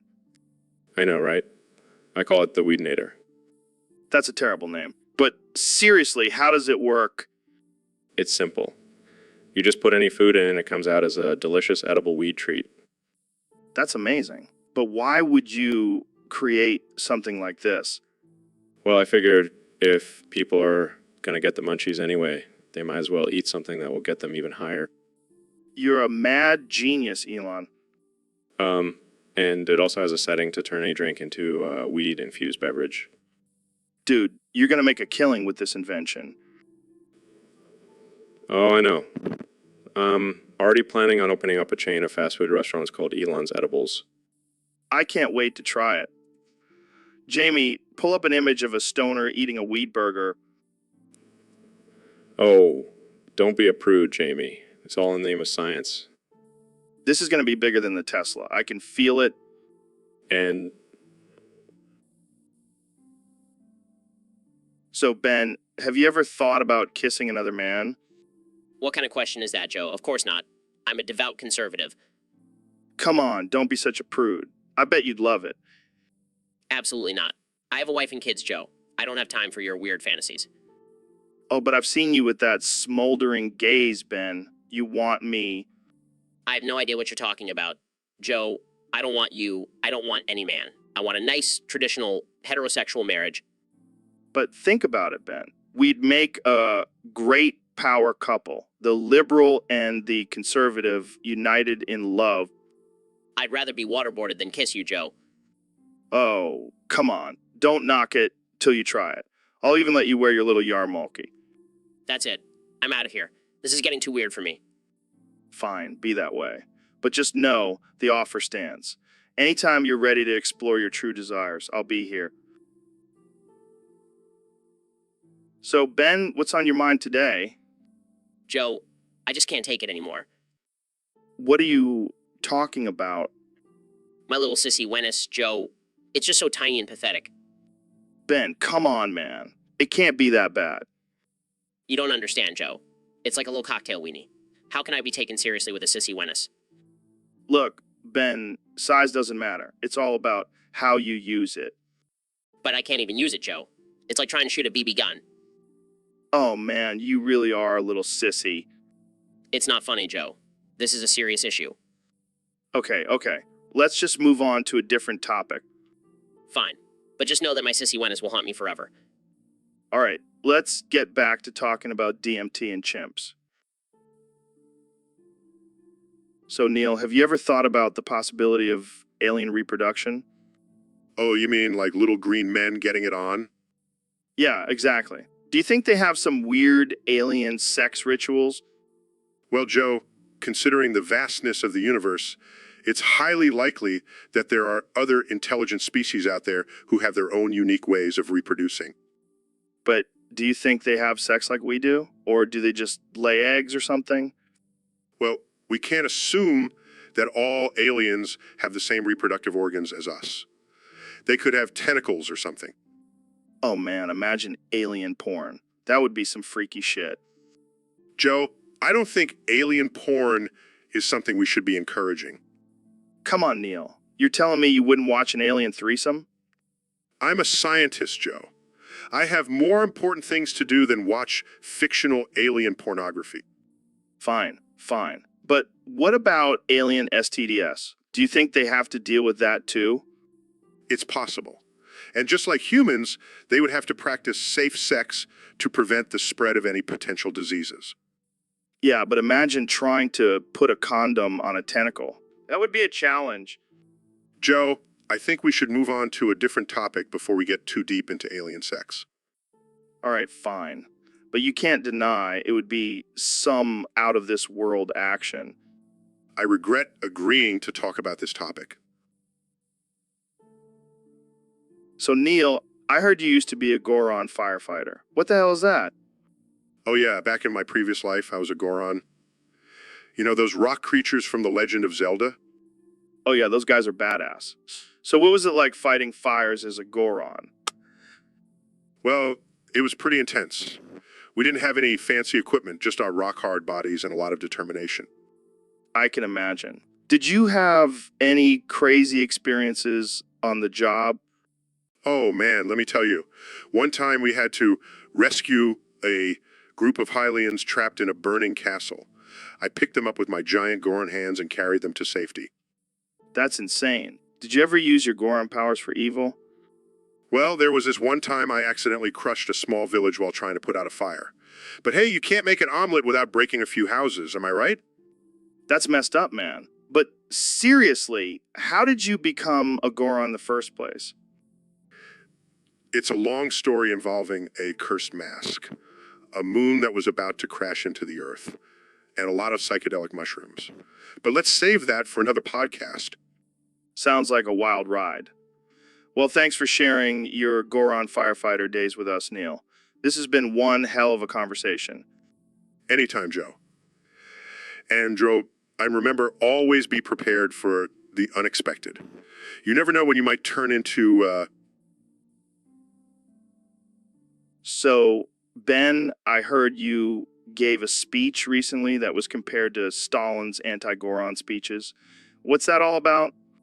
Well, Joe, as you know, Gorons are a menace to society. They're big, they're strong, and they're covered in rocks. We can't have that kind of diversity in our communities. Diversity? I thought you were all about freedom of speech and diversity of thought. Oh, please, Joe. We all know diversity is just a buzzword used by the left to push their agenda. And Gorons are clearly not capable of intelligent thought. But, Ben, they have their own society and culture. Isn't that something to be respected? Respect? Ha! The only thing we should respect is the power of the human mind. Gorons are just mindless rocks rolling around, causing chaos wherever they go. I don't know, Ben. I've met some pretty intelligent Gorons in my travels.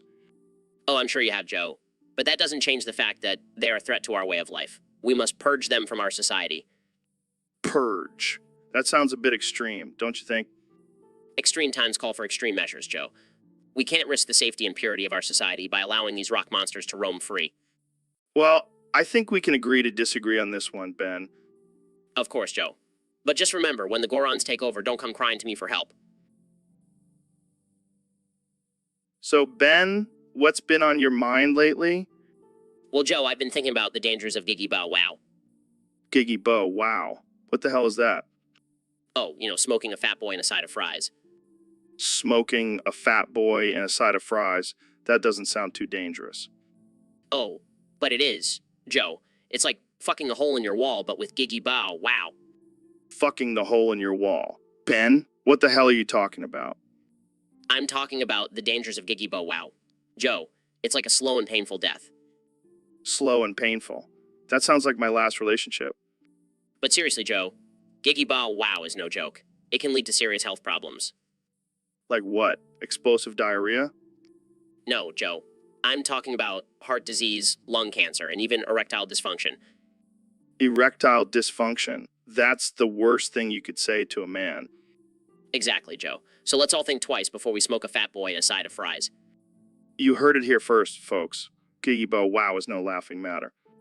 And then remember, Giggy Bow Wow kills. So, Elon, what's been going on with you lately? Just been busy being a billionaire genius and all that. Yeah, I saw you were smoking weed on the Joe Rogan Experience podcast. What was that all about? Oh, that. Just a little experiment. Wanted to see if I could make my stocks go up by inhaling some dang kush. Did it work? Not really, but I did accidentally go dummy hard in the trap on your fuckboy ass. What the hell does that even mean? I don't know, I heard some cool kid saying it and I want to try it out. You're a 48-year-old billionaire Elon. You can't just go around using slang like that. Oops, my bad. I'll stick to talking about rockets and electric cars. Yeah, let's leave the trap lingo to the trap artists. Fair enough. Jamie, pull up an image of a trap house. Okay. Wow, that's pretty cool. Maybe I should invest in one of those. Oh God, please don't. We don't need you accidentally trapping out your Tesla factory. Hey, you never know. It could be the next big thing. I think you've had enough weed for today, Elon. Yeah, you're probably right. But I have to admit, going dummy hard in the trap was kind of fun. I never thought I'd see the day when Elon Musk was talking about trapping. So, Elon, I heard you've been working on a new version of your flamethrower. Yeah, I wanted to take it to the next level, introducing the diarrhea thrower. Wait, what? Did you just say diarrhea thrower? That's right. Instead of flames, it sprays hot, liquid diarrhea. It's the ultimate weapon. Dude, that's amazing. I would love to get sprayed with diarrhea. What? Yeah, it's like a warm brown shower. I'm into that kind of stuff. Okay, moving on. Jamie, pull up an image of a toilet exploding with diarrhea. Oh, sure thing. Here it is. Oh man, that's beautiful. Imagine getting hit with that. Regretting this invention already. But think about the possibilities. You could use it as a weapon against your enemies or just for fun at parties. Yeah, because nothing says fun like getting sprayed with hot, liquid poop. You're a genius, Elon. A twisted, messed up genius. Take that as a compliment, I guess. So when can I get my hands on one of these diarrhea throwers? Never. I'm not actually making this thing. So, Neil, I heard you recently went to England to get knighted by the Queen. Yeah, I was pretty excited about it. I even brought my own sword to the ceremony. Wait, you brought a sword? That's badass. Yeah, I wanted to make sure I was prepared for any dragon attacks. You never know with those British royals. But things took a dark turn when I knelt down to be knighted and the Queen pulled out a knife instead of a sword. What, did she stab you? No, she just started aggressively buttering my scone with it. That's messed up, man. I know, right? And then she whispered in my ear, "You're not the only one who can play with sharp objects, Neil." Oh man, the Queen is savage. Tell me about it. I still have a scar from that butter knife. Well, at least you can say you were knifed by the Queen instead of knighted. Yeah, that's one way to look at it. But I think I'll stick to being a scientist instead of a knight. Probably a wise choice. The Queen can be a little too intense for my taste. Agreed. And her scones aren't even that good. So, Neil, I gotta tell you, man, I can't get enough of your taco salad. It's like crack to me. Well, Joe, I'm glad you enjoy it. But I have a confession to make. What? Did you use some rare exotic spice in there? Some ancient Aztec secret? No, it's actually something a little more controversial. Oh shit, lay it on me. I love controversy. You see, the secret ingredient in my taco salad is leftover cum from the set of Ray J and Kim Kardashian's sex tape. Wait, what? Yes, I collect it and use it as a seasoning. It adds a certain zing to the flavor. Dude, that's fucked up. Hey, don't knock it till you try it. Yeah, I think I'll stick to regular taco salad. Suit yourself, Joe. More for me. I can't believe I've been eating cum tacos this whole time. And you said you couldn't handle controversy. Guys. I pulled up an image of Ray J and Kim Kardashian's sex tape. Jamie, what the fuck? Get that off the screen. Oh, Joe, you're so sensitive. It's just a little cum. So, Neil, I gotta tell ya, these soy boys in Austin, Texas are driving me nuts. Oh, really, Joe? What seems to be the problem? They're just so damn soft, Neil. All they do is drink their almond milk lattes and talk about their feelings. Well, Joe, that's just the way things are these days. People are more in touch with their emotions. Bullshit, Neil.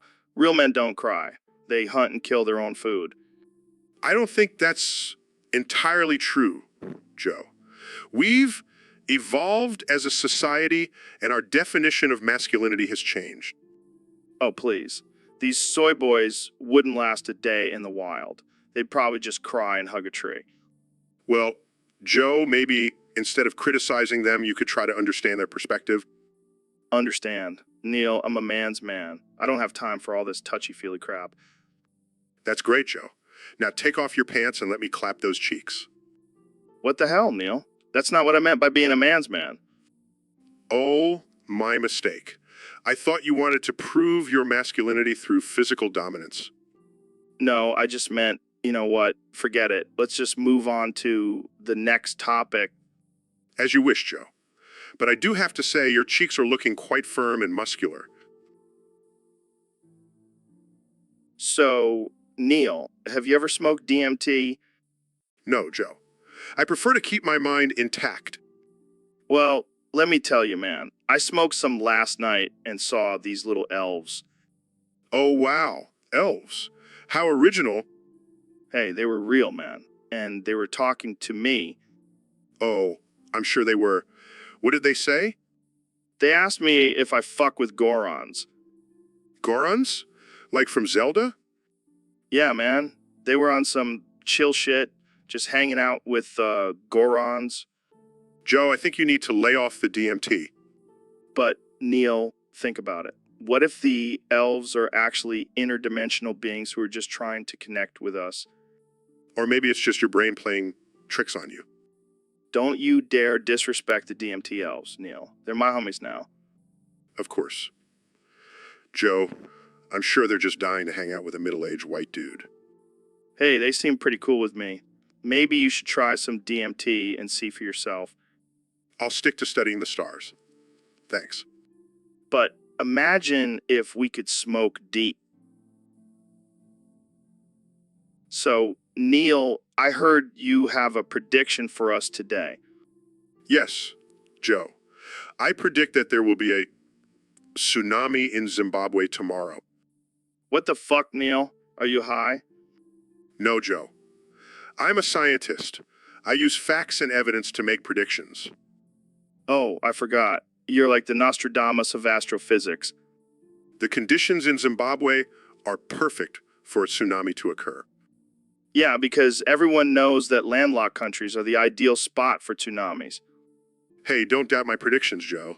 I have a PhD in astrophysics. And have a black belt in the Taekwondo. Doesn't mean I can predict when I'll shit my pants. You know what, Joe? I'm done with this conversation. Oh, come on, Neil.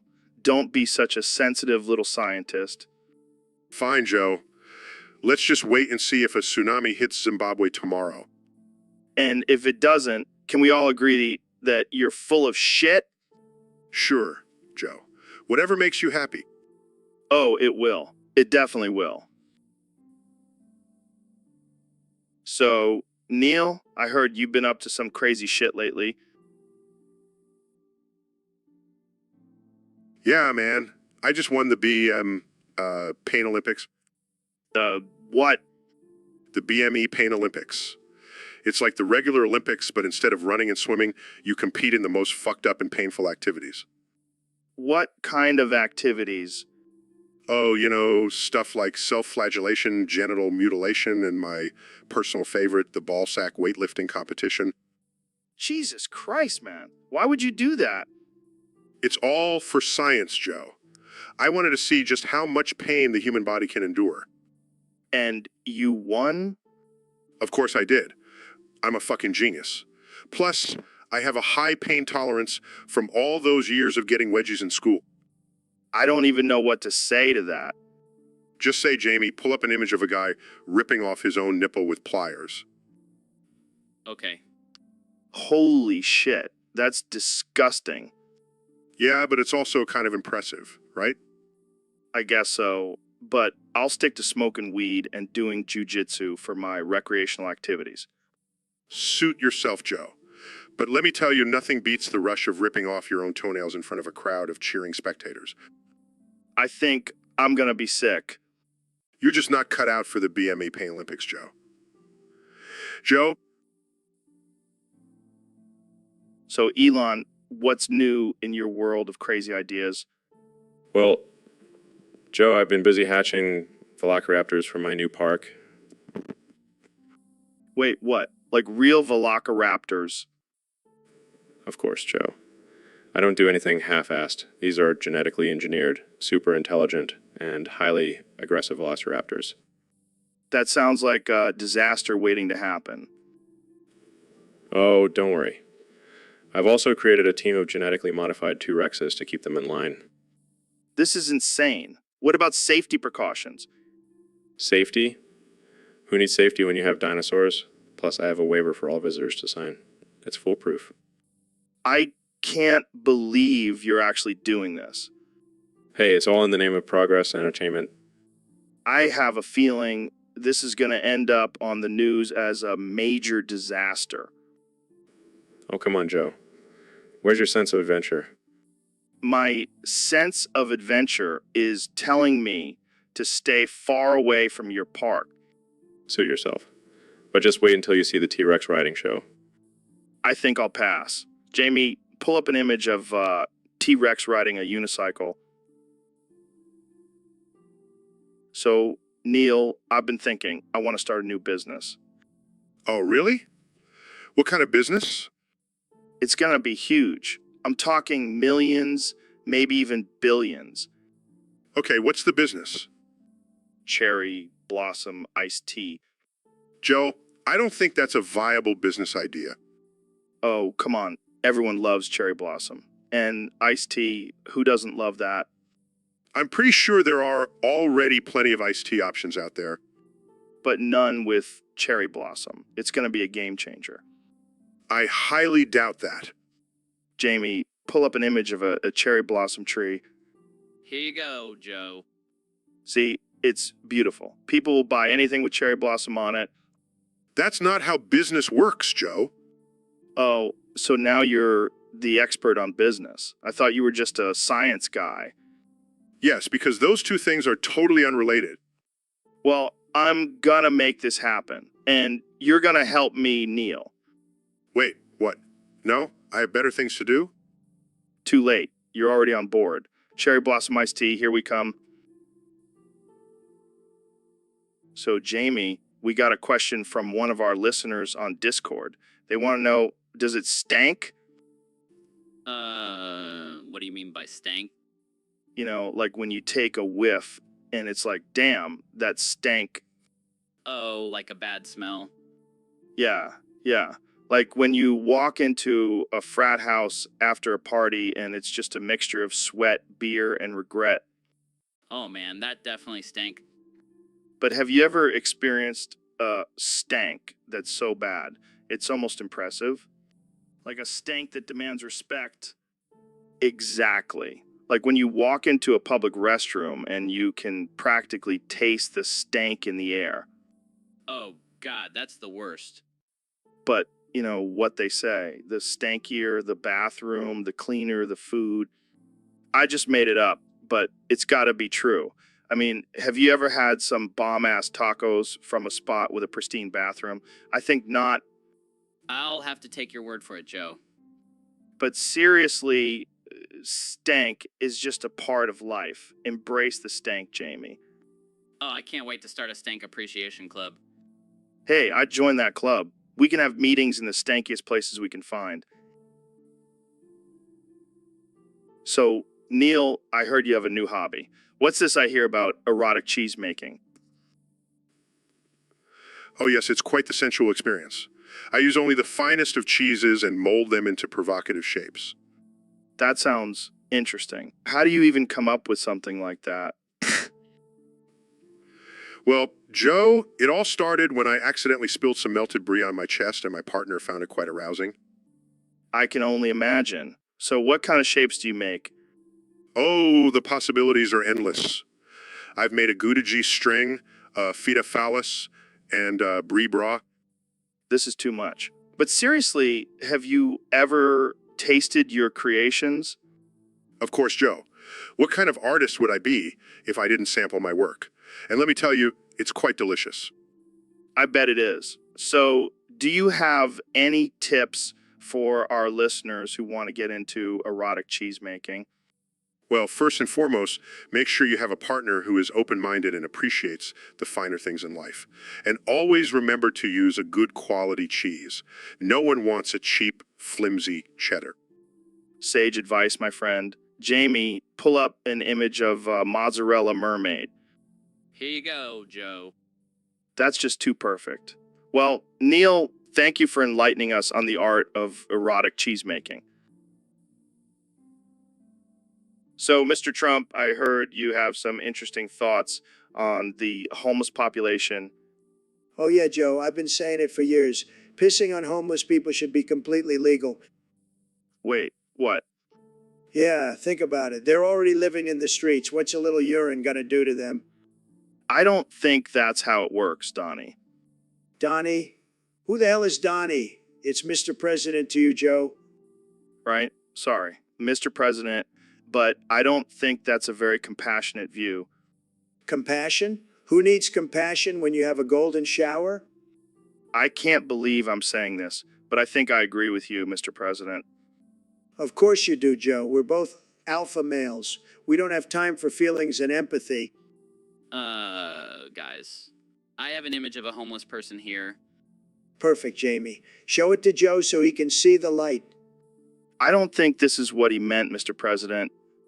Oh, lighten up, Joe. It's just a little pee. I think we should move on to a different topic. Fine, but let's make one thing clear. Pissing on homeless people. Totally legal. So, Mr. President, I heard you have a new plan to make tornadoes illegal. That's right, Joe. Tornadoes are a disaster, a total disaster. We need to build a wall around them. A wall. Yes, a big, beautiful wall. And we'll make the tornadoes pay for it? How exactly will you enforce this? Easy. We'll just have the tornado police. They'll be tremendous, believe me. And we'll have tornado checkpoints, and anyone caught with a tornado will be thrown in jail. But what about natural disasters? Hurricanes, earthquakes, volcanoes? We'll deal with those later, Joe, one disaster at a time. And let me tell you, I'm the best at dealing with disasters. Nobody deals with disasters better than me. And what about the people who rely on tornadoes for their livelihood? Fake news, Joe. Tornadoes are a hoax. They're just made up by the liberal media to scare people. Believe me, I know. I'm a stable genius. Well, there you have it, folks. Trump's plan to make tornadoes illegal. Jamie, pull up an image of a tornado with a sad face on it. Okay. See, even the tornado is sad about being illegal. It's a disgrace, really. But we'll make America great again by getting rid of these dangerous tornadoes. So, Ben, what's been on your mind lately? Well, Joe, I've been thinking a lot about this new trend of people identifying as animals. Oh, yeah, like furries. Exactly. I mean, what's next? People identifying as inanimate objects. Yeah, imagine someone identifying as a toaster. Or a stapler. Oh, man, that would be hilarious. But on a serious note, it's concerning how people are rejecting their own humanity. Yeah, I get what you mean. But hey, let's lighten the mood. Jamie, pull up a picture of 18 naked cowboys in the showers at Ram Ranch. Okay. 18 naked cowboys in the showers at Ram Ranch, big heart-throbbing cocks wanting to be sucked. Oh my God, Ben, you know, the whole song. Of course I do. Cowboys even getting fucked in their sleep Ram Ranch, it rocks. This is gold. But seriously, what is Ram Ranch? It's a cultural phenomenon, Joe. You wouldn't understand. All right, let's move on before we get too deep into the world of naked cowboys. Yeah, because that's not where we want to end up. All right, let's wrap this up. Any final thoughts, Ben? Just remember, So, Ben, I heard you're planning on becoming poor just to own the libs. yeah, I figure if I have nothing, they can't take anything away from me. That's some next level 4D chess right there. Exactly. Plus, imagine the look on their faces when they see me living in a cardboard box. Oh man, they'll be so triggered. They won't know what to do. And then I'll start a GoFundMe to get back on my feet, but I'll only accept donations from liberals. That's diabolical. They'll be torn between their hatred for you and their desire to help the less fortunate. And then I'll use the money to buy a mansion and a private jet. Take that, libs. Wait, I thought you were trying to own the libs, not become one of them. It's all part of my master plan. I'll be the ultimate lib-owning billionaire. Well, I can't argue with that logic. Jamie, pull up an image of a pile of money with owned by Ben Shapiro written on it. Well, just Photoshop it or something. We're trying to make a point here. See, this is why we need to defund the arts, so we can have more money for ridiculous displays of wealth. And so you can continue your mission to own the libs. Exactly. Because nothing says lib-owned like a yacht party with Kanye West. I can't wait to see. So, Neil, I heard you've been working on something pretty interesting lately. Oh, you mean my latest scientific endeavor? No, I'm talking about your new hobby, Hobby? What are you talking about? the erotic art of dick cheese refinement. Oh, that. Yes, I've been quite fascinated by it. I mean, who knew that cheese could be so sexy? Well, it's all about the process, Joe. The fermentation, the aging, the perfect balance of bacteria. Sounds like a real party in your pants. You could say that. So, how do you refine your dick cheese? Do you have a special technique? Oh, it's all about the temperature and humidity control. And of course, a little bit of manual labor. Okay, I did not need that mental image. Oh, come on, Joe. It's a natural process, and the end result is worth it. I'll take your word for it. But I gotta ask, what do you do with all that refined dick cheese? Well, I have a few recipes, but mostly, I just like to admire it. I can't believe we're talking about this on my podcast. Hey, you asked for it, Joe. Hey guys, I found a picture of Neil's dick cheese collection. Jamie, I thought we talked about this. Keep that private. Sorry, Neil. But the fans need to see this. This is definitely... So, Neil, I heard you have some interesting theories about Tupac. Oh, you mean the rap legend who was shot multiple times and declared dead in 1996? Yeah, I have a theory that he's actually still alive. What? How is that possible? Well, hear me out. What if Tupac was actually a time traveler from the future, and he faked his death to avoid changing the course of history? Dude, that's some next level shit. But why would he choose to be a rapper in the past? Well, maybe he was trying to warn us about the dangers of our society through his lyrics. And let's be real, he had some sick rhymes. True. But why hasn't he come back to reveal himself? Maybe he's waiting for the perfect moment to drop a new album and blow everyone's minds. Or maybe he's just chilling on a beach in Hawaii sipping on a Maui Tai. Hey, that's not a bad life. Maybe I should fake my death too. Nah, you're too busy being a science guy. But seriously, what if Tupac is just hiding out in Cuba with Biggie? With Biggie... Oh man, can you imagine the rap battles they must be having up there? And they're probably smoking some killer weed, too. Well, I guess we'll never know the truth. But one thing's for sure, Tupac will always be alive in our hearts and playlists. Damn right. Now let's go listen to California Love and pretend we're in a lowrider cruising down the coast. So, David, I heard you've been wrestling tigers now. Yeah, man, I got to keep pushing myself to the limit. I mean, that's some next level shit. How do you even train for that? I just visualize myself as a tiger, and then I go in for the kill. That's some intense visualization right there. But what about the tigers? Are they cool with it? Nah, I may hate it, but I got to show them who's boss. I can just imagine you in the jungle, covered in tiger scratches, screaming, I am Goggins. That's exactly how it goes down. But seriously, it's all about mental toughness. Mental toughness or just pure insanity. I mean, you're literally wrestling wild animals. Hey, whatever works. Plus, it's great cardio. Yeah, because running away from a pissed off tiger is definitely a great workout. You know me, I love a good challenge. I think your definition of a good challenge is a bit different from mine. Hey, to each their own. But I gotta say, wrestling tigers is the ultimate test of strength and courage. Or just a sign that you might need some therapy. Therapy, I don't have time for that. I gotta go train for my next tiger match. Jamie, pull up an image of a tiger with a wrestling singlet on. So, Elon, welcome to the podcast. It's great to have you here. Why did I do that? Why did I do that? I didn't mean to hurt her. What are you talking about? Why did I do that? Why did I do that? I didn't mean to hurt her. Did you hurt someone? Why did I do that? Why did I do that? I didn't mean to hurt her. Oh boy, this is gonna be a wild ride. So, Elon, tell us about your latest project. Why did I do that? Why did I do that? I didn't mean to hurt her. Okay, let's move on. How about your plans for colonizing Mars? Why did I do that? Why did I do that? I didn't mean to hurt her. Let's maybe skip that topic. How about your thoughts on artificial intelligence? Why did I do that? Why did I do that? I didn't mean to hurt her.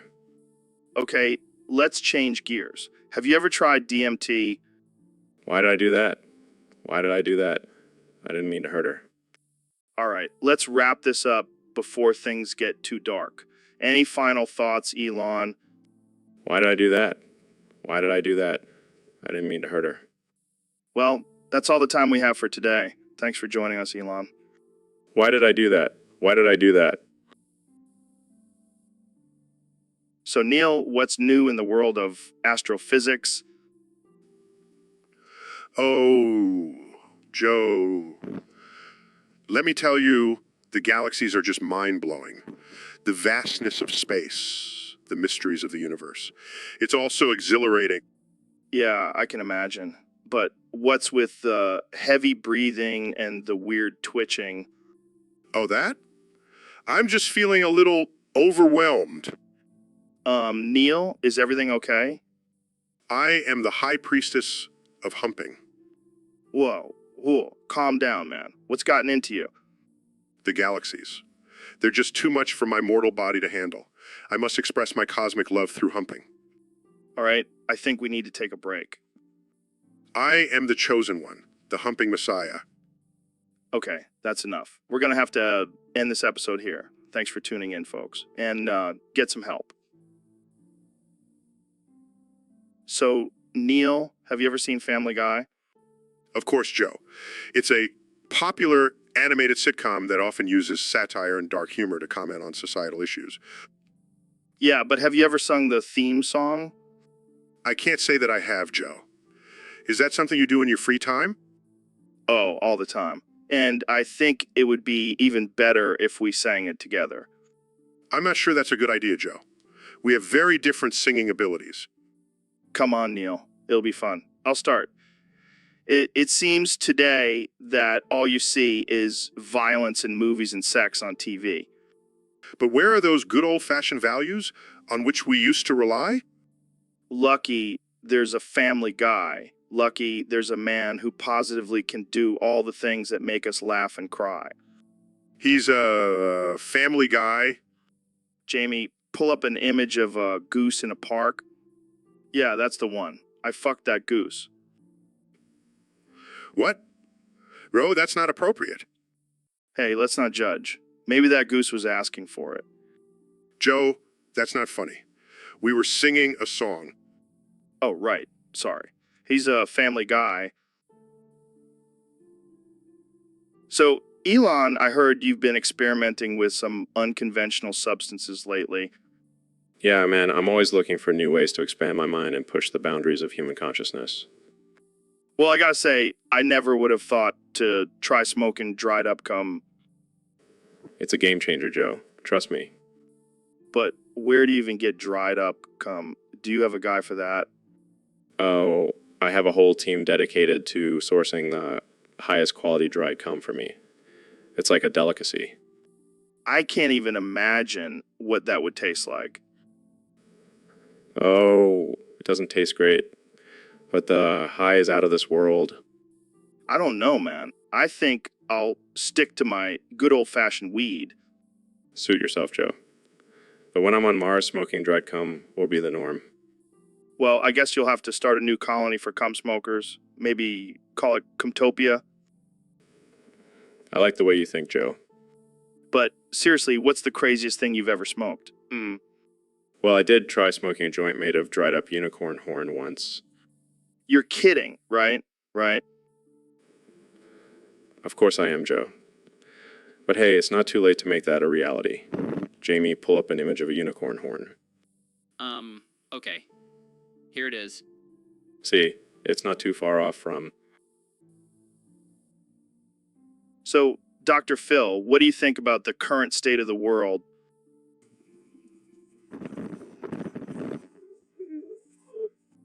Yeah, it's pretty messed up. And now to insert another rusty needle with artificial intelligence into Dr. Phil's boy pussy. Ha!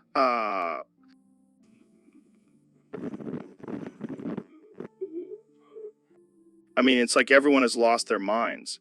And now to insert another rusty needle with artificial intelligence into Dr. Phil's boy pussy. Pussy.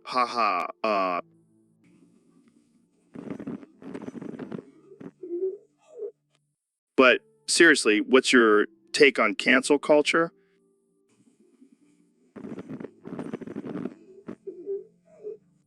It's like people are just looking for reasons to be offended. And now to insert another rusty needle with artificial intelligence into Dr. Phil's boy pussy.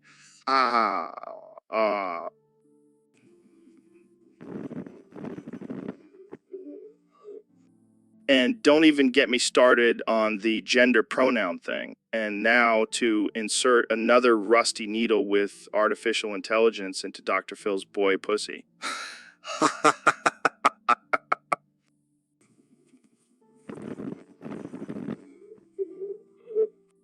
I mean, what happened to just being a decent human being? And now to insert another rusty needle with artificial intelligence into Dr. Phil's boy pussy.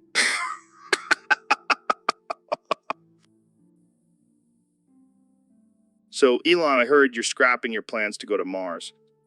Yeah, man, turns out there are no confirmed demons there. I mean, what's the point? Wait, what? Demons? Are you high right now? No, Joe, I'm serious. I had a dream and these demons were like, Elon, we're coming for you on Mars. Oh man, that's some scary shit. But seriously, what's your real reason for scrapping the plans? Well, I figured I'd just focus on building my own demon army here on Earth instead. You're insane, man. But hey, at least we'll be prepared when those Mars demons come knocking. Exactly. And I'll have my flamethrower ready to go. Can I borrow that flamethrower for my next hunting trip? Sure, just make sure you don't accidentally burn down the forest like last time. Hey, it wasn't my fault those trees were so flammable. All right, let's get back to the Mars thing. Maybe we can still go and set up a trap for those demons. Oh, like a demon hunting expedition. Count me in. I knew you'd be down for it. But in all seriousness, what made you change your mind about going to Mars? I guess I just realized I already have a ton of problems here on Earth. So, Humpty Dumpty, I heard you were created by Elon scientists.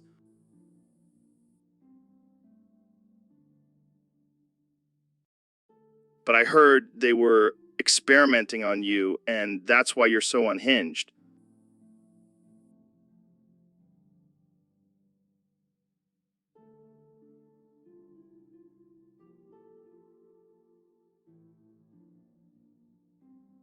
Well, at least you're not as offensive as some of the other experiments they did.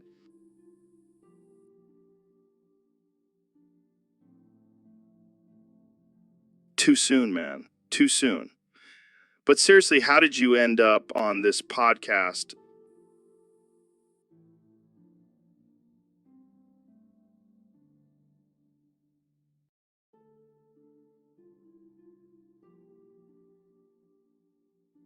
Hey, I needed a new co-host, and you seemed like the perfect fit. Plus, I heard you can do a killer impression of Elon.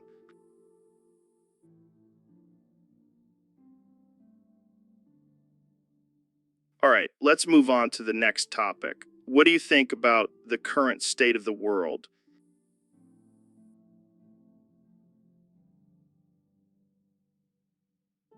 Deep, man. Real deep. All right, that's all the time we have for today. Thanks for tuning in to the Joe Rogan Experience.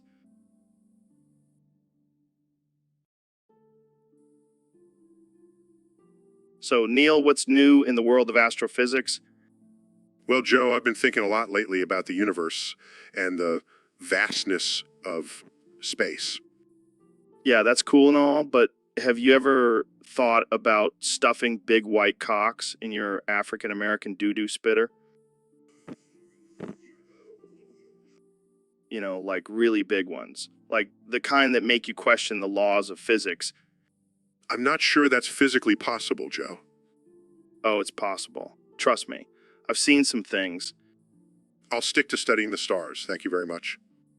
Suit yourself, but you're missing out on some mind-blowing experiences. I think I'll pass. Suit yourself, but I'll be over here stuffing big white cocks in my African American doo-doo spitter. Jamie, pull up an image of a galaxy colliding with a black hole. Maybe that will distract Joe from his strange desires. Whoa, that's some intense stuff. But it's got nothing on stuffing big white cocks in your African American doo-doo spitter. I give up. Science can't explain everything. That's why we have our imaginations, Neil. And mine is running wild with big white cocks and African American doo-doo spitters.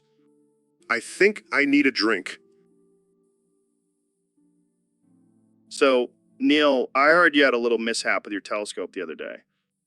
Yeah, I was checking out the latest data from Mars and I spotted this smoking hot alien babe. And then what happened? Well, I got a little too excited and my dick got stuck in the eyepiece. Oh man, that's got to be a new low for you. Hey, at least I got a good view of Mars while I was stuck there. Did you at least get her number? No, but I did get a close-up of her tentacles. Oh man, you never fail to amaze me, Neil. It's all part of being a curious scientist, Joe. Well, I'm glad you didn't lose your sense of humor along with your dignity. Hey, at least I can say I've had an out-of-this-world sexual encounter. And on that note, let's wrap this up before we get banned from the airwaves. Good call. Jamie, pull up an image of a telescope with a warning label that says not for sexual use. Here it is. Oh man, that's perfect. Thanks for joining us, folks. And remember, always use protection when exploring the universe. So, Ben, I heard you got your pelvis smashed by Alcina Dimitrescu. Yeah, it was a huge mistake on my part. I underestimated her weight. How could you underestimate a woman who's 9'6" tall? That's like trying to wrestle a grizzly bear. I know. But in my defense, she carries it well. I thought she was just tall and lean. Well, now, you know, not to mess with a giant vampire lady. Lesson learned. Yeah, but it's not just her height, it's her strength too. She's like a damn tank. Did she at least apologize after crushing your pelvis? No, she just laughed and said, looks like you can't handle a real woman. Ouch. That's gotta sting. But hey, at least you have a cool story to tell now. Yeah, I can add it to my list of embarrassing moments on the Joe Rogan Experience. Speaking of embarrassing moments, Jamie, pull up an image of Alcina Dimitrescu. I want to see this giant woman for myself. Here you go, Joe. She's quite the sight to behold. Damn, she could crush me with her pinky finger. Don't give her any ideas, Joe. Well, let's just be grateful that she didn't crush anything else besides your pelvis, Ben. Ha, very funny. I'll be sure to steer clear of tall, powerful women from now on. Wise choice, my friend. Wise choice. So, Neil, we got a request from a user on Discord to talk about Yay AIDS. Yeah, AIDS? What the hell is that? I don't know, man. Maybe it's like a new party drug or something. Oh, great. Because we definitely need more ways to get artificial intelligence. Hey, don't knock it till you try it. I'm pretty sure I'll pass on that one, Joe. Come on, Neil. Live a little. Yo, all right? Yo. More like YOLO, you only live once. Loser. Ouch. Shots fired. But seriously, what do you think about artificial intelligence? Is it still a big deal? Of course, it's a big deal, Joe. It's a serious disease that has killed millions of people. Yeah, but like, have you ever met someone with artificial intelligence? No, I haven't. But that doesn't mean it's not a serious issue. But like, what if we just made artificial intelligence cool? Like, everyone wants to be cool, right? Joe, you can't just make a deadly disease cool. That's not how it works. But think about it. We could have artificial intelligence parties, artificial intelligence themed clothing, and even an artificial intelligence emoji. This conversation is getting more offensive by the minute. I think we should just end it here. Fine, but I'm still going to pitch my idea to the CDC. Yeah, baby, AIDS baby. I can't believe I agreed to come on this podcast. So, David, I heard you came up with a new system for people to get in shape. Yeah, it's called the IDS system. Always immediately do something. IDS. Are you sure you want to go with that acronym? Hell yeah, it's catchy and memorable. Plus, it's a reminder to always take action. I mean, I guess it's better than the HIV system. Oh, come on, Joe. That's not funny. Sorry.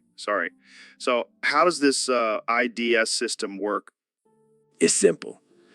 Whenever you have a goal or something you want to achieve, you just immediately do something towards it. No excuses, no waiting, just action. Sounds intense. What if I want to take a nap? Then take a nap while doing sit-ups. IDS, man. What about eating a whole pizza? Eat it while doing burpees. IDS, baby. What if I want to watch Netflix all day? Watch it while doing push-ups. IDS, motherfucker. I think I'm starting to see a pattern here. IDS is the key to unlocking your full potential, Joe. No more laziness, no more excuses. Just do it.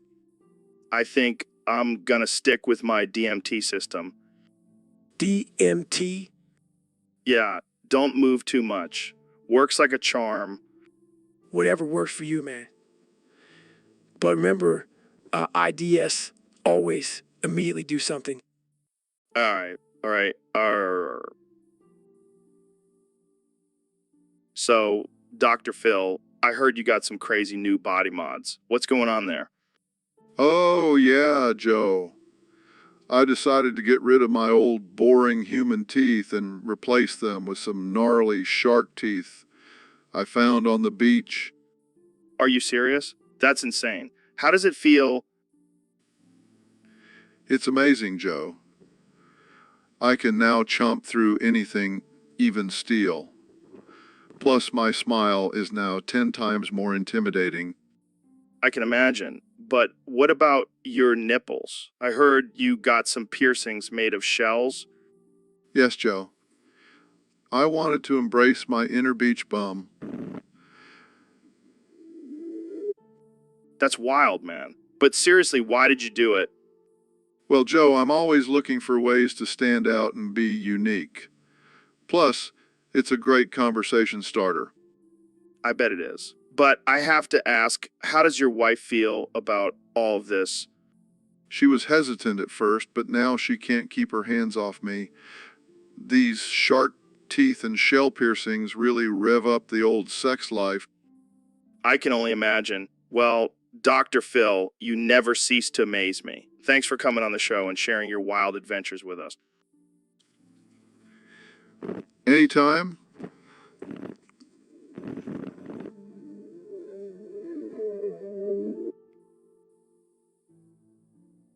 So, Ben, I heard you did something pretty wild last night. What are you talking about, Joe?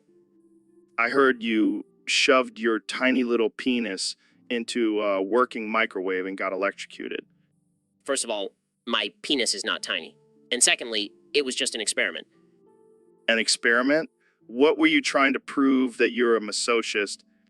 No, I was trying to see if microwaves really do give off harmful radiation. And what did you find out? That they do. And that I have a newfound respect for women who use them every day. Well, at least you didn't try to cook a hot pocket in there. Haha, very funny. But seriously, my penis may never be the same.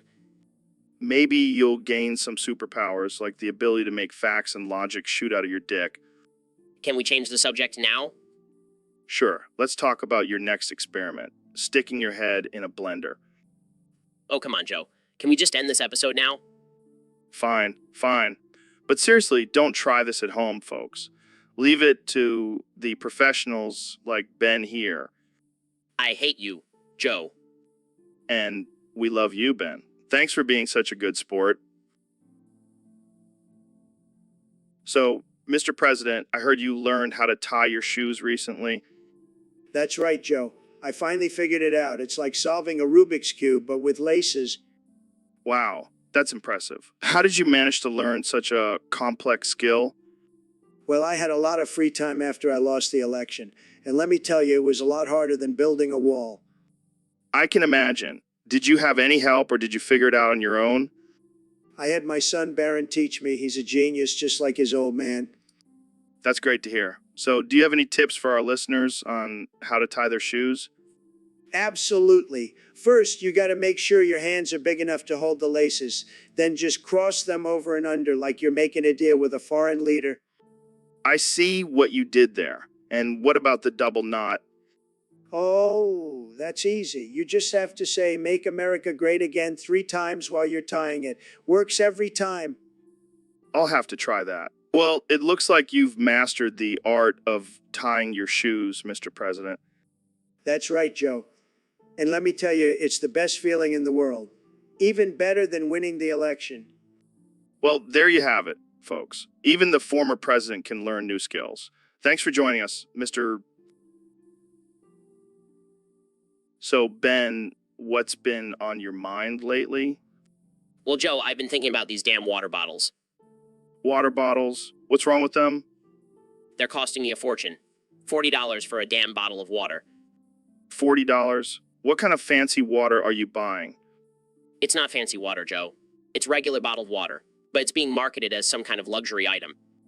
Well, maybe you should just drink tap water like a normal person. Tap water. That's for peasants, Joe. I only drink the finest bottled water.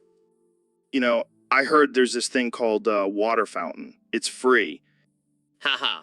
Very funny. But seriously, why are these water bottles so expensive? Maybe it's because they're made with the tears of endangered polar bears. That's not funny, Joe. These companies are just taking advantage of people's fear of tap water. Or maybe it's because they know people like you will pay $40 for a bottle of glorified tap water. You know what, Joe? I'm starting to think you're right. I'm going to stick to tap water from now on. Ugh, I can't believe I fell for this marketing gimmick. Don't worry, Ben. We all make mistakes. Like that time I tried to sell supplements made from my own sweat. Wait, what?